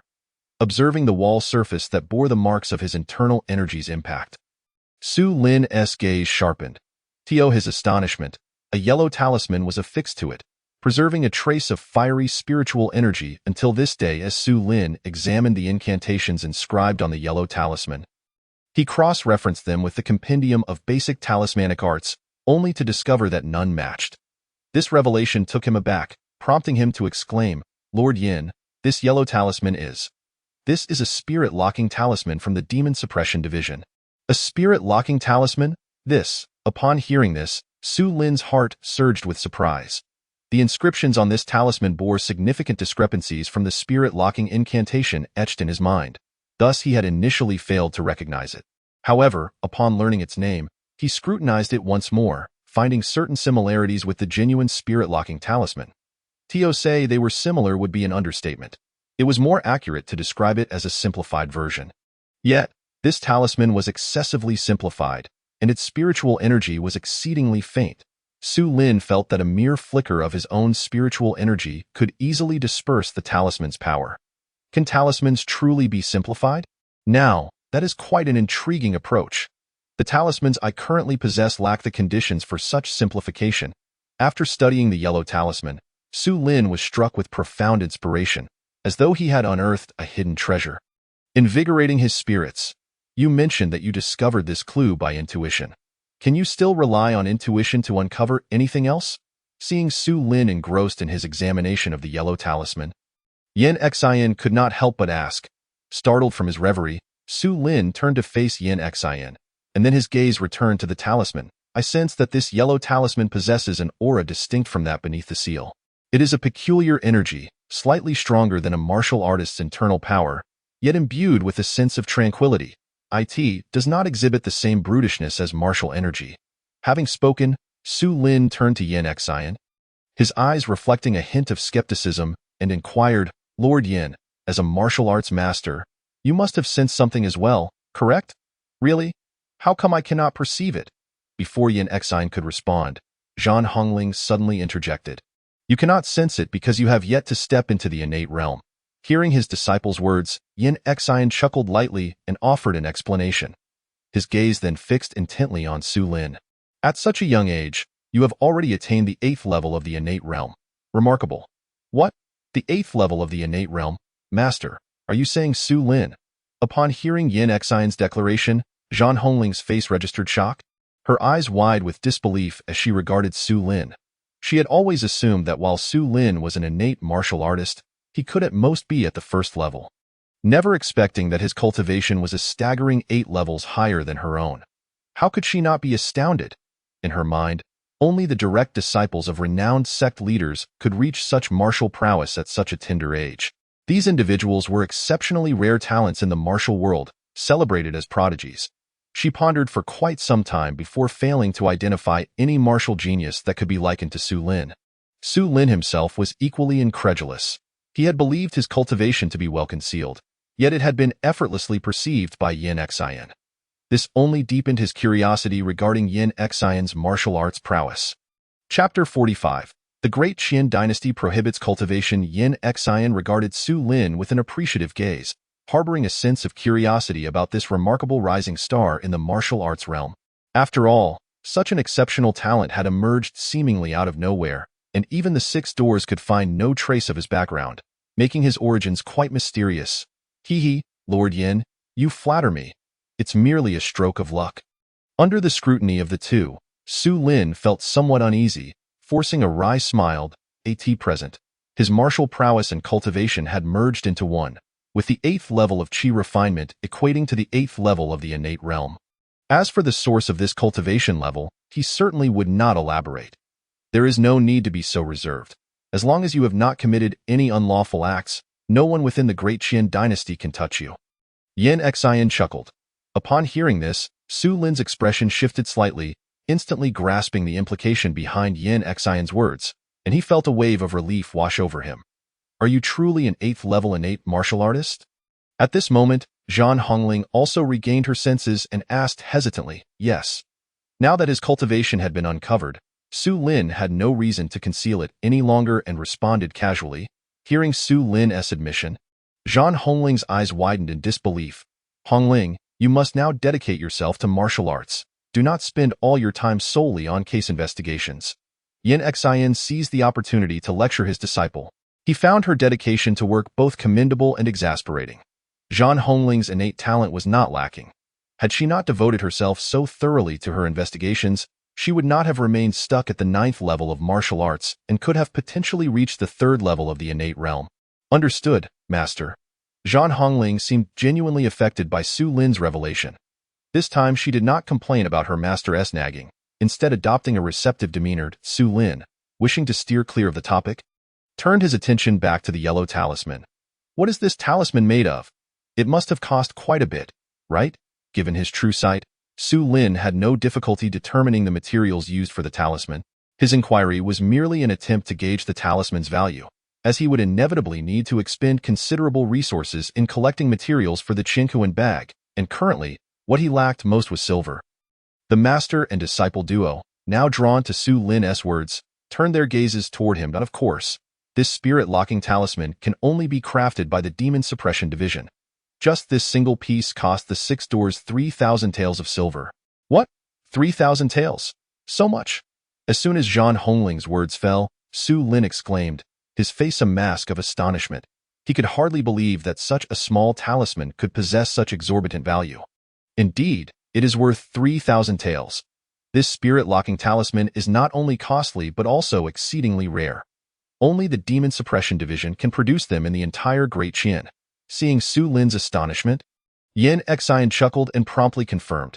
What is the Demon Suppression Division? This talisman appears to be no ordinary item. Your discernment is commendable. This talisman is indeed extraordinary. As Yin Exine spoke, he began to elaborate on the Demon Suppression Division. Hearing this information from someone of Yin Exine's stature, the head of the Great Qin's constabulary, was a delight for Su Lin, as it carried more weight than the words of an ordinary person. Soon, Su Lin grasped the basic situation of the Demon Suppression Division. Contrary to his assumptions, it was not entirely composed of outsiders. Most members were ordinary martial artists. However, due to the unique nature of their department, the Demon Suppression Guards differed from typical martial practitioners. Their internal cultivation primarily focused on enhancing their own blood vitality. After centuries of combating evil forces, the Demon Suppression Division discovered a crucial weakness of these malevolent entities. They were exceedingly wary of martial artists brimming with blood vitality.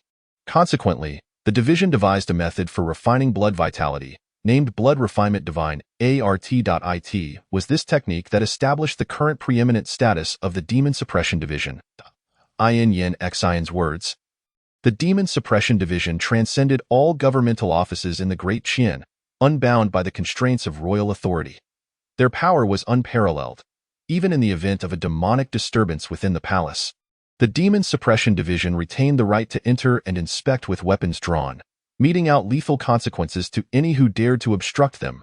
As for the origins of the spirit-locking talisman, it was merely derived from the crafting methods found in the royal library. Upon hearing this, Su Lin felt a tinge of disappointment. He had hoped there might be cultivators among the ranks of the Demon Suppression Division. What are these malevolent entities? Has Lord Yin ever encountered one? Indeed, malevolent entities are beasts tainted by evil energy, regarded as supernatural entities alongside mountain spirits and ghosts. However, I have had the fortune of perusing the royal library, where I learned that 500 years ago, during the zenith of the Great Qian, these malevolent entities were originally referred to as demon beasts. As Yin Xian finished speaking, Su Lin's eyes sparkled with excitement. He had finally uncovered the answer he sought, and his heart soared with joy. Indeed, as he had surmised, the so-called malevolent entities were none other than demon beasts. Moreover, he was aware that there existed beings in this world that differed from martial artists. Upon hearing Yin Xian's sudden revelation, Su Lin's expression grew serious. He understood that the conversation was shifting to a matter of importance, and his gaze instinctively drifted to the wall adorned with the spirit-locking talisman. Lord Yin, do you suspect that the faint aura on this wall is not left by a martial artist? Precisely, it is said that in this world, there exist immortals who can traverse the heavens and earth, incinerate mountains and boil seas with ease, and sever their enemies' heads from 1,000 miles away, as if plucking them from a pouch. After Yin Xian finished speaking, Su Lin's demeanor remained largely unchanged. In contrast, Zhan Hongling displayed a look of astonishment, unable to restrain her curiosity. Master, is what you say true? How can there be immortals in this world? Immortals are merely figures from myth and legend. Such tales are what I have gleaned from texts. 5 centuries ago, there existed martial deities capable of contending with immortals without losing ground. Given that there are records of such beings in literature, it stands to reason that immortals must indeed exist. Yin Xian spoke these words with a hint of uncertainty in his tone. However, Su Lin was resolute in his belief, for he himself was a practitioner of immortality. The might of martial deities seemed quite astonishing to him. Yet, in contrast to the ethereal nature of immortals, there exist practitioners in this world who seek the path of immortality, their methods of cultivation vastly divergent from martial arts. Have you encountered any practitioners, Lord Yin? Upon hearing this unexpected question from his companion, Su Lin immediately perked up and inquired. The court has conducted multiple purges against practitioners. It is quite difficult to come across one nowadays. Our great Qian dynasty prohibits the pursuit of immortality. Su Lin was taken aback by this revelation, perplexed as to why the great Qian dynasty would seek to eradicate practitioners and ban the pursuit of immortality. Only then did he realize why he had not encountered any practitioners for such a long time. It appears that this dynasty does not tolerate their presence. However, we have indeed encountered one now. While speaking, Yin Xian directed his gaze toward a wall adorned with the yellow talisman. Su Lin and Zhan Hongling instinctively shifted their attention in that direction. Practitioners are generally far superior to martial artists, possessing unique abilities that allow them to eliminate foes without a trace. It would be quite troublesome for an ordinary martial artist to confront a practitioner. Thus, until the identity and background of the individual are investigated, this case must remain sealed. Yin Xian directed this comment towards Zhan Hongling, and Su Lin could discern this. Upon hearing his words, the fervor in Zhan Hongling's eyes noticeably diminished. Has Lord Yin uncovered something? Su Lin inquired. Indeed, according to my investigations from the 6 doors, Lingbao Studio had acquired a treasure prior to its destruction, rumored to be intended for auction at the Great Qian Chamber of Commerce. Perhaps it is related to that treasure. As soon as Su Lin heard about the treasure, he was reminded of the black wooden box he had seen through the eye of true knowledge. Has the Six Doors discovered what it is? The specifics remain unclear, but it is known to be a piece of crystal stone. It is said to have been excavated from Qilin Mountain. The Six Doors have already dispatched someone to Yuzhou for investigation. Crystal stone? Picking up on the key detail in Yin Xian's words, Su Lin felt a surge of interest in his mind. The description of spiritual stones resembled crystal-like minerals brimming with spiritual energy. Perhaps it is indeed a spiritual stone. Otherwise, how could an ordinary treasure provoke the lethal ire of a practitioner? With such speculation, Su Lin found his thoughts wandering and immediately pressed on. What is Qilin Mountain? Qilin Mountain is located in the northern region of Yuzhou. A place where malevolent creatures gather. It is rich in heavenly materials and earthly treasures, but few manage to return alive. Memorizing the location of Qilin Mountain, Su Lin lost any desire to linger further. Lord Yan, since this matter is still under investigation, I have no other discoveries to report, and the day is growing late. Upon hearing this, Yin Xian also showed no inclination to stay, leading Su Lin to leave the premises. Su Lin, your intuitive gift is remarkable. Are you certain you do not wish to take a position with the Six Doors? Just as they were about to depart, Yin Xian indeed expressed an interest in recruiting him. However, Su Lin declined outright. Are you hungry? Shall we not go to Sanyang's for a bite to eat? After being escorted out by Zhan Hongling, Su Lin noticed the onset of night and decided against searching the black market. He extended an invitation to Zhan Hongling. I shall not go. Zhan Hongling initially intended to refuse, but suddenly recalled having given him 100 taels of silver earlier. Prompting her to change her mind, you shall treat. Hearing Zhan Hongling acquiesce, Su Lin felt a surge of joy and promptly agreed. Just as they were about to leave together, a voice called out from behind them. Senior sister, where are you going? The two turned to see Lin Feng rushing over. Upon the appearance of this second son of the Lin family and recalling the contents of Zhan Hongling's diary, Su Lin's mood soured. Why has this fellow emerged? Could it be that he harbors feelings for Zhan Hongling? Chapter 46. The Black Market. From Zhan Hongling's diary, Su Lin learned that her feelings were unreciprocated, as Lin Feng had shown no interest in her. Since she was unattached, Su Lin felt a spark of motivation. Meanwhile, Lin Feng's attitude toward Zhan Hongling had grown notably affectionate, while he seemed indifferent towards Su Lin. Su Lin could not help but notice this shift, a sense of unease creeping into his heart. Observing Zhan Hongling gazing at Lin Feng with unmistakable affection heightened his sense of crisis. With a goalkeeper present, they still scored. I refuse to believe I cannot pursue you. The meal was far from pleasant, with Zhan Hongling and Lin Feng deliberately ignoring Su Lin as they exchanged dishes. Su Lin felt a pang of frustration, realizing that were it not for his sudden appearance, Lin Feng would likely not have become so forward. It appeared he had unwittingly become a catalyst in someone else's romantic entanglement, a notion he found difficult to accept. Nonetheless, he recognized that matters of love cannot be forced.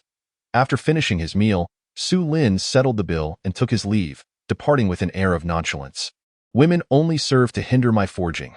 Forging is far more enjoyable. Humph. Su Lin huffed in a self-satisfied manner, while inwardly he berated both Zhan Hongling and Lin Feng. Since the misunderstanding with Zhan Hongling, his state of mind had been profoundly affected. Now, as he departed with a carefree demeanor, he felt a wave of clarity wash over him, leading to an epiphany. He concluded that matters of love should be direct. If one loves, they should declare it boldly, and if not, one should simply walk away. Otherwise, one becomes consumed by thoughts of the other, losing interest in everything else. At this moment, he felt as though he had shattered a mental barrier. His heart is clear as ice, colder than a fishmonger's knife. The meal concluded more swiftly than anticipated. Glancing at the sky, Su Lin decided it was imperative to attend to business. Shortly thereafter, he arrived at West Market Street, observed the sign of Treasure Studio, and stepped inside. Despite the late hour, Treasure Studio remained open, though it was markedly quiet compared to the surrounding shops, with no patrons in sight. I seek Chai Air. Upon entering the shop, only a shopkeeper behind the counter was heard tapping on an abacus. Upon hearing Su Lin's request, the shopkeeper immediately looked up. Please proceed to the private room on the second floor. Following the instruction, Su Lin ascended the stairs and soon entered a semi-open private room.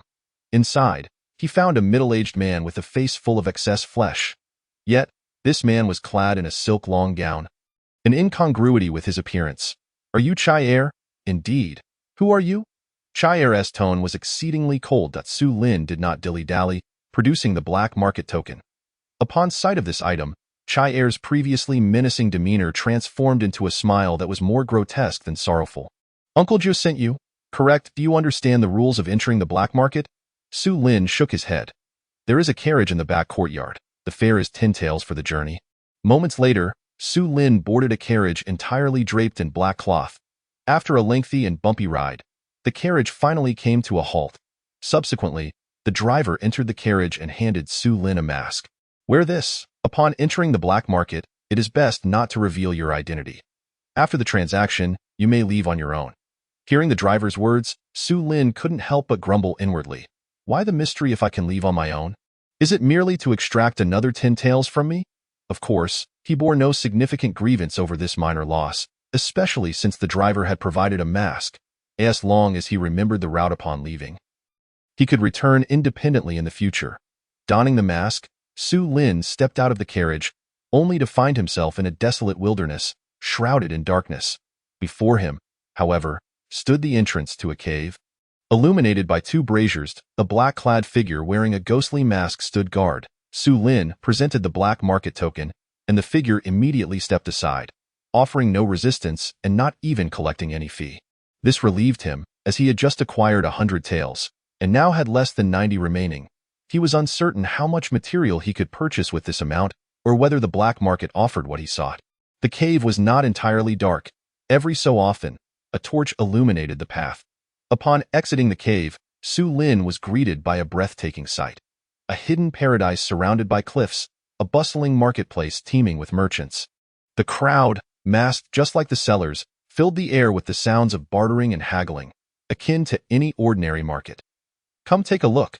This is a once-in-a-century 1,000-year ginseng, only 100 taels. Ancient artifacts unearthed just yesterday, limited quantities, buy them swiftly." Listening to the vibrant calls of the vendors and observing the dazzling array of stalls around him, Su Lin felt a sense of novelty. As he strolled through, it became evident that this black market was extraordinary, featuring many items prohibited by the court, as well as rare treasures. He even encountered vendors selling large wild beasts like lions and tigers, resembling a circus. Even more shocking to him was the presence of slave traders. It was apparent that these slaves were refugees, each appearing emaciated, as if they had gone days without food, as someone who had emerged from a refugee camp. He felt no indifference. However, in the face of such suffering, all he could do was observe. There were simply too many refugees in this world for him to extend sympathy to all, ladies and gentlemen. "Behold these tiger fangs I have, taken from a tiger demon. The price is only 2,000 taels." Su Lin had not strolled for long when he heard someone hawking tiger fangs, claiming they were taken from a tiger demon. His interest was piqued. To his surprise, there were indeed materials from demon beasts for sale in this black market. He hurried over, activating his eye of true insight to scrutinize the massive fangs held by the vendor. As information about the materials flooded his mind, a flicker of disappointment crossed Su Lin's face, and he inwardly scoffed. As expected from a black market, there are plenty of counterfeit goods. These were not the fangs of a tiger demon. They were mere imitations crafted from ordinary ivory. However, a lingering aura of brutal malevolence emanated from them, stirring a flicker of curiosity within him. This was demon chi. Recognizing the genuine demon chi that tainted the fangs, Su Lin's disappointment dissipated completely. He mused. Since the vendor can produce counterfeit goods infused with demon chi, there must surely be authentic items available at this stall. With this thought in mind, he began to scan the vendor's wares. "What can I assist you with, esteemed customer?" "I have an abundance of materials from demonic creatures," the vendor, clad in black and masked to conceal his features, called out in a gruff voice, likely belonging to a middle-aged man. Hearing the inquiry, Su Lin raised his head. He had already noted several authentic materials among the goods on display. "Might I inquire about the origin of these materials? Do you have any beast skins for sale?" The vendor ignored Su Lin's previous question and promptly picked up a blood-stained pelt, grinning as he said, "Esteemed customer, take a look at this top-grade tiger demon skin. These fangs were extracted from this very tiger demon. This. Su Lin's lips twitched, finding the claim rather ridiculous. While the tiger skin was indeed genuine, it was far from being tiger demon skin. Farewell, he declared, unwilling to waste any more time, and turned to leave. Wait, don't go, esteemed customer. This is the only stall where you can find materials from demonic creatures. You won't find them elsewhere. The vendor's words halted Su Lin in his tracks. As he had not anticipated this situation. Do you possess any genuine items? I have no interest in such trivialities. Returning to the stall without a hint of courtesy, Su Lin stated bluntly upon hearing this. The vendor first appeared taken aback, but a glint of intrigue flickered in his eyes. How did you discern that? With my eyes, Su Lin replied honestly, articulating his needs. I require a genuine beast skin of good quality. The vendor no longer regarded him with disdain. Instead, he scrutinized Su Lin for a considerable time without uttering a word. I currently cannot procure one.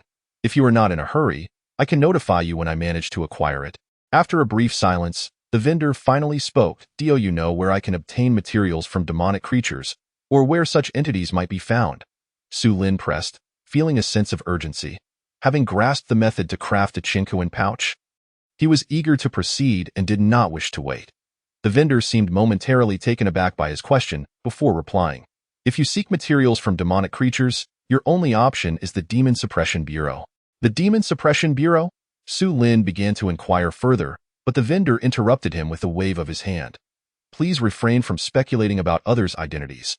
Such practices are frowned upon. As a newcomer.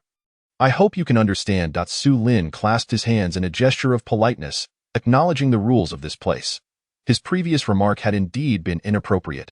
Here's the deal. Since you are in such a rush, leave a deposit of 500 taels, and we shall sign a black market contract. You can collect your goods at this time tomorrow. 500 taels? I cannot produce that amount right now. Oh, then how much can you offer?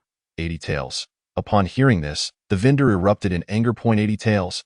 Without the funds, what do you expect to purchase? Are you here just to waste my time?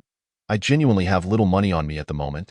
But rest assured, once you help me acquire the beast's skin, I will not shortchange you. Su Lin had already seen numerous valuable items during his brief exploration, items he could craft himself, and thus, he harbored no concerns about the payment. Absolutely not. You must understand, this money is not for me. Realizing the implications of the vendor's words, Su Lin felt a pang of disappointment, his desire to earn money intensifying. Without that 500 taels, he would have to wait at least 10 days to half a month, perhaps even longer. Alternatively, if you believe you can handle the demonic entities, a trip to Evil Wind Mountain is not out of the question. Evil Wind Mountain? Where is it located? Chapter 47. Drawing talismans. True to its reputation, the black market extracted 5 taels of silver from Su Lin for such a piece of information. Evil Wind Mountain lay north of Luoxian City, approximately 100 miles distant. Riding a horse, one could arrive in about an hour. It was said to be an ordinary mountain near a village, inhabited only by common wild beasts, devoid of any demonic entities. The demons had migrated from elsewhere, claiming dominion over the mountain. They wreaked havoc in the nearby village, frightening away all the residents. There was a temple on the mountain, called Fufeng Temple, where the local Taoist priests had all met a tragic fate, with the demons taking refuge within. After sharing this information, the vendor discreetly divulged an important detail. It is said that this demon is exceptionally difficult to deal with. Many experts dispatched by the Demon Suppression Bureau have failed to subdue it. Consequently, Evil Wind Mountain is now completely sealed off by the Bureau, making it quite troublesome for ordinary folk to gain entry. Upon learning all this, Su Lin felt that the 5 taels he spent were not in vain. After departing from the stall, he continued to peruse the black market and soon stumbled upon something intriguing. Someone was selling talismans. The vendor, masked yet garbed in a flowing Taoist robe, presented himself as a practitioner. Su Lin surveyed the array of talismans on display, and indeed, more than half were forgeries, mere scribbles devoid of any magical power. Yet, he did find a few yellow talismans that emanated faint waves of magical energy. Esteemed customer, have you encountered any malevolent spirits? I possess all manner of talismans. With just one, I can guarantee the extermination of any demon or ghost. Before Su Lin could inquire about the prices, the vendor eagerly initiated the conversation, lifting a talisman from an exquisite jade box. This talisman was long and robust, crafted from black paper, and appeared quite sturdy. The incantations inscribed upon it were darkened by red ink. Su Lin had previously recognized this talisman. It was a mere scribble, not even capable of warding off evil, let alone vanquishing demons.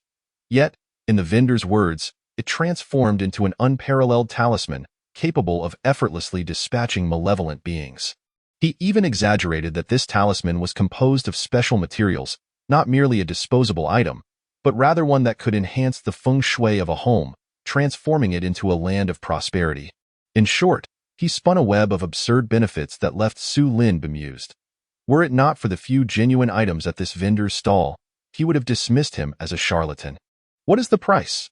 In light of our fateful encounter, I shall offer you this supreme 3 Pure Ones exorcism and house settling talisman for just 500 taels. When the vendor pronounced the name of the talisman, Su Lin was momentarily stunned, taken aback by the torrent of words.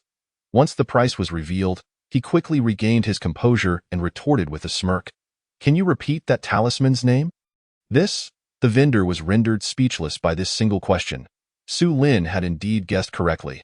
The vendor had been fabricating tales, spouting a plethora of names he could barely recall himself.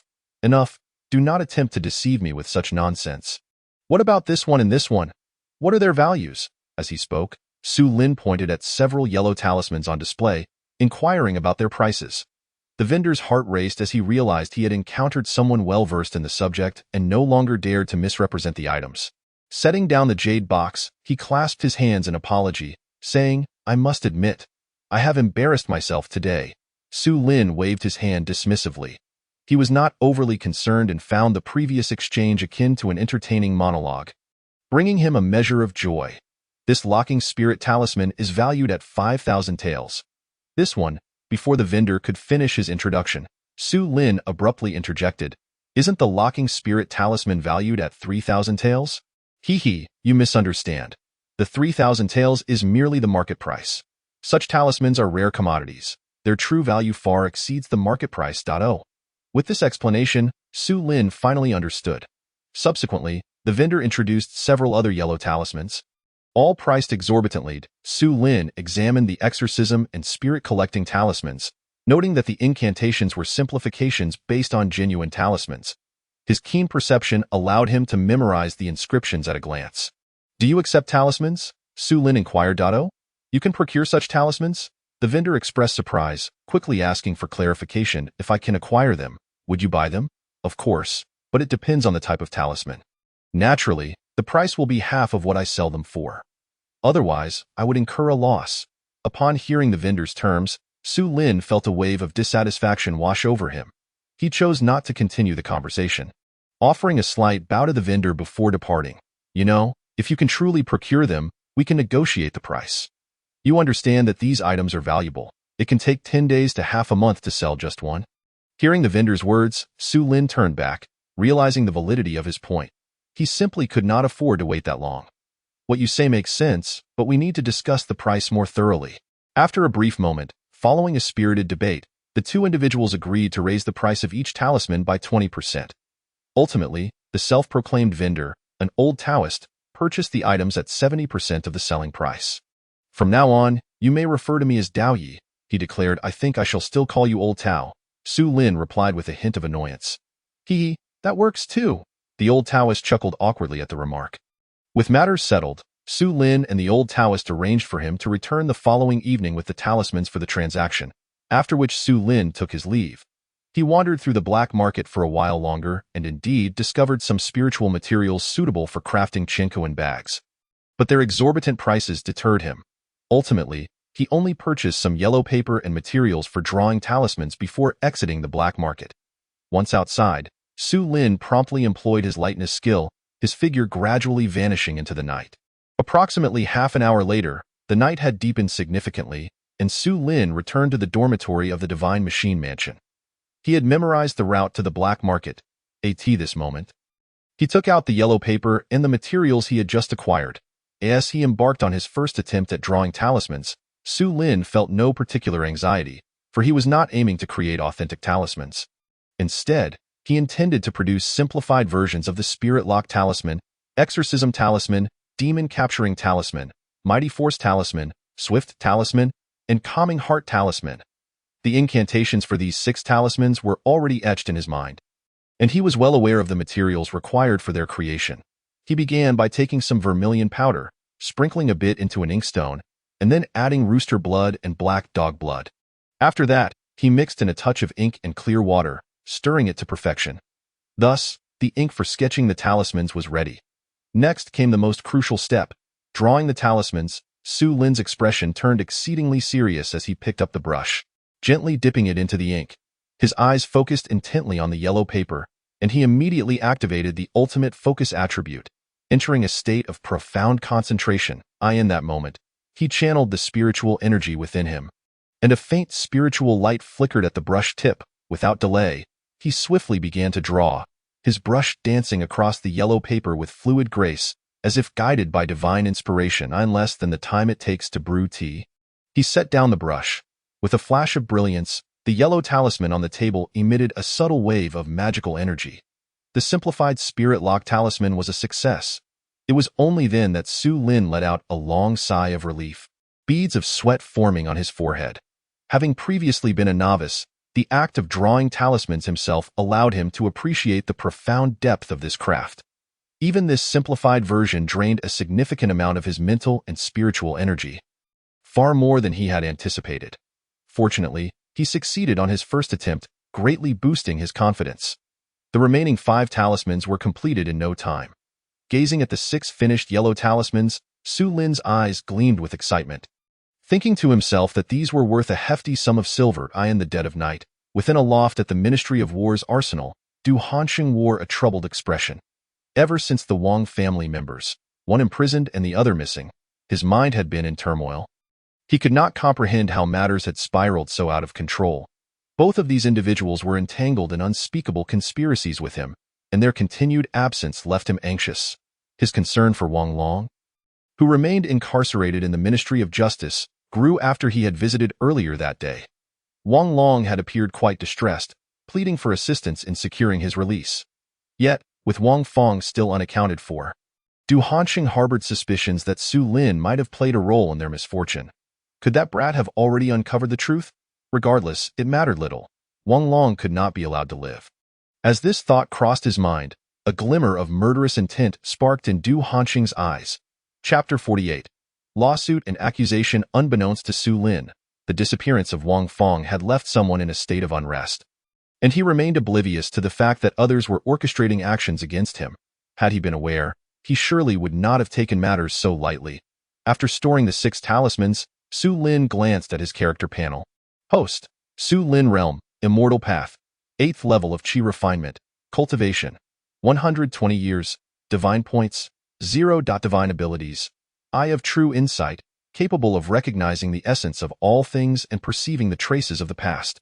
Internal Technique, Breath Regulation Method, Minor Achievement, External Techniques, Killing Array Fist Technique, Great Perfection, 100 Battles Blade Technique, Great Perfection, 100 Battles Spear Technique, Not Initiated, Mounted Archery, Not Initiated, Flying Knife Technique, Not Initiated, Movement Technique, Earth-Shattering Step, Great Perfection, Gale Grass Step, Great Perfection, True Fire, Primordial True Fire, Can Evolve, Profession, Artifact Refiner, Professional Level, Master Blacksmith Peak, Master Leatherworker, Professional Skills, Basic Artifact Refining, Basic Talismans, Basic Array Techniques, Basic Alchemy, Attributes, White, Critical Forging, Junior Lucky Star, Rapid Reader, Martial Arts Prodigy, Tough Skin and Bones, Skillful, Blue, 7 Apertures Exquisite, Ultimate Focus, Intermediate Lucky Star. Seeing his 120 years of cultivation, Su Lin hesitated not and allocated it all to the breath regulation method. With a rush, he felt spiritual energy surging through him, his cultivation method operating autonomously, sending spiritual energy coursing through his body, his limbs and bones cracking with newfound strength. I shall break through, Su Lin roared within. This time, he aimed to elevate his cultivation realm to the next level, the foundation establishment stage. Feeling his current strength was still lacking, he was acutely aware that he could easily be seen through, which left him feeling insecure. He believed he must first enhance his cultivation to a level where he would be inscrutable to others. However, despite infusing 120 years of cultivation, he did not succeed in breaking through to the foundation establishment stage. The realm of the breath regulation method remained unchanged, still at minor achievement. As a foul stench filled the room, Su Lin unexpectedly found his cultivation had reached the 10th level of qi refinement. This was quite unexpected. He had not anticipated that he would surpass the limits of qi refinement. Yet, he was not overly astonished, for with the system's assistance, how could he be ordinary? As the cleansing technique was enacted, Su Lin felt an overwhelming sense of ease washing over him. In that moment, he felt invigorated, as if he had regained several years of youth. His skin became fair and smooth, no longer resembling the dark-skinned country boy he once was. If he donned a refined outfit, he would surely be mistaken for the son of a scholarly family. Having not broken through to the foundation establishment stage, it appeared he would need to amass more cultivation power. The following day, Su Lin rose early and headed to the dining hall for breakfast. Now at the peak of the qi refinement stage, his dietary needs had diminished, and his appetite had returned to normal. After breakfast, he proceeded to the front hall of the Iron Camp's administrative building to complete his sign-in task. This time, in addition to the 10 years of cultivation, he was rewarded with a blue attribute. As this blue attribute appeared, Su Lin's eyes brightened, filled with delight. Battle Maniac. The bearer, having experienced countless battles, gains insights and enhances combat experience during fights. They can enter the Battle Maniac state, wherein their combat power is quintupled, with a cooldown of 24 hours. This battle attribute was fortuitous, as Su Lin had intended to venture to Evil Wind Mountain in the coming days. He felt his strength was still insufficient, and his combat experience too scant, making it uncertain whether he could contend with the wicked entities there. Now, with this new attribute, it was nothing short of a timely boon. Returning to the blacksmith's workshop with a beaming smile, Su Lin had just stepped inside when he was met with shocking news. Have you heard? Xuebao drowned this morning in the river of the city. This revelation left Su Lin flabbergasted. After a moment, he grasped the details of the situation. Xuebao had gone to Chui Ping Fong last night and had not returned, only to be discovered drowned in the river the next morning. Following an investigation by the Ministry of Justice, it was concluded that he had fallen into the river while intoxicated. After learning this, Su Lin understood why he had not seen the responsible individuals. Such as Li Yin, during breakfast, they were likely occupied with handling Xuebao's affairs. Su Lin held little affection for the man he had blinded and did not dwell on the incident. However, it was not long before officers from the Ministry of Justice sought him out. To his astonishment, this matter had somehow become entangled with him. The officers were quite insistent, demanding to take Su Lin in for questioning. Had it not been for the timely arrival of Zhang Zhubo, Su Lin would have already found himself in shackles. I did blind Xuebao, but his drowning in the river has nothing to do with me. Su Lin protested vehemently. He was determined not to accompany these officers. Entering the interrogation room would leave him at their mercy. I trust Su Lin would never commit such an act. If you insist on taking him, I shall accompany you as well, Zhang Zhubo interjected, his expression one of displeasure. This declaration placed considerable pressure on the officers, who no longer dared to speak of shackles or imprisonment. Ultimately, Su Lin accompanied Zhang Zhubo to the Ministry of Justice. The ministry served as the court for the capital, addressing various lawsuits and maintaining public order. Upon hearing that Zhang Zhubo had arrived, Lin Jiqiu, the head of the ministry, personally came to welcome them. The previously intimidating atmosphere of coercion was swiftly dissipated with a wave of his hand. Lord Lin, what is the meaning of this? Why have you brought my esteemed junior here? Zhang Zhubo inquired, clearly stating his position. Upon hearing this, Lin Jiqiu felt a sense of foreboding. He had not anticipated that capturing a mere individual would attract such significant backing. Lord Zhang, please calm your anger. Allow me to explain. Lin Jiqiu responded. This morning, a report was made regarding a body discovered in the city river, confirmed to be a mid-level craftsman from the Divine Machine Mansion, with the cause of death established. Yet, subsequent eyewitness accounts claim to have seen someone push the deceased into the river last night. Based on these descriptions, we suspect this young man may be the assailant. With this explanation, both Zhang Zhubo and Su Lin furrowed their brows in concern. Witnesses claim to have seen me push Xuebao into the water? Who are they? Su Lin felt a surge of indignation rising within him and immediately inquired in a cold voice. The prefect of the Lin Mansion, despite being a high-ranking official of the court, could hardly tolerate such treatment from a mere youth, and his displeasure was evident. Are these witnesses present in the Shuntian prefecture? Can they be brought here for confrontation? Beside him, Zhang Zhubo also sensed Su Lin's recklessness and spoke up to defuse the situation. Go find that person in the prefecture. The prefect of the Lin mansion did not wish to stoop to Su Lin's level and promptly ordered his subordinates to locate the individual. Before long, a ruffian-looking young servant was brought in by the officers.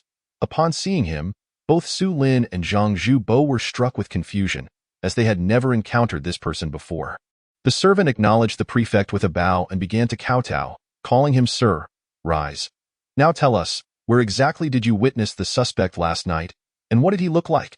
The prefect of the Lin mansion regarded the servant with disdain, gesturing for him to stand. After standing up, the young man, with shifty eyes, stole a glance at Su Lin, and Zhang Zhubo. Su Lin could sense that the servant's gaze lingered on him for a moment longer. After averting his eyes, the servant unexpectedly knelt again and pointed at Su Lin, exclaiming, Sir, it is this man. I saw him last night, without a doubt. I am absolutely certain it was him. He pushed that person into the river, causing him to drown in the city river. At this revelation, the faces of the three men in the room changed dramatically. Su Lin and Zhang Zhubo wore expressions of fury, taken aback by the audacity of the servant's claims upon entering. Meanwhile, the prefect's countenance also darkened, yet his gaze fixed upon Su Lin, as if he were scrutinizing a criminal. Feeling a sense of foreboding, Su Lin thought, surely, this prefect cannot be so foolish as to believe this? Are you certain of what you saw? Did you not mistake him? Do you understand the consequences of false accusation? The prefect turned his gaze to the servant, emanating an overwhelming aura of authority. The servant's expression shifted, filled with trepidation, yet he gritted his teeth and continued to firmly accuse Su Lin. The man's name is Zhang San, a known ruffian, notorious for his gambling habits and deep debts. He had come to accuse Su Lin under duress, fearing for his life if he did not comply.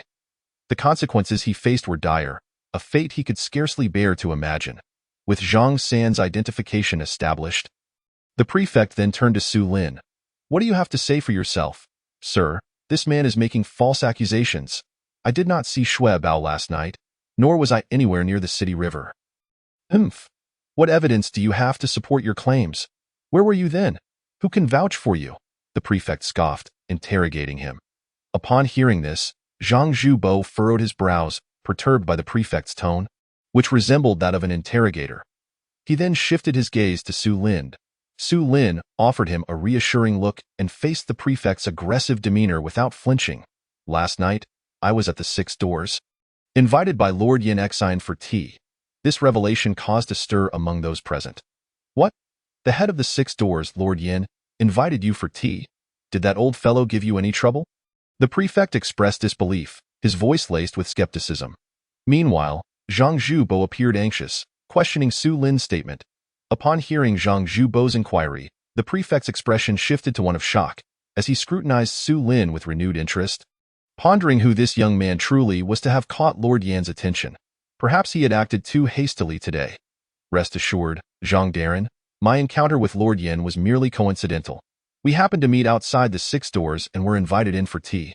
Su Lin explained to Zhang Zhubo. Hearing this, Zhang Zhubo finally relaxed. That moment, Zhang San, who had been listening to their conversation, trembled in fear, realizing the magnitude of the person he had been instructed to frame. How could he, a lowly ruffian, contend with someone who had garnered the favor of the head of the 6 doors? But now, with no way out, he steeled himself to continue his accusations. When did this happen? The prefect, determined to interrogate further, no longer underestimated Su Lin. I entered the 6 doors around the 4th watch of the night and left approximately half an hour later. Su Lin replied, then inquired. May I ask, sir, if the time of Shui Bao's death has been determined? Can I clear my name? The coroner has examined the body. The estimated time of death is around the hour of the pig last night. The prefect responded. Oh, I was outside the city at that time. What? You left the city? Did you return to the refugee camp to work in the forge? Upon hearing Su Lin's absence from the city, Zhang Zhubo's expression brightened, and he addressed the prefect, Lin Darren. It is clear that Su Lin was not in the city last night. Indeed, he returned to the refugee camp to work in the forge. I believe the overseer, Chen Zhong, can confirm this. Su Lin was aware of Chen Zhong, but he had not gone to the forge the previous night. Just as he was about to deny it, he noticed the prefect's face darken with rage. Humph! You bold scoundrel, dare to commit perjury and falsely accuse another. Do you realize that you are accusing a craftsman of official standing? This warrants even harsher penalties. Seize him and throw him into prison. Upon hearing this, Zhang Xin could no longer hold his composure. Terrified to the point of losing control, he repeatedly bowed and pleaded, "Sir, I know I was wrong. Please, show mercy and spare me this time. I was merely acting under someone else's instructions." Such a lowly thug, accustomed to bullying the weak and fearing the strong, broke under the weight of the prefect's authority and revealed everything he knew. "What? Someone instructed you? Who was it?" "I do not know. I have never seen the person's true face, only that he was a middle-aged man wearing a mask. In a short while, Zhang San divulged all he knew. Su Lin's brow furrowed deeply upon hearing this. At that moment, he realized that the death of Xue Bao, along with the previous actions of Wang Feng and Wang Long, seemed to have a mastermind orchestrating events from the shadows. But who this individual was remained a mystery to him. The more he pondered, the more his anger grew, mingled with a sense of unease. After all, this individual seemed to be steeped in cunning schemes. Whereas he himself, having lived 2 lives, was merely an ordinary person, ill-equipped to navigate such intricacies. He had believed for the past few days that his life was rather mundane, but little did he know he was already entangled in a turbulent undercurrent. Were it not for the fortuitous encounters of late that had introduced him to influential figures like Zhang Zhubo and Yin Xian, he might have found it impossible to extricate himself from these troubles. Humph! How audacious, to continue to conceal the truth. Seize him and apply the utmost torture until he confesses. The prefect of the Lin mansion was beside himself with rage. He was now acutely aware that this case was no longer a mere accident, but had escalated into a murder investigation. If the perpetrator was not identified promptly, it would not only create a terrible impact within the capital, but could also lead to trouble for the Shuntian prefecture when the court demanded accountability. The daily affairs of the Shuntian prefecture were already exceedingly busy, and now they had to allocate personnel to investigate this case, further complicating their workload. It was no wonder the prefect was furious. If not for Zhang San's meddling, this case could have been resolved swiftly. He felt a strong urge to strangle him on the spot. "Someone is trying to harm me." Upon exiting the Shuntian prefecture, Su Lin uttered these words, "You need not worry. With me around, I will send someone to investigate and ensure the mastermind is brought to light." Zhang Zhubo was equally enraged and had already decided to send someone to the Ministry of Justice to interrogate Wang Long. However, just as the two returned to the Ministry of Works, an ill news arrived from the Ministry of Justice. Wang Long had hanged himself in the prison. At the news, both Zhang Zhubo and Su Lin's expressions shifted. Sensing that the mastermind behind this was no ordinary person, in the coming days, "You must refrain from wandering about aimlessly. I will arrange for someone to protect you."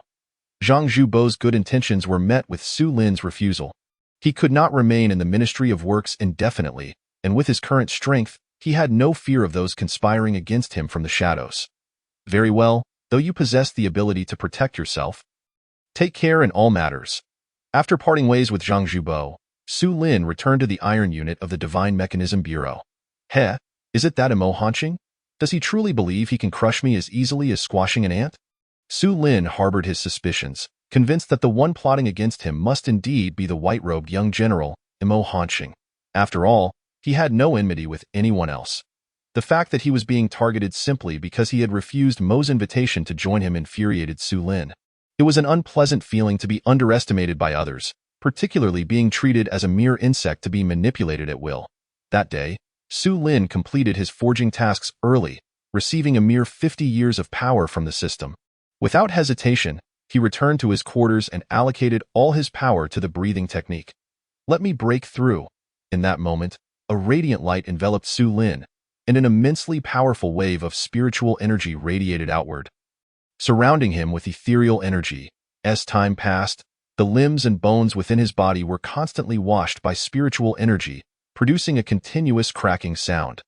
Countless strands of spiritual essence coalesced above his body, forming a protective aura, which soon began to alter in color and texture, a force both fierce and violent, yet calm and serene, radiated outward. In that moment, Su Lin had perfected his chi cultivation, stepping into the realm of a martial arts grandmaster. While simultaneously breaking through to the first stage of foundational cultivation in the path of immortality. The commotion he had stirred was considerable, prompting Su Lin to quickly rein in his aura. He then retrieved a yellow talisman, the spirit-locking charm he had drawn the previous night. With a flicker of spiritual energy, the room was immediately illuminated with a golden light. In an instant, the surrounding aura was completely absorbed. Su Lin then burst through the door, swiftly vanishing from the dormitory area. After his departure, several figures descended from the sky, revealing themselves to be martial arts masters. Someone had indeed broken through to the Grandmaster level. Who could it be? I sensed an unusual aura of breakthrough in this vicinity. The disturbance was truly significant. Yet how did the aura vanish so suddenly? The individuals exchanged glances, each finding the situation rather peculiar. Among them, a corpulent figure spoke up, none other than Zhang Zhubiao. At that moment, they were unable to pinpoint the source of the aura. Everyone, disperse. There is nothing of interest here, since this is one of my Ministry of Works people who wishes to remain anonymous. There is no need for further investigation. Just then, another figure descended from the sky. Upon seeing the newcomer, the crowd promptly bowed in respect, exclaiming, "We greet you, Lord Minister." The arrival was none other than Ouyang-ju, the Minister of the Ministry of Works. After dispersing the crowd, Ouyang-ju cast a glance in the direction Su Lin had departed, his eyes glimmering with a hint of profound understanding. It seemed the Ministry of Works had acquired such an intriguing young talent. Chapter 50. Pursuit and Counterattack. Su Lin ran to a secluded location and, upon ensuring no one was around, managed to calm his racing heart. He had not anticipated that breaking through to foundational cultivation would create such a commotion. He vowed to exercise more caution in his future breakthroughs. With this in mind, Su Lin took out the spirit-locking charm he had used earlier. Gazing at the talisman, he felt a wave of relief wash over him. He had sensed several Grandmaster auras approaching the dormitory area. Had he not possessed this talisman, even if he managed to escape, he would inevitably have been discovered. Given the rapidity of his breakthrough, he could not afford to reveal himself indiscriminately. Otherwise, it could lead to perilous consequences. Setting aside these distracting thoughts, Su Lin examined the yellow talisman in his hand, astonished to find that it had not been consumed by the excessive spiritual energy, but rather the runes upon it glimmered even brighter. Its magical potency significantly enhanced. It was evidently of a superior quality compared to the spirit-locking charms he had encountered at the Six Gates and the black market. This talisman should fetch a handsome price. Contemplating the talisman, which had not only remained intact but improved in quality, Su Lin's thoughts were solely consumed by visions of gleaming silver coins. At this moment, it was merely midday, and having completed the daily forging tasks assigned by the Iron Camp, Su Lin did not intend to return to the blacksmith shop. He had already mastered the skills of a leatherworker, and naturally, he could not neglect the crafts of the other camps. Before long, Su Lin found himself in the study of the Divine Machine Pavilion. This time, he perused various texts on manufacturing techniques, absorbing knowledge as if it were the air he breathed. After breaking through to foundational cultivation, he felt his mental acuity had solidified considerably, allowing him to absorb information at an exponentially higher rate. Previously, he had been able to remember the contents of only 5 books before suffering from excruciating headaches. Now, however, he could recall the material from numerous texts without experiencing any discomfort. Indeed, it seemed that one must first elevate their cultivation level. Currently, on his character panel, the mastery level of his breathing technique had reached a state of completion. This realization clarified that the proficiency of this technique only altered upon breaking through to significant cultivation levels. After committing the contents of various books to memory, Su Lin exited the study. He then dedicated the remainder of the afternoon to visiting the earth, wood, stone, and grass camps, observing and learning the various crafting methods. By the time evening arrived, Su Lin departed from the Divine Machine Pavilion. Having gained a solid understanding of these skills, moving forward, he simply needed to engage in hands-on practice, honing his expertise and accumulating experience to firmly grasp the artisan skills he had acquired. Soon, he would be on his way to becoming a true artifact smith. Reflecting on this, he felt it was time to relocate from the Divine Machine Pavilion. No longer troubled by financial concerns, he could easily purchase a residence within the capital. With tomorrow being a day of rest, he planned to search for a house after tonight.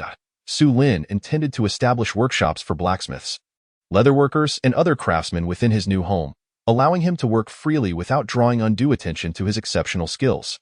Dinner was once again resolved at Sanyang's stall. This time, Su Lin ordered a bowl of vegetarian noodles and 2 buns. His appetite had significantly diminished. He could still hear the thoughts of Yang Xiu'er, and tonight. The young girl's musings were more explicit than ever. This troubled him greatly, causing him to ponder. How could this young girl have come across such topics at her age?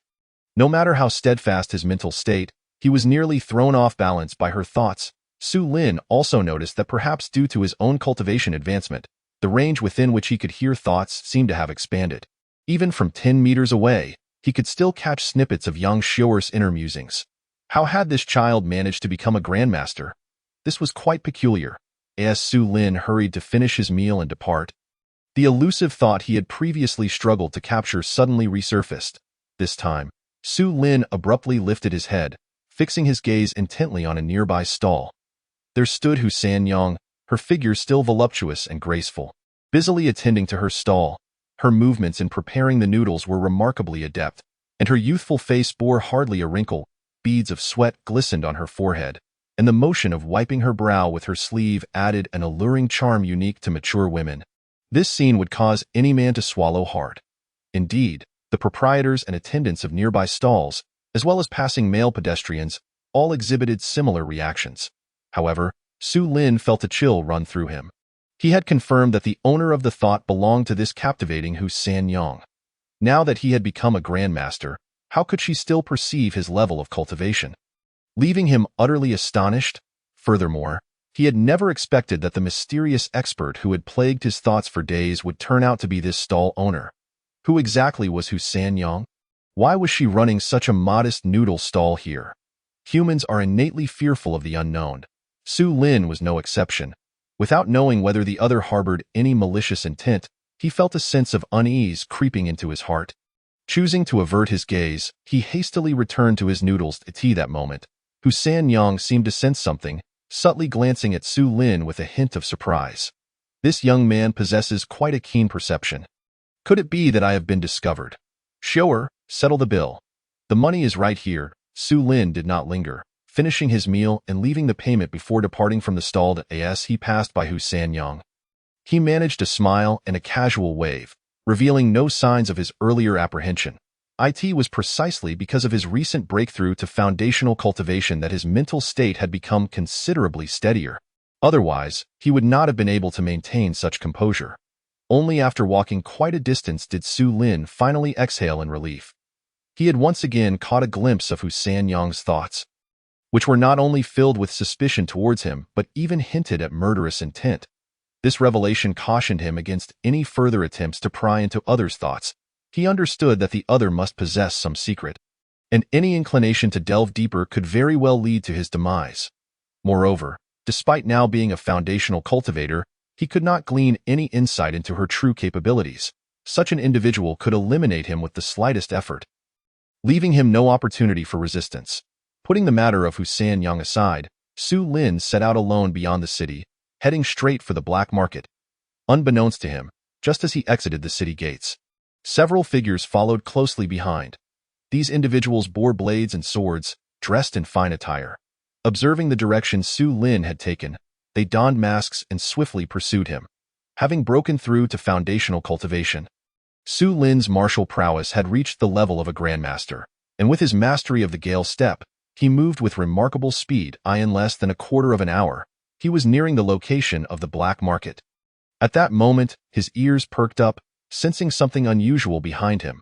He promptly halted, his figure flickering as he concealed himself within the nearby thicket. I am being followed. Had I not deliberately slowed my pace, I would not have noticed at all. Su Lin released his spiritual sense, quickly detecting 5 figures approaching from behind. After his breakthrough to foundational cultivation, he had gained the ability to utilize spiritual perception. The initial experience of employing this sense felt mystical, as if he had acquired an additional pair of eyes, allowing him to perceive the approaching individuals with great clarity. He recognized them as 5 masked individuals wielding blades, all of them innate martial artists. A cold smile crept across Su Lin's lips. Now that I have become a grandmaster, these fools are practically seeking their own demise. With this thought in mind, as the group drew near, Su Lin burst forth from the thicket. Not good. He has spotted us. The 5 black-clad figures paled, immediately raising their swords in defense. Su Lin charged forward with blinding speed, his aura coalescing around him, utterly unafraid of their weapons. His momentum remained unimpeded. In the blink of an eye, he was upon one of them, delivering a powerful punch against the blade that was raised to block him. Bang! The next moment, the blade sank deep into the man's chest, blood gushing forth like a fountain as his body was sent flying backward. Su Lin did not pause for a moment, his speed unwavering as he swiftly closed in on another opponent, delivering a second devastating blow in less than 3 breaths, for lifeless bodies lay strewn about the ground. Only one masked figure in black remained standing, trembling uncontrollably, his eyes filled with sheer horror and dread. Su Lin turned around, his gaze calm as it fell upon the man. However, under such a penetrating stare, the cloaked individual could no longer maintain his composure. The sword in his hand clattered to the ground. Weakening at the knees, he sank to the earth. "Spare me, young hero. Please do not take my life." The man was utterly terrified, his heart pounding in his chest as he pleaded for mercy, overwhelmed by Su Lin's overwhelming aura and combat prowess. Su Lin did not respond immediately. Instead, he merely pointed gently at the man. Boom! The mask on the black-clad figure shattered instantly, revealing a face that was remarkably ordinary. "Who are you? Why have you come to hunt me down? Who sent you? Speak." Upon recognizing the man's appearance, Su Lin's tone turned icy as he pressed for answers. The black-clad man had been completely shattered by Su Lin's overwhelming presence and dared not delay, recounting everything he knew. Once he finished speaking, Su Lin's brow furrowed tightly. Just as he had suspected, the one who had repeatedly attempted to take his life was none other than Mo Hanqing. As for the identities of this man and the other 4, they were assassins from the Night Rain Pavilion. Su Lin felt unfamiliar with this assassin organization and did not regard it with much concern. At this moment, the black-clad man, face awash with fear, dared not utter a word as he gazed at the silently contemplative Su Lin. "I shall leave you with a complete corpse." In the next instant, Su Lin's finger flicked lightly, and before the man could utter another word, his pupils dilated, and he collapsed lifelessly. Su Lin meticulously searched the 5 bodies, discovering over 600 taels in silver notes and 120 taels in gold notes, which made him feel quite satisfied. He then summoned the primordial true fire, incinerating the remains of the 5 men until nothing remained in addition to the silver and gold he had found.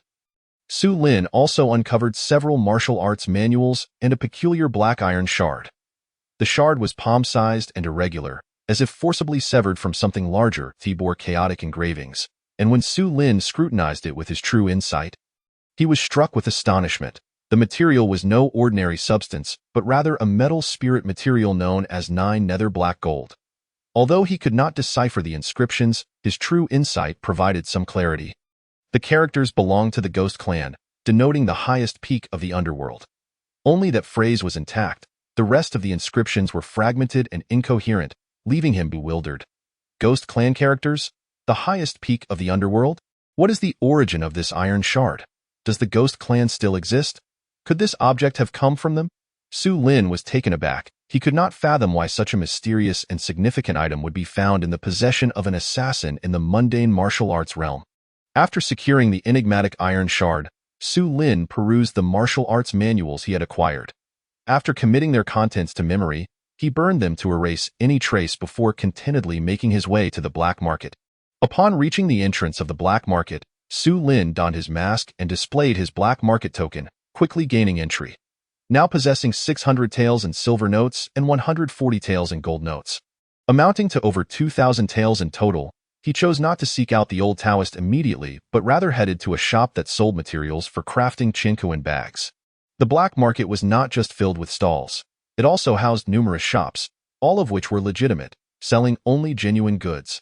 Upon locating the shop, Su Lin purchased a small piece of azure spirit wood, about the size of his thumb, expending all his remaining funds. Azure spirit wood is harvested from the root system of the azure spirit tree and brims with spiritual energy, classified as a low-grade with spirit material. Noticing that the shopkeeper's demeanor remained unchanged throughout, Su Lin felt slightly reassured. Initially, he had thought that purchasing such a spirit material might raise suspicions, potentially leading to unnecessary trouble. However, he soon realized that if it was available for sale here, martial artists must surely have a habit of using such materials. With that thought, he felt entirely at ease. After the transaction, Su Lin soon arrived at the old Taoist's stall. Ah, Su Xiaoga has arrived. The old Taoist's eyes sparkled with excitement, his grin unabashedly broad. How has business been today? Su Lin, not one to be overly serious, engaged in friendly banter. Alas, the goods are too high-end, and there aren't many buyers. Business is rather sluggish, the old Taoist feigned a sigh. He quickly shifted to the main topic. Su Xiaoga, have you brought the goods today? How many do you have? Su Lin did not respond immediately, but instead scanned the old Taoist stall. After withdrawing his gaze, he spoke leisurely. Oh, have I encountered someone knowledgeable? Why are the giant force talismans and the tranquil heart talismans missing? How much profit did you make? Upon hearing this, the old Taoist's laughter abruptly ceased. He seemed momentarily stunned but quickly regained his composure, straightening his posture and adjusting his robe. Su Xiaoga, you speak too lightly. These spirit talismans are exceedingly difficult to sell. It's impossible to sell two at once. Those two talismans were merely set aside by me. The old Taoist chuckled awkwardly after speaking enough. We agreed not to play the pity card. Su Lin waved his hand, uninterested in continuing the charade. Let us go to the back to discuss. The back referred to a small tent shrouded in silk behind the stall, large enough for two people to engage in trade. The tent had a small hole allowing for supervision of the stall, preventing theft. Once inside the tent, the old Taoist kept his gaze fixed on the small opening, seemingly fearful of anyone stealing his talismans. Witnessing this, Su Lin felt a mixture of amusement and disbelief. Thinking, what is there to steal from those crude talismans? Didn't you bring those few spirit talismans in? He wasted no time and promptly produced the 6 yellow talismans he had prepared the previous night, placing them on the small wooden table in the center. However, he still clutched the locking spirit talismans in his hand. Upon seeing Su Lin produce the yellow talismans, the old Taoist immediately turned his head. When he saw the 5 talismans on the table, his eyes widened in astonishment. How did you acquire so many? At that moment, the old Taoist could no longer concern himself with guarding the stall. Utterly captivated by disbelief, as someone who purchased such items, he could instantly discern their authenticity. Seeing the 5 yellow talismans, their inscriptions clear and lines smooth, he could faintly sense a profound power circulating within them. It was clear to him that these 5 spirit talismans were genuine. Moreover, their quality appeared to surpass the few he had sold. Such a realization left him utterly astonished. Initially, he had thought that Su Lin might only manage to acquire a single talisman, never anticipating that he would come bearing such a remarkable treasure, completely overwhelming him. How impressive. Haha, what do you think? Su Lin smiled nonchalantly. This is fantastic. Where on earth did you get these? Rules, remember the rules. Oh, my apologies, Su Xiaoga. Please do not take offense. Seeing the old Taoist's sincere apology, Su Lin was unbothered. Otherwise, his earlier tone would not have been so casual. Let us not waste time. I have brought the goods. And you should have enough money, correct? Observing the old Taoist's behavior, Su Lin felt a twinge of doubt about whether he would bring enough funds this time. Rest assured, I have brought enough. Allow me to settle the payment. The old Taoist said as he pulled out a money pouch from his trousers. Su Lin was taken aback by the sight. He had not anticipated that the pouch would be concealed so cleverly. Furthermore, his senses were keen, allowing him to detect an unusual odor emanating from the pouch, causing him to hold his breath. Although the act of retrieving the pouch was somewhat unseemly, when the old Taoist produced a thick stack of silver notes, Su Lin found him remarkably charming. According to the price we agreed upon, the giant force talismans are 7,000 taels. The old Taoist began counting the silver notes while collecting the spirit talismans from the table. Once he had gathered all 5 talismans, he counted out a substantial amount of silver notes. When Su Lin received the notes from the old Taoist, he could no longer suppress the exhilaration within, feeling a rush of emotions, even experiencing a sensation of unreality. The 5 talismans had fetched a staggering 30,000 taels. The notes were of large denominations, the highest being 1,000 taels, with several 100-tael gold notes interspersed. Take a look. We are now settled on no need. I trust you. Su Lin naturally did not feel the need to count. He could tell at a glance that not a single tael was missing. Hearing this, the old Taoist was momentarily taken aback, but his eyes glimmered with appreciation as he said, Excellent. I have not misjudged you, Su Xiaoga. We have plenty of time ahead. Let us not think about the future just yet. Old Taoist, how much is this locking spirit talisman's worth? Su Lin interjected, offering the locking spirit talismans in his hand. How much can the locking spirit talismans be worth? Did we not agree on 3,500 taels? The old Taoist, while not overly concerned, accepted the talisman nonetheless. However, when he glanced at it, his previous indifference evaporated, replaced by sheer astonishment. Such a powerful wave of magical energy. Chapter 52. Journey to Evil Wind Mountain. The old Taoist remained frozen for a long moment before regaining his senses, exclaiming in admiration. His voice was so loud that it attracted the attention of passers-by outside. What happened? Did you all hear that? Someone just called it a true spirit talisman? Yes, we heard, isn't it that old charlatan? The so-called talismans sold by that old charlatan are nothing but fakes. The last time I purchased a fortune talisman from him, I ended up suffering from bad luck for half a month. That damned old Bai Ding wouldn't even refund me. Upon overhearing the murmurs from the outside world, the old Taoist appeared exceedingly embarrassed, his movements becoming somewhat awkward.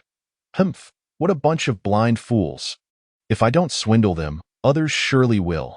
Soon enough, the old Taoist composed himself and couldn't help but mutter a curse under his breath. Is this truly a genuine spiritual talisman?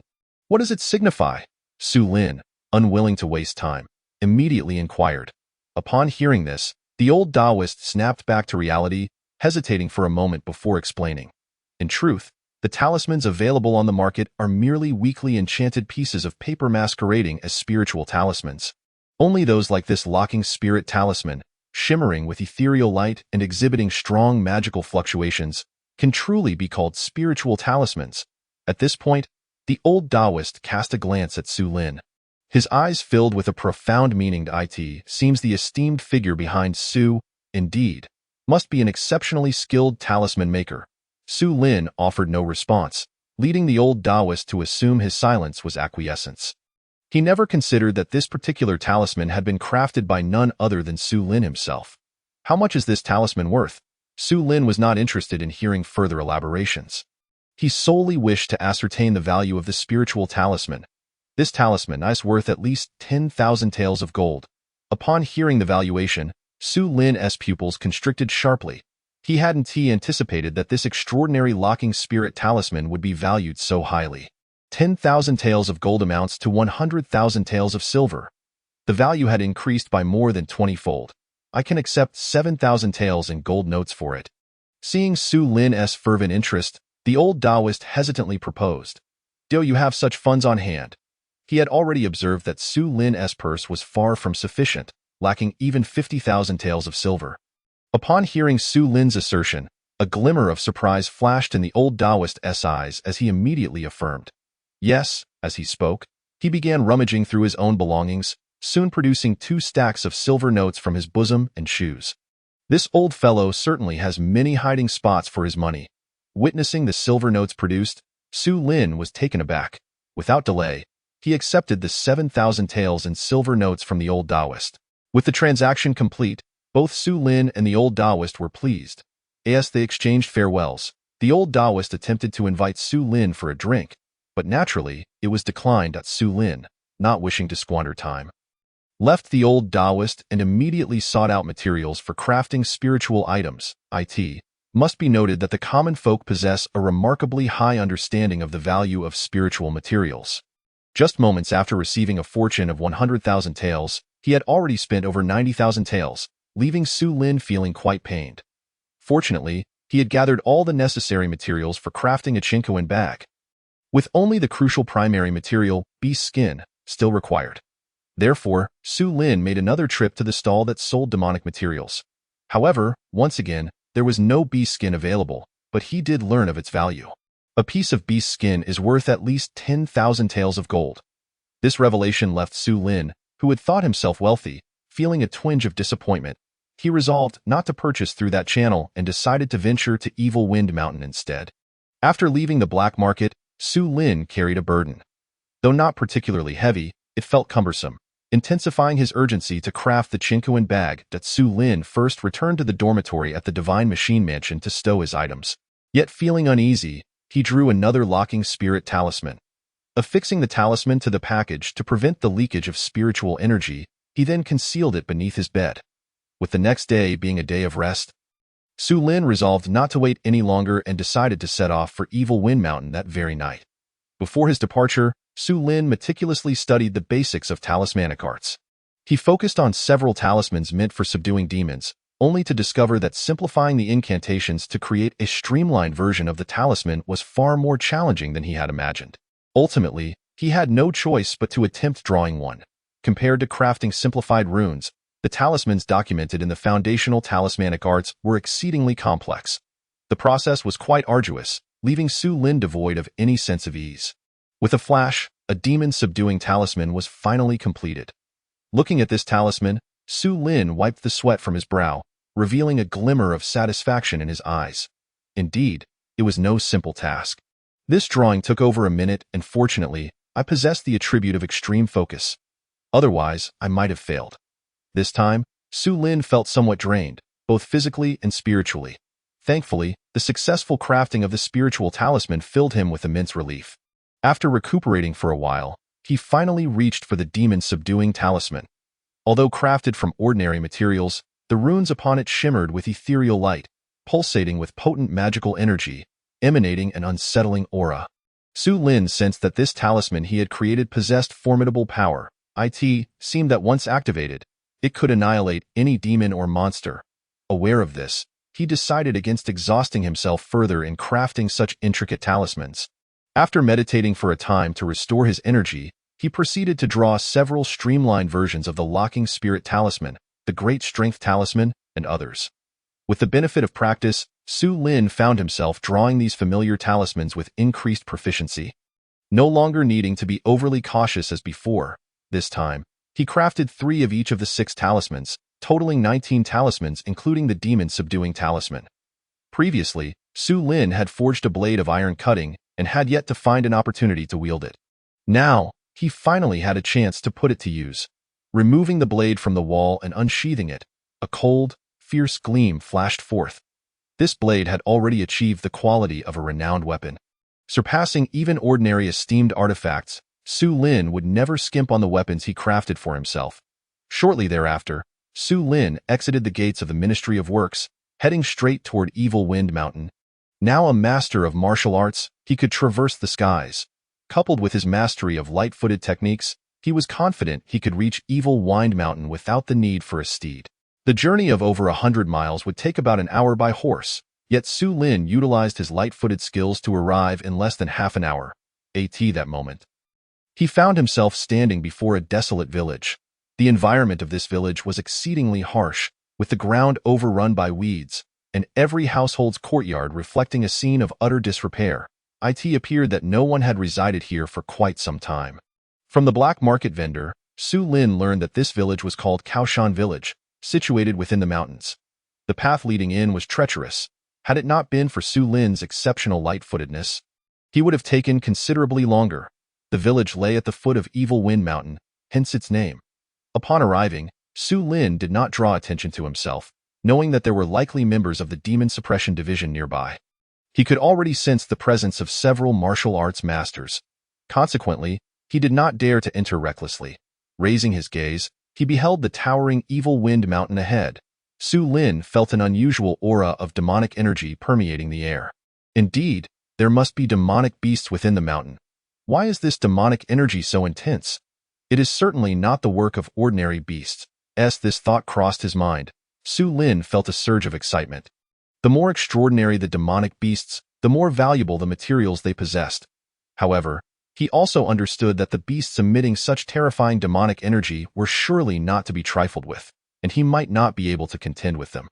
No wonder the Demon Suppression Division has been unable to subdue them. It remains to be seen what kind of demonic beast it is.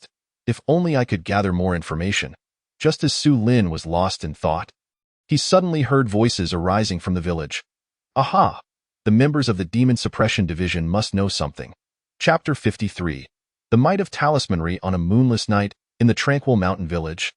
There was a bonfire. By the fire sat several individuals clad in dark blue attire, adorned with the unique emblem of the Demon Suppression Division, the Divine Beast Pixie This moment, A few members of the Demon Suppression Division were engaged in animated conversation.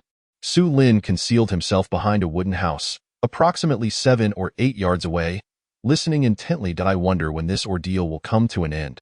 I feel like my mouth is about to dry out from waiting here. Indeed, I long for the peach blossom wine from Chuanxiang Tower.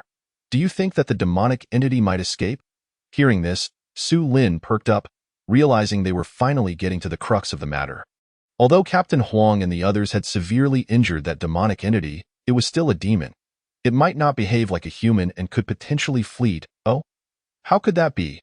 You must not be aware of this. But I'm telling you, there is likely some treasure within the mountain that is of great importance to that demonic entity. What treasure? The curiosity of the group was piqued by their companion's words. Su Lin also felt intrigued by the mention of this treasure. I don't know. It's just a guess. However, it seems that Captain Huang and the others are considering the same thing. Upon hearing this, Su Lin couldn't help but scoff internally. Don't be so skeptical.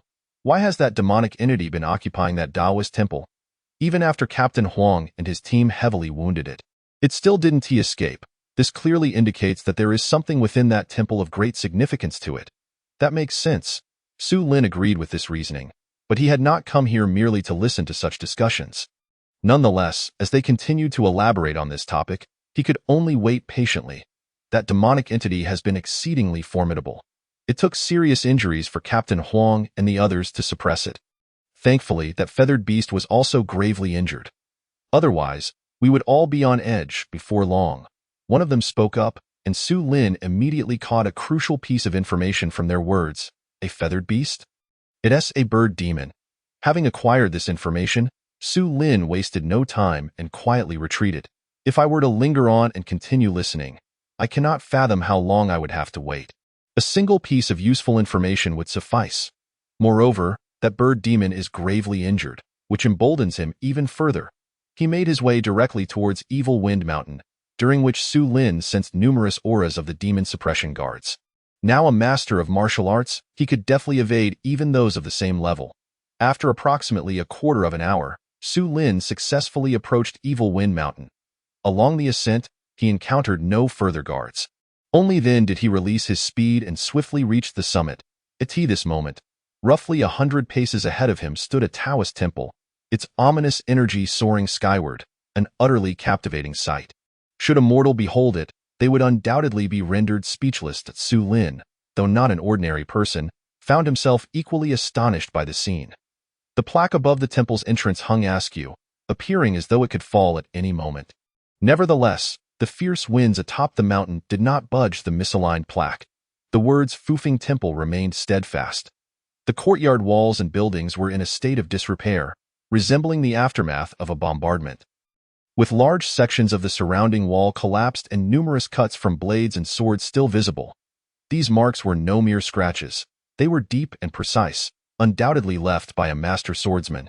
The ground was pockmarked with numerous depressions, as if the remnants of demonic energy and martial prowess lingered within. From these signs, one could glean the magnitude of the battle that had transpired here.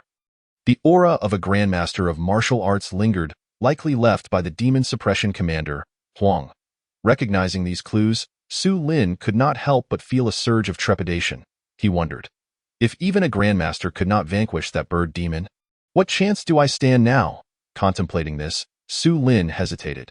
Yet, upon reflection, the bird demon was now severely injured, and he had come prepared. He was not without the strength to fight. Gritting his teeth, Su Lin cast aside his doubts and cautiously approached the temple. Upon reaching a distance of 10 zhang from the temple, the demonic energy thickened, and Su Lin halted. He immediately unleashed his spiritual sense to probe within the temple. With his newfound ability, he was not inclined to take unnecessary risks. Soon, he had thoroughly surveyed the temple's interior and exterior. In the central hall of the temple, he beheld a blood-soaked vulture demon, towering and measuring a full yard in length. At this moment, its eyes were tightly shut, seemingly engaged in healing its wounds. Who? Just as Su Lin intended to observe the vulture demon closely, it suddenly opened its fierce eyes and let out a piercing cry. The sound was resoundingly loud and high-pitched. Echoing throughout Evil Wind Mountain, laden with a furious human-like tone, Su Lin's expression shifted dramatically, realizing that his probing had been detected by the bird demon. Without a moment's thought, he swiftly retreated. Bang! Just as Su Lin had barely distanced himself, a bolt of lightning struck the very spot he had occupied, creating a massive crater in the ground. This left Su Lin both shocked and grateful for his keen senses and swift reflexes. Otherwise, he would have perished here today, gasping for breath. Simultaneously, the bloodied vulture demon emerged high into the sky, its wings stirring up a tempest of dust and debris. Su Lin quickly conjured his protective barrier to shield himself. The fierce winds and flying debris collided with his barrier, producing a cacophony of sounds. Fortunately, his quick reflexes spared him from being struck, or else he would have been reduced to a mere pincushion. "Who are you? How dare you intrude upon this king's domain? You seek death." The vulture demon, unconcerned with any pleasantries, unleashed a storm of wind as it lunged towards Su Lin with lightning speed. Su Lin, fully aware of the gravity of the situation, immediately drew several yellow talismans. While dodging, he affixed the might talismans, swift talismans, exorcism talismans, and tranquility talismans to himself. His agility surged, just barely evading the demon's assault. Thud, thud, thud. Though he had avoided the direct attack, the tempest surrounding the vulture demon relentlessly battered against his barrier, creating explosive sounds. Su Lin was promptly sent reeling backward, rolling several times before regaining his footing. In an instant, the vulture demon charged at him once more. Su Lin, now truly incensed by the relentless onslaught, shouted, "Go!" With a fierce roar, he activated the 5 talismans in his hand. These 5 talismans included 2 spirit-binding talismans and 3 demon-catching talismans, all designed to counter demonic beasts. As Su Lin infused them with his spiritual energy, they burst forth in a dazzling golden light, transforming into 5 golden meteors, racing toward the vulture demon from all directions. As the 5 golden streaks approached, the vulture demon sensed an overwhelming aura of malice and instinctively felt a sense of danger. It attempted to evade, but it was already too late to regain control of its speed. Bang! With a cataclysmic explosion, the mountaintop was awash in radiant gold. Following a chilling scream, the violent winds and thunder dissipated in an instant. As the golden light faded, silence enveloped Evil Wind Mountain, leaving only the half-corpse of the vulture demon sprawled on the ground. Its wounds scorched. Su Lin's heart raced as he rushed forward to examine the scene, relieved to find that the beast's hide remained largely intact, not consumed by flames. It was then that he felt a wave of relief wash over him. Nonetheless, a sense of dread crept in, and he gasped for air. Without wasting another moment, he drew his finely crafted knife and skillfully removed a substantial piece of the beast's hide. After securing the hide, he suddenly noticed a faint pulse of demonic energy emanating from the half-corpse. Realizing this, Su Lin's expression brightened. He swiftly extracted a fist-sized demon core from the corpse. The bird demon had actually formed a demon core. What a stroke of luck for me. Demon cores are rare spiritual materials, only produced by demon kings. They serve myriad purposes and are of immeasurable value. Su Lin had not anticipated that the bird demon he had slain was of the demon king caliber. Fortunate indeed that it had been gravely injured prior, or he might now be the one lying here. Contemplating this, he felt another wave of trepidation. After securing the demon core, Su Lin glanced back at the temple. Recalling the spiritual energy he had sensed during his earlier probe, indicating the presence of some treasure within, however, with the demon suppression guards undoubtedly rushing towards the commotion, and his mission accomplished, he resolved not to investigate further. He swiftly employed his light-footed technique and soared into the sky. That vile demon has perished. Who could have done this? This is remarkable. It has lost half its body. This matter must be reported to the commander at once. When the demon suppression guards arrived at Fufeng Temple, all they found was the half-corpse of the demon. The scene left all present utterly astounded, their faces etched with disbelief. After Su Lin acquired the hide of the monstrous beast, he made his way back to Luoxian City. This time, rather than retracing his original route, he opted for a detour that took him a full hour to return to the city. Remarkably, from the moment he set out until his return, dawn had yet to break. The gates of the Ministry of Works were firmly shut, yet this posed no challenge for Su Lin, who deftly scaled the wall and stealthily returned to his residence. "I shall purchase a house tomorrow," he mused, gazing at the vulture hide in his hands, his heart racing with anticipation for the dawn to arrive swiftly. Meanwhile, Atop Evil Wind Mountain, a group of personnel from the Demon Suppression Division surrounded the corpse of the fiendish creature. Among them was a man clad in official garb, none other than Captain Huang Xian, previously mentioned by the Demon Suppression Guards. Huang Xian, the leader of the Demon Suppression Division and the foremost among the Demon Suppression Guards, had already achieved mastery at the 8th stage of martial arts. Though his cultivation level was slightly inferior to that of Tian Guanghe and Yin Xian, his prowess, honed through the blood training technique, rendered him no less formidable than several peak grandmasters.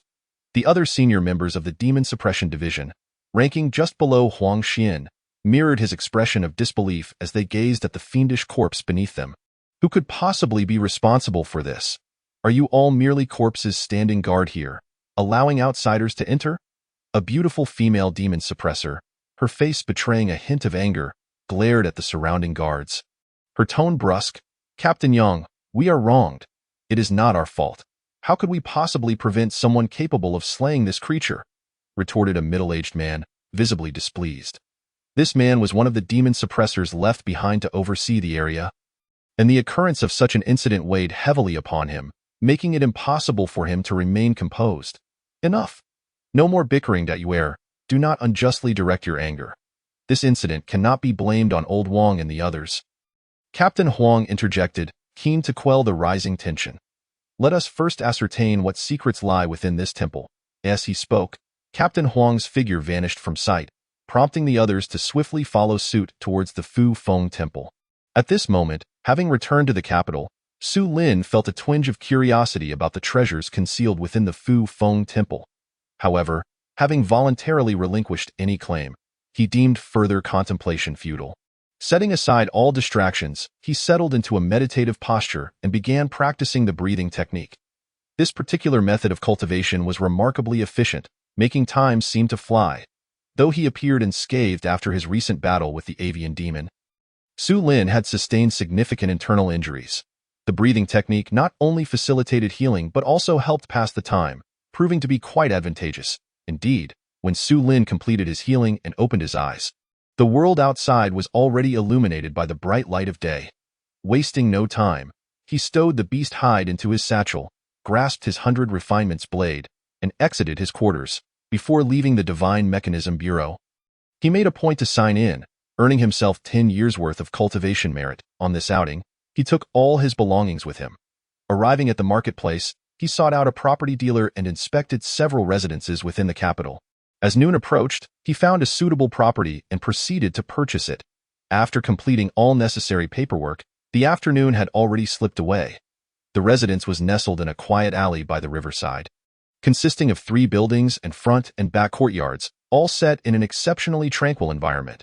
Due to its distance from the bustling market area, few neighbors resided nearby, making it an ideal location for establishing a workshop without disturbances.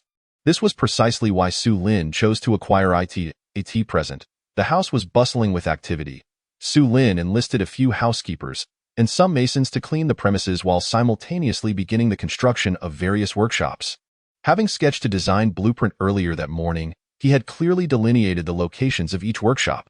The spacious courtyards were more than adequate to accommodate all the workshops in one area. The masons worked swiftly, and according to Su Lin's design, they erected the foundational framework of the workshops. Su Lin himself did not remain idle. Eager to expedite the construction, he joined in the labor. The workers, seeing their master assisting, dared not slacken their efforts. The construction progressed rapidly, and by nightfall, the workshops had begun to take shape. The once expansive courtyard now felt significantly smaller. At this moment, all workers and housekeepers had departed. Leaving Su Lin alone in the residence, diligently continuing his work, he employed all the craftsmanship he had mastered, and by the end of the night, the workshop construction was complete. The bricklaying areas had been thoroughly treated with primal fire, ensuring the walls dried swiftly without cracking. After finalizing the foundational work, Su Lin utilized a cleansing technique to rid himself of the grime before stepping outside. He procured the necessary tools and materials, hiring 5 carts to transport everything back. Once he had moved all items into the residence and placed them in their designated spots, Su Lin felt a considerable weight lift from his shoulders. After a day and night of labor, it was impossible to deny the fatigue he felt. Each task required his attention, and a moment's distraction could lead to mistakes, which proved quite taxing. Now that he had settled in, Su Lin recognized the necessity of hiring a steward. He would require assistance in acquiring materials and tools in the future. It was impractical for him to undertake such errands personally. He certainly did not have the luxury of time to waste on such matters. A steward must be trustworthy. After all, his possessions were no trifling matter. He could not afford to risk theft in this turbulent world. One could never be too cautious, and Su Lin was reluctant to recruit anyone indiscriminately. The potential of hiring a thief would lead to irreparable losses. With these thoughts weighing on his mind, he decided to set the matter aside for the time being and proceeded to the eastern wing of the house, which served as his bedroom. He retrieved the satchel containing the beast hide and spiritual materials and entered the workshop.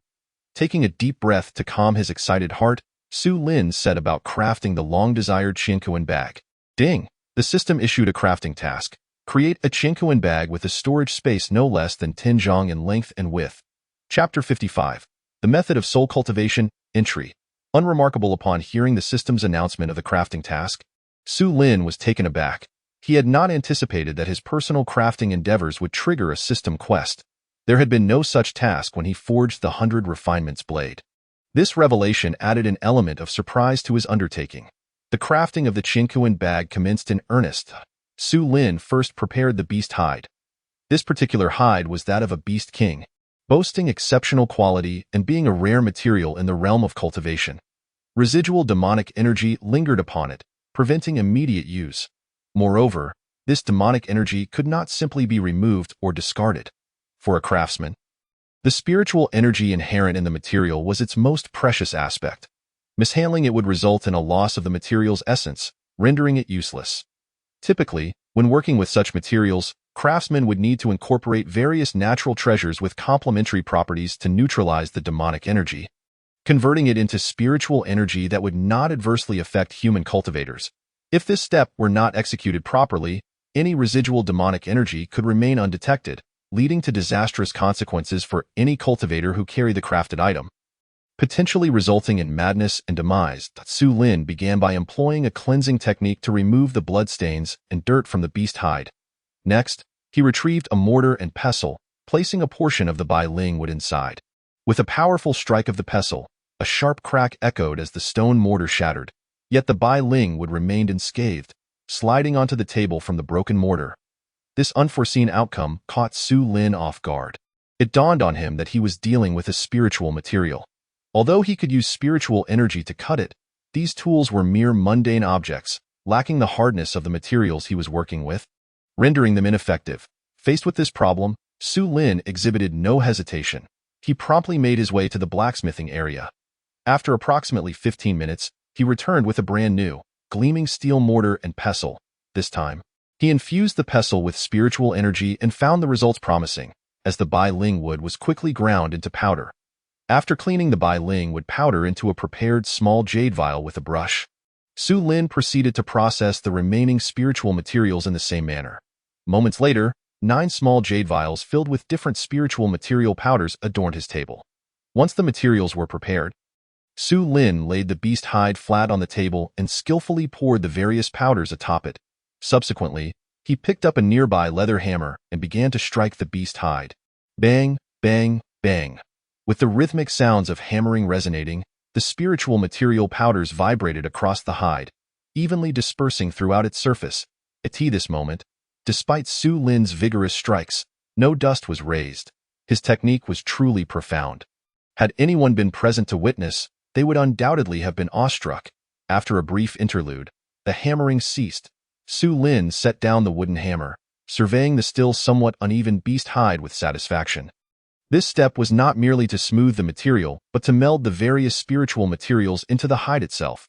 At this juncture, the beast hide had undergone a significant transformation. The demonic aura was no longer as pronounced. Replaced by a faint, pure radiance, it had evidently morphed into a spiritually rich material. However, it was not yet fully usable, as residual demonic energy still lingered.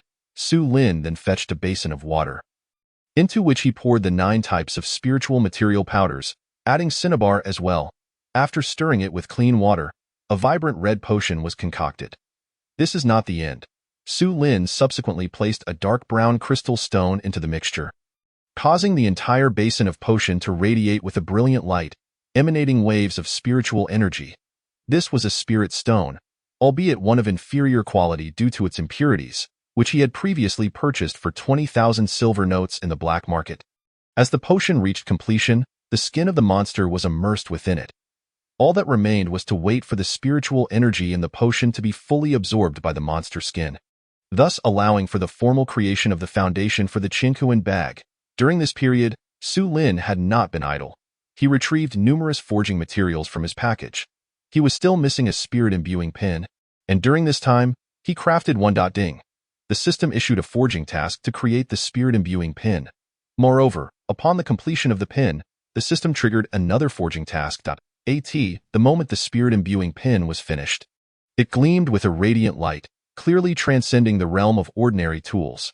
As a novice in the art of forging, Su Lin was still somewhat unfamiliar with the distinctions of spirit tool quality. Yet he could discern that this pin was remarkable. He felt that in future confrontations, the carving knife on the other end of this pin would outperform even the renowned 100 refinements blade. The system rewards were promptly dispensed. Su Lin received 150 years of power, a method for cultivating the soul, and the white attribute, together with the 10 years of power gained from his morning sign-in. His remaining power on the character panel now totaled 170 years. The soul cultivation method he obtained was called Gu Shunju, a name deceptively simple but containing extraordinary content. It was a powerful secret technique for reinforcing and enhancing the soul, a rarity in the realm of cultivation and exceedingly difficult to acquire. When fully mastered, this method could unleash soul attacks capable of shattering an opponent's spirit. Su Lin was astonished. He had not anticipated receiving such a formidable technique so swiftly. While defeating enemies was secondary, the Gu Shunju was of utmost importance to him, as it would enhance his mental fortitude. After all, as a forger, physical labor was secondary. The primary concern was the immense consumption of mental energy, which could lead to quick fatigue. With this technique in hand, he hesitated not for a moment, promptly investing 100 years of power into Gu Shunju. With a swish, as the points were allocated, Su Lin felt a surge of holy light emanating from within his sea of consciousness. His soul awareness transcended to an ineffable dimension. This sensation, mysterious yet profound, filled him with comfort and reassurance, reminiscent of being cradled in a mother's embrace.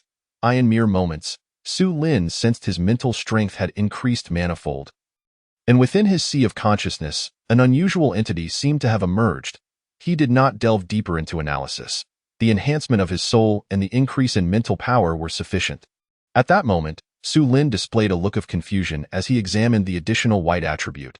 He was taken aback to find that he had received a white attribute and felt that this reward was somewhat lacking. However, upon reading the description of the attribute, his expression shifted to one of ecstatic joy. White attribute. Ordinary, you appear to be an unremarkable person, and no one will discern any of your strengths. This attribute would obscure his strengths from others. Did it mean that his cultivation level could no longer be perceived? Su Lin inquired uncertainly indeed. Hearing the system's succinct reply, Su Lin's face instantly brightened with delight. Excellent.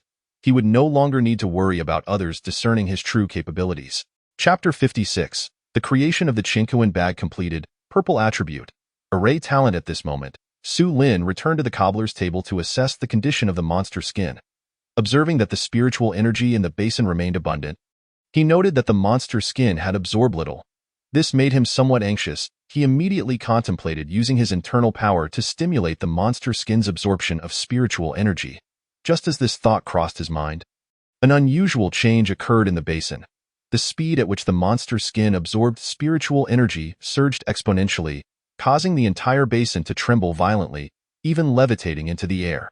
The intensity of this disturbance startled Su Lin, prompting him to quickly extend his hand and release a wave of spiritual energy to envelop the basin, thereby safeguarding it. Otherwise, it would surely have shattered, wasting his precious potion. The basin gently settled back onto the table, and the once vibrant red liquid had transformed into a crystal-clear essence. The monster skin, now radiant and shimmering with brilliance, was lifted from the water, and Su Lin could no longer sense any residual demonic power on it. He then dried the skin with a towel and resumed his work with the leather hammer. This skin, hailing from a demon king, proved stubborn. Even after numerous strikes, it showed no signs of flattening. Su Lin infused spiritual energy into the wooden hammer and continued to strike for a while longer before the surface of the skin began to yield. That moment, he realized that processing spiritual materials required infusing tools with spiritual energy to enhance their strength. For the subsequent steps in the crafting process, he similarly infused all tools with spiritual energy. After approximately an hour, a fist-sized leather pouch appeared in Su Lin's hand. He examined it carefully for a while before withdrawing his gaze with satisfaction. The pouch resembled a fragrant sachet, and Su Lin confirmed that this was indeed the Chinquan bag. He had utilized less than 1/10 of the entire piece of leather for this prototype. Gazing at the remaining spiritual material on the table, Su Lin wasted no time. He dared not leave these items carelessly exposed. Once the Chinquan bag was completed, he intended to store everything within it. Now, only the final step of engraving the array's incantations remained. He intended to inscribe a set of spatial arrays upon it. Su Lin dared not be the slightest bit careless in this step. Even the slightest tremor of his hand could lead to total failure. To achieve a larger storage space, the inscribed spatial array must be both advanced and intricate. After studying the fundamentals of array formations, Su Lin had learned various techniques for engraving arrays. The system stipulated that the space must not be less than 10 zhang, which made Su Lin feel the task was quite formidable. After careful consideration, Su Lin resolved to inscribe a set of intermediate spatial arrays. Such arrays typically generated spaces exceeding 10 zhang in size, while the primary level merely set 10 zhang as the maximum limit. The system's requirement felt somewhat daunting. Before proceeding with the actual engraving, Su Lin created several Chinquan bag prototypes from ordinary leather without any processing. After crafting the prototypes, he took the spirit-imbuing pen, dipped it in regular ink, and began to practice. He observed for a considerable time, mentally simulating the positions for the array patterns to be inscribed on the prototypes. Once he was certain of their placement, he used the pen to draw the array symbols upon them. Entering a state of extreme focus and bolstered by attributes such as lucky star and familiarity with skill, he successfully inscribed the array symbols this time. This was a task requiring great precision. Su Lin took over 10 minutes to complete it. Upon finishing, he exhaled a long breath, feeling the tension in his heart immediately dissipate. Though he had succeeded on his first attempt, he still harbored some uncertainty. He then practiced drawing array symbols on the remaining prototypes until all were exhausted, his technique growing increasingly refined, instilling him with great confidence.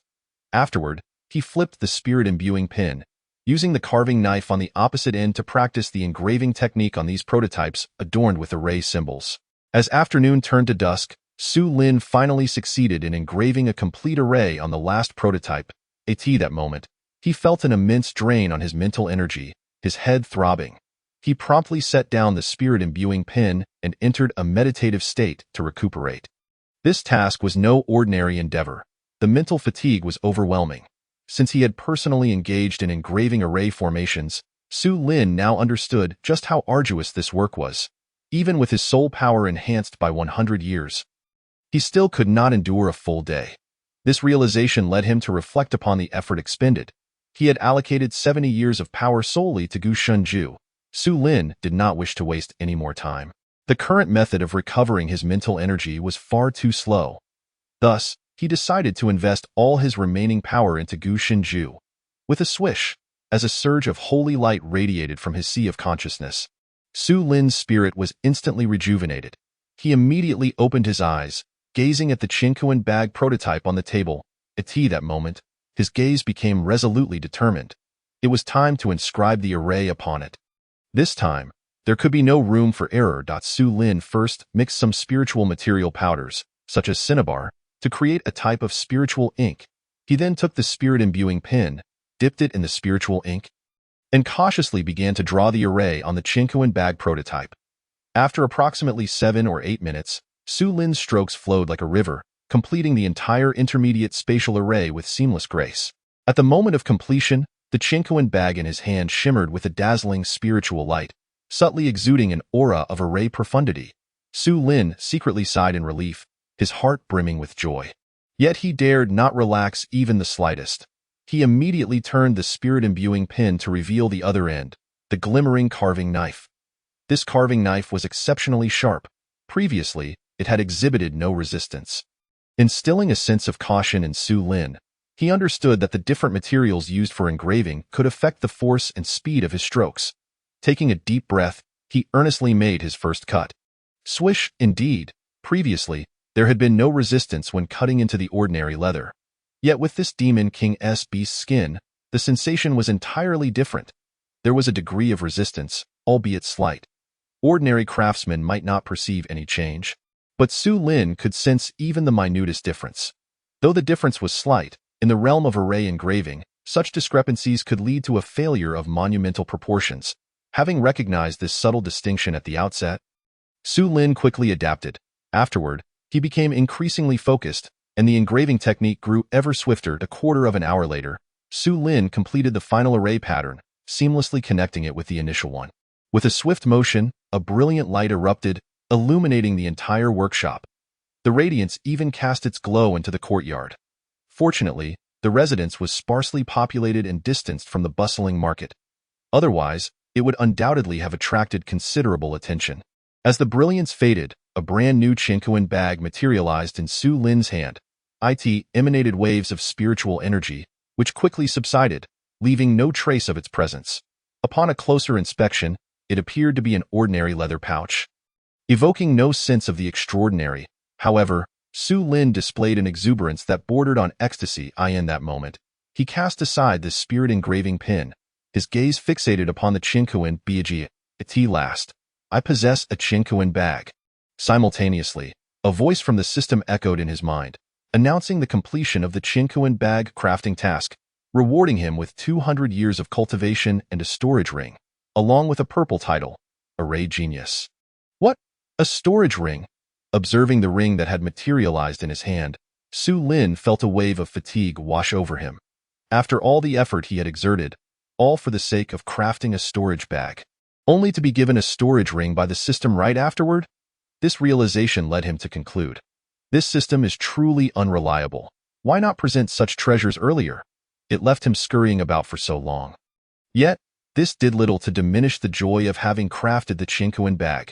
Soon, Su Lin regained his composure, feeling a surge of elation. A purple title? Array Genius. This is simply astounding. I have become an Array Genius. Chapter 57. The Third Prince. After reviewing the description of the Array Genius title, Su Lin felt a surge of incredulity. Array Genius, Array Comprehension 100. Regardless of the array, you will master it upon learning. Just as the title described. At this moment, Su Lin sensed an added layer of enlightenment upon his consciousness. He felt that he could engrave all the array patterns recorded in his memory, crafting them into array discs. As if he truly possessed unparalleled insight into the art of arrays. Of course, the realm of arrays is vast and profound, extending far beyond mere array disk creation.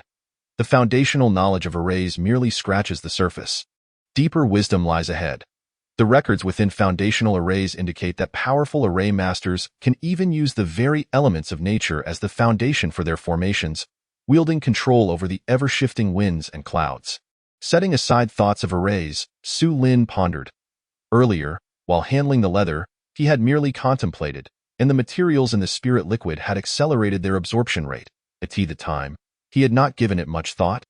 But now he suspected it was likely due to the divine soul technique he had recently acquired, the spirit solidification art. Soon, he snapped back to reality, lifting the Chinquan bag and allowing a drop of his blood to fall upon it. With a flash of light, an inexplicable connection formed between him and the Chinquan bag. At that moment, Su Lin sensed a vast space within the small Chinquan bag in his hand. The storage capacity astonishingly exceeded 10 zhong. Reaching as much as 50 zhong, he promptly tested it, storing all the spiritual materials inside. Then, with a mere thought, the half-segment of Bai Lingmu he had just placed into the Chinquan bag reappeared in his hand. This effect greatly pleased him. With this Chinquan bag now in his possession, many tasks became considerably more manageable. Had I possessed such a treasure earlier, the half-corpse of that avian demon would not have gone to waste. The mere thought of the bald eagle demon at Evil Wind Mountain caused Su Lin a pang of regret. That was a demon king, replete with treasures. Had he been able to take it with him? Even if he did not use it himself, selling it would surely fetch several 100,000 taels of silver. Now, with Su Lin's current capabilities, earning money was a simple matter. He need not dwell on momentary losses. With this in mind, His mood lightened somewhat. He shifted his attention back to the storage ring awarded by the system. Upon receiving it, he felt a mental connection to it, eliminating the need to waste any more blood. However, compared to the Chinkoan bag he had crafted, he did not wish to utilize this item just yet. So he slipped it onto his left pinky. At that moment, night had fallen. Su Lin did not linger any longer and stepped out of the courtyard. After a full day of labor in the workshop, he felt a pang of hunger and decided to seek out dinner. The area he resided in was far removed from the Dacian Imperial Palace and the Ministry of Works. He randomly selected a tavern nearby and had a modest meal. While eating, he contemplated that possessing an unremarkable title could be a disadvantage. Others might not perceive his true cultivation level. A mismatch between his actual strength and perceived ability could lead to complications if someone attempted to test him and discern the truth. This potential scrutiny was something he wished to avoid.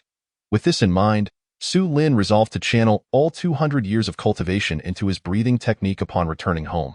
Have you all heard? Recently, there have been unsettling developments at the northwestern border. The Dirong Kingdom seems poised to go to war with us, Dacian. Just then, Su Lin's ears perked up as he overheard the hushed conversations of others in the tavern.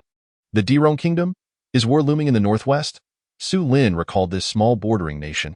After all, the original owner hailed from the northwest of Dacian.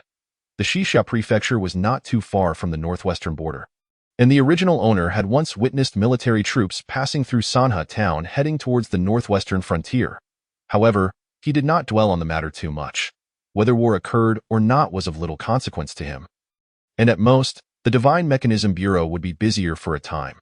After finishing his meal, Su Lin returned home. Now, on his character panel, in the section for external skills and agility techniques, several new martial arts and lightness skills had appeared. Sourced from the 5 assassins of the Night Rain Tower, these included Night Rain Sword Technique, Great Wave Palm, Mountain Opening Divine Fist, and Wind God Leg. There was also a lightness skill called Snow Treading Without a Trace. Glancing at these techniques and then at the breathing technique, Su Lin decided to master the Night Rain Sword Technique, Great Wave Palm, and Wind God Leg to perfection, allocating the remaining cultivation to the breathing technique. His Killing Array Fist and 100 Battles Blade technique had become less suitable for his current cultivation level. The Night Rain Sword Technique, being the signature technique of the Night Rain Tower, was unpredictable and far from ordinary martial arts. With his innate talent for martial arts, combined with his current cultivation level and perspective, learning such advanced swordsmanship did not demand much effort. He reached full mastery in just 40 years of cultivation. The other 2 martial arts followed suit. The remaining 80 years of cultivation were then dedicated to enhancing the breathing technique. His cultivation level subsequently advanced to the 3rd stage of foundation building, resulting in a significant qualitative leap in strength. At this moment, Su Lin felt immeasurably stronger than before, having acquired skills in swordplay, palm techniques, and leg techniques, which granted him newfound insights into his martial prowess. He could not help but reflect on the earlier encounter with the 5 assassins from the Night Rain Tower. If he faced them now, there would be no need for grand displays. He could simply stand still and resolve the battle with a mere gesture. At this rate, it would not be long before he attained the level of Grandmaster. Su Lin felt immense joy at his remarkable enhancement in strength, instilling in him an unprecedented confidence. Previously, whether it was Yin Xian or Hu Sanyang, they had left him with an elusive impression. Yet now, his curiosity regarding these individuals resurfaced. Once I reach the Grandmaster realm, I shall see what they are truly about. A night passed. During this night, Su Lin refrained from practicing and instead enjoyed a deep, restful sleep. As the day of rest came to an end, he awoke early, splashing cold water on his face. He preferred this ritual over using a cleansing technique. Life should be imbued with a sense of ceremony. After all, what was the point of acquiring a wash basin if it merely gathered dust? Especially as a craftsman, all the daily necessities in this world were products of artisans like himself. Each item should serve its purpose, and cultivating such habits would lend greater meaning to life. After washing his face, Su Lin stepped outside. Upon arriving at the Divine Mechanism Bureau, he first signed in and received 20 years of cultivation. He then proceeded to the blacksmith's workshop at this hour. It was still early, and the workshop was not overly crowded. Su Lin took a seat and engaged in light banter with Wang Lu and others. Before they had exchanged more than a few words, the foreman, Li Yin, entered, followed by a young man clad in a black python robe. Upon seeing the newcomer, The blacksmiths were taken aback, rising in unison to pay their respects to the figure in the python robe. "We pay our respects to the third prince." Several senior blacksmiths clearly recognized this individual and spoke his identity aloud. The third prince of Daqian, a figure of noble status, reputed to be the most favored among the princes of the Daqian dynasty. Others also adopted a respectful demeanor. Su Lin followed suit, glancing at the prince with a furtive gaze. However, to his surprise, the third prince was also observing him. Their eyes met, and Su Lin quickly averted his gaze. Feeling a flicker of curiosity, why would this person pay attention to him? Just as Su Lin mused on this, the third prince's gaze remained fixed upon him, unyielding, even carrying an air of amusement. Could it be that my earlier display of rudeness had left a negative impression? Su Lin was not oblivious to the weight of the prince's scrutiny, and such thoughts began to form in his mind. "You may rise." The crowd had remained bowed, maintaining their respectful posture for some time, until the third prince finally withdrew his gaze. At his words, everyone straightened, allowing Su Lin to finally look at the third prince openly. The martial prowess of this prince is unexpectedly formidable. He is indeed a master of the ninth realm. Su Lin, possessing a discerning eye, could immediately perceive the extent of his opponent's strength with just a cursory glance. "You all may continue with your tasks. Su Lin shall remain," Li Yin declared, bowing towards the third prince before dismissing the others, specifically calling Su Lin to stay. This caused a stir among those present, who were curious as to why Li Yin would choose to retain Su Lin. Observing the third prince standing beside Li Yin, speculation ran rampant among the crowd. Su Lin, too, was perplexed as to the reason for this unexpected retention. Casting a glance at the third prince, Ji Che, he noted the mockery evident in the prince's gaze, stirring a sense of unease within him. What instructions could Li Yin possibly have? As Chapter 58 unfolds. Titled Coming Not in Good Faith, Forging the Demon Sword, Su Lin posed his question, while Ji Che scrutinized him with an odd glint in his eyes, pondering. This individual appears unremarkable. Why has he incited such fury in Mo Hanshin? To warrant my presence against someone so inconsequential. The moment Ji Che's thoughts reached Su Lin's ears, his attention shifted sharply toward the prince, though he quickly averted his gaze, nearly betraying his awareness. At that moment, Su Lin could not help but chuckle coldly to himself. He had never anticipated that this third prince had come today with the intent to confront him. Now that he understood the prince's motives, how could he fall into the trap? Just then, Li Yin spoke again. "Su Lin, the third prince has specifically requested to meet you today. You ought to pay your respects." With that, Li Yin respectfully stepped aside to stand next to the third prince. Ji Che took a step forward, positioning himself before Su Lin. Su Lin did not immediately respond. Instead, he locked eyes with Ji Che, unwavering in his gaze. "Su Lin, what are you doing? How dare you show such disrespect to the third prince?" Before Ji Che could utter a word, Li Yin was the first to reprimand him. Su Lin, though reluctant to acknowledge the man before him, understood the importance of the situation and offered a perfunctory salute, devoid of any genuine respect. This display of indifference infuriated Ji Che, whose face contorted with rage. "You are Su Lin?" he demanded. "Indeed." Su Lin replied nonchalantly, unflinching under Ji Che's oppressive stare. "Splendid. I have heard from Mo Hanshin about your remarkable skills at the Divine Machine Pavilion. Meeting you today, I must say, you possess quite the demeanor." Su Lin was taken aback that Ji Che would mention Mo Hanshin so directly. Yet the prince's confidence suggested he remained unaware of Su Lin's knowledge regarding Mo Hanshin's actions. "So, it is thanks to General Mo's endorsement that I am here. I have had but a fleeting encounter with him," Su Lin mused, maintaining an outward appearance of gratitude. "I have been told by Mo Hanshin that your forging skills are exceptional?" Ji Che inquired, though skepticism lingered in his heart. To him, Su Lin seemed merely an ordinary individual, not at all the formidable master of forging he had been led to believe. The notion that Su Lin could craft renowned weapons was met with derision in Ji Che's mind. "I am undeserving of such commendation from General Mo. I am but a simple blacksmith," Su Lin humbly replied. "You are too modest. Since Mo Hanshin has spoken of you, I am inclined to believe you possess true talent," Ji Che remarked, feigning admiration while glancing at Li Yin. "Su Lin, the third prince has specifically requested your assistance in forging a sword. Should you successfully complete this task to his satisfaction, you shall be generously rewarded." Li Yin revealed the purpose of Ji Che's visit.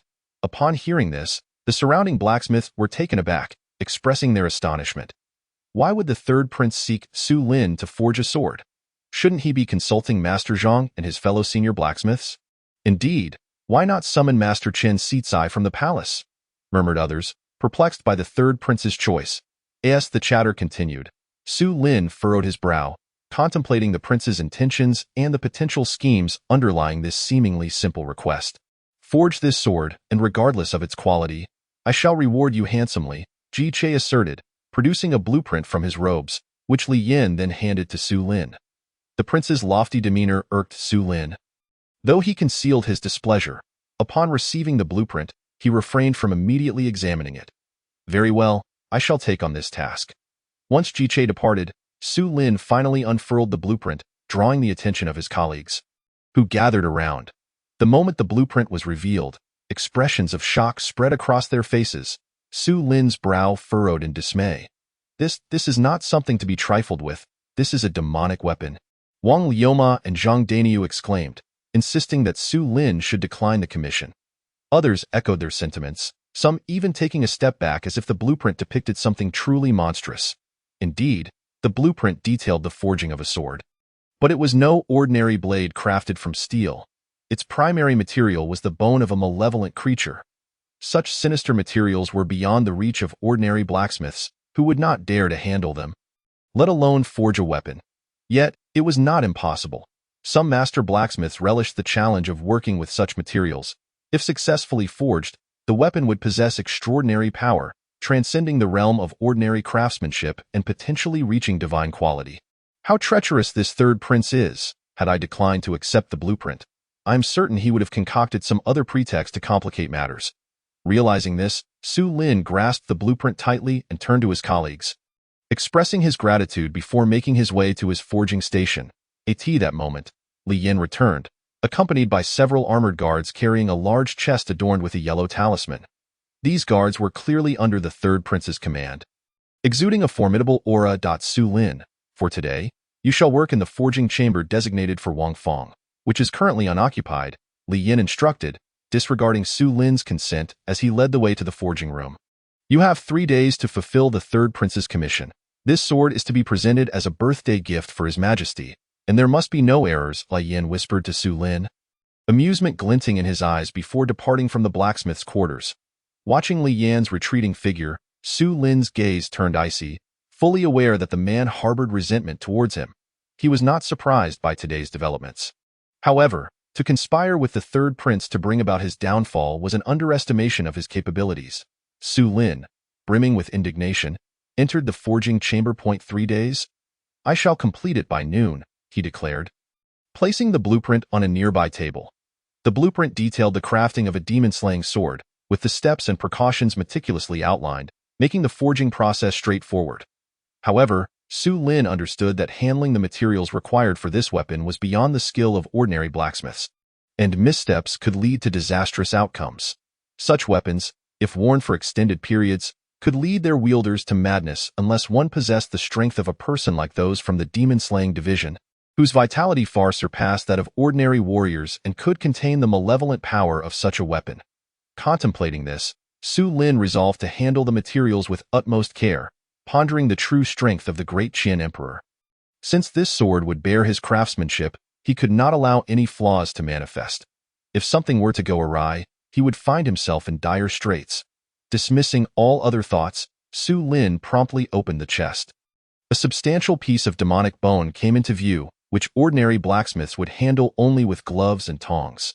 Yet, Su Lin effortlessly summoned the bone with a wave of his hand, grasping it directly. The bone of a demon king, indeed a remarkable treasure, he mused, recognizing its origins and unable to contain his admiration. As expected of something brought by a prince, its quality was undoubtedly exceptional. After extracting the demon bone, Su Lin effortlessly split it into 2 pieces, placing the smaller segment on the table and storing the larger piece in his spatial pouch. He proceeded to do the same with the other materials in the chest, most of which he stored in his pouch as well. Estimating their worth, he concluded that the materials were valued at approximately 15,000 taels of gold, prompting him to consider that such schemes could be beneficial to him in the future. The thrill of profit was exhilarating. Now that he was alone, Su Lin felt liberated and ignited the forging furnace with his unending true fire. Subsequently, he added several spiritually infused materials into the furnace alongside the Demon King's bone. Aiming to neutralize and transform its malevolent energy, ding, the system has issued a forging task. This round of forging also triggered a system quest. After more than an hour, a slender, ethereal sword materialized in Su Lin's hands. Upon comparing it with the blueprint, he found it to be virtually identical. The sword shimmered with spiritual light, having transcended the realm of ordinary craftsmanship to achieve artifact quality, devoid of any lingering malevolent energy. Setting it apart from the weapons utilized by the demon-slaying division. Upon completion of the sword, Su Lin received a system reward of 100 years of cultivation and a tome entitled Comprehensive Guide to Demonic Beasts. After recording the contents of the book, Su Lin gained an extraordinarily clear understanding of the beasts of this world. He placed the sword into the prepared sword case and affixed an exorcism talisman before exiting the forge. Chapter 59. The divine sword emerges, astounding the crowd as Su Lin stepped out of the forge. Wang Lu and others were filled with concern. "Don't worry, I will handle it with care," he reassured them. Su Lin did not disclose that he had already completed the sword. Not long after, within the public chamber of the Iron Camp's overseer, a look of astonishment spread across Li Yan's face. "What do you mean it's finished?" Su Lin nodded lightly, unfazed by the other's surprise. "How is that possible? You must be joking." Li Yan could tell at a glance whether Su Lin was jesting or not, especially since the third prince had already mentioned the quality. Upon hearing this, Li Yan stood up, his expression devoid of emotion, and walked out. Su Lin followed him at a leisurely pace. Back in the forge, the entrance to the room where Su Lin had been was now surrounded by onlookers, their faces filled with curiosity as they peered inside. Besides Su Lin and Li Yan, there were two senior blacksmiths, Zhang Chong and Zhao Go, both of whom managed their own exclusive forging chambers. They had been summoned by Li Yan to appraise the weapon Su Lin had just forged, but upon seeing the sword case adorned with the yellow talisman, their expressions were filled with disbelief, convinced that Su Lin could not possibly have completed the third prince's commission in such a short time. The talisman sealed the case, preventing any demonic aura from escaping, rendering it impossible to discern its contents from the outside. "Is the sword truly the one you forged, the evil-slaying sword?" After a moment, the three exchanged glances, and Li Yan turned to Su Lin, who appeared nonchalant, and asked uncertainly, "The sword is indeed within this case. Why must you ask such unnecessary questions, Li Yan?"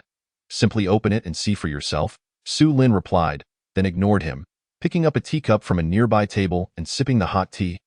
Li Yan, feeling slighted by Su Lin's dismissive attitude, suppressed his anger but could not help but snort in annoyance.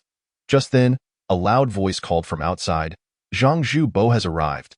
As Li Yan reached for the sword case, the portly Zhang Zhubo rushed in, his face marked by urgency. "Have you seen the third prince this morning? Did he request Su Lin to forge a magic sword? Is this true, Zhang Zhubo?" Upon entering, immediately confronted Li Yan with a barrage of questions. "Indeed, it is true," Li Yan responded, seemingly unfazed by the interrogation.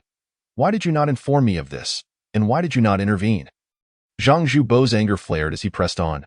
"Zhang Zhubo, the third prince specifically asked to see Su Lin this morning, and I could not refuse. I did not have the time to notify you," Li Yan explained, a look of helplessness on his face. As expected, upon hearing this explanation, Zhang Zhubo found it difficult to maintain his anger. Having navigated the political arena for years, he understood that since it was the third prince who sought Su Lin, any further ire directed at Li Yan would also reflect poorly on the prince, potentially leading to public criticism. With a heavy sigh, he could only huff in frustration that "Su Lin, I will speak on your behalf to have this commission dismissed. You need not involve yourself with such malevolent objects." Having risen from his seat, Su Lin felt a twinge of gratitude at Zhang Zhubo's earnest words, though his expression remained composed. "There is no need for that. Lord Zhang, I have already completed the evil-slaying sword, and it is within that sword case." "Very well, wait here, I shall go." Zhang Zhubo began to exit in haste, intending to seek assistance from the minister. When he suddenly froze, a look of disbelief crossing his face as he exclaimed. The crowd's eyes shifted to the sword case. "Is it truly within there?" "Indeed, Su Lin just claimed it is so." Li Yan was about to open the case when you arrived. Zhang Chong interjected respectfully. Without hesitation, Zhang Zhubo hastily approached the case, his hand reaching out to open it. With a swift motion, a dazzling cold light erupted from within, illuminating the astonished faces of the onlookers and revealing a hint of a brutal aura emanating from the case. Zhang Zhubo, Li Yin, and the two master blacksmiths, Zhang Chong and Zhao Go, found their gazes locked onto the bone sword inside, unable to tear themselves away. Their hearts raced, breaths quickening in excitement. At that moment, they shared a singular thought. What a magnificent sword! Truly a peerless weapon. Seeing their reactions, the crowd outside the forge wore expressions of astonishment and growing curiosity, yet they dared not intrude with Zhang Zhubo present, merely watching with eager anticipation. A sly smile crept across Su Lin's face, as he had anticipated this scene and felt no surprise. Li Yin, does the third prince truly desire this sword? Before the four could collect their thoughts, Su Lin's calm voice cut through the air. Upon hearing this, the expressions of those present shifted dramatically. Li Yin appeared embarrassed yet incredulous, unable to fathom that Su Lin had indeed crafted this magic sword so quickly and with such skill. Zhang Zhubo, discerning the implication in Su Lin's words, shot a cold glare at Li Yin, his face a mask of anger. His thoughts mirrored Li Yan's. He too was astonished by Su Lin's craftsmanship. Zhang Chong and Zhao Go remained fixated on the sword, their faces alight with admiration as if entranced by a rare treasure. As seasoned blacksmiths, they understood the immense value of the evil-slaying sword. A weapon of such caliber was beyond their own crafting abilities in a lifetime. Indeed, the third prince will surely be delighted upon seeing this sword. Su Lin, you deserve recognition as a mid-level blacksmith of the Iron Camp. Li Yin finally said, his tone unusually conciliatory. Mid-level blacksmith? In my eyes, this sword has reached the level of divine craftsmanship, truly deserving to be called a divine sword. Zhang Zhubo proclaimed, his voice trembling with excitement. His gaze lingered on the sword in the case, a glint of greed flashing in his eyes. As a martial artist, he coveted such artifacts, despite the sword being forged from demonic materials, which placed it outside the ranks of reputable weaponry.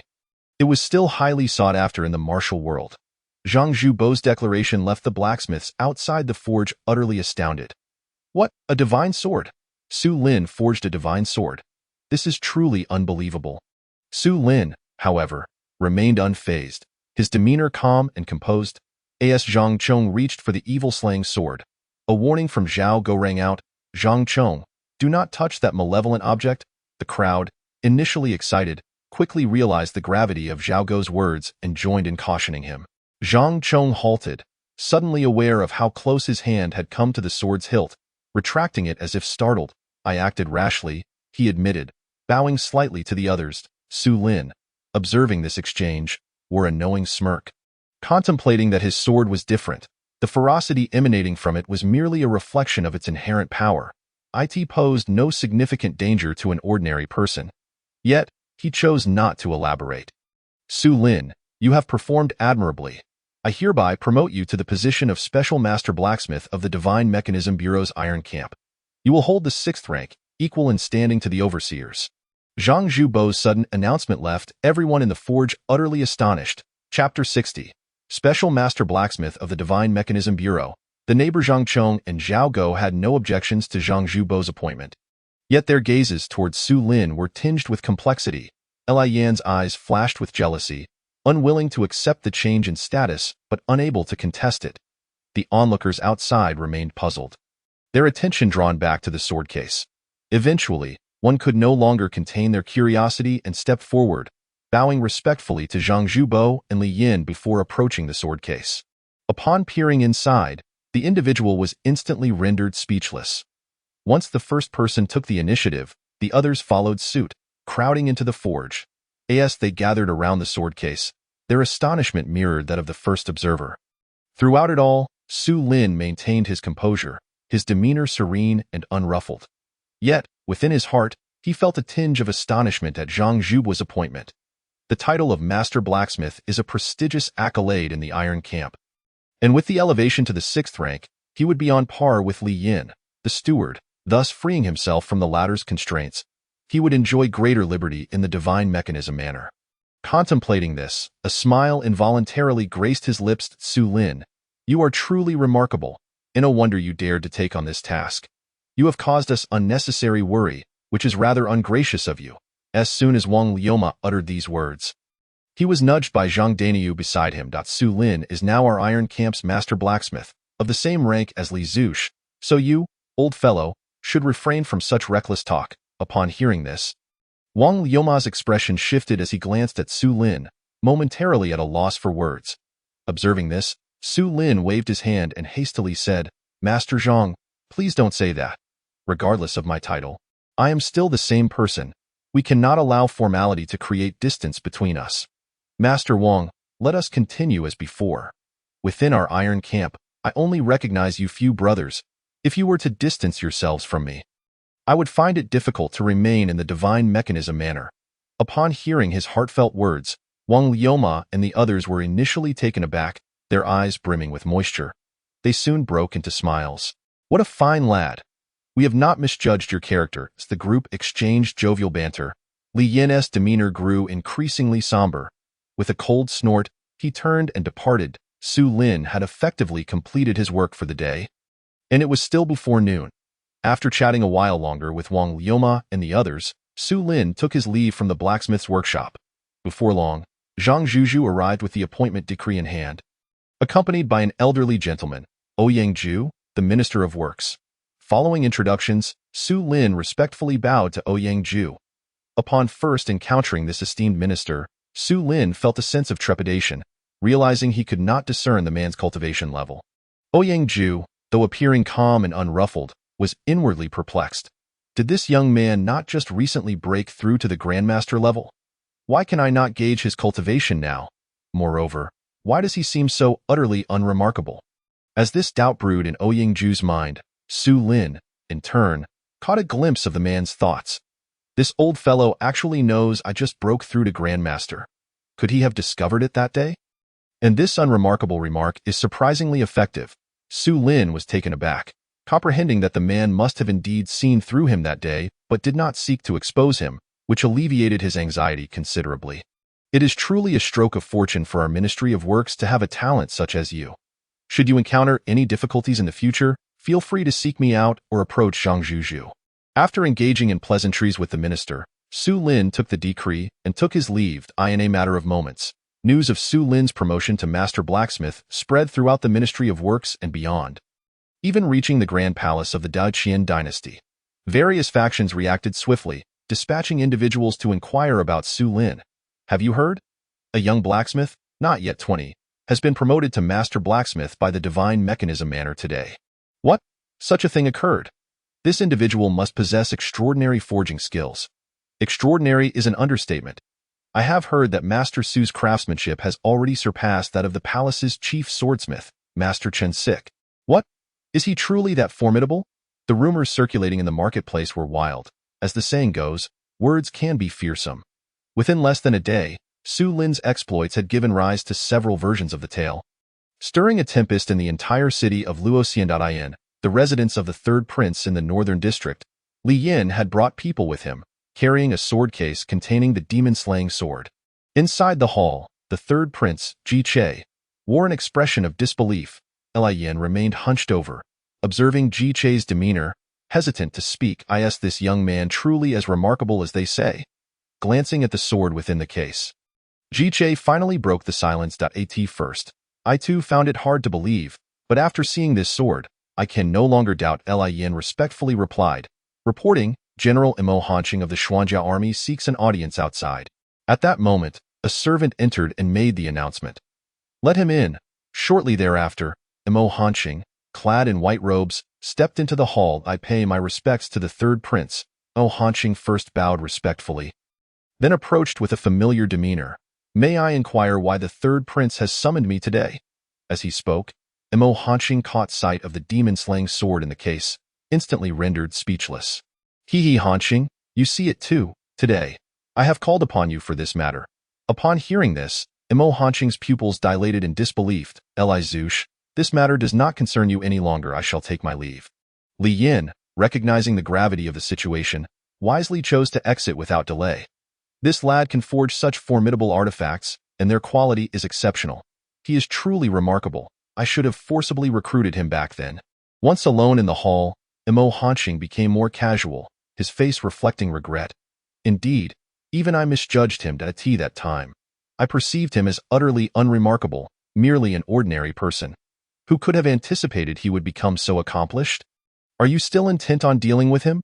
Now that he has caught the ministry's attention, he cannot be easily disposed of. Ji-che, with a glint of something unusual in his gaze, inquired sternly of Mo Hanqing. Are you considering recruiting him, third prince? That young man is indeed somewhat unruly and showed a modicum of disrespect towards me. Coupled with past events, I fear he may no longer be amenable to recruitment. Upon hearing these words, a flicker of cold light flashed in Mo Hanqing's eyes. Then we shall crush this ant without mercy. Indeed, that is my intention as well. As for how to deal with this ant, I shall rely on your counsel. Half an hour later, Mo Hanqing exited the third prince's residence, a sinister smile playing on his lips. Unbeknownst to Su Lin, he was about to encounter a web of sinister plots. At this moment, he was in the Divine Mechanism Manor's study, perusing the Compendium Pavilion. With his elevated status, he could freely enter the pavilion to explore the tomes. With this privilege, he indulged in a feast for the eyes. Devouring the books within the pavilion for an entire afternoon, he diligently noted down many martial arts manuals and intriguing tales, further deepening his appreciation of this fascinating world. He learned that this realm is known as the Tianling Domain, which encompasses not only the Daqian dynasty but also the Northern Wilderness realm, and beyond that, even grander domains. As for the names and geographical features of other realms, he remained unaware. As he emerged from the study, the sun was still bright. Having mastered all the craftsmanship within the Divine Mechanism Manor, he found little left to learn. Thus, he departed the ministry early and returned to his residence by the riverside in the city. While passing by the open gate of his neighbor's yard, Su Lin felt a surge of curiosity. He recalled that this house had previously been unoccupied. To his surprise, the neighbors had returned today. Peering through the open door, he saw a charming young woman washing clothes, accompanied by two small children who were frolicking and laughing. Witnessing such a joyful scene filled Su Lin with warmth, prompting him to linger for a moment. However, he was soon noticed by the woman. Upon seeing a man peering in, the young woman was initially taken aback, then shyly covered her slightly exposed bosom. Observing her reaction, Su Lin felt a wave of embarrassment wash over him, hastily retreating without lingering further. Who could this young man be? The woman pondered. Her curiosity piqued, and she rose to step outside. Chapter 61. Purple Attributes, 5 Elements Celestial Roots. After stepping out of the yard, the alluring young woman gazed in the direction Su Lin had departed. Yet he was nowhere to be seen. Her curiosity only deepened as her gaze fell upon the far end of the alley, where stood a solitary house, none other than the one Su Lin had recently purchased. Could someone be residing in that house? She mused, making her way to its entrance. At that moment, the gate was firmly shut, and Su Lin, standing behind it, sensed the woman's approach. His heart began to race, unsure of her intentions. Knock, knock, knock. After a moment, the door was rapped upon. Su Lin's heart skipped a beat, wondering if she had misunderstood him earlier and was now seeking an explanation. Feeling somewhat guilty, he hesitated for a while before finally opening the gate. As the door swung open, Su Lin was greeted by the sight of an eloquent and graceful beauty. The young woman before him had a fair complexion and delicate features, her elegance starkly contrasting with her earlier appearance while washing clothes. How could she appear so different from a woman who had borne 2 children? May I inquire what brings you here, dear lady? Su Lin pondered how to phrase his greeting. Greetings, young master. I am not a lady in the traditional sense. Upon hearing her words, Su Lin realized his misunderstanding. She was not the mother of the 2 children. I merely came to see the new neighbor. The woman had come to introduce herself and engage in some polite, neighborly exchanges. Young Master Su, I see you have even constructed new buildings within your courtyard. After exchanging names, Yang Yu displayed a hint of curiosity as she glanced towards the workshop behind Su Lin. Indeed, this young woman was none other than the female commander of the demon-slaying guard, Yang Yu. The appearance of individuals here today undoubtedly serves a purpose. However, Su Lin remained utterly unaware of the identity of the other party and sensed not the slightest hint of martial energy emanating from them.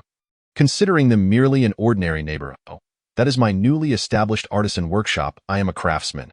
May I enter to have a look?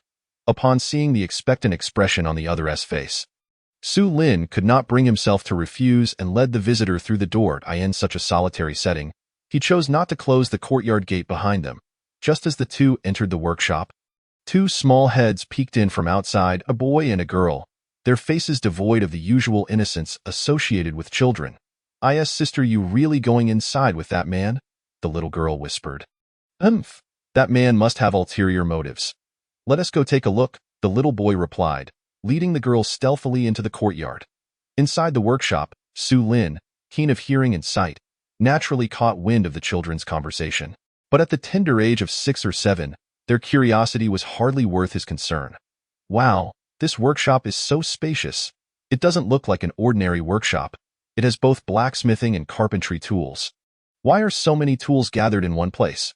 Yang Yu exclaimed as she surveyed the workshop, her expression one of confusion. Well, I dabble in various crafts. I haven't yet learned female embroidery, Su Lin humbly replied. He held a favorable impression of this woman and wished to engage in further conversation, yet he found himself lacking in the art of chatting with women. Oh, that explains it. I can do some embroidery. Yang Yu responded dismissively. Upon hearing that she could embroider, Su Lin suddenly felt invigorated, immediately thinking of a topic to discuss. Really? I am quite interested in female embroidery. Would you be willing to teach me? Su Lin assumed she would tease him about this topic. However, as soon as he spoke, he noticed her face falter, as though she harbored some unspoken dilemma. As the chief of the Demon Subjugation Division, Yang Yu had grown up among rough men and had never learned any embroidery skills. She was far more adept with blades and spears. Seeing her hesitation to respond left Su Lin somewhat puzzled. He thought perhaps she was unwell and promptly inquired, Is something the matter, my lady? It's nothing. Hee, I'm not very skilled. I wouldn't be able to teach you, young master, Yang Yu replied. Hearing this, Su Lin felt a tinge of disappointment. He had expected her to dismiss his interest with a remark about how a man should not concern himself with feminine crafts. He had already prepared a retort, only to find himself at a loss for words instead. Miss Yang, you are being too modest. As long as you can do it. I learned quickly that I happen to have some materials for embroidery, Su Lin said, reaching for the items he had. This action startled Yang Yu, who immediately waved her hands, saying, No, it's getting late. I must take my leave. Farewell, young Master Su. With that, she dashed out of the workshop. Watching her retreating figure, Su Lin couldn't help but smirk. This girl is quite shy. With that, he turned his gaze to a nearby window, where he noticed two little heads retracting, one boy and one girl exclaiming, Oh no, he saw us. They quickly turned and fled the courtyard in a panic. Su Lin found their antics amusing and shook his head, choosing to disregard them as he turned around, the courtyard gate closing behind him of its own accord. At this moment, Yang Yu had already run back to the neighboring courtyard, harboring a grudge against Su Lin. That fellow is rather peculiar. I sensed a trace of demonic energy from a basin in that workshop. Perhaps he is not an ordinary person. Setting aside the earlier unpleasantness, she began to ponder. You two little rascals, stop running around heedlessly. Do you hear? Close the main gate. Just as she was deep in thought, the two children returned. Responding to Yang Yu's words, Xiao Bao and Nuan quickly subdued their childish natures, obediently pushing the gate closed. Then, as if they had committed some wrongdoing, they lowered their heads and approached Yang Yu. We have actions tonight. Make sure you are prepared and do not lose your spiritual talismans. Meanwhile, Su Lin remained oblivious to the events transpiring next door. That moment, he dedicated all of the 120 years of cultivation he had acquired today to his breathing technique, elevating his cultivation level to the 5th stage of foundation establishment. Although he had progressed 2 stages, he felt it was somewhat slow. Is my aptitude for cultivation truly that poor? To only advance 2 stages after 120 years? Without the system, I would have aged and died before making any progress. Su Lin earnestly hoped that the next entry he received would enhance his cultivation aptitude. Perhaps I should refine some magical artifact. Contemplating this, Su Lin began to consider what he currently needed to augment his combat power. A set of protective inner armor and a sword.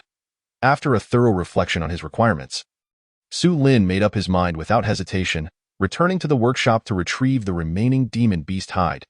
He picked up his tools and began to cut and shape it. This hide had already been processed, transforming into a high-quality spiritual material. Ding! System artifact refinement task initiated.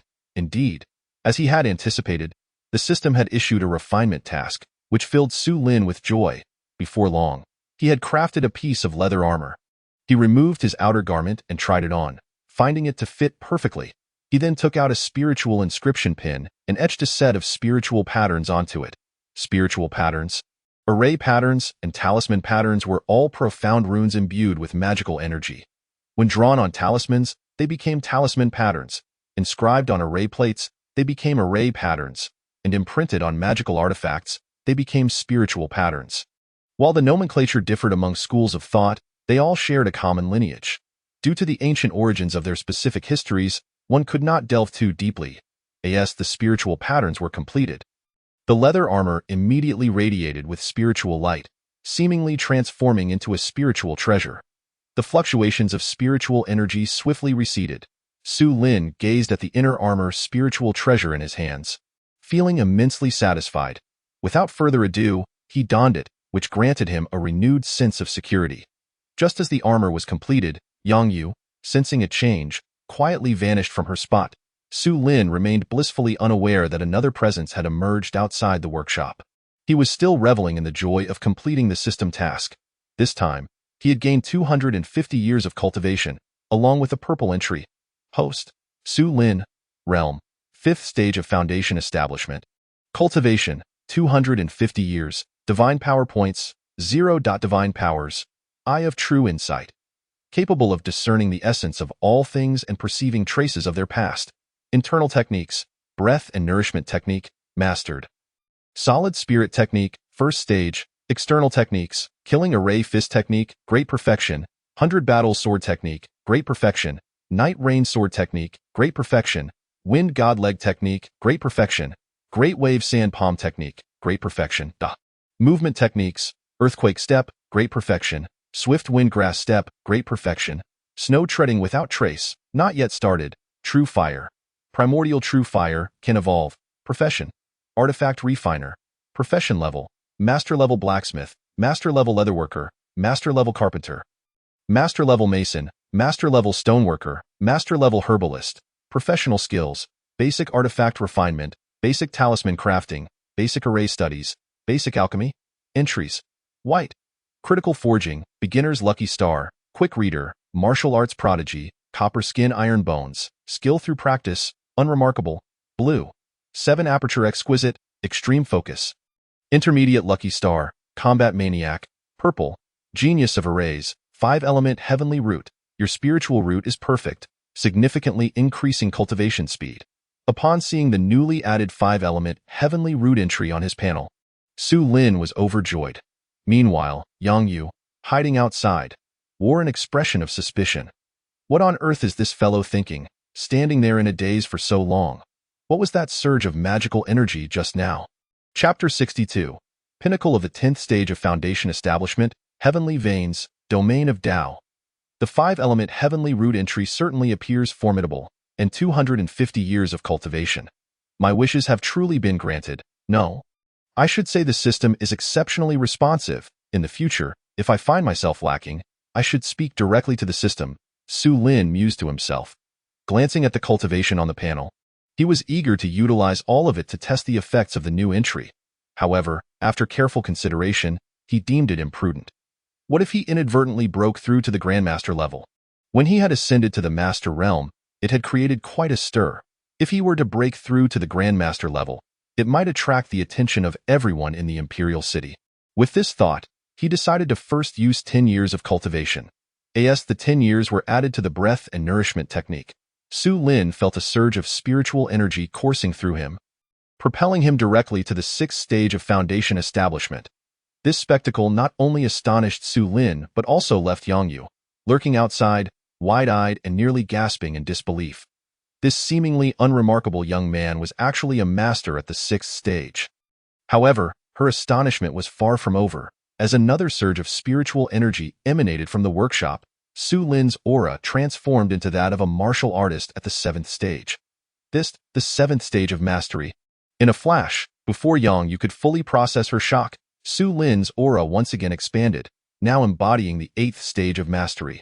Following closely, he reached the 9th stage, until the aura of the 10th stage of mastery radiated forth. Yang Yu was utterly stunned, trembling uncontrollably. What manner of being is this? This is no ordinary pinnacle of mastery. The aura is overwhelmingly potent. Su Lin had utilized 50 years of cultivation to elevate his realm to the 10th pinnacle of foundation establishment. He even sensed a faint indication of a breakthrough but forcefully suppressed it. This moment, Su Lin felt his Dantian's qi expand exponentially, its spiritual energy abundant. His entire meridian system was thoroughly cleansed by this spiritual force, enlarging several times over, allowing for an extraordinarily smooth flow of spiritual energy. Remarkably, a celestial vein had emerged, solidifying completely and connecting to his Dantian's qi, with its end reaching directly to the pinky finger of his left hand.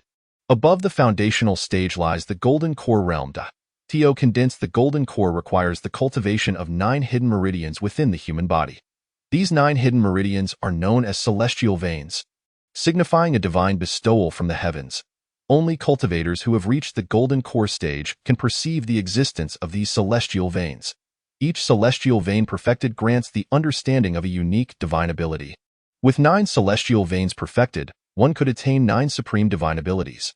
However, it is common for golden core cultivators to only succeed in cultivating a single celestial vein throughout their lives, with very few achieving the feat of 2. Even before stepping into the golden core realm, Su Lin had already manifested a celestial vein, which filled him with immense joy. What kind of divine ability has this celestial vein allowed me to comprehend? Su Lin moved his fingers, yet felt no extraordinary powers manifest. Just as he suspected this celestial vein had not fully formed, an enigmatic sensation suddenly surged within his consciousness. This profound feeling left him somewhat dazed. In the depths of his mind, it seemed he had acquired some form of perception. He sensed that with just a slight movement of his left pinky, he could envelop the surrounding space for dozens of yards. Bending it to his will, this was the domain of a golden core cultivator. Suddenly, Su Lin snapped back to reality, his face a canvas of shock. The domain, a divine ability only accessible to golden core cultivators, once unleashed, would ensnare ordinary individuals, rendering them entirely at the mercy of the golden core master. Escaping was no simple task unless one was also a golden core cultivator, capable of contending against the domain's power. Or if the domain's master was slain or chose to release it. What might my domain resemble? Su Lin pondered, promptly unleashing his domain. In an instant, the space within several yards around him transformed dramatically into an ethereal void. At that moment, he felt that with a mere thought, this space could undergo unimaginable transformations. However, before he could experiment further, he noticed the presence of another figure within his domain. What are you doing here? Su Lin exclaimed incredulously, staring at the stunned Yang Yu. Yang Yu stammered, her heart racing with fear. In that instant, she longed to flee, but the surrounding void left her with no escape. Under Su Lin's peculiar gaze, she felt an overwhelming terror. Yet, she steadied her emotions, suppressing her fear, and said, "You are indeed a great master. I meant no offense. I beg your pardon." With that, she clasped her hands and bowed deeply. Seeing this, Su Lin quickly regained his composure and retracted his domain. With a flash, the environment returned to normal. Before Su Lin could speak, Yang Yu obediently stepped through the door. Observing this uninvited yet alluring young woman, Su Lin rubbed his chin, curiosity piqued. The fact that Miss Yang could appear here without his notice indicated she was certainly no ordinary person. Yet, why had he sensed no trace of martial aura from her throughout their encounter? "Who are you? Why do you bear no trace of martial aura?" At his inquiry, Yang Yu bit her lip, hesitating for a moment before answering. "I am from the Demon Suppression Division." "Oh? Is Yang Yu your true name?" Su Lin raised an eyebrow, pondering whether she had come to apprehend him, and thus his demeanor shifted to one of caution. "Yes," Yang Yu replied, sensing the change in Su Lin's attitude, her heart sinking. "How did your division find this place?" Su Lin's curiosity was piqued. If they had tracked him here, they must have employed some form of tracking technique. Yang Yu, unaware of the tension in Su Lin's tone, replied, "We located this place based on a specific aura. The tracking techniques of the Demon Suppression Division are indeed remarkable. I recall not leaving any trace." Su Lin mused. "I only removed a piece of skin from that bird demon. How could you find me?" At his words, Yang Yu was momentarily taken aback, then astonished. "Are you saying that the one at Evil Wind Mountain was you?" After a moment, Yang Yu regained her composure. Her voice filled with disbelief. Su Lin's expression faltered. confusion swirling in his mind. What did she mean by that? Could it be that she was not here to pursue him? Realizing this, Su Lin felt a wave of embarrassment wash over him. He had unwittingly revealed his prior actions without fully understanding her intentions. He wished he could slap himself for such a blunder. Indeed, it was I. No need to call me senior again. Young master will suffice as before. I am still young, not yet 18. With the truth laid bare, Su Lin chose to be forthright. Upon hearing his admission, Yang Yu's astonishment faded, as she now regarded Su Lin as a martial arts grandmaster.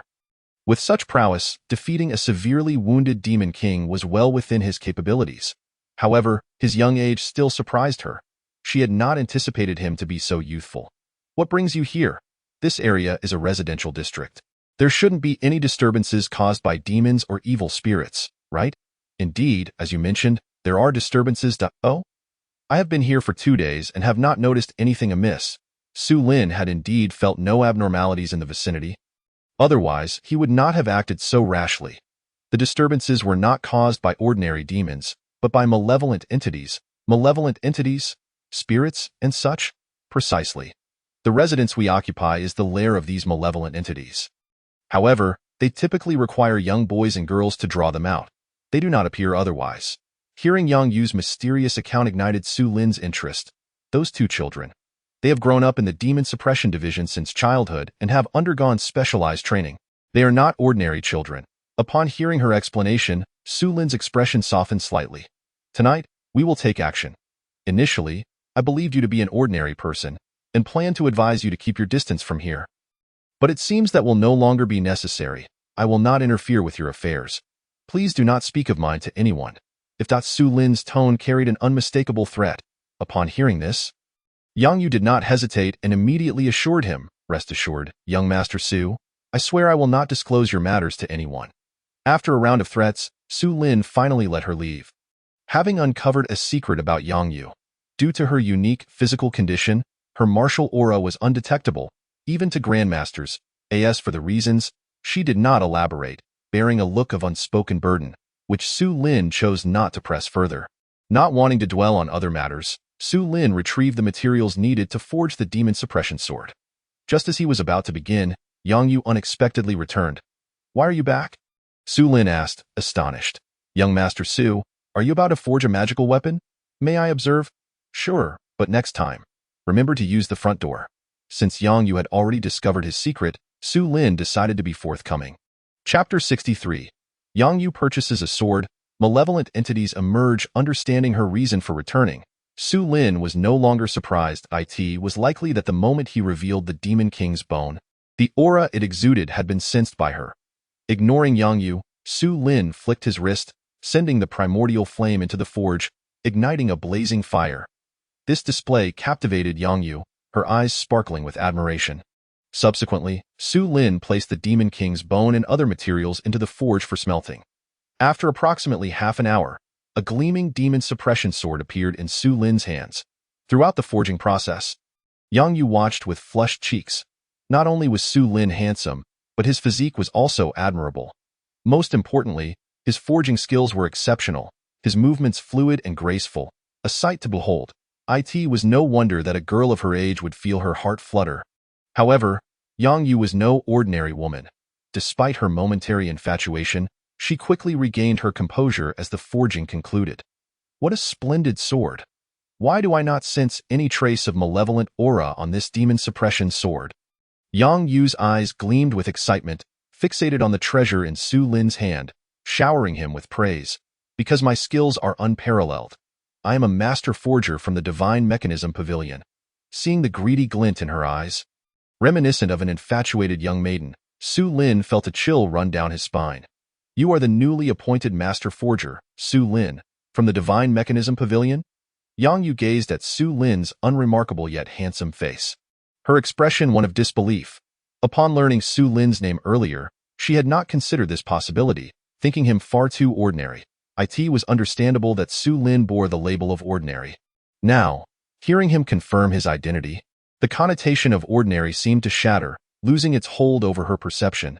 "By your tone, it seems I have gained quite a reputation." "Reputation?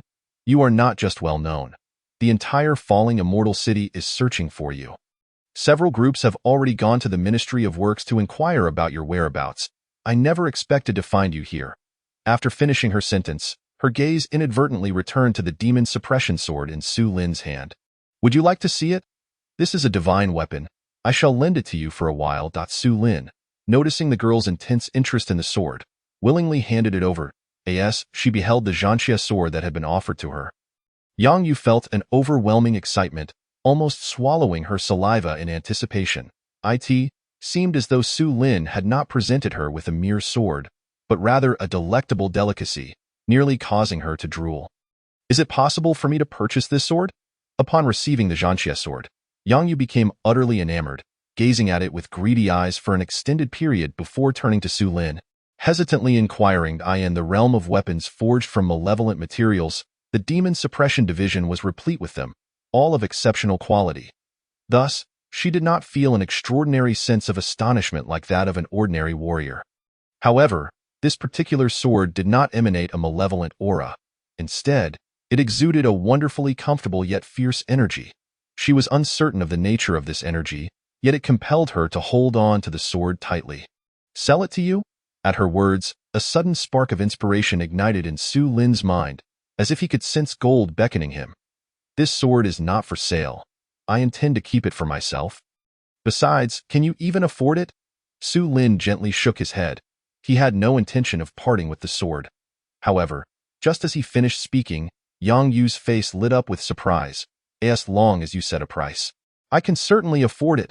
Her confidence was palpable. After all, with the backing of the Demon Suppression Division, wealth was hardly a concern for her. Su Lin did not respond immediately.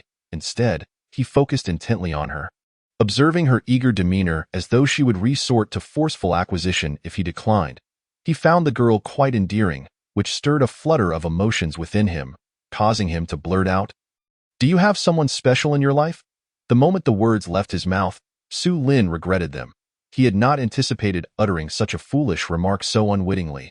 Yang Yu's cheeks flushed crimson upon hearing this, while Su Lin himself felt a wave of embarrassment wash over him. The atmosphere around them turned decidedly ambiguous.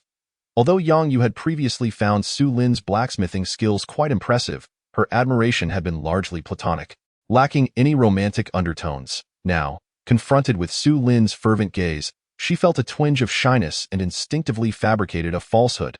Upon hearing her words, Su Lin's heart turned icy. At that moment, his emotions were colder than a fishmonger's knife. "Oh, if you truly desire it, I shall sell you this sword for 1,000,000 taels of gold." Su Lin approached matters of the heart in such a manner, often skimming the surface yet feeling deeply. To love deeply is to hate fiercely. If not you, then who? He immediately proposed an exorbitant price, 3 times the market value. Weapons forged from malevolent materials were rarely touched by others, with 30,000 taels of gold already being a lofty price. Su Lin's demand of 1,000,000 taels of gold astonished Yang Yu. Yet, clutching the Zhanxia sword in her hands, she bit her lip and resolutely declared, "Very well. 1,000,000 taels of gold. I shall deliver it to you by tomorrow." Her unwavering determination caught Su Lin off guard. He had not expected her to agree without haggling. Agreed.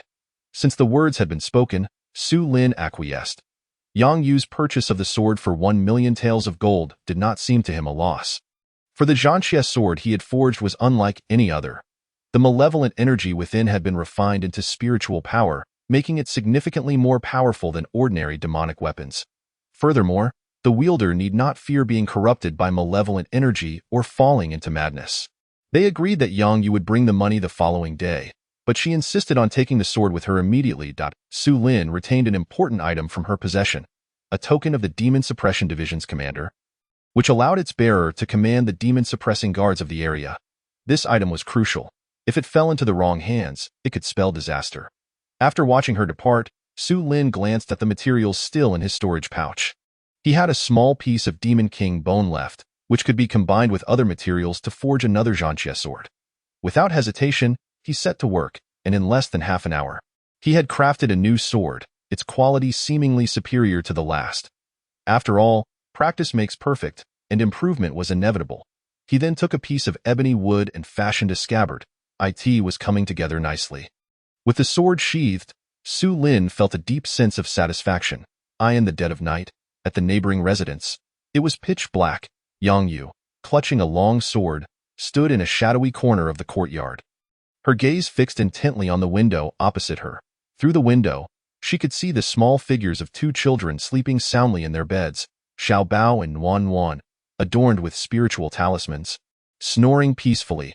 Outside the residence, many demon-suppressing guards lay in wait, prepared to rush into the courtyard at any moment to provide support. Tonight, they were determined to eradicate the demons lurking within. Due to Yang Yu's unique constitution, having been born from a corpse, she was imbued with deathly energy, rendering her undetectable to the demons, which allowed her to remain in the courtyard. The other guards, however, did not share her advantage. Their excessive life force would likely frighten the demons into hiding. Why have the demons not yet appeared? Checking the time, Yang Yu grew increasingly impatient. She was aware that this residence had changed hands 3 times, with each family as children falling victim to the demons. Initially, no one noticed, until the last homeowner witnessed their child being harmed and reported it to the Demon Suppression Division. The demons typically manifested around the midnight hour. The time was drawing near. Suddenly, Yang Yu felt a surge of ghostly energy arising around her, causing her to shiver involuntarily. At last, they have arrived. In the next instant, a tempest swept through the courtyard. Bang! With a resounding crash, the doors to the children's sleeping quarters flew open. Yet Yang Yu saw no signs of any apparitions, which put her on high alert. Within the room, the noise from the door had not disturbed the children, who continued to sleep soundly. Thud, thud, thud. At that moment, a peculiar muffled sound emanated from the ground nearby. Yang Yu finally discerned a clue. A line of footprints inexplicably appeared on the courtyard floor, seemingly leading straight to the door. In the blink of an eye, Yang Yu drew the Zhanxia sword.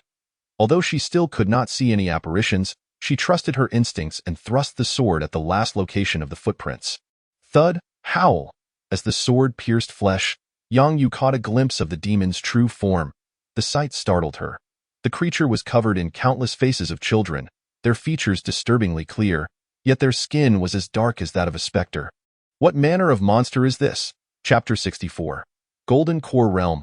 The 4-9 Heavenly Tribulation. As the demon let out a horrific wail, the demon-suppressing guards outside sprang into action, vaulting over the wall to enter.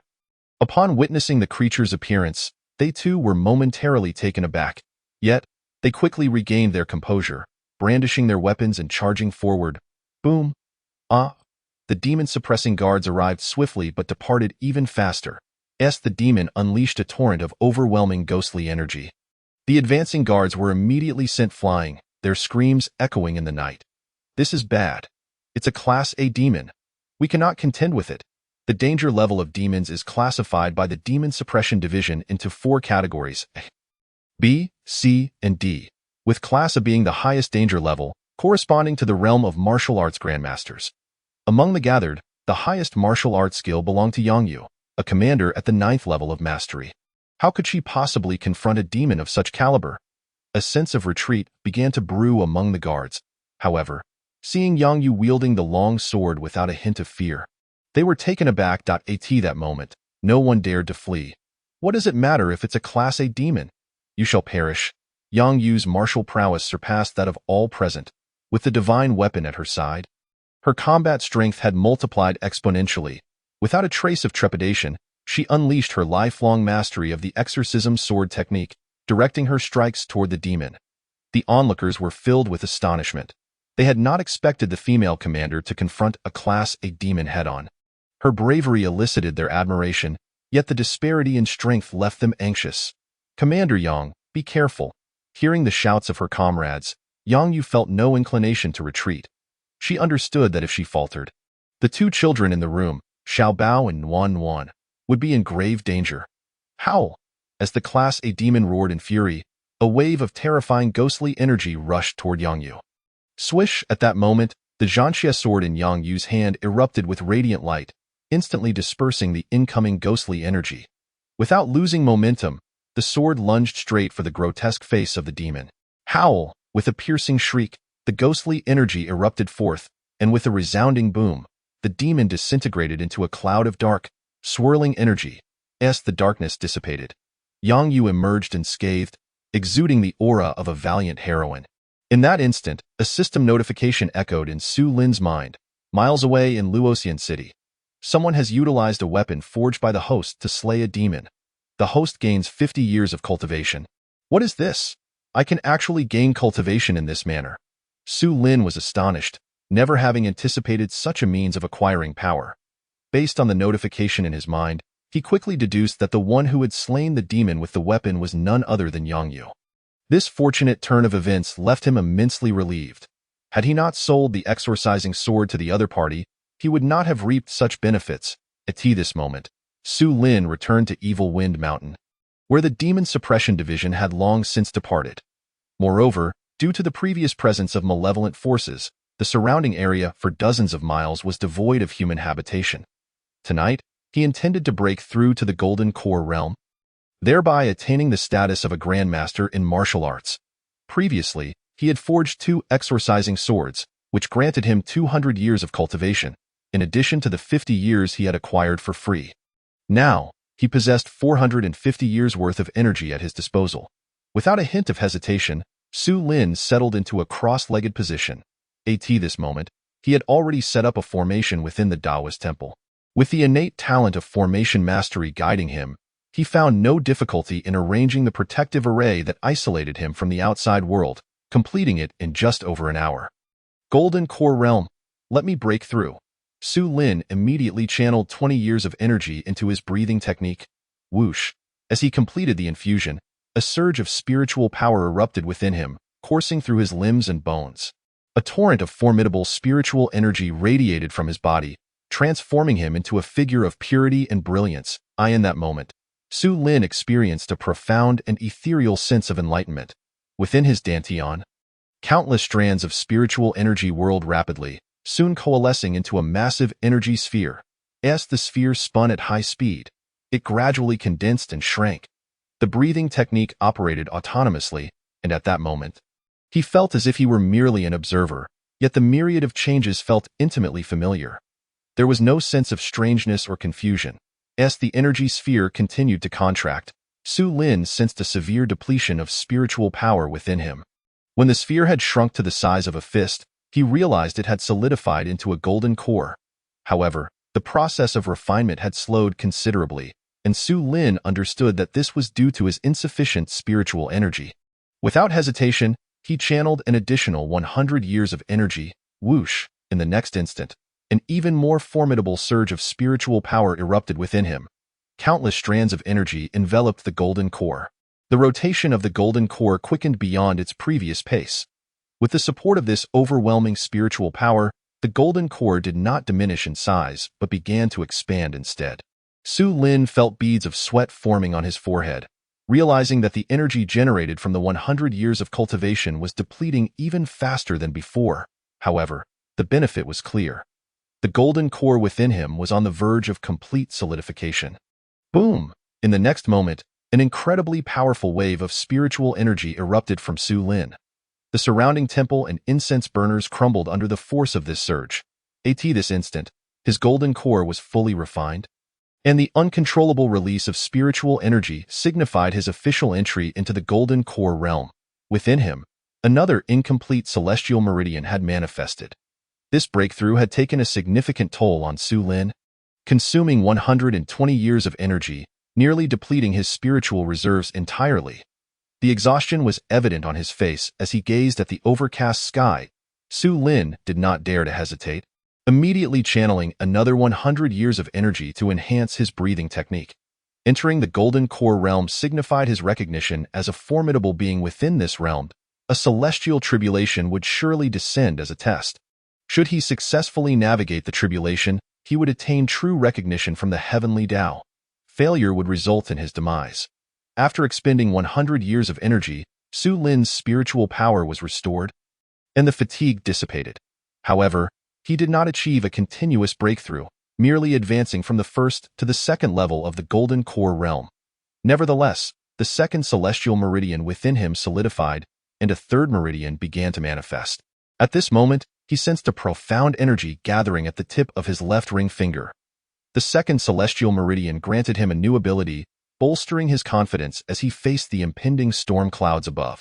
With a mere thought, his left ring finger responded, trembling slightly. In the next instant, he felt something traverse through him.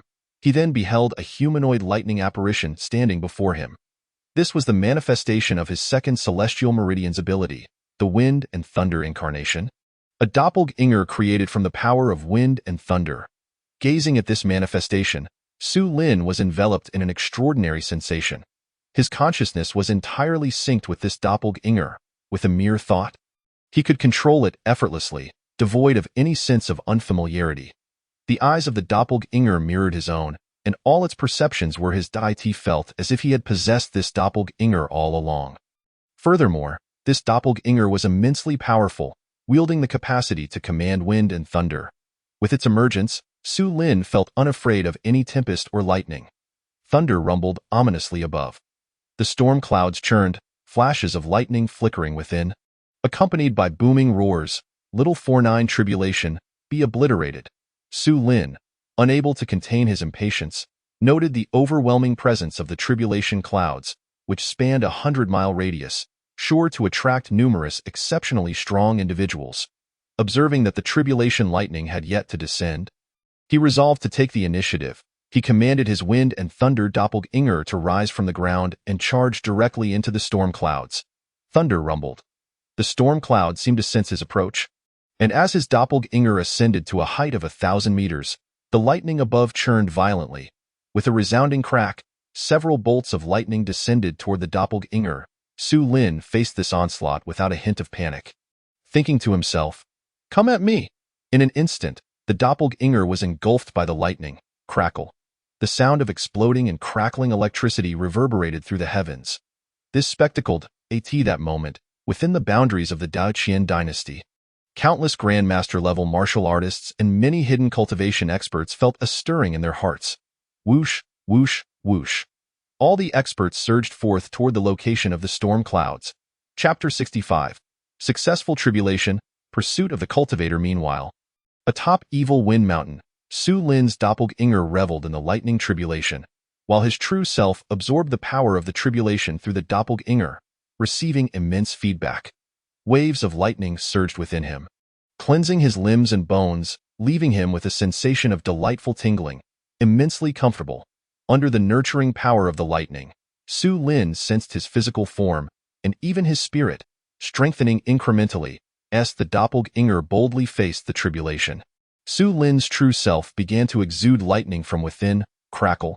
Lightning shimmered across his body, producing a symphony of thunderous sounds. At this moment, the entire Fufeng Temple and the mountain peak itself were illuminated as brightly as day by the flashes of lightning. Within the storm clouds, the wind and thunder doppelganger bathed in the lightning pool, suffering no harm whatsoever. Instead, the lightning pool began to shrink. This seemed to provoke the storm clouds. The clouds above transformed, swelling in magnitude. Soon, the clouds darkened significantly, and the flickering lightning took on a deeper hue, resembling purple lightning. Within the endless purple lightning pool, Su Lin's doppelganger finally felt a sting of pain. The purple tribulation lightning was the most potent of all. Excellent. Let me see just how far this doppelganger can go, Su Lin mused, commanding the doppelganger to unleash its full strength. Absorbing the surrounding purple lightning, the skies above Evil Wind Mountain filled with purple thunder, resembling a cascading waterfall of lightning. At this point, numerous Grandmaster-level presences had gathered around Evil Wind Mountain. Yet, all these individuals halted several dozen miles away. Even further, in awe of the terrifying spectacle of the lightning waterfall, their faces reflecting shock, as if the sky itself were collapsing, rendering them incapable of advancing another step. Within the Taoist temple, shielded by the formation, Su Lin remained oblivious to the powerful figures that had arrived nearby, still basking in the rejuvenating embrace of the purple lightning. Time passed quietly, and in the blink of an eye, 2 hours had elapsed. The storm clouds above had dissipated significantly, and the purple lightning was no longer as ferocious as before. Su Lin's wind and thunder doppelganger continued to voraciously consume the tribulation lightning. Just as he anticipated the end of the tribulation, Su Lin sensed powerful presences, rivaling that of grandmasters, gradually approaching. This caused him to furrow his brow. He had foreseen this situation. After all, The overwhelming force of the tribulation would undoubtedly attract strong individuals to observe. Now, he had to consider how to discreetly retreat after the tribulation without revealing himself. It was crucial, as he could not distinguish friend from foe, and exposure might lead to dire consequences. After extending his consciousness to carefully perceive his surroundings, he quickly formulated a plan. Su Lin detected that the strong presence in the northeast was sparse, presenting an excellent escape route. With this in mind, he felt a sense of relief. Before long, the storm clouds completely vanished, and the wind and thunder doppelganger revealed itself. In that moment, Su Lin actively dispelled the formation. Then, with a mere thought, he vanished from his original position. Whoosh, high in the sky, Su Lin's true self merged with the doppelganger. This was one of the significant advantages of the wind and thunder incarnation technique, allowing him to teleport his true self to the doppelganger's location at will. After merging with the doppelganger, Su Lin did not reveal his true form, maintaining the guise of wind and thunder. Without any hesitation, he sped toward the northeast. In this wind and thunder form, his speed was astonishing as he tore through the air, creating a rift in the surrounding space. Though the commotion was not loud, it still caught the attention of those who had arrived at Evil Wind Mountain. He's in the sky. Whoosh, whoosh, whoosh. That night, within the Dacian dynasty, all individuals of Grandmaster-level strength had nearly gathered in one place. Among them, led by the coldly determined Tian Guanghe of the Imperial Guard, they surged to the forefront of the crowd, his expression betraying a fierce intent to pursue the one who had undergone the tribulation. Alongside Tian Guanghe were Yin Xian and Ouying Ju, two grandmasters Su Lin had encountered before, as well as many experts clad in the official attire of the Dacian court. Su Lin naturally sensed the multitude pursuing him, and he was already aware that the Great Qin dynasty prohibited cultivation. Among these individuals, many might harbor no ill intent towards him, yet some undoubtedly had ulterior motives. He dared not pause for a moment. Accelerating his speed further, finally, after half an hour, Su Lin managed to shake off the relentless pursuit of the numerous powerful beings. Before him lay a vast expanse of ocean. At that moment, he understood why there had been fewer people in this direction. It was due to the proximity to the sea. He ceased his forward march and descended from the air to the ground, landing in a town near the coast. He completely concealed his aura and casually found an inn to take refuge. Before long, he sensed countless powerful presences soaring overhead, passing through the town without the slightest hint of stopping. This revelation allowed him to breathe a quiet sigh of relief, prompting contemplation on finding an opportune moment to depart from the Great Qin dynasty. After all, cultivating here was exceedingly troublesome. Should he be exposed, he might not withstand the onslaught of the dynasty's formidable forces. After a night had passed, Tianshi he and the other grandmasters had yet to return. Su Lin vacated his room early and headed towards Luoxian City. On his return journey, he encountered no grandmasters or experts of that caliber. Upon reaching his residence in Hushi Alley of Luoxian City, Su Lin was greeted by the sight of Yang Yu waiting outside the door at that moment. She had changed her attire to that of the Demon Suppression Division, brandishing the Demon Suppression Sword in her hand, exuding an air of formidable elegance that conveyed the essence of a heroine. "How long have you been waiting here?" Su Lin inquired with a smile. "Just arrived, saw you were not here, so I waited for a while." Yang Yu replied, her face beaming with vitality. As she spoke, she produced a pouch of coins from her waist. Su Lin accepted the pouch and peered inside, discovering a full 1,000,000 taels of gold notes. This revelation elicited a smile from him. "Have you had breakfast?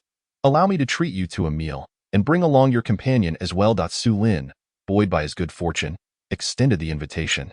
Upon hearing this, Yang Yu's previously joyous expression instantly shifted to one of near embarrassment, her gaze darting away. "No, I must take my leave." With that, she turned and departed. Observing her retreating figure, Su Lin made no effort to retain her. After all, she had a companion, and it would be inappropriate for him to invite her to a meal alone. Su Lin was a principled individual and would never intrude upon the affections of others. "By the way, I might seek your assistance in crafting weapons in the future, if that would be agreeable." Su Lin was about to head home when Yang Yu turned back. "Of course, as long as the payment is in order. Feel free to seek me at any time." Upon returning home, Su Lin splashed his face with cold water and lay down on his bed. Gazing at the pouch of coins Yang Yu had entrusted him with, he could not resist bringing it to his nose, inhaling a faint, alluring fragrance that captivated his senses. This was the essence of wealth. After a moment of reflection, Su Lin rose from the bed. Contemplating the pouch before stepping outside, he first visited the Divine Mechanism Pavilion. Now that he was a master forger of the highest rank, he no longer needed to personally attend to ordinary tasks. His monthly salary came without scrutiny. Nevertheless, he felt it necessary to report his whereabouts to avoid inconveniencing the Ministry of Works in locating him. After taking leave from Zhangzhubu, Su Lin exited Luoxian City. Heading straight for the black market, he intended to exchange the 1,000,000 taels of gold notes for spirit stones and materials in preparation for his departure from the Great Qin dynasty. After all, once outside the Great Qin, those gold notes would be rendered worthless. However, shortly after leaving the city, Su Lin suddenly sensed that he was being followed. Now possessing the strength of a second-tier golden core cultivator, his perception was remarkably acute, allowing him to detect the presence of someone 100 paces behind him. Moreover, he discerned that this individual was no ordinary martial artist. A distinct aura of a cultivator emanated from them. An 8th-tier Foundation establishment cultivator. At last, I have encountered a fellow cultivator, Su Lin mused, yet questioned the motive behind this individual's pursuit. He maintained his pace while continually observing the person with his divine sense. The individual was clad in a black robe, adorned with a golden crown, exuding an extraordinary demeanor, presumably a man in his 30s. After a moment of scrutiny, Su Lin realized this figure bore a striking resemblance to someone he had encountered before. Though he was certain he did not recognize the man's face. Before long, Su Lin led the individual to a secluded forest. He slowly turned to face the newcomer, fixing his gaze ahead. After a moment of silence, he spoke, "Since you have come, why not reveal yourself for a conversation?" With that, the black-robed man instantly appeared before him, standing a mere dozen steps away as they regarded one another. Su Lin assessed the man thoroughly. Given his higher cultivation level, he could easily see through the man's concealments. Meanwhile, the black-robed man grew increasingly apprehensive, realizing he could not gauge the true depth of the young man's cultivation, which dispelled any sense of arrogance he had harbored. "You are the perpetrator of the massacre and arson at Hongwenfang, are you not?" Su Lin initiated the conversation, causing the man's face to change drastically, disbelief flickering in his eyes. "How did you come to know of this?" The black-robed man demanded coldly, refusing to deny the accusation. "Heh, I was present at the scene." "You are one of the 6 doors?" "No, you are that newly appointed master forger from the Divine Mechanism Pavilion." "Are you not? Why would you be there?" Upon hearing these words, Su Lin felt a sense of unease. It appeared this individual had conducted a thorough investigation into his background. What, then, was the purpose of this pursuit? This thought ignited a flicker of murderous intent within him, causing his gaze to grow colder.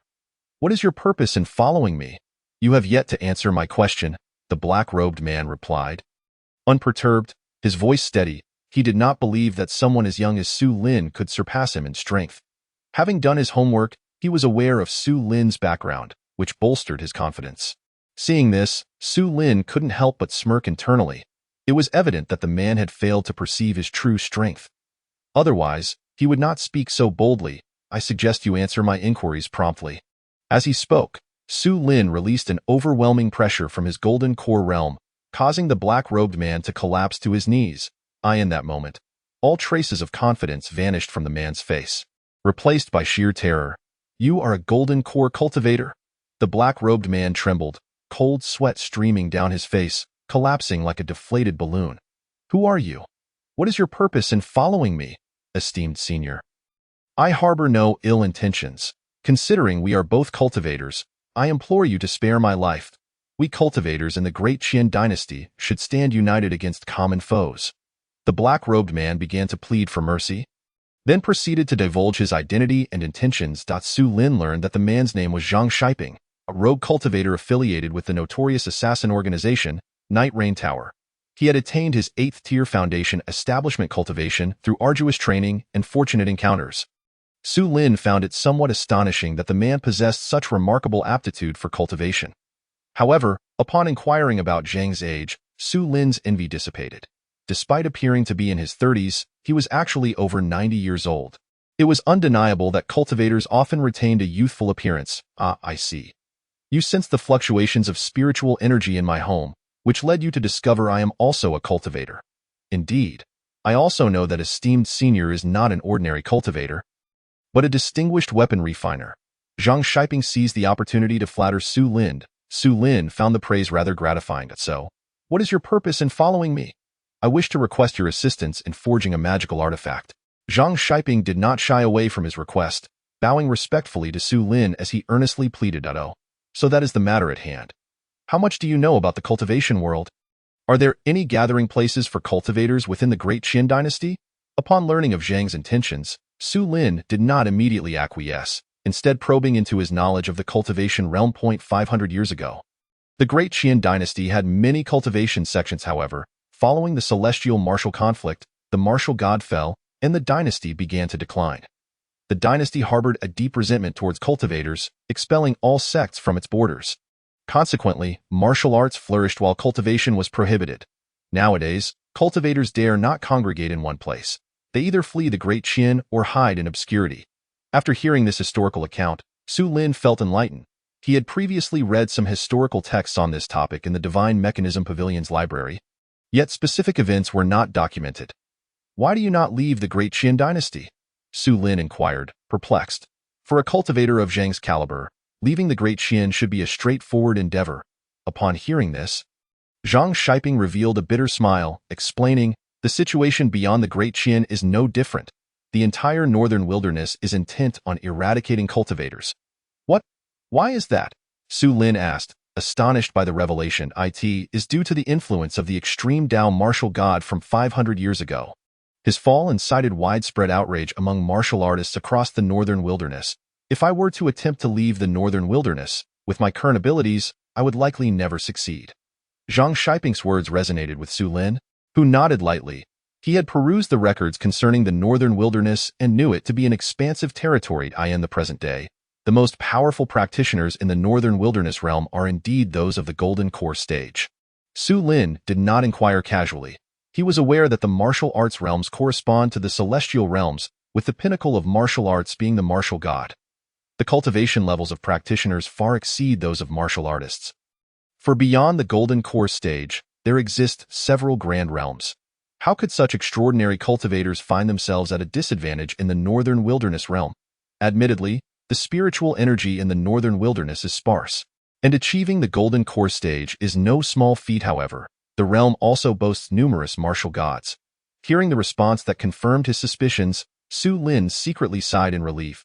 He had thought that the martial god realm was immensely formidable, capable of suppressing practitioners, but it turned out to be a matter of the thin spiritual energy in this domain. Are there really many martial gods in the northern wilderness? Indeed, during that great war of yore, it was not only the supreme martial god who participated. Many martial god-level experts took part in the conflict. That battle irrevocably altered the environment for practitioners in the northern wilderness. Zhang Shiping recounted much of the history of the northern wilderness, which Su Lin found quite captivating. "You may rise. You must not disclose my whereabouts to anyone." Seeing that the other posed no further threat to him, Su Lin permitted him to stand.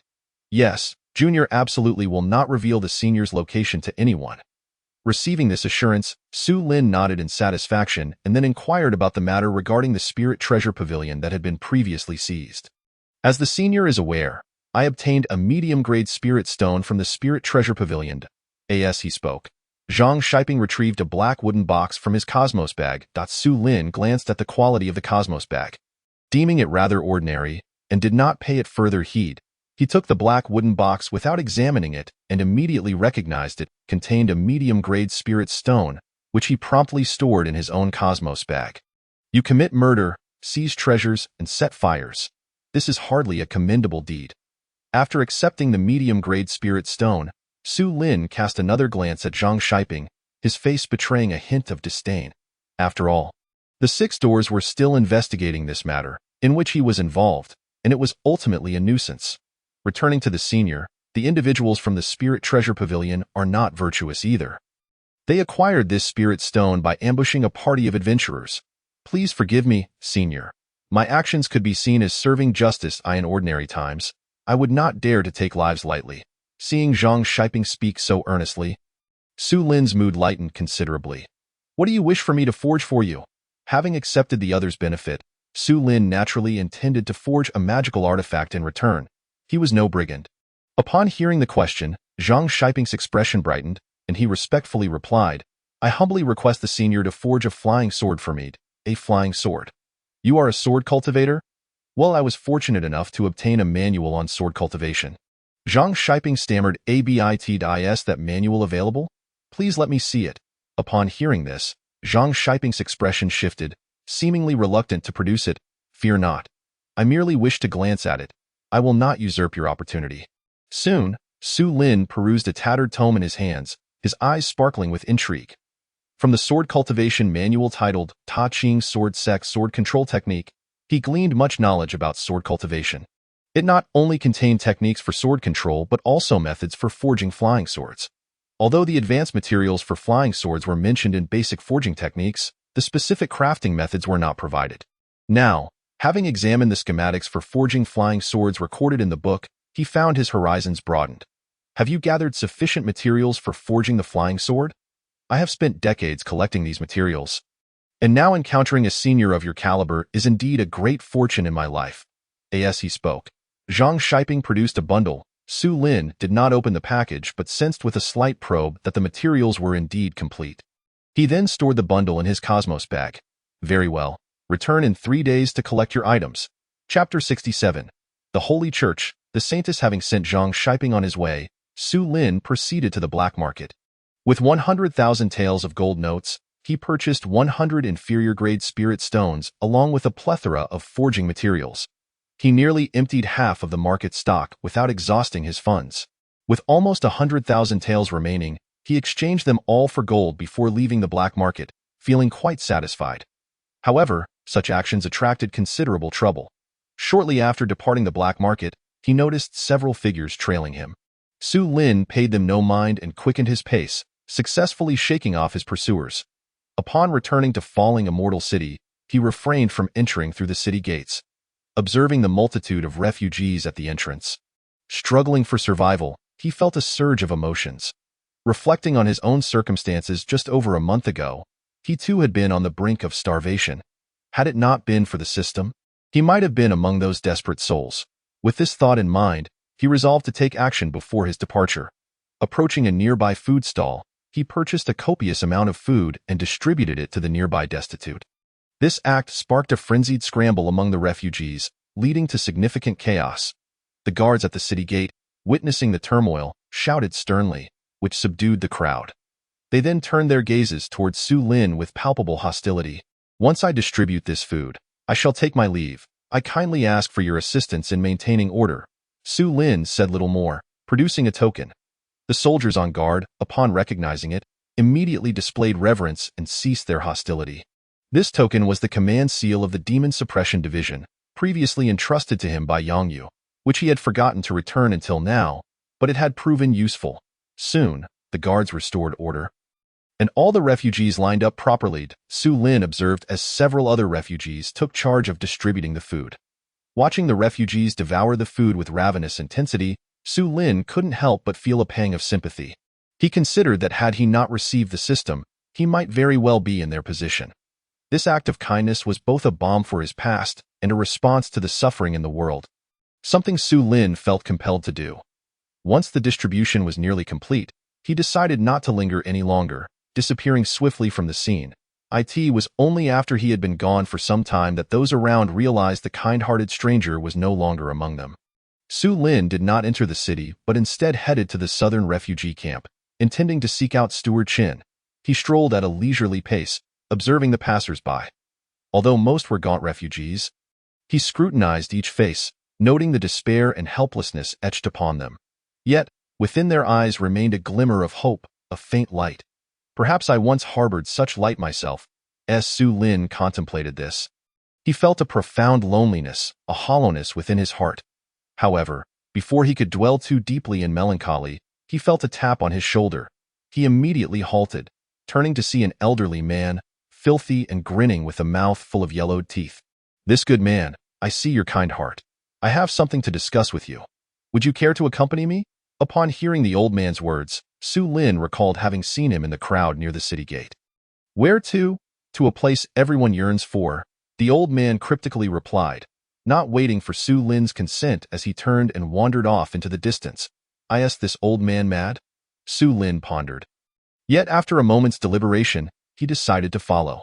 The old man walked at a leisurely pace, and Su Lin trailed behind. They trekked for over half an hour until they entered a great mountain.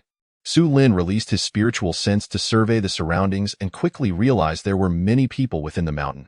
What is this place? Why are so many refugees here? At that moment, he no longer perceived the old man as a madman, sensing that there was a mystery behind this gathering, stirring his curiosity. Eventually, they arrived at a hollow within the mountain, where Su Lin heard a cacophony of shouts. We want meat. We want money. We want a better life. The dynasty is unjust. Overthrow the great Qin dynasty. Hearing these slogans, Su Lin, led by the old man, found himself amidst a throng of refugees. They are planning an uprising. Observing the multitude gathered, Su Lin grasped the meaning behind the old man's cryptic words about a place everyone yearns for. It was nothing more than a desperate revolt by those unable to survive. Soon, the old man waded into the crowd. Before them stood a mound of earth, upon which several figures were gathered. Among them was a veiled woman clad in white, her features obscured, flanked by a robust elder whose martial aura was unmistakable, revealing him to be a master of the third stage of martial arts. Behind them stood 3 young men, all finely dressed and possessing martial prowess. These individuals certainly did not appear to be refugees. Arousing Su Lin's suspicion, the woman resembled a saintess of a cult, and Su Lin wondered if this was a scene of some nefarious sect attempting to sway the masses. Just then, he heard a loud proclamation.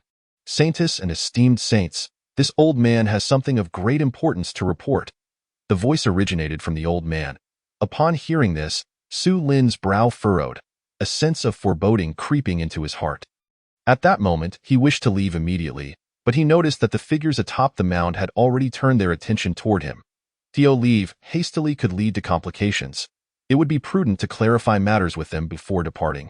Li Lao Tu, you muddle-headed old man, what significant matter do you have to report? Be off with you.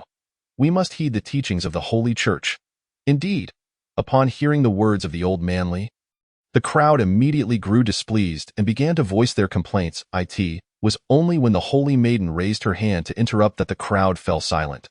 Almost instantly, the cloaked figure of the Holy Maiden appeared before Su Lin. As she shifted her position, the attendees began to take notice of Su Lin, their faces betraying a hint of confusion. Who are you? The Holy Maiden's tone was strikingly cold, her gaze bright and her features captivating, complemented by an impressive physique. Though her face was veiled, Su Lin could discern that she was undoubtedly a stunning beauty.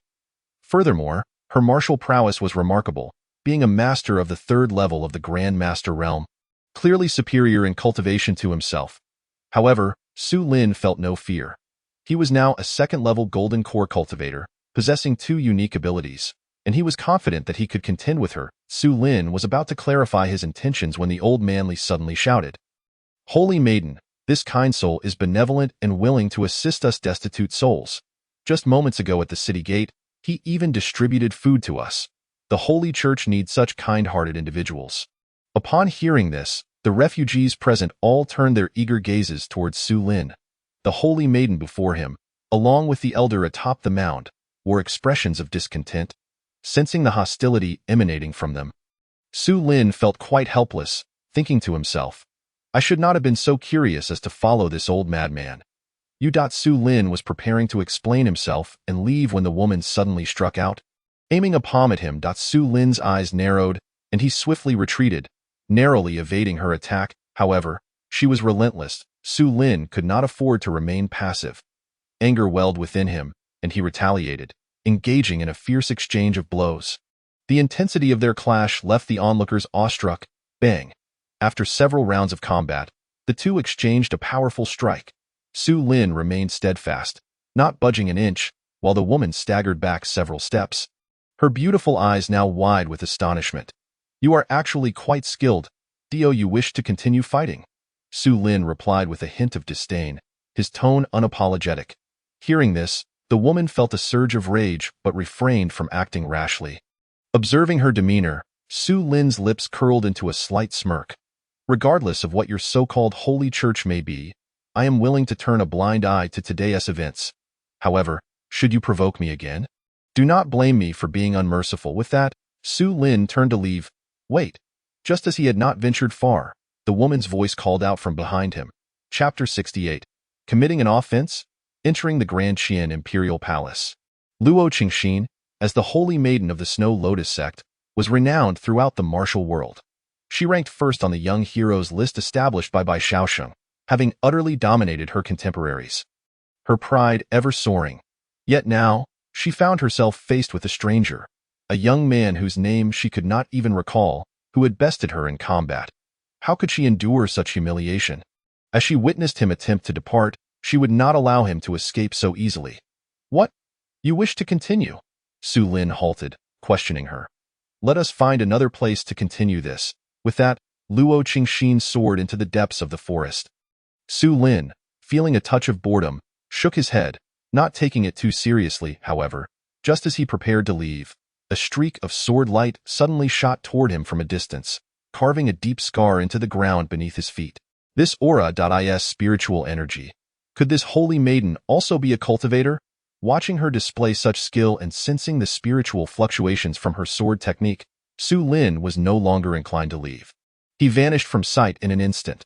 The surrounding refugees, witnessing this, all exclaimed in admiration, bowing toward the direction the two had departed. The elder and several young men also employed their lightness skills to pursue them. After a brief moment, Su Lin and Luo Qingxin arrived atop a mountain peak. You are a cultivator? Su Lin spoke first, noticing the sword in her hand was indeed a magical artifact. Hearing this, Luo Qingxin, who had initially intended to engage in battle, looked at him with incredulity. How did you discern that? Just now, there was a fluctuation of spiritual energy within your sword qi. Ah? At his words, Luo Qingxin recalled that in her haste, she had inadvertently revealed her abilities. Is your holy church a sect of cultivators? Instead of answering immediately, she began to scrutinize Su Lin. Are you also a cultivator? Su Lin nodded slightly. Seeing this, Luo Qingxin finally exhaled, sheathing her sword. You are aware that the northern wilderness does not permit our kind to exist? Su Lin nodded once more. Our sect is known as the Snow Lotus sect. I am Luo Qingxin, the Holy Maiden. May I inquire your name? After exchanging names, Su Lin expressed his curiosity, asking, why does your Snow Lotus sect involve itself in the affairs of the mortal realm? To be frank, we intend to establish a sect of cultivators, and the Grand Qian is undoubtedly the most suitable candidate. Oh? So that is the reason. Might I ask if you would consider joining our sect? After a brief conversation, when she unexpectedly proposed to recruit him, Su Lin immediately shook his head in refusal. He had no desire to become a pawn in any sect. While I do not intend to join you, you must understand that as a cultivator, I will not disclose what I have learned today. There is no need for you to clarify, Su Daoist. I am already aware. However, establishing a sect of cultivators is no simple task. It would be most beneficial if you could lend us your assistance. Assist you? Su Lin detected the implications in her words, and his interest was piqued. The Grand Qian is currently at a dead end. The emperor is incompetent and corrupt, the court is rife with treachery, and the borders are plagued with conflict. The people suffer greatly. Our sect has already gathered sufficient strength to contend, and when my master emerges from seclusion, we shall assault the Grand Qian Imperial Palace. Luo Qingxin spoke with earnest conviction. Upon hearing this, Su Lin became increasingly intrigued and promptly inquired, what level has your master attained? When will they emerge? My master appears to be at the pinnacle of the Grand Master realm, but in truth, they have reached the peak of the Golden Core stage and are currently striving to break into the nascent Soul realm. So formidable? Certainly. Luo Qingxin's eyes shone with admiration for her master as she spoke proudly. By the way, Su Daoist, how old are you? Taken aback by the sudden question regarding his age, Su Lin recognized her curiosity. It was likely that she perceived him as an ancient being of several decades, if not centuries. I am merely 17 today. How about you, Luo Daoist? Upon hearing Su Lin's tender age, Luo Qingxin was filled with disbelief. You are actually so young, Su Daoist? You are even a year younger than me. Might I have the honor of witnessing your beauty, Luo Daoist? Su Lin, astonished to learn she was only 18, had assumed her to be an elderly woman, yet here she stood, a third-level Golden Core cultivator at such a young age. This revelation stirred his curiosity regarding her appearance. Of course, we cultivators are all quite attractive, so do not let me enchant you. Su Lin, Luo Qingxin, quite at ease, laughed as she removed her veil. In an instant, Su Lin felt as though the scenery around him dimmed. Before him stood a visage of unparalleled beauty, adorned with a radiant smile. A vision that captivated him completely. It seems I truly have been enchanted by Luo Daoist, Su Lin blurted out, momentarily entranced. Hearing this, Luo Qingxin appeared somewhat bashful and quickly veiled her face once more. Su Daoist, our paths may cross again in the future. Should I have any requests, I hope you will lend me your support. Before Su Lin could regain his composure, Luo Qingxin had vanished, her voice echoing faintly from afar. All right. Though it was their first meeting, Su Lin felt an inexplicable connection and responded almost instinctively. He lingered, gazing toward the direction she had departed for quite some time before taking to the winds himself. At the refugee camp's blacksmith shop, Su Lin shared a few drinks with Manager Chen in the dining hall. Reminiscing about old times, Su Lin was a person of deep sentiment. He felt profoundly grateful to those who had aided him. Believing in repaying kindness with profound gratitude, as he prepared to depart, he gifted Manager Chen a low-grade spirit stone. Spirit stones were not only invaluable to cultivators, but were equally crucial for martial artists' training. The worth of this single stone was 2,000 silver taels, and Su Lin would not allow Chen to decline the offering. This farewell might very well be their last, and a wave of sorrow washed over Su Lin. Su Lin, the road ahead is still long. You are still young. Strive onward. News of Su Lin becoming a distinguished master craftsman at the Divine Mechanism Pavilion had spread among the blacksmith shop's workers, who believed he would undoubtedly achieve greater heights. Yet, witnessing his melancholy, Manager Chen, though perplexed, offered words of encouragement to Su Lin. Upon returning home to Luoxian City, night had already fallen. Su Lin had scarcely stepped into the courtyard when a squad of armored soldiers rushed toward him. Leading them was a formidable middle-aged man, clad in the attire of a general.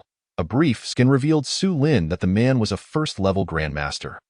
The soldier's armor was instantly recognizable as that of the Imperial Guard of the Grand Qian Palace. The middle-aged man, known as Peng Hong, was the deputy commander of the Imperial Guard. You are the Su Lin from the Divine Mechanism Pavilion? Indeed. And may I ask how this general is addressed? Su Lin had barely made a response when he was met with the furious countenance of the other party, who bellowed, You have committed an offense. Seize him. As soon as Peng Hong's words fell, 2 Imperial guards surged forth, swiftly clamping a pair of shackles upon Su Lin. Throughout this ordeal, Su Lin offered no resistance. His curiosity piqued as he pondered the nature of his alleged transgression. However, given that his captors were Imperial guards, it was likely tied to the palace. After a moment of contemplation during which he considered the matter, he surmised that it might be connected to the sword he had forged. The evil-slaying sword. Upon arriving at this realization, a chill settled in Su Lin's gaze. At that moment, he was not the least bit concerned about the shackles binding him. He knew that with a mere exertion of strength, he could free himself. Yet, having discerned who was plotting against him, he felt no trepidation. He resolved to uncover the truth behind this situation. Just as he had surmised, it was not long before he was escorted into the Imperial Palace by the guards. Along the way, Peng Hong scrutinized Su Lin closely. He noted that this seemingly unremarkable youth maintained an unwavering calmness throughout, showing no signs of distress.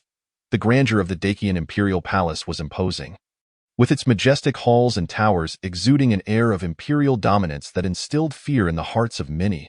Yet, Su Lin's heart remained as still as a placid lake.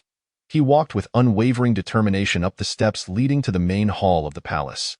Upon reaching the entrance, he beheld a multitude of civil and military officials within, including the third prince, Ji Che, who stood alongside several other princes.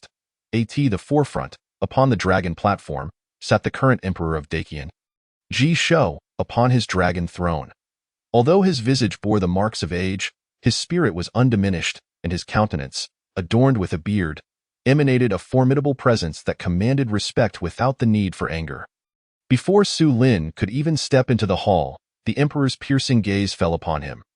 Su Lin met his gaze without a hint of fear. He had already discerned that this emperor was a master of martial arts at the pinnacle of his craft, and his aura surpassed that of an ordinary martial arts grandmaster. As Su Lin entered the hall, the eyes of all present turned towards him.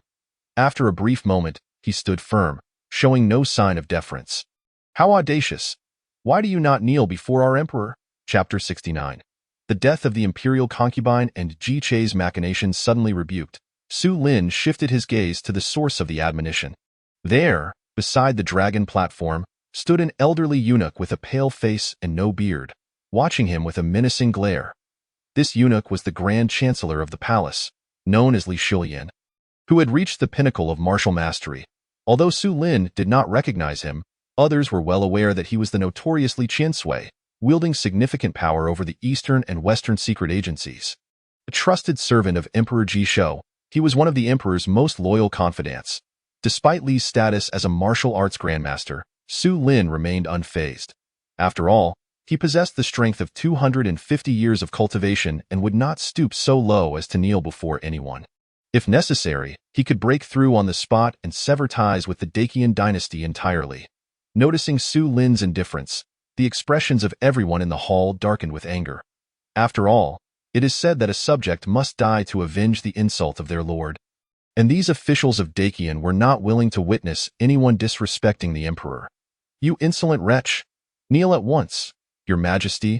I implore you to punish this scoundrel severely as a warning to others. Please hold him accountable for his grave disrespect. At this moment, all the ministers in the hall bowed deeply towards the dragon platform, adding numerous baseless accusations against Su Lin. Hearing their words, Su Lin turned away, surveying the hall with a cold smile that Su Lin, kneel this instant. Beside him, Ji Che and several other princes wore expressions of outrage, clamoring for him to kneel. In response, Su Lin's gaze snapped to Ji Che, locking eyes with him. With but a flick of my hand, you shall find yourself without a burial place. How dare you show such disrespect to the emperor, seeking your own demise?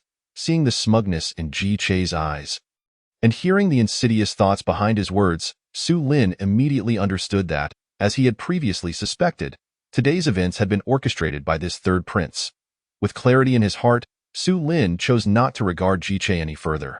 Instead, he turned towards the dragon platform, offering a slight bow, and calmly stated, "This humble minister pays his respects to your majesty, at present." Su Lin held the esteemed title of a special forging master in the Divine Mechanism Bureau, ranking at the 6th grade. Thus, addressing himself as a humble minister was not inappropriate. However, to those with ulterior motives, it painted a different picture altogether. How audacious! You, a condemned criminal, dare to refer to yourself as a humble minister? You truly possess an audacity of unparalleled magnitude. Li Gonggong roared, his voice akin to a duck's quack. Su Lin ignored him, his gaze fixed upon Emperor Ji Shou, his expression as calm as a tranquil pond. Ji Shou had been observing Su Lin and found something peculiar about this seemingly inconspicuous youth. He could not see through him, which piqued his curiosity. He raised a hand to interrupt Li Gonggong. You are Su Lin? I have heard tales of your impressive forging skills. Ji Shou, seasoned in the corridors of power, spoke with a calm demeanor, yet his tone commanded an undeniable authority that deterred direct eye contact. Su Lin met his gaze without flinching and replied, "Indeed, it is I am why forging skills are superior to those of an ordinary blacksmith." "This evil-slaying sword was forged by your hand?" Ji Shou inquired, producing a sheathed sword that Su Lin recognized immediately as the evil-slaying sword he had crafted for Ji Che. Su Lin made no attempt to deny it. "Oh, you understand. Because of this sword, I have lost a beloved concubine." Ji Shou's tone remained level, but the final words surged with wrath, echoing throughout the grand hall like thunder. Su Lin felt the emperor's overwhelming fury yet remained unfazed. His expression unchanged, he pondered, "What connection do I have to your lost concubine? Did you use this sword to slay her? How could you so shamelessly lay the blame at my feet, your majesty? I do not understand how this accusation arose. Is there any fault with the sword I forged?" Su Lin intended to question if his sword could leap of its own accord to slay your concubine, but thought better of it and refrained from voicing such an absurdity.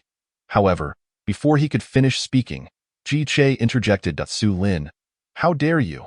I graciously allowed you to forge this sword, yet you harbor ill intentions. Seeking to harm me." Confronted with Ji Che's posturing, Su Lin felt a sense of bewilderment, struggling to grasp the implications of his words. It was only after hearing Ji Che's subsequent remarks that he began to comprehend the situation.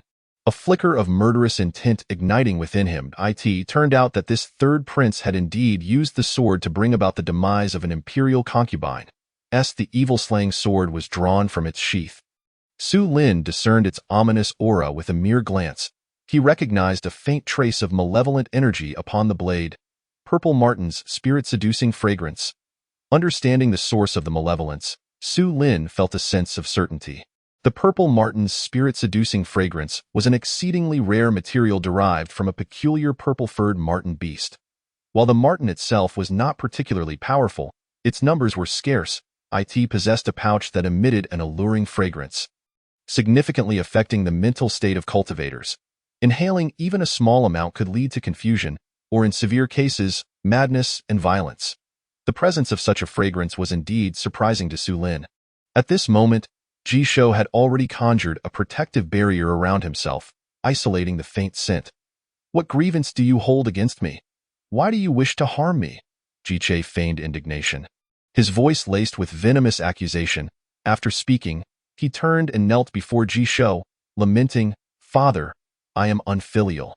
Had it not been for concubine Zhang shielding me from this disaster, I might have been separated from you forever. I am truly remorseful towards concubine Zhang." Witnessing this scene, Su Lin maintained a facade of calm, but internally felt a wave of disgust, even a hint of nausea. The duplicity of Ji Che was palpable. In that instant, Su Lin finally grasped the unfolding events. It was evident that Ji Che had secretly coated the sword with the spirit-seducing fragrance, leading concubine Zhang to observe it under some pretense. This explained the subsequent chaos. Indeed, as he suspected, when concubine Zhang had approached the sword, her demeanor had inexplicably changed, resulting in her sudden collapse and demise. "Why did you seek to harm the third prince?" Ji Shou's gaze turned icy as it bore into Su Lin. "I have not harmed the third prince. I implore your majesty to discern the truth. The malevolent energy upon this sword does not originate from the sword itself. It has been tainted with the spirit-seducing fragrance." Su Lin's declaration sent ripples of astonishment through the assembly of ministers. "What? The malevolence does not stem from the sword itself. This is impossible. Surely, this is a reflection of his lack of skill. Failing to purge the malignancy. How can one claim he lacks skill? I believe he did this intentionally." His words were clearly an attempt to absolve himself of blame. The ministers murmured amongst themselves, their voices reaching Su Lin's ears, eliciting only a cold smile from him. "Though you claim that the malevolence upon this sword is merely the spirit-seducing fragrance, Ji Shou's protective barrier did not arise from an awareness of the fragrance. Instead, he sensed the overwhelming malevolence emanating from the sword itself. As a martial artist, he naturally did not dare to inhale such corrupting energy. With a swift motion, he discarded the sword to the ground. Witnessing the emperor's actions, Su Lin felt a profound disdain. Before the facts were ascertained, such a desperate act was committed, and any remaining respect Su Lin held dissipated like smoke. Indeed, this intoxicating fragrance, known as the purple sable incense, emanates from a mystical sable creature possessing a pouch of aromatic essence beneath its navel. For ordinary martial artists, inhaling this enchanting scent could lead to fainting, or in severe cases, madness. Had Zhang Huangfei been an ordinary person, she would likely have succumbed on the spot. Su Lin began to elaborate on the origins of the purple sable incense. As his words flowed with clarity and conviction, Ji Shou, perched upon the dragon platform, fell into deep contemplation. The ministers within the hall began to murmur amongst themselves, their voices low yet fervent. Meanwhile, the third prince, Ji Che, exhibited a fleeting expression of shock, seemingly taken aback by Su Lin's knowledge of the substance. "You little thief, cease your futile arguments. Father, I implore you to order the execution of this rogue," Ji Che exclaimed urgently, noting his father's apparent inclination to believe Su Lin's words. His expression was one of profound indignation.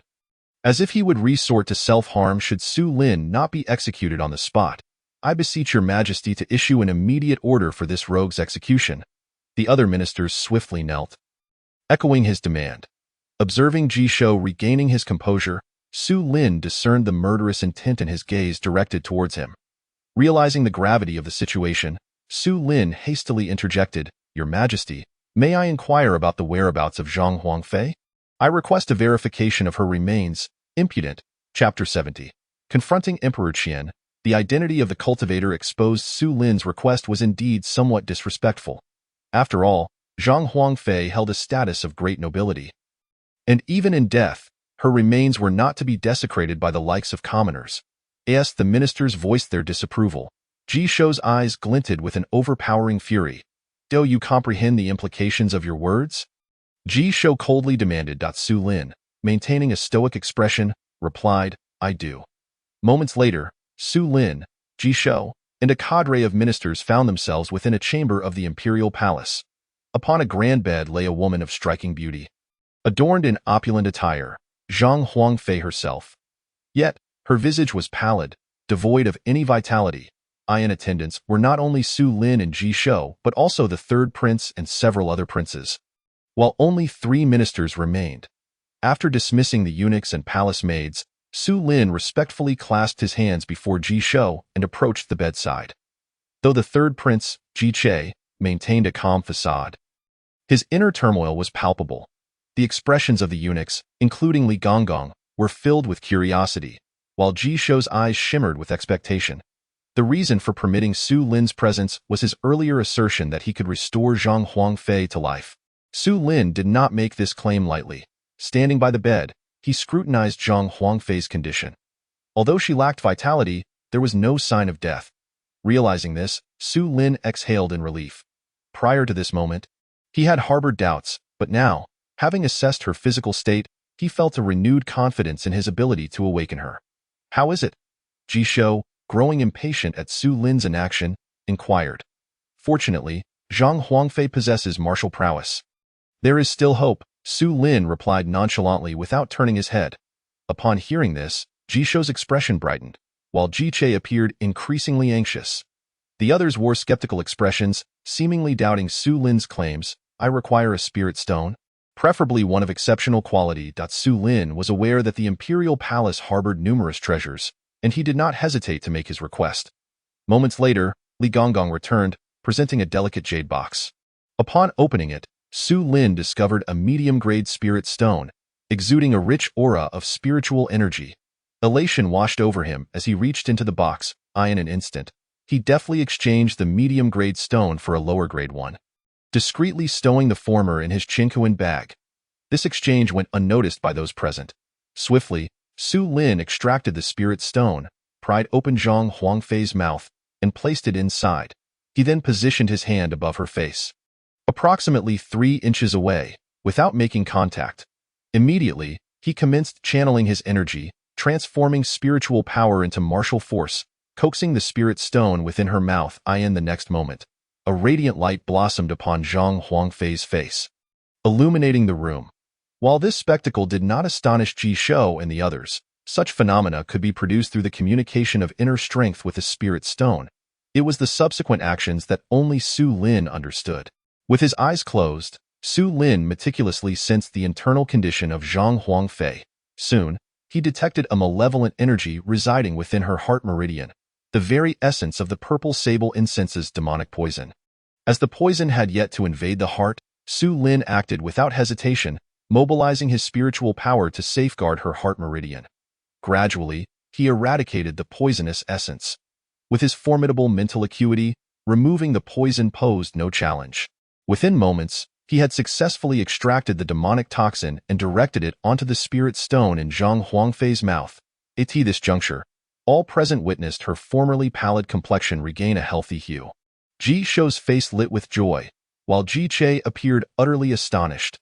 Unbelievable expressions adorned the faces of everyone present. In the following instant, Su Lin raised his hand gently, causing Zhang Huangfei to open her mouth. The spirit stone shot forth, landing in Su Lin's grasp. The toxic essence had been dispelled, and Zhang Huangfei was on the verge of awakening. Su Lin showcased the spirit stone tainted by demonic poison to the assembly. Observing its transformation to a dark brown hue, emanating a faint malevolent aura, the onlookers recoiled in horror. "Excellent!" Ji Shou exclaimed, laughter escaping his lips as he offered praise. However, his expression abruptly darkened, his gaze turning icy as it fell upon Ji Che. "Father, do not trust this man. He is the one who inflicted the poison and can surely reverse it. Ji Che's words resonated with the assembly, sparking a consensus among them. The third prince was correct. Surely, this scoundrel, fearing exposure, had rescued Zhang Huangfei to evade punishment. Indeed, he must not be spared. He will undoubtedly harm the third prince again.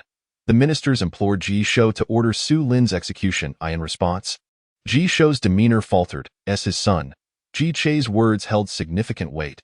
His gaze shifted back to Su Lin, who, sensing the dire predicament, felt a wave of helplessness wash over him. He had not anticipated such a treachery. These intricate schemes and plots are beyond my understanding. Faced with the crowd's skepticism, Su Lin maintained his composure. Your Majesty, I have already identified the poison afflicting Zhang Huangfei. The evidence is here. It is not due to the sword of exorcism itself. Furthermore, I harbor no animosity towards the third prince. Why would I wish him harm? Does your Majesty still fail to grasp the crux of the matter? Su Lin's argument was logical and well-founded. Yet, his words were met with disdain from the other attendees, who vociferously condemned him. Impudent! How dare you question His Majesty? What punishment do you deserve? Realizing his statement had been somewhat imprudent, Su Lin recognized that he could not yield to such manipulations. Undeterred by the notions of hierarchy and decorum, he spoke with conviction. Su Lin had anticipated that Ji Shou would engage in rational discourse. However, the emperor's countenance remained one of fury, his murderous intent unabated. Seize this man. Execute him publicly to serve as an example. At that moment, Su Lin understood the emperor's intent to protect his offspring. Truly, the world operates similarly. Kinship often takes precedence over justice. Ji Shou, as a sovereign, how could you be so utterly foolish and unjust? It is laughable. And you, Ji Che, are merely a petty schemer. I am aware of your dealings with Mo Hanqing. You dare to harm me. And today, I shall end your life. Incensed by the betrayal, Su Lin pointed accusingly at the two individuals, unleashing a torrent of invective. His words left the assembly in stunned silence. Ji Shou erupted in fury, the formidable pressure of a grandmaster radiating from him. Simultaneously, Li Gongong advanced towards Su Lin. His intentions clear. Su Lin, unperturbed, summoned a powerful aura of his own, clashing with Ji Shou's might. Those present who had yet to reach grandmaster status found it challenging to breathe under the overwhelming pressure. Hastily retreating, Li Gongong, also a peak grandmaster, pressed forward, transforming his grasping motion into a punch aimed at Su Lin's face. The assembly was taken aback. Su Lin, seemingly ordinary in appearance, was revealed to be a martial arts master of grandmaster caliber. As the two engaged in a fierce exchange of blows, Su Lin sensed the formidable prowess of his opponent. Without hesitation, he channeled his full strength, invoking his domain's divine powers. In an instant, the surroundings morphed, enveloping Li Gongong and Ji Shou within it. The martial domain? Humph! Upon witnessing this transformation, both Li Gongong and Ji Shou displayed disdainful expressions. As grandmasters, they recognized Su Lin's maneuver. The martial domain was a realm crafted by each grandmaster. And in response, both men unleashed their own martial domains. The atmosphere became chaotic. Boom! Moments later, a thunderous explosion resounded as the palace chamber's roof erupted violently. Ji Shou and Li Gongong soared into the sky, with Su Lin closely trailing behind. Clearly, Ji Shou and his companion were concerned that the ensuing battle might endanger others, prompting them to proactively relocate the battlefield. Su Lin paid little mind to this and continued his pursuit. At this moment, Su Lin's aura had become exponentially more potent than before, having transcended his previous limits. The accumulation of 250 years of cultivation propelled his realm from the second to the fourth stage of the Golden Core. Within him, 2 celestial veins had already manifested, with a third still yet to solidify. The profound resonance between the middle and index fingers of his left hand hinted at the acquisition of 2 formidable divine abilities. Upon sensing the fluctuations of Su Lin's spiritual energy, both Ji Shou and Li Gongong's expressions shifted dramatically. You are actually a cultivator? Such audacity! In the life-or-death struggle, Su Lin no longer concealed his cultivation aura.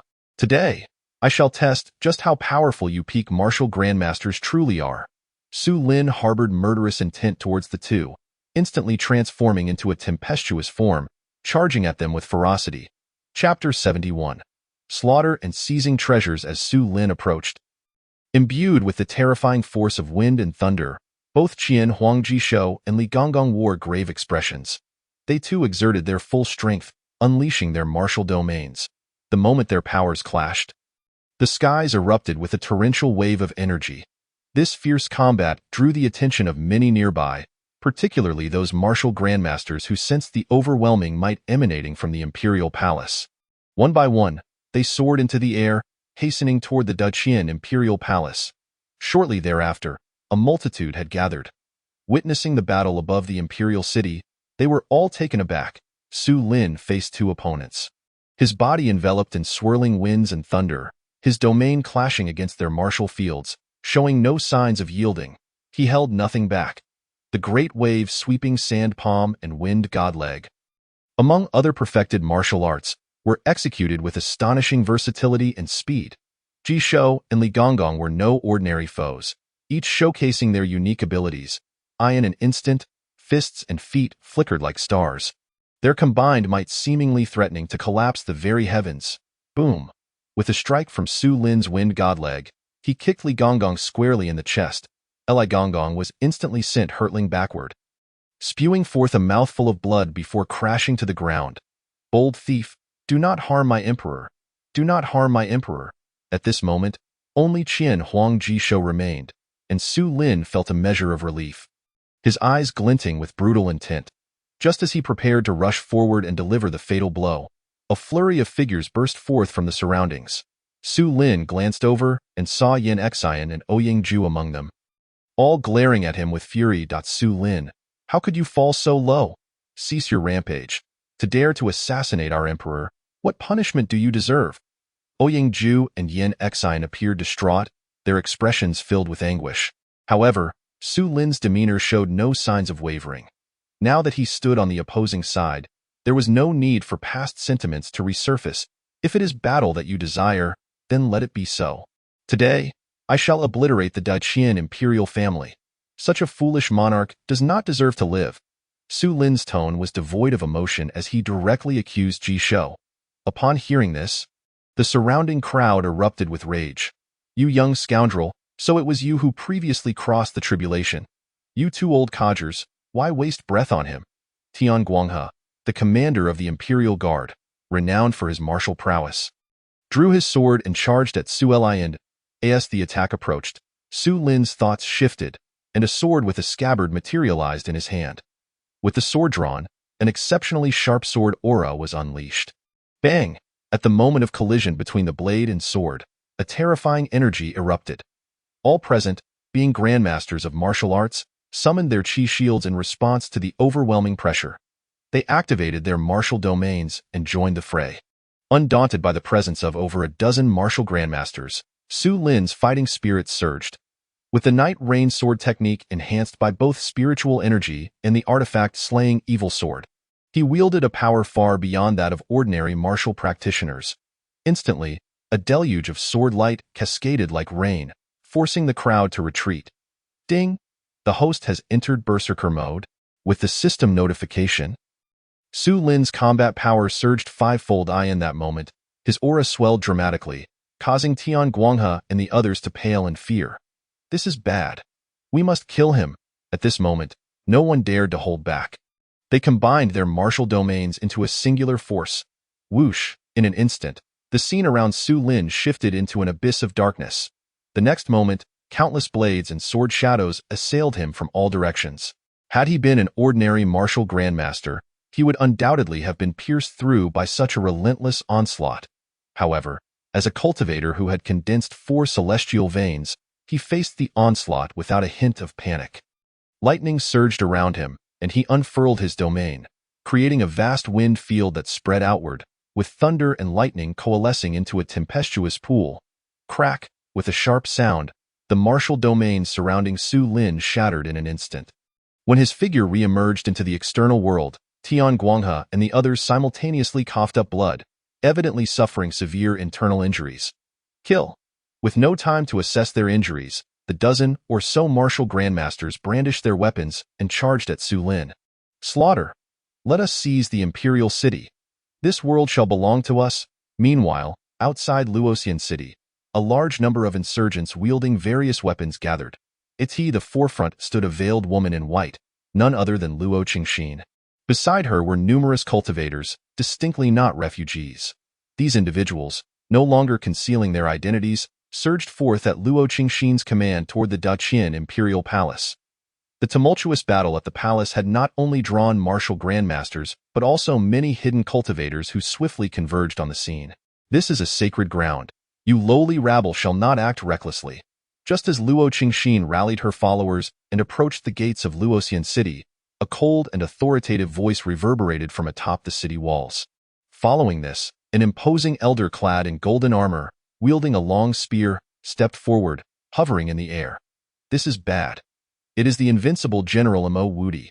Upon seeing the newcomer, Luo Qingxin and her companions were all struck with alarm. They had never anticipated that this formidable general would appear in the capital. Those who dare to rebel shall be met with no mercy. Mo Wudi's chilling declaration resonated as he swung his spear toward the crowd below. Whoosh! A colossal beam of icy radiance shot forth. Mo Wudi, do not bully the younger generation. I shall meet you in battle.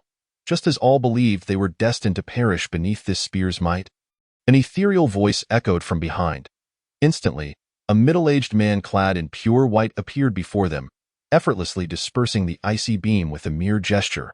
Upon recognizing the newcomer, Luo Qingxin's anxious heart was instantly at ease. Master, the man was none other than Chen Zhengnan, the leader of the Snow Lotus sect and Luo Qingxin's mentor. We pay our respects to the Holy Master. The multitude of Snow Lotus sect followers bowed in unison. Filled with exuberance, Chen Zhengnan, how dare you show your face? Are you not afraid of the spear in my hand? Afraid? Today is not like any other day. Today marks the demise of your Qian dynasty. The two exchanged scarcely 2 words before engaging in fierce combat. At this moment, it was evident that Chen Zhengnan had yet to break through to the nascent soul stage, yet he fought with equal fervor. Dao friend Chen, I shall assist you. So shall I? Ha ha. Just as the two were locked in a fierce standoff, numerous figures soared in from the distance. Judging by their auras, they were all golden core cultivators. Their laughter resonating with an air of arrogance. Upon sensing their presence, Mo Wudi's expression shifted to one of grave concern. After a clash with Chen Zhengnan, he swiftly retreated back into the city. Kill! Seeing their formidable foe withdraw, the insurgents below the city walls pressed onward. Before long, a thunderous crash resounded as the city gates collapsed, and countless insurgents surged through. Back at the palace, Su Lin, empowered with 5-fold combat strength, resembled a war deity. He had already dispatched Tian Guanghe and the others to the ground, gravely injured and unable to move. Above in the heavens, only Su Lin remained, facing the terrified Qian Huang Jishou. Could you possibly be a martial deity? Jishou stammered, his voice trembling. A martial deity? Mere mortal martial artists dare to claim such divinity? Su Lin scoffed. Without hesitation, he closed the distance, seizing Jishou by the throat. You foolish monarch! You deserve death. No, before Jishou could utter a plea for mercy, Su Lin tightened his grip, extinguishing his life force entirely. The sight sent chills of terror through all below, as if trapped in a surreal nightmare. No one could have anticipated that Su Lin would so effortlessly slay the emperor of Daqian, discarding his lifeless body from the air as if it were refuse, without a moment's pause. Su Lin flashed down to the ground, appearing before the third prince, Ji Xiqi. Do not come any closer. Faced with Su Lin, Ji Che's visage was one of sheer horror, panic overwhelming him as he stumbled backward and fell to the ground. Crawling away in desperation, it was as if he stood before a demon. His fear reaching its zenith, Su Lin remained motionless, merely fixing him with a piercing glare, with a series of muffled sounds. Ji Che's body erupted with a multitude of blood holes, his pupils shattered as he fell back, lifeless.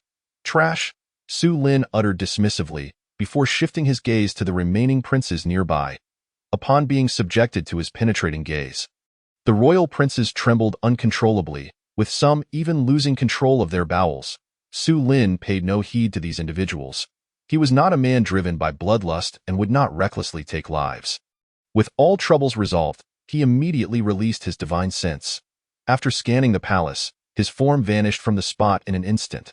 Moments later, he arrived within the treasury of the Daqian Palace. As he surveyed the scene, a glimmer of greed sparkled in his eyes. Chapter 72. Who was that? Su Lin emptied the entire treasury of the palace, nearly filling his chinkuan pouch, and then emerged with a sense of satisfaction. The treasury was located several dozen meters underground, and as he ascended to the surface, he sensed the presence of numerous cultivators. He even caught sight of Luo Qingxin, realizing that the Shulian sect had invaded the Daqian palace. He chose not to reveal himself and quietly left the palace. Before long, Su Lin returned to his residence in Hushi Lane. Along the way, he encountered many insurgents masquerading as refugees, pillaging and burning from house to house. Their actions akin to those of bandits. He had anticipated such occurrences and paid them no mind. Surprisingly, despite the secluded nature of his abode, it too had been visited by these insurgents. His house was in disarray, and all the tools from his workshop had been looted. This incited a surge of anger within him, his eyes ablaze with fury as he burst forth from his dwelling. Cease this at once. If you dare to continue with your wanton slaughter and plundering, I shall eradicate you all. Return everything you have stolen from my residence before dawn. Su Lin soared into the sky, emanating an overwhelming aura of pressure as he shouted those words. In an instant, the entire Luoxian city fell silent. Not long after, dozens of figures rushed towards him, led by Qian Zhengnan and a host of fellow cultivators. Observing Su Lin's furious countenance, they dared not approach too closely. May I inquire your esteemed name, fellow? Was it not you who valiantly dispatched that tyrant? Qian Zhengnan bowed respectfully to Su Lin. They had witnessed his formidable display of power and understood his might. Luo Daoyu is acquainted with me. You may inquire with her, Su Lin replied curtly, descending into his courtyard. By the way, keep your people in line. After issuing this warning, he entered his house. Inside, the disarray was appalling. With a flick of his wrist, he cast several minor spells, restoring the room to its former state. However, some bedding and furniture had already been taken. He sat on the bed and began to examine his character panel. Host Su Lin. Realm. 4th stage of Golden Core. Cultivation. None. Divine Power Points. 0. Divine Abilities. Eye of True Insight. Domain. Wind and Thunder Incarnation. Sealing Chains. 9 Directions Earth Control Technique. Internal Skill. Breath Regulation Method. Great Perfection. Solid Spirit Technique. First Layer. Ta Ching Sword Technique. Not yet initiated. External Skill. Killing Formation Fist. Great Perfection. 100 Battle Sword Technique. Great Perfection. Night Rain Sword Technique. Great Perfection. Wind Godleg. Great Perfection. Great Wave Sand Palm. Great Perfection. Movement Technique. Earth Collapse Step. Great Perfection. Swift Wind Grass Step. Great Perfection. Snow Tread. Not yet initiated. True Fire. Primordial True Fire. Can evolve. Profession. Artifact Refiner. Professional Realm. First Tier Artifact Refiner. Professional Skills. Basic Artifact Refining Technique. Basic Talismans Technique. Basic Formation Technique. Basic Alchemy Technique. Attributes. White. Critical Forging. Beginner's Lucky Star. Photographic Memory. Martial Arts Prodigy. Copper Skin Iron Bones. Skillful Practice. Ordinary. Blue. 7 Apertures Exquisite. Extreme Focus. Intermediate Lucky Star. Combat Maniac. Purple. Formation Genius. 5 Elements Heavenly Root. Your root is complete, significantly increasing cultivation speed. At this moment, Su Lin's panel displayed 2 new celestial abilities. His professional realm had also advanced to first tier artifact refiner. There are 9 levels in the artifact refiner profession, with the first tier signifying the ability to forge low-tier magical artifacts. The quality of magical artifacts is categorized into 9 levels, ranging from low to high.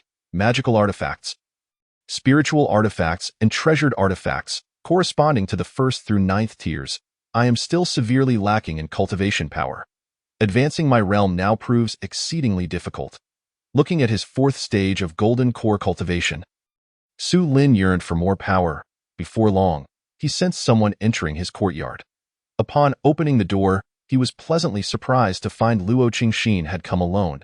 You've arrived. Seeing the beautiful woman, Su Lin felt a surge of joy and promptly stepped forward to greet her. I have come to return your belongings. The situation in Luoxian City is now largely under the control of our Shulian sect. Our followers will no longer act recklessly. Indeed, Su Lin could perceive a faint scent of blood emanating from her, indicating she had taken many lives recently. Soon, Luo Qingxin retrieved the missing items from his workshop one by one from her storage pouch. However, several items were still absent, though Su Lin, not being a petty person, did not dwell on it. After tonight, our Shuilian sect will establish a cultivation dynasty here. We will invite all like-minded individuals from the North Wilderness realm to join us in building this dynasty. Would you, Su Daoyu, be willing to stay and assist us? Luo Qingxin spoke with hope glimmering in her eyes, as if envisioning a bright future. Since it is an invitation from Luo Daoyu, I can remain. But my interest in helping you is rather limited. However, I am willing to assist you, Luo Daoyu, Su Lin jested. Upon hearing this, a flicker of joy crossed Luo Qingxin's eyes. Excellent, you may reside here at ease. My master has commanded that no one is to disturb you. Is your master the one clad in white? Yes, my master said you are an extraordinary individual. I am quite curious. To what realm has Su Daoyu cultivated? Luo Qingxin inquired. You wish to know? Indeed. Then you must first agree to a request of mine, and I shall reveal it to you. Su Lin responded mysteriously. What request? At his words, a glimmer of wariness flickered in Luo Qingxin's eyes. That when you are with me in the future. Unacceptable. Su Daoyu.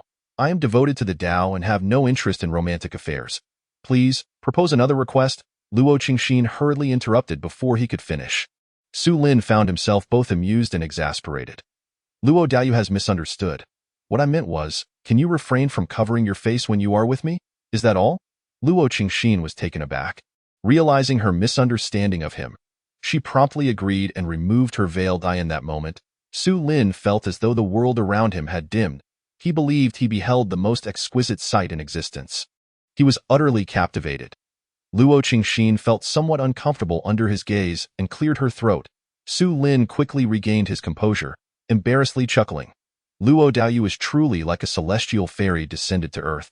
You are the most beautiful woman I have ever encountered. Su Lin did not hold back in his praise, causing Luo Qingxin's cheeks to flush. Su Daoyu, you flatter me.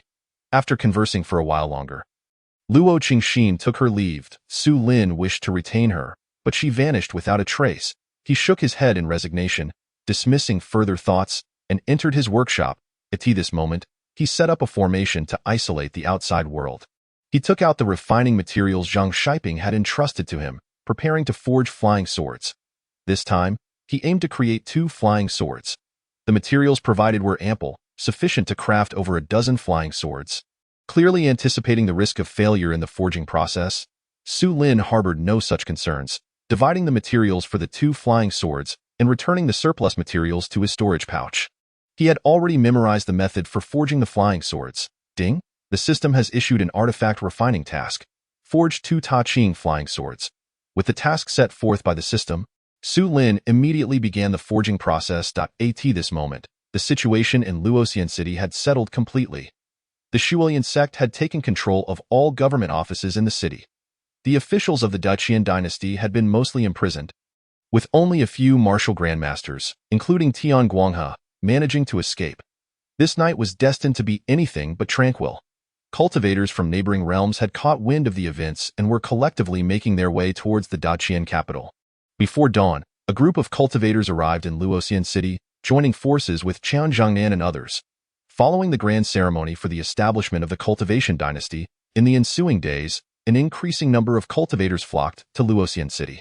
Su Lin successfully forged the flying swords, using the cultivation power he had amassed over the days to elevate his sword control technique to great perfection. He even found a location to test the potency of his sword control, achieving the ability to sever heads from 1,000 miles away, which greatly pleased him. In the days that followed, Luo Qingxin visited him every afternoon, and their relationship blossomed significantly. However, today, she had yet to arrive, leaving Su Lin with a sense of longing akin to a day apart feeling like 3 years. It was not until the evening that Luo Qingxin appeared in the courtyard, her face weary. What troubles you, Luo Daoyu? Utterly vexing. My master insists that I become a Dao partner with that certain someone. Upon hearing this, Su Lin's anger ignited. Who is this certain someone? Chapter 73. The Martial Arts Recruitment Tournament. Luo Qingxin recounted the events. Recently, many cultivators had arrived in Luoxian City, including exceptional young talents. Among them was a young man named Wang Tianlang, the junior master of a reclusive sect in the North Wilderness realm. His father, Wang Xianqing, was the sect leader of the Xianqing sect and a peak golden core powerhouse. The Xinqing sect held significant prestige in the North Wilderness cultivation community, even garnering Qian Jingnan's high regard. To cement their relationship, they wished for Luo Qingxin to become a Dao partner with their junior master. Yet, that was not the end of it. Luoxian City was now host to more than just the Xinqing sect. Numerous cultivation sects had gathered, and upon hearing of the impending union between the two families, several elder figures began to entertain their own thoughts.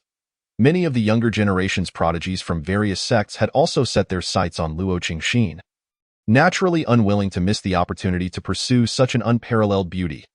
Consequently, after a heated debate among the various sects, Qian Zhangnan reluctantly decided to arrange a martial arts competition as a means to offer Luo Qingxin's hand in marriage. Upon hearing Luo Qingxin's account, Su Lin found it impossible to remain composed, his anger igniting instantly. "As long as I am here. If you do not wish it, no one can force you," Su Lin declared with unwavering conviction. At these words, Luo Qingxin's fair face flushed slightly, her eyes shimmering like water, as a hint of uncharacteristic emotion stirred within her heart. Yet, she shook her head, resignedly stating, "My master has said this matter is of great importance and cannot be dictated by my whims. It must not be allowed to fail. Humph. What your master says is not necessarily correct. You are a person, not an object to be traded at will," Su Lin retorted, his ire flaring even more at the mention of Qian Zhangnan.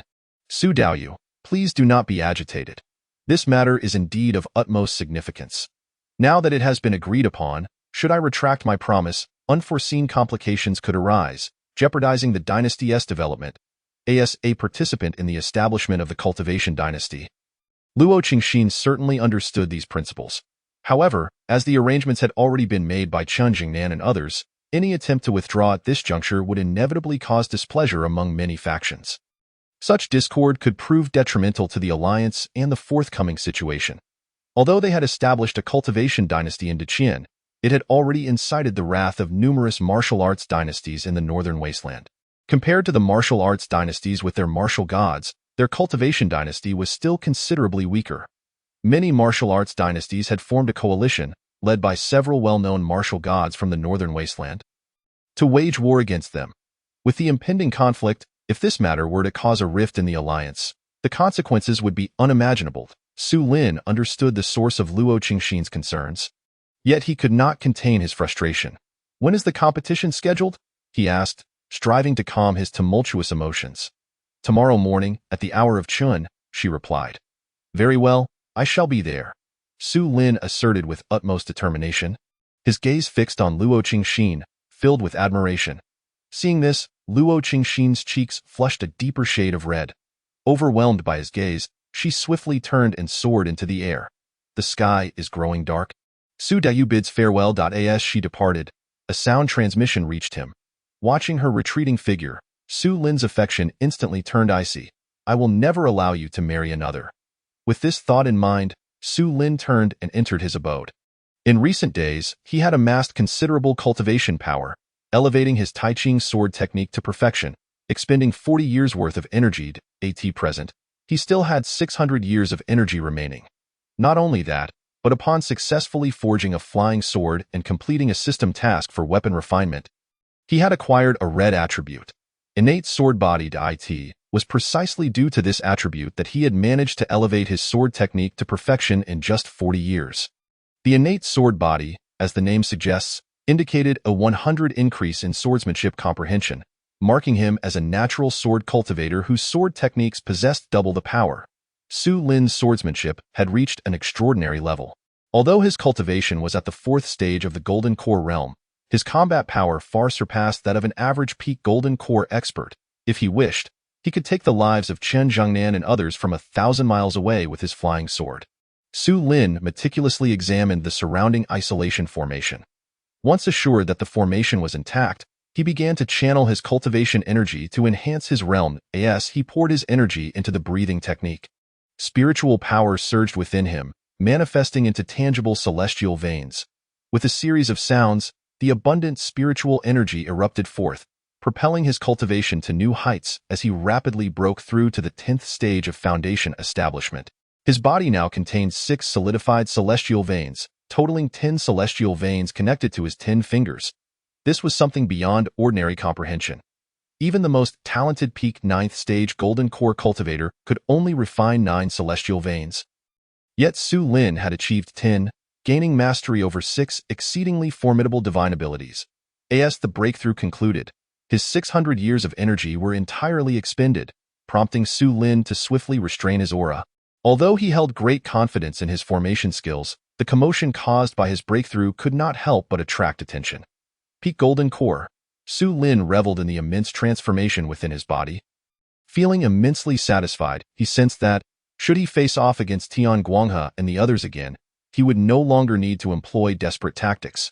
A single strike would suffice to eliminate them all. In that moment, his confidence soared. His gaze inevitably drifted toward the direction of the imperial palace in the capital, where Luo Qingxin resided. He felt an overwhelming anticipation for the martial arts competition set for the following morning. The night passed swiftly. On that clear morning, within a martial arts arena in the imperial palace, a multitude of cultivators gathered. Atop the high platform, Qian Zhengnan presided over dozens of peak 9th stage golden core experts. All were gathered around a massive competition platform. This platform, constructed of blue stone, was inscribed with formations. The contests among cultivators were not mere displays of martial prowess but duels of spells, the destructive potential of which was immense, requiring the platform to be reinforced by formations to withstand the tumult. Soon, the protector of the Bai Lian sect, who was overseeing the marriage competition, ascended the platform and greeted the assembly with a bow. Outlining the rules of the event before officially commencing the competition, Luo Qingxin stood beside Qian Zhengnan, feeling a sense of melancholy as she scanned the surroundings, searching for Su Lin's figure, but finding none. Would he really come? The competition progressed swiftly. Within less than half an hour, many participants had faced defeat and been eliminated. At this moment, only 2 young cultivators remained on the platform. One wielded a sword and was clad in black, exuding an extraordinary presence. This was Wang Tianlang, the young master of the Xinqing sect, boasting a cultivation of the 4th stage of the Golden Core realm, truly deserving of his title as a genius of the younger generation. The other competitor wielded a sword as well, but in his other hand, he held a charm box, a magical artifact used by charm cultivators, resembling a rectangular wooden box with a half-inch wide opening at one corner. When charm talismans were employed, they would shoot forth from this opening. Such charm boxes were quite common in the cultivation world. This individual was also a prodigy, donned in a yellow Taoist robe, equally handsome and exuding an exceptional demeanor. He was Huang Wei, the young master of the Xuanfu sect, also at the 4th stage of the Golden Core realm. As the two prepared to engage in battle, Luo Qingxin in the audience grew increasingly anxious. Has Su Dayu forgotten the time? Why has he not yet arrived? Just then, a domineering aura suddenly emanated from outside the martial arts arena. Instantly, all eyes turned toward the source of the aura. There, in the distance, a striking young man clad in black descended from the sky, seemingly at ease. Who else could it be but Su Lin? Upon seeing his figure, Luo Qingxin breathed a silent sigh of relief, her tense emotions finally unwinding. Her beautiful eyes curved into crescent moons. Even with her veil, it could not conceal her radiant smile.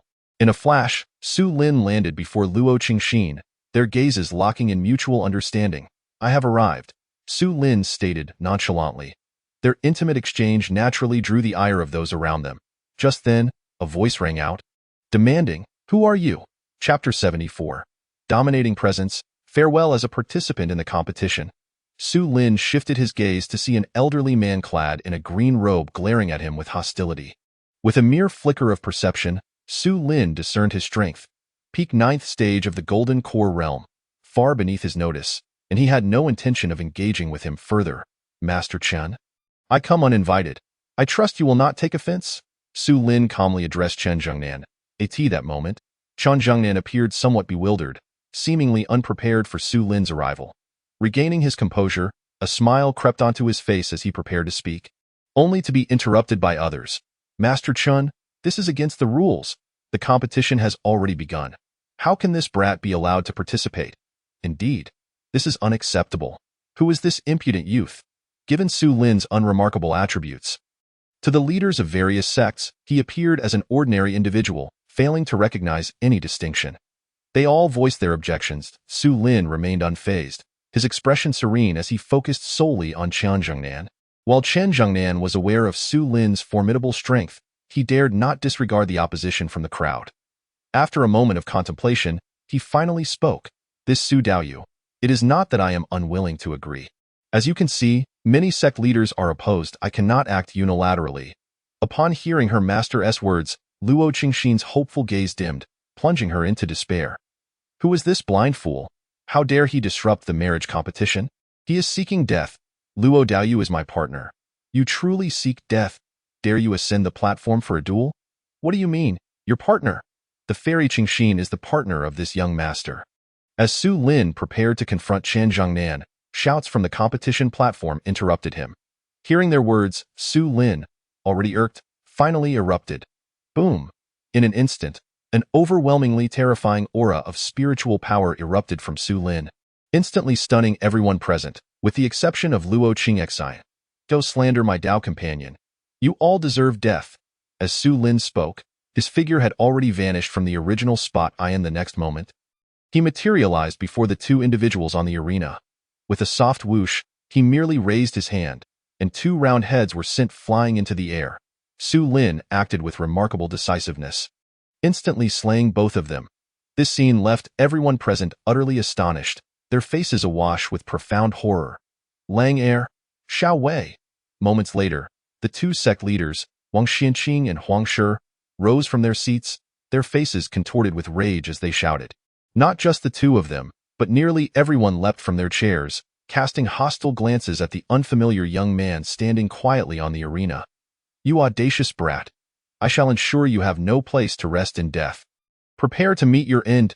Instantly, an overwhelming aura erupted from Wang Xianqing and his companion as they charged towards Su Lin. Unfazed by their approach, Su Lin's expression remained inscrutable, though his gaze turned chillingly fierce. Bind? He uttered the word softly, and suddenly, the two men rushing toward him froze mid-air, surrounded by fissures in the void. Whoosh, whoosh, whooshed. In an instant, black chains shot forth from the cracks, binding the two tightly in place. This was Su Lin's divine ability, the capacity of the sealing chains.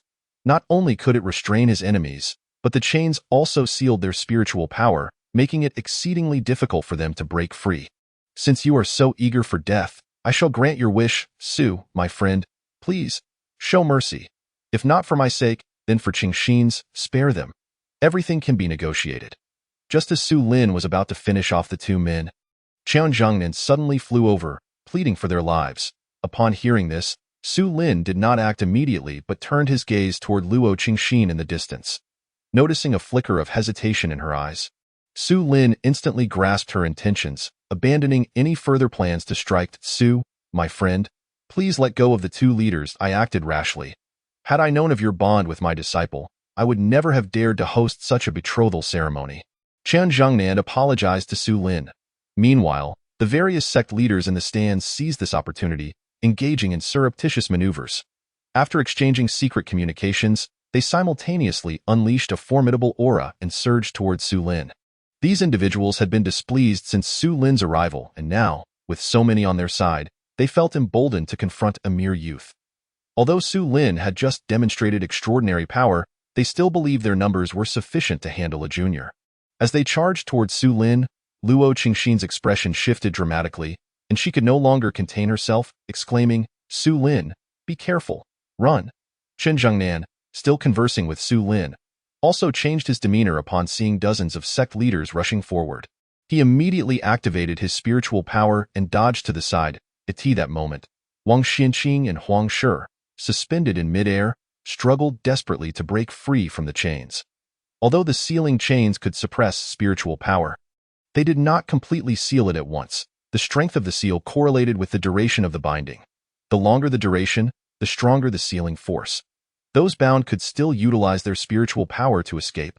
Naturally, this also depended on their strength. Su Lin, being at the pinnacle of the Golden Core realm, had a distinct upper hand over the two men. Thus, their attempts to break free were futile. Su Lin paid no further attention to them, his gaze icy as he regarded the oncoming assailants. Boom. You truly seek your own demise. In the next instant, Su Lin ceased concealing his strength, unleashing a formidable pressure unique to the peak of the Golden Core realm. In an instant, this overwhelming aura pinned the charging crowd in place, rendering them incapable of moving an inch. What an astonishing presence! At that moment, everyone bore expressions of sheer astonishment. The two sect leaders also halted their struggles, gazing at Su Lin with incredulous eyes, as if he were a monster. What manner of person is this? This aura is extraordinarily powerful. It does not resemble that of an ordinary 9th-level golden core. Indeed, I suspect he has already reached the nascent soul stage. What? A nascent soul expert? The individuals present were no ordinary folk, and upon hearing the mention of the nascent soul stage, the faces of those suspended in midair turned even more horrified. Their hearts filled with regret. They wished they could slap themselves, thinking, had I known this person was a nascent soul expert, why would I have provoked him? It seems we are destined to perish today. I have come solely for Taoist Luo today. Should you dare to transgress again, do not blame me for my lack of mercy. The mercy Su Lin spoke of was not for these old men, but rather for the sake of Luo Qingxin. He understood that killing these individuals would jeopardize her ambition of establishing a cultivation dynasty. After saying this, he ignored everyone else and flashed before Luo Qingxin. Locking eyes with her, Su Lin sensed a unique emotion reflected in her gaze, causing his heart to flutter. Being a pure-hearted youth with no romantic experience, his earlier display of dominance was merely a response to adversaries. Yet now, confronted by the opposite sex, he felt inexplicably nervous. Would you be willing to leave the northern wilderness with me? Suppressing his anxiety, Su Lin spoke calmly. Upon hearing this, Luo Qingxin's expression returned to serenity. Though her gaze shifted toward her master, nearly everyone present had overheard Su Lin's words. Qian Jingnan, too, noticed his disciple looking his way and felt an instinctive reluctance. He gently shook his head. Observing this, Luo Qingxin withdrew her gaze and spoke with unwavering resolve. Su, my friend, thank you. I must remain here to assist the holy sect in achieving its great cause. Although Su Lin had sensed Chen Jingnan's subtle maneuvering and was not surprised by Luo Qingxin's response, he still felt a pang of emptiness. He did not press her nor blame Chen Jingnan, understanding that the bond between teacher and student was profound and not something an outsider could easily sever. He could not resort to violence against Luo Qingxin's master to forcibly take her away. If he were to do so, he could not guarantee he'd be able to replicate the narratives of web novels in his past life, where the protagonist could slay the heroine's entire family and still win her unwavering love. Su Lin nodded, saying no more. With a thought, he produced a small bronze mirror from his storage pouch. This little mirror was a communication artifact he had crafted over the past few days, known as the Tianya Jiqi mirror. Its holders could communicate with each other even across thousands of miles. Take care. Take care. Luo Qingxin accepted the mirror, and after exchanging farewells, Su Lin soared into the sky, leaving without a trace of reluctance. He did not return to the residence in Hushy Lane, but instead flew straight toward the northwest. At that moment, Luo Qingxin stood rooted in place, clutching the mirror, gazing at the direction Su Lin had departed with a sense of poignant loss. Su Lin, I wish you a safe journey. Should we meet again? I shall undoubtedly agree to your request. Chapter 75. The Mysterious Abyss. At this moment, Su Lin followed his memories and arrived at Sanhe Town in Xisha County before noon. As he prepared to leave, the memories of the original owner stirred within him, rendering his emotions exceedingly complex. I felt as though he could not depart without visiting this place. The current state of Sanhe Town was one of devastation, with collapsed houses strewn about, void of any sign of life. As Su Lin walked through the town, he could still see the skeletal remains scattered around. Countless souls had perished here in his memories. He had personally buried the Lin family and their blacksmith. Arriving at the location of the Lin family's forge, he found it in utter ruin, though he could still vaguely discern the outline of an abandoned furnace. Familiar recollections surfaced in his mind like a slideshow. Su Lin did not linger long, quickly making his way to a mountain outside the town, where he located the Lin family's burial site. Upon arriving, Su Lin's expression changed. He discovered that the Lin family's grave mound had been disturbed, revealing a deep pit. He used his spiritual perception to probe, and found that, apart from the remains of two adults, the body of the Lin family's daughter was missing. At that moment, the image of a delicate young girl emerged in his mind. She wore a simple linen dress, her large eyes blinking playfully, with thick eyebrows and a tear mole at the corner of her eye, exuding a lively spirit. This was Lin Linger, the daughter of the blacksmith. The original owner had harbored feelings for this girl, leaving a profound impression. However, last year's natural disaster had separated them forever. The original owner had even sought out an exquisite coffin for her, ensuring she was buried here with dignity. Yet now, Lin Linger's remains, along with her coffin, had vanished without a trace, igniting a surge of anger within Su Lin. How could this happen? Even the coffin is gone. This cannot be the work of wild beasts. It must have been someone who came to dig them up. At this moment, perhaps influenced by the original owner's will, Su Lin felt a wave of agitation. He immediately activated his true sight. Now at the pinnacle of the Golden Core realm, and having awakened 6 divine abilities, one of which was the Reincarnation's Sacred Eye, which had merged with his true sight. Now, his character panel reflected this as the true sight of reincarnation, a power of considerable prowess, in an instant. The pit before Su Lin transformed into an ethereal scene. As the vision shifted, the pit quickly morphed back into a grave mound. After a short while, Su Lin withdrew his gaze, revealing a hint of suspicion on his face. It was indeed the work of a cultivator. Who exactly could it be? What does that plum blossom pattern signify? During the recent evolution playback, Su Lin beheld a woman clad in a flowing azure gown. She appeared to be an ethereal young lady, possessing striking beauty.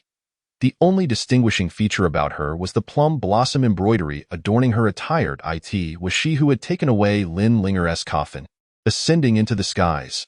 For a moment, Su Lin found himself at a loss for thoughts and decided to put it aside. With a slight wave of his hand, he effortlessly leveled the pit in the ground. Following this, he summoned his magical powers, and before the tomb mound of Lin the blacksmith and his wife, a stone tablet rose from the earth. Their names were already inscribed upon it. This was the original owner's wish, to one day return and erect a monument for the Lin family. Having completed these tasks, Su Lin felt a profound sense of tranquility wash over him. Without lingering further, he vanished from the spot in an instant. Subsequently, he returned to his ancestral home, Sajiatan, where he similarly erected a monument for his deceased relatives and paid his respects. After accomplishing all this, Su Lin felt an unparalleled lightness envelop him, as if he had fulfilled a spiritual exchange with the original owner. Shedding all burdens, Su Lin soared into the skies. He traveled onward. And after a day and night, Su Lin found himself within the royal library of the Great Yu dynasty. Upon completing the sign-in, he gained an additional 30 years of cultivation. His total cultivation now amounted to 1,500 years.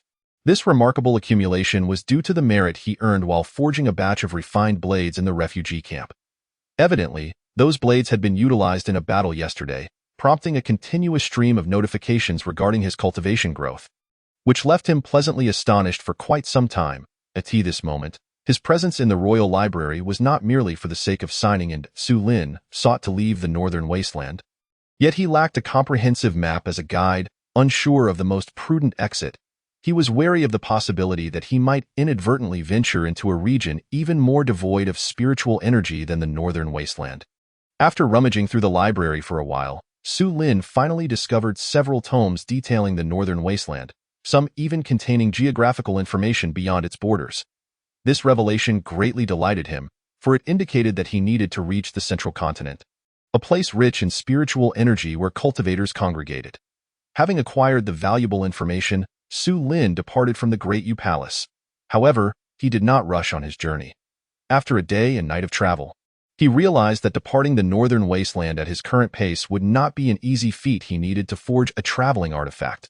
Within the foundational techniques of artifact forging, he found the description of such an artifact, the Cloud Shuttle. The Cloud Shuttle resembled a weaving shuttle and was a relatively low-grade flying artifact. Its speed was linked to the user's strength, capable of amplifying the user's speed by at least 5 times. Moreover, the higher the quality of the artifact, the greater the speed enhancement. Having settled on the artifact he intended to forge, Su Lin sought out a secluded cave deep within the mountains. After setting up several formation plates to isolate himself from the outside world, he focused on crafting the Cloud Shuttle. Ding! The system issued a forging task. The forging task arrived as scheduled. After approximately half a day, a surge of formidable spiritual energy emanated from the cave. Simultaneously, a palm-sized vessel materialized before Su Lin.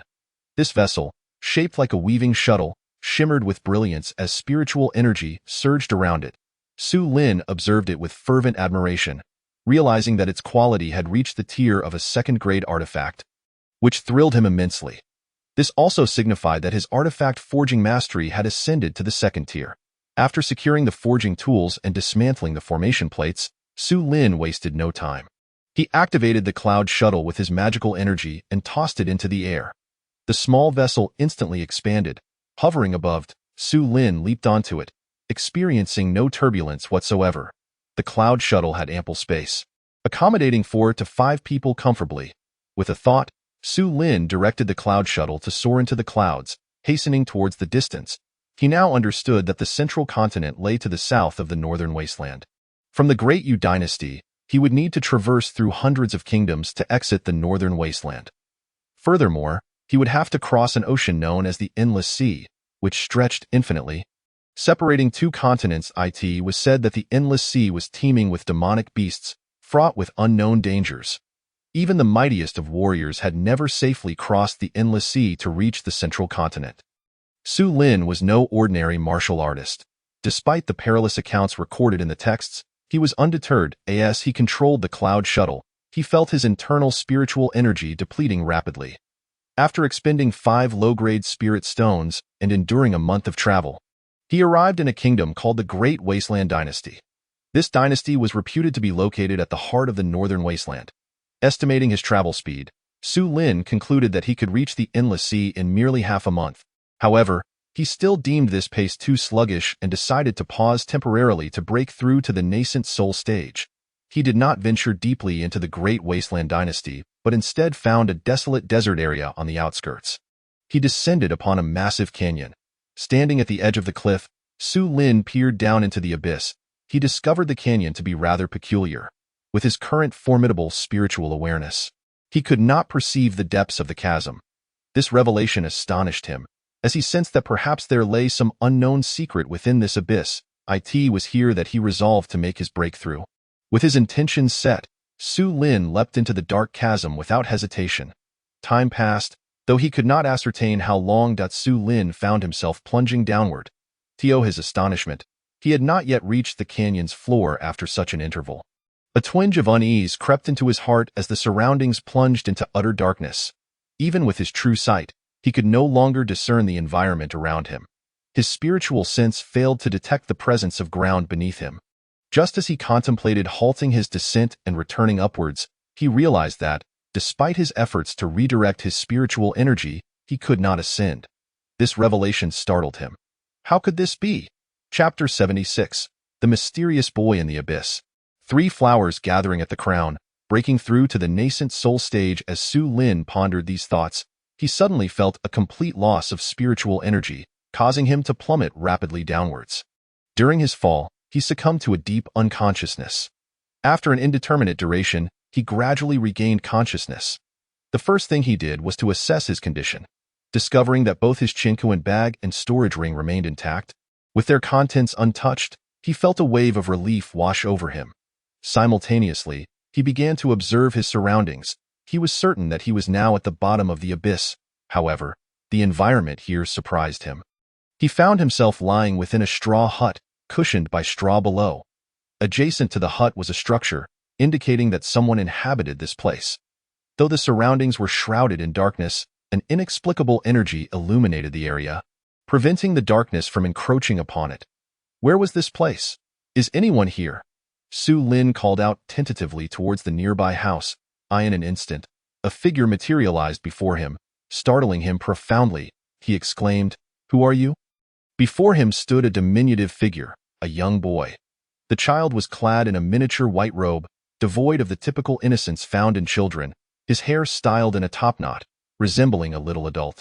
He gazed at Su Lin with an expression of calmness. Although Su Lin could clearly perceive the boy's appearance, he found him exceedingly uncanny, which filled him with discomfort and dread. An innate sword body. Possessing the 5 elemental spiritual roots, you are indeed a promising prospect. Before long, a bizarre scene unfolded.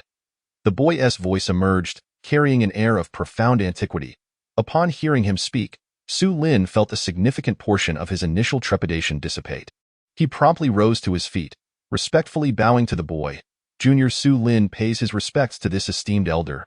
You are quite astute, the boy responded with a playful smile. Tell me, why have you trespassed here? Were you cast down by someone? Su Lin's face flushed with embarrassment at the question, yet he gleaned some insight from the boy's words. Despite the boy's seemingly mysterious and formidable presence, he appeared oblivious to the happenings outside.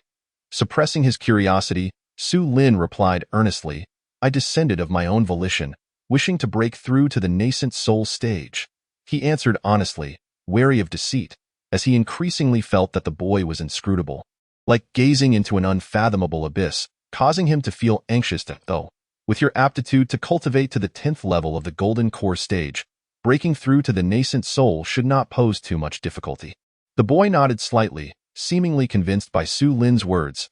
Su Lin exhaled a sigh of relief and cautiously inquired, might it be permissible for me to break through here? Given that he was in someone else's territory, he deemed it courteous to inform the boy. However, the very next moment, the boy shook his head. You cannot break through to the nascent soul here. The commotion would attract the attention of the one above. You should seek another location. Upon hearing this, Su Lin's eyes widened in astonishment. The boy's words resonated as highly unusual. He raised his gaze upwards, yet saw nothing. There's no need to look. That being is beyond your reach. Who is that? Su Lin mustered the courage to ask. That being is an indescribable existence. One day, when you attain my level, you will understand. As the boy's words faded, Su Lin felt his mind clouded in a haze, his body becoming a distorted blur. To what extent had his predecessor descended? Just before fading away, Su Lin mustered his strength to utter a single question. In a flash, Su Lin opened his eyes, finding himself collapsed at the edge of the canyon.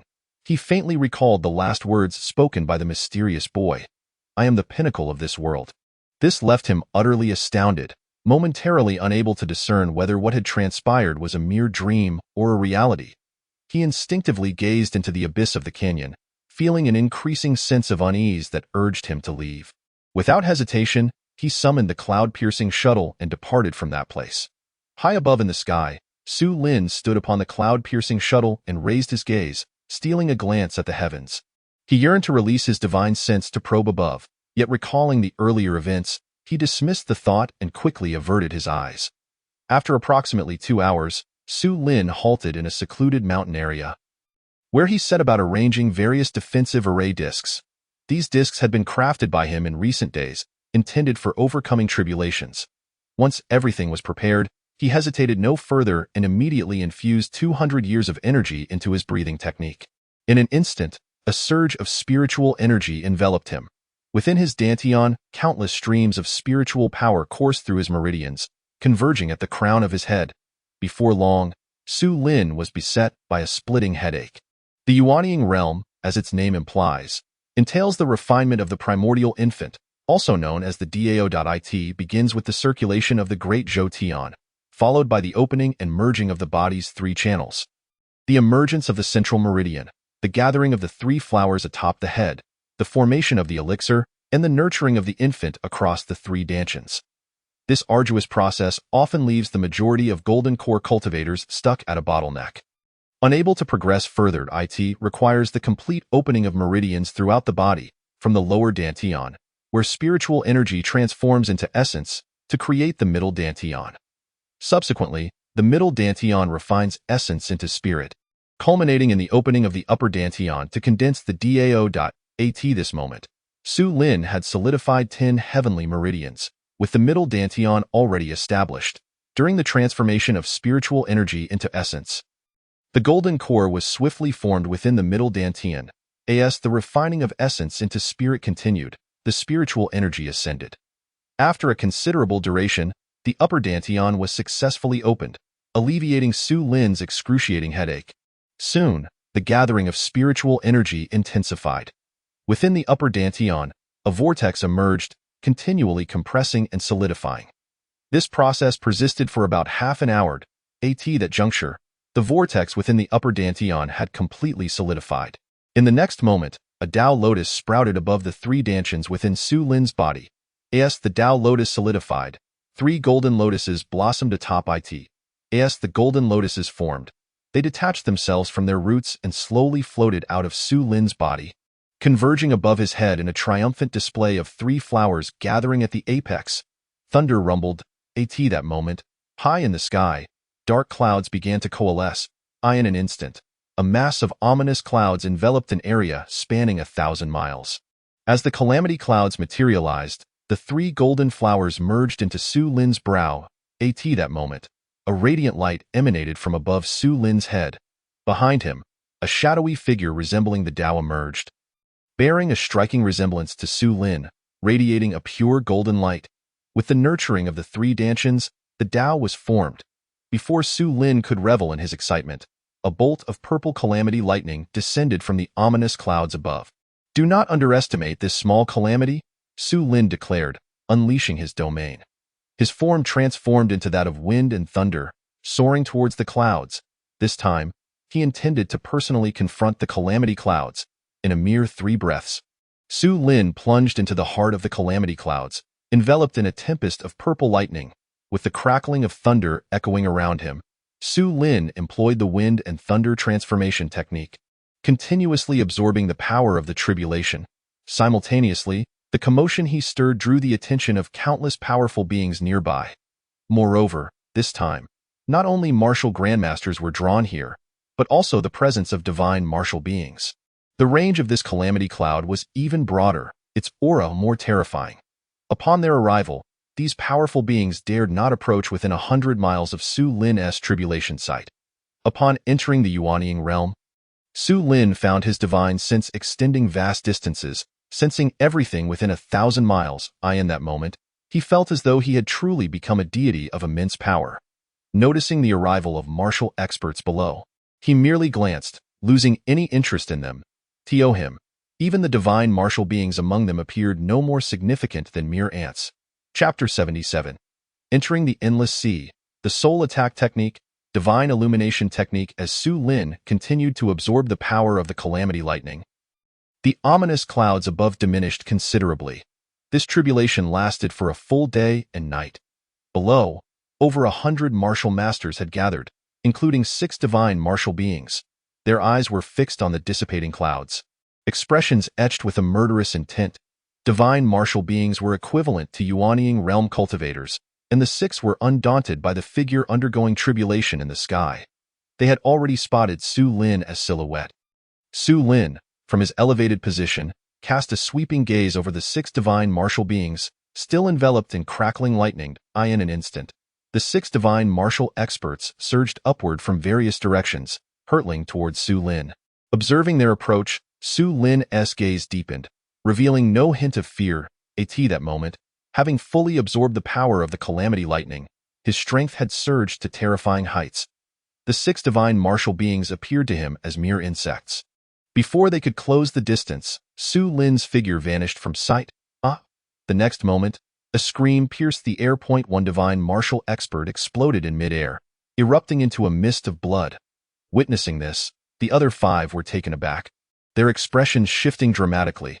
They hadn't even glimpsed how Su Lin had struck, and a wave of trepidation washed over them. Yet before they could react, Su Lin reappeared behind another divine martial being. Again, without any discernible movement, another blood-curdling scream echoed as this divine martial being met a similar fate, bursting into a cloud of crimson mist. The remaining 4, now gripped by the urge to flee, found no opportunity to escape. In less than 4 breaths, all 6 divine martial beings perished on the spot, utterly defenseless, unable to even catch a glimpse of Su Lin's figure. "Run. This person is beyond our means." Upon witnessing this scene, countless martial grandmasters below were filled with on that day. Su Lin finally sensed a considerable depletion of his spiritual energy within. He decided to pause on a nearby island, expending 2 centuries of cultivation to elevate his realm from the first to the second level of the nascent soul. 3 golden flowers reappeared, further nourishing his nascent soul, rendering it more solid and powerful. The sensation of spiritual energy deficiency vanished in an instant, and his inner energy became more abundant.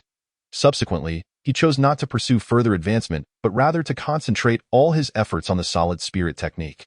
After all, it was all too easy to lose one's direction over the vast ocean. Despite his enhanced spiritual perception, capable of covering 1,000 miles, the boundless sea, true to its name, seemed infinite, with islands being few and far between. His range of perception was akin to a flickering ember amidst the vast starry sky, pitifully insignificant. After exhausting 1,150 years of cultivation, the sacred light radiated within his sea of consciousness. He experienced an uplifting enlightenment on a soul level. A considerable time passed before the changes within his sea of consciousness finally subsided. At that moment, Su Lin felt that his sea of consciousness had expanded tenfold compared to before. His soul was now exponentially stronger, and his mental clarity reached unprecedented heights, in this instant, without even utilizing his spiritual sense. He could sense all life forces within a 10-mile radius with a mere flicker of awareness. His mental and spiritual prowess had seen a significant enhancement. Moreover, the insights he had previously gleaned led him to a method of soul attack known as the soul reflection technique. Upon its activation, it could incinerate all souls in existence, inflicting great harm to soul entities. This newfound method of soul attack filled Su Lin with immense delight. The moment he comprehended it, he intuitively grasped how to wield it. Just then, a flock of sea-birds flew overhead. Su Lin merely cast his gaze upon one of the birds, and it suddenly veered off course, plummeting from the sky. Swiftly, before the bird could crash to the ground, Su Lin extended his hand and summoned it into his grasp. Upon closer examination, he was astounded to find that the bird bore no injuries whatsoever. Even its internal organs and blood vessels remained unscathed. Yet, its pupils had shattered, devoid of any life. Further probing with his spiritual sense revealed that this sea bird had completely lost its soul essence. Truly impressive. This was a remarkable technique for slaying foes beyond one's level. Unless absolutely necessary, it was best to use it sparingly. At this moment, Su Lin also realized that his mental energy had been significantly drained, even resulting in a sharp pang in his head. He understood that such a formidable technique must come at a steep cost. After a brief moment, Su Lin gathered his thoughts and resolved to stay here for the night to recuperate. He had a premonition that the journey ahead would be fraught with peril, necessitating some preparation. Glancing around, he noted that the scenery was exquisite, making it an ideal location to establish camp. He immediately employed his divine ability. The 9 Directions Earth Technique. With a thunderous rumble, the ground trembled, producing a series of resounding booms. Before long, a stone house rose from the earth. This was a minor capability of the 9 Directions Earth Technique, allowing for the rapid construction of a shelter on flat ground. The stone house was equipped with windows and doors and furnished with stone beds, tables, and all manner of necessities. This time, Su Lin crafted numerous defensive talismans and array discs. Inscribing various runes. He stored all these items within his storage ring. Compared to the Chinquan bag, the storage ring was far more convenient, capable of retrieving multiple items simultaneously. This was why the storage ring was considered superior to the Chinquan bag. Early the next morning, Su Lin completed his sign-in task on the island, unexpectedly obtaining a purple entreat, a genius in talismans. Indeed, it is best to communicate directly with the system regarding any matters. Receiving this entry did not surprise Su Lin in the least. The previous night, he had expended considerable mental energy while inscribing runes, leaving him feeling somewhat fatigued upon waking. He had been fervently hoping for a related entry from the system. Having obtained this entry, Su Lin was determined to make the most of it. He felt that he had not inscribed enough runes, so he remained on the island for half a day, producing several hundred more runes before finally setting off once again. Chapter 78. The Ever-Changing Sea Clan, the Clam Spirit A Ching. After traveling across the sea for a day and night, Su Lin completed his system sign-in task that morning and unexpectedly received a technique named Ever-Changing. To his astonishment, it was a transformation technique, which filled him with immense joy.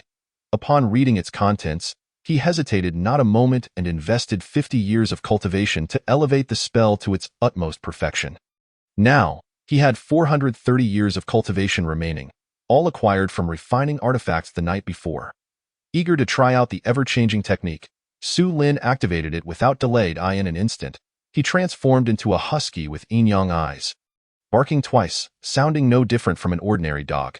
Following that, he morphed into a seagull, emitting a series of cries. Before long, he had changed into over 10 different animals: a cat, pig, bear, tiger, and even a giraffe and elephant, with transformations occurring at will, unrestricted by form. Only when he had thoroughly indulged in this playful amusement did he revert to his original form. Remarkable indeed. As Su Lin marveled at the wonders of the ever-changing technique, he suddenly heard a faint rustling sound emanating from beneath the SEIT. Seemed that some individuals were arguing underwater, piquing his curiosity. How fortunate to encounter others in this boundless ocean. He promptly released his spiritual sense to investigate. In the next moment, he discerned a group of sea demons several miles away, embroiled in a heated dispute. With the encyclopedia of demonic beasts at his disposal, Su Lin quickly recognized the identities of these sea demons. They were enormous, having taken on human-like forms, exhibiting clear characteristics of their original aquatic species. Their strength was not particularly formidable. They were merely fledgling demons, the strongest among them no more than the equivalent of a human Foundation establishment cultivator. The ranks of demonic beasts range from 1 to 9, with those below the 3rd tier being ordinary beasts, the 4th to 6th tiers as demon kings, the 7th as demon emperors, the 8th as demon monarchs, and the 9th tier designated as saints. These nascent sea demons were all at most 3rd tier, lacking even a demon king. Listening to their quarrel, Su Lin felt intrigue. He promptly transformed into a clownfish demon and leaped into the water. The ever-changing technique was formidable, not only allowing for transformation but also the ability to mimic the essence of the transformed entity. At that moment, he bore no trace of human aura, his presence entirely masked by the rich essence of the sea demons. Silently, he blended in among them.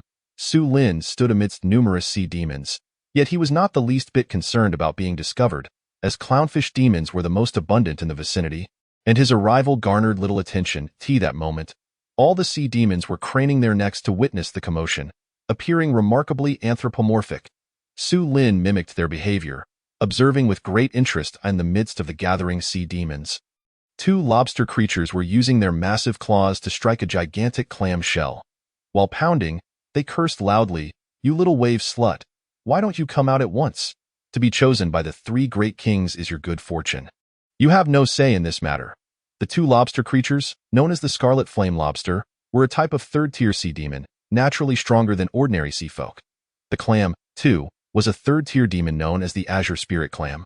Despite both being 3rd-tier, had it not been for the clam's formidable defenses, it would have long since fallen victim to their assault.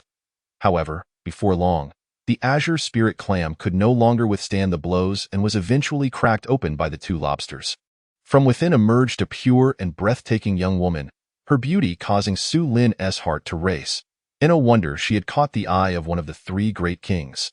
Yet, unlike an ordinary human girl, the clam spirit had scales adorning her limbs, with a massive clam shell resting on her back. Though her delicate shoulders and fair abdomen were exposed, her modesty was preserved by seaweed covering her critical areas.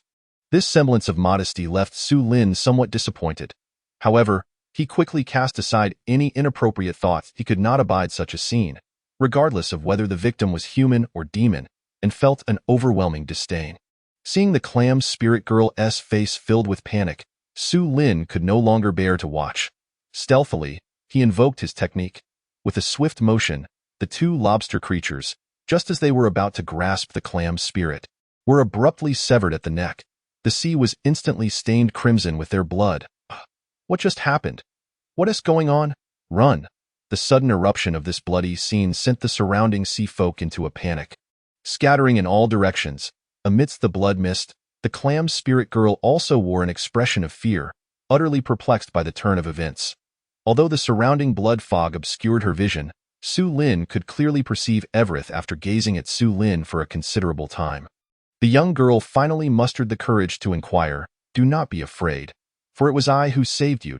Su Lin remained silent, but sensing her trepidation, he offered a few comforting words. Upon hearing this, the girl indeed felt a sense of reassurance. "Thank you. You are a human cultivator, aren't you?" As she spoke, the clam spirit exhibited the innocence and purity of a country girl unaccustomed to the world. Su Lin found her increasingly endearing, a flicker of protectiveness igniting within him. "What is your name?" "I am called Ching." "And you?" "Su Lin." The 2 exchanged names, with Ching repeating Su Lin's name as if to etch it permanently in her heart. "Why were they trying to capture you? Who was that 3rd king?" Su Lin's burgeoning desire to protect her compelled him to seek clarity regarding the situation.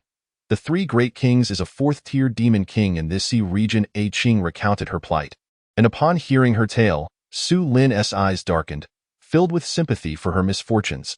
As he had surmised, A Qing had been targeted by the third king due to her extraordinary beauty, intended to be taken as a concubine.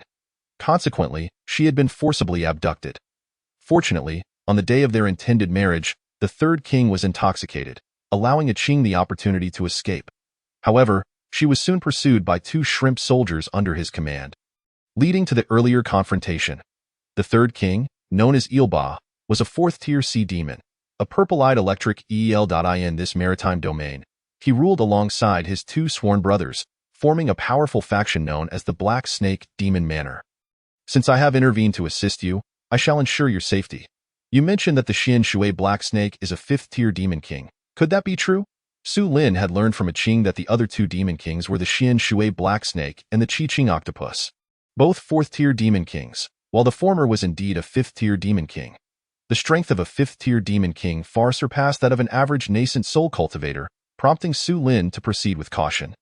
Yes, he is quite formidable. It is said that the Black Snake King reached the pinnacle of 5th-tier power several decades ago, and has been in seclusion within the Demon Manor ever since. The pinnacle of 5th tier? Hearing this, Su Lin resolved to avoid over-involvement. The 5th-tier pinnacle demon king was comparable to a nascent soul pinnacle cultivator, and possibly even stronger. Encounters with cultivators above the nascent soul stage would not guarantee victory. He understood well that demon beasts were inherently more powerful than cultivators of the same tier, and thus had no intention of recklessly placing himself in peril. Shall I escort you away from here? How about you accompany me from now on? Su Lin believed that keeping her by his side would be the safest course of action, awaiting A Qing's response. However, before she could reply, a thunderous voice echoed from a distance. At last, this king has found you. A Qing, you wretched girl. How dare you conspire with a human cultivator to slay my men? I shall make you wish you were dead. As the voice drew nearer, a middle-aged man crackling with electricity materialized before them. This was none other than the third king. Ilba, a 4th-tier demon king, could fully assume human form, albeit with some lingering features of his true self. His wide-set eyes and peculiar brow gave him an awkward appearance. Clad in silver armor, his eyes glowed a fierce purple. Upon observing him, Su Lin realized that the armor he wore was not an ordinary treasure, but rather a demon artifact forged from pure demon energy. Although demon artifacts were not crafted by cultivators, they possessed powers akin to those of cultivators' treasures, making them formidable indeed. Su Lin's eyes gleamed with fervor at the prospect of seizing such a valuable item. He promptly emerged from his hiding spot among the rocks, standing defiantly against Ilba. Are you Ilba? Su Lin concealed his aura, leaving Ilba somewhat perplexed, and he did not rush to attack. Indeed, I am the third king of the Black Snake Demon Manor. You are the one who killed my 2 subordinates?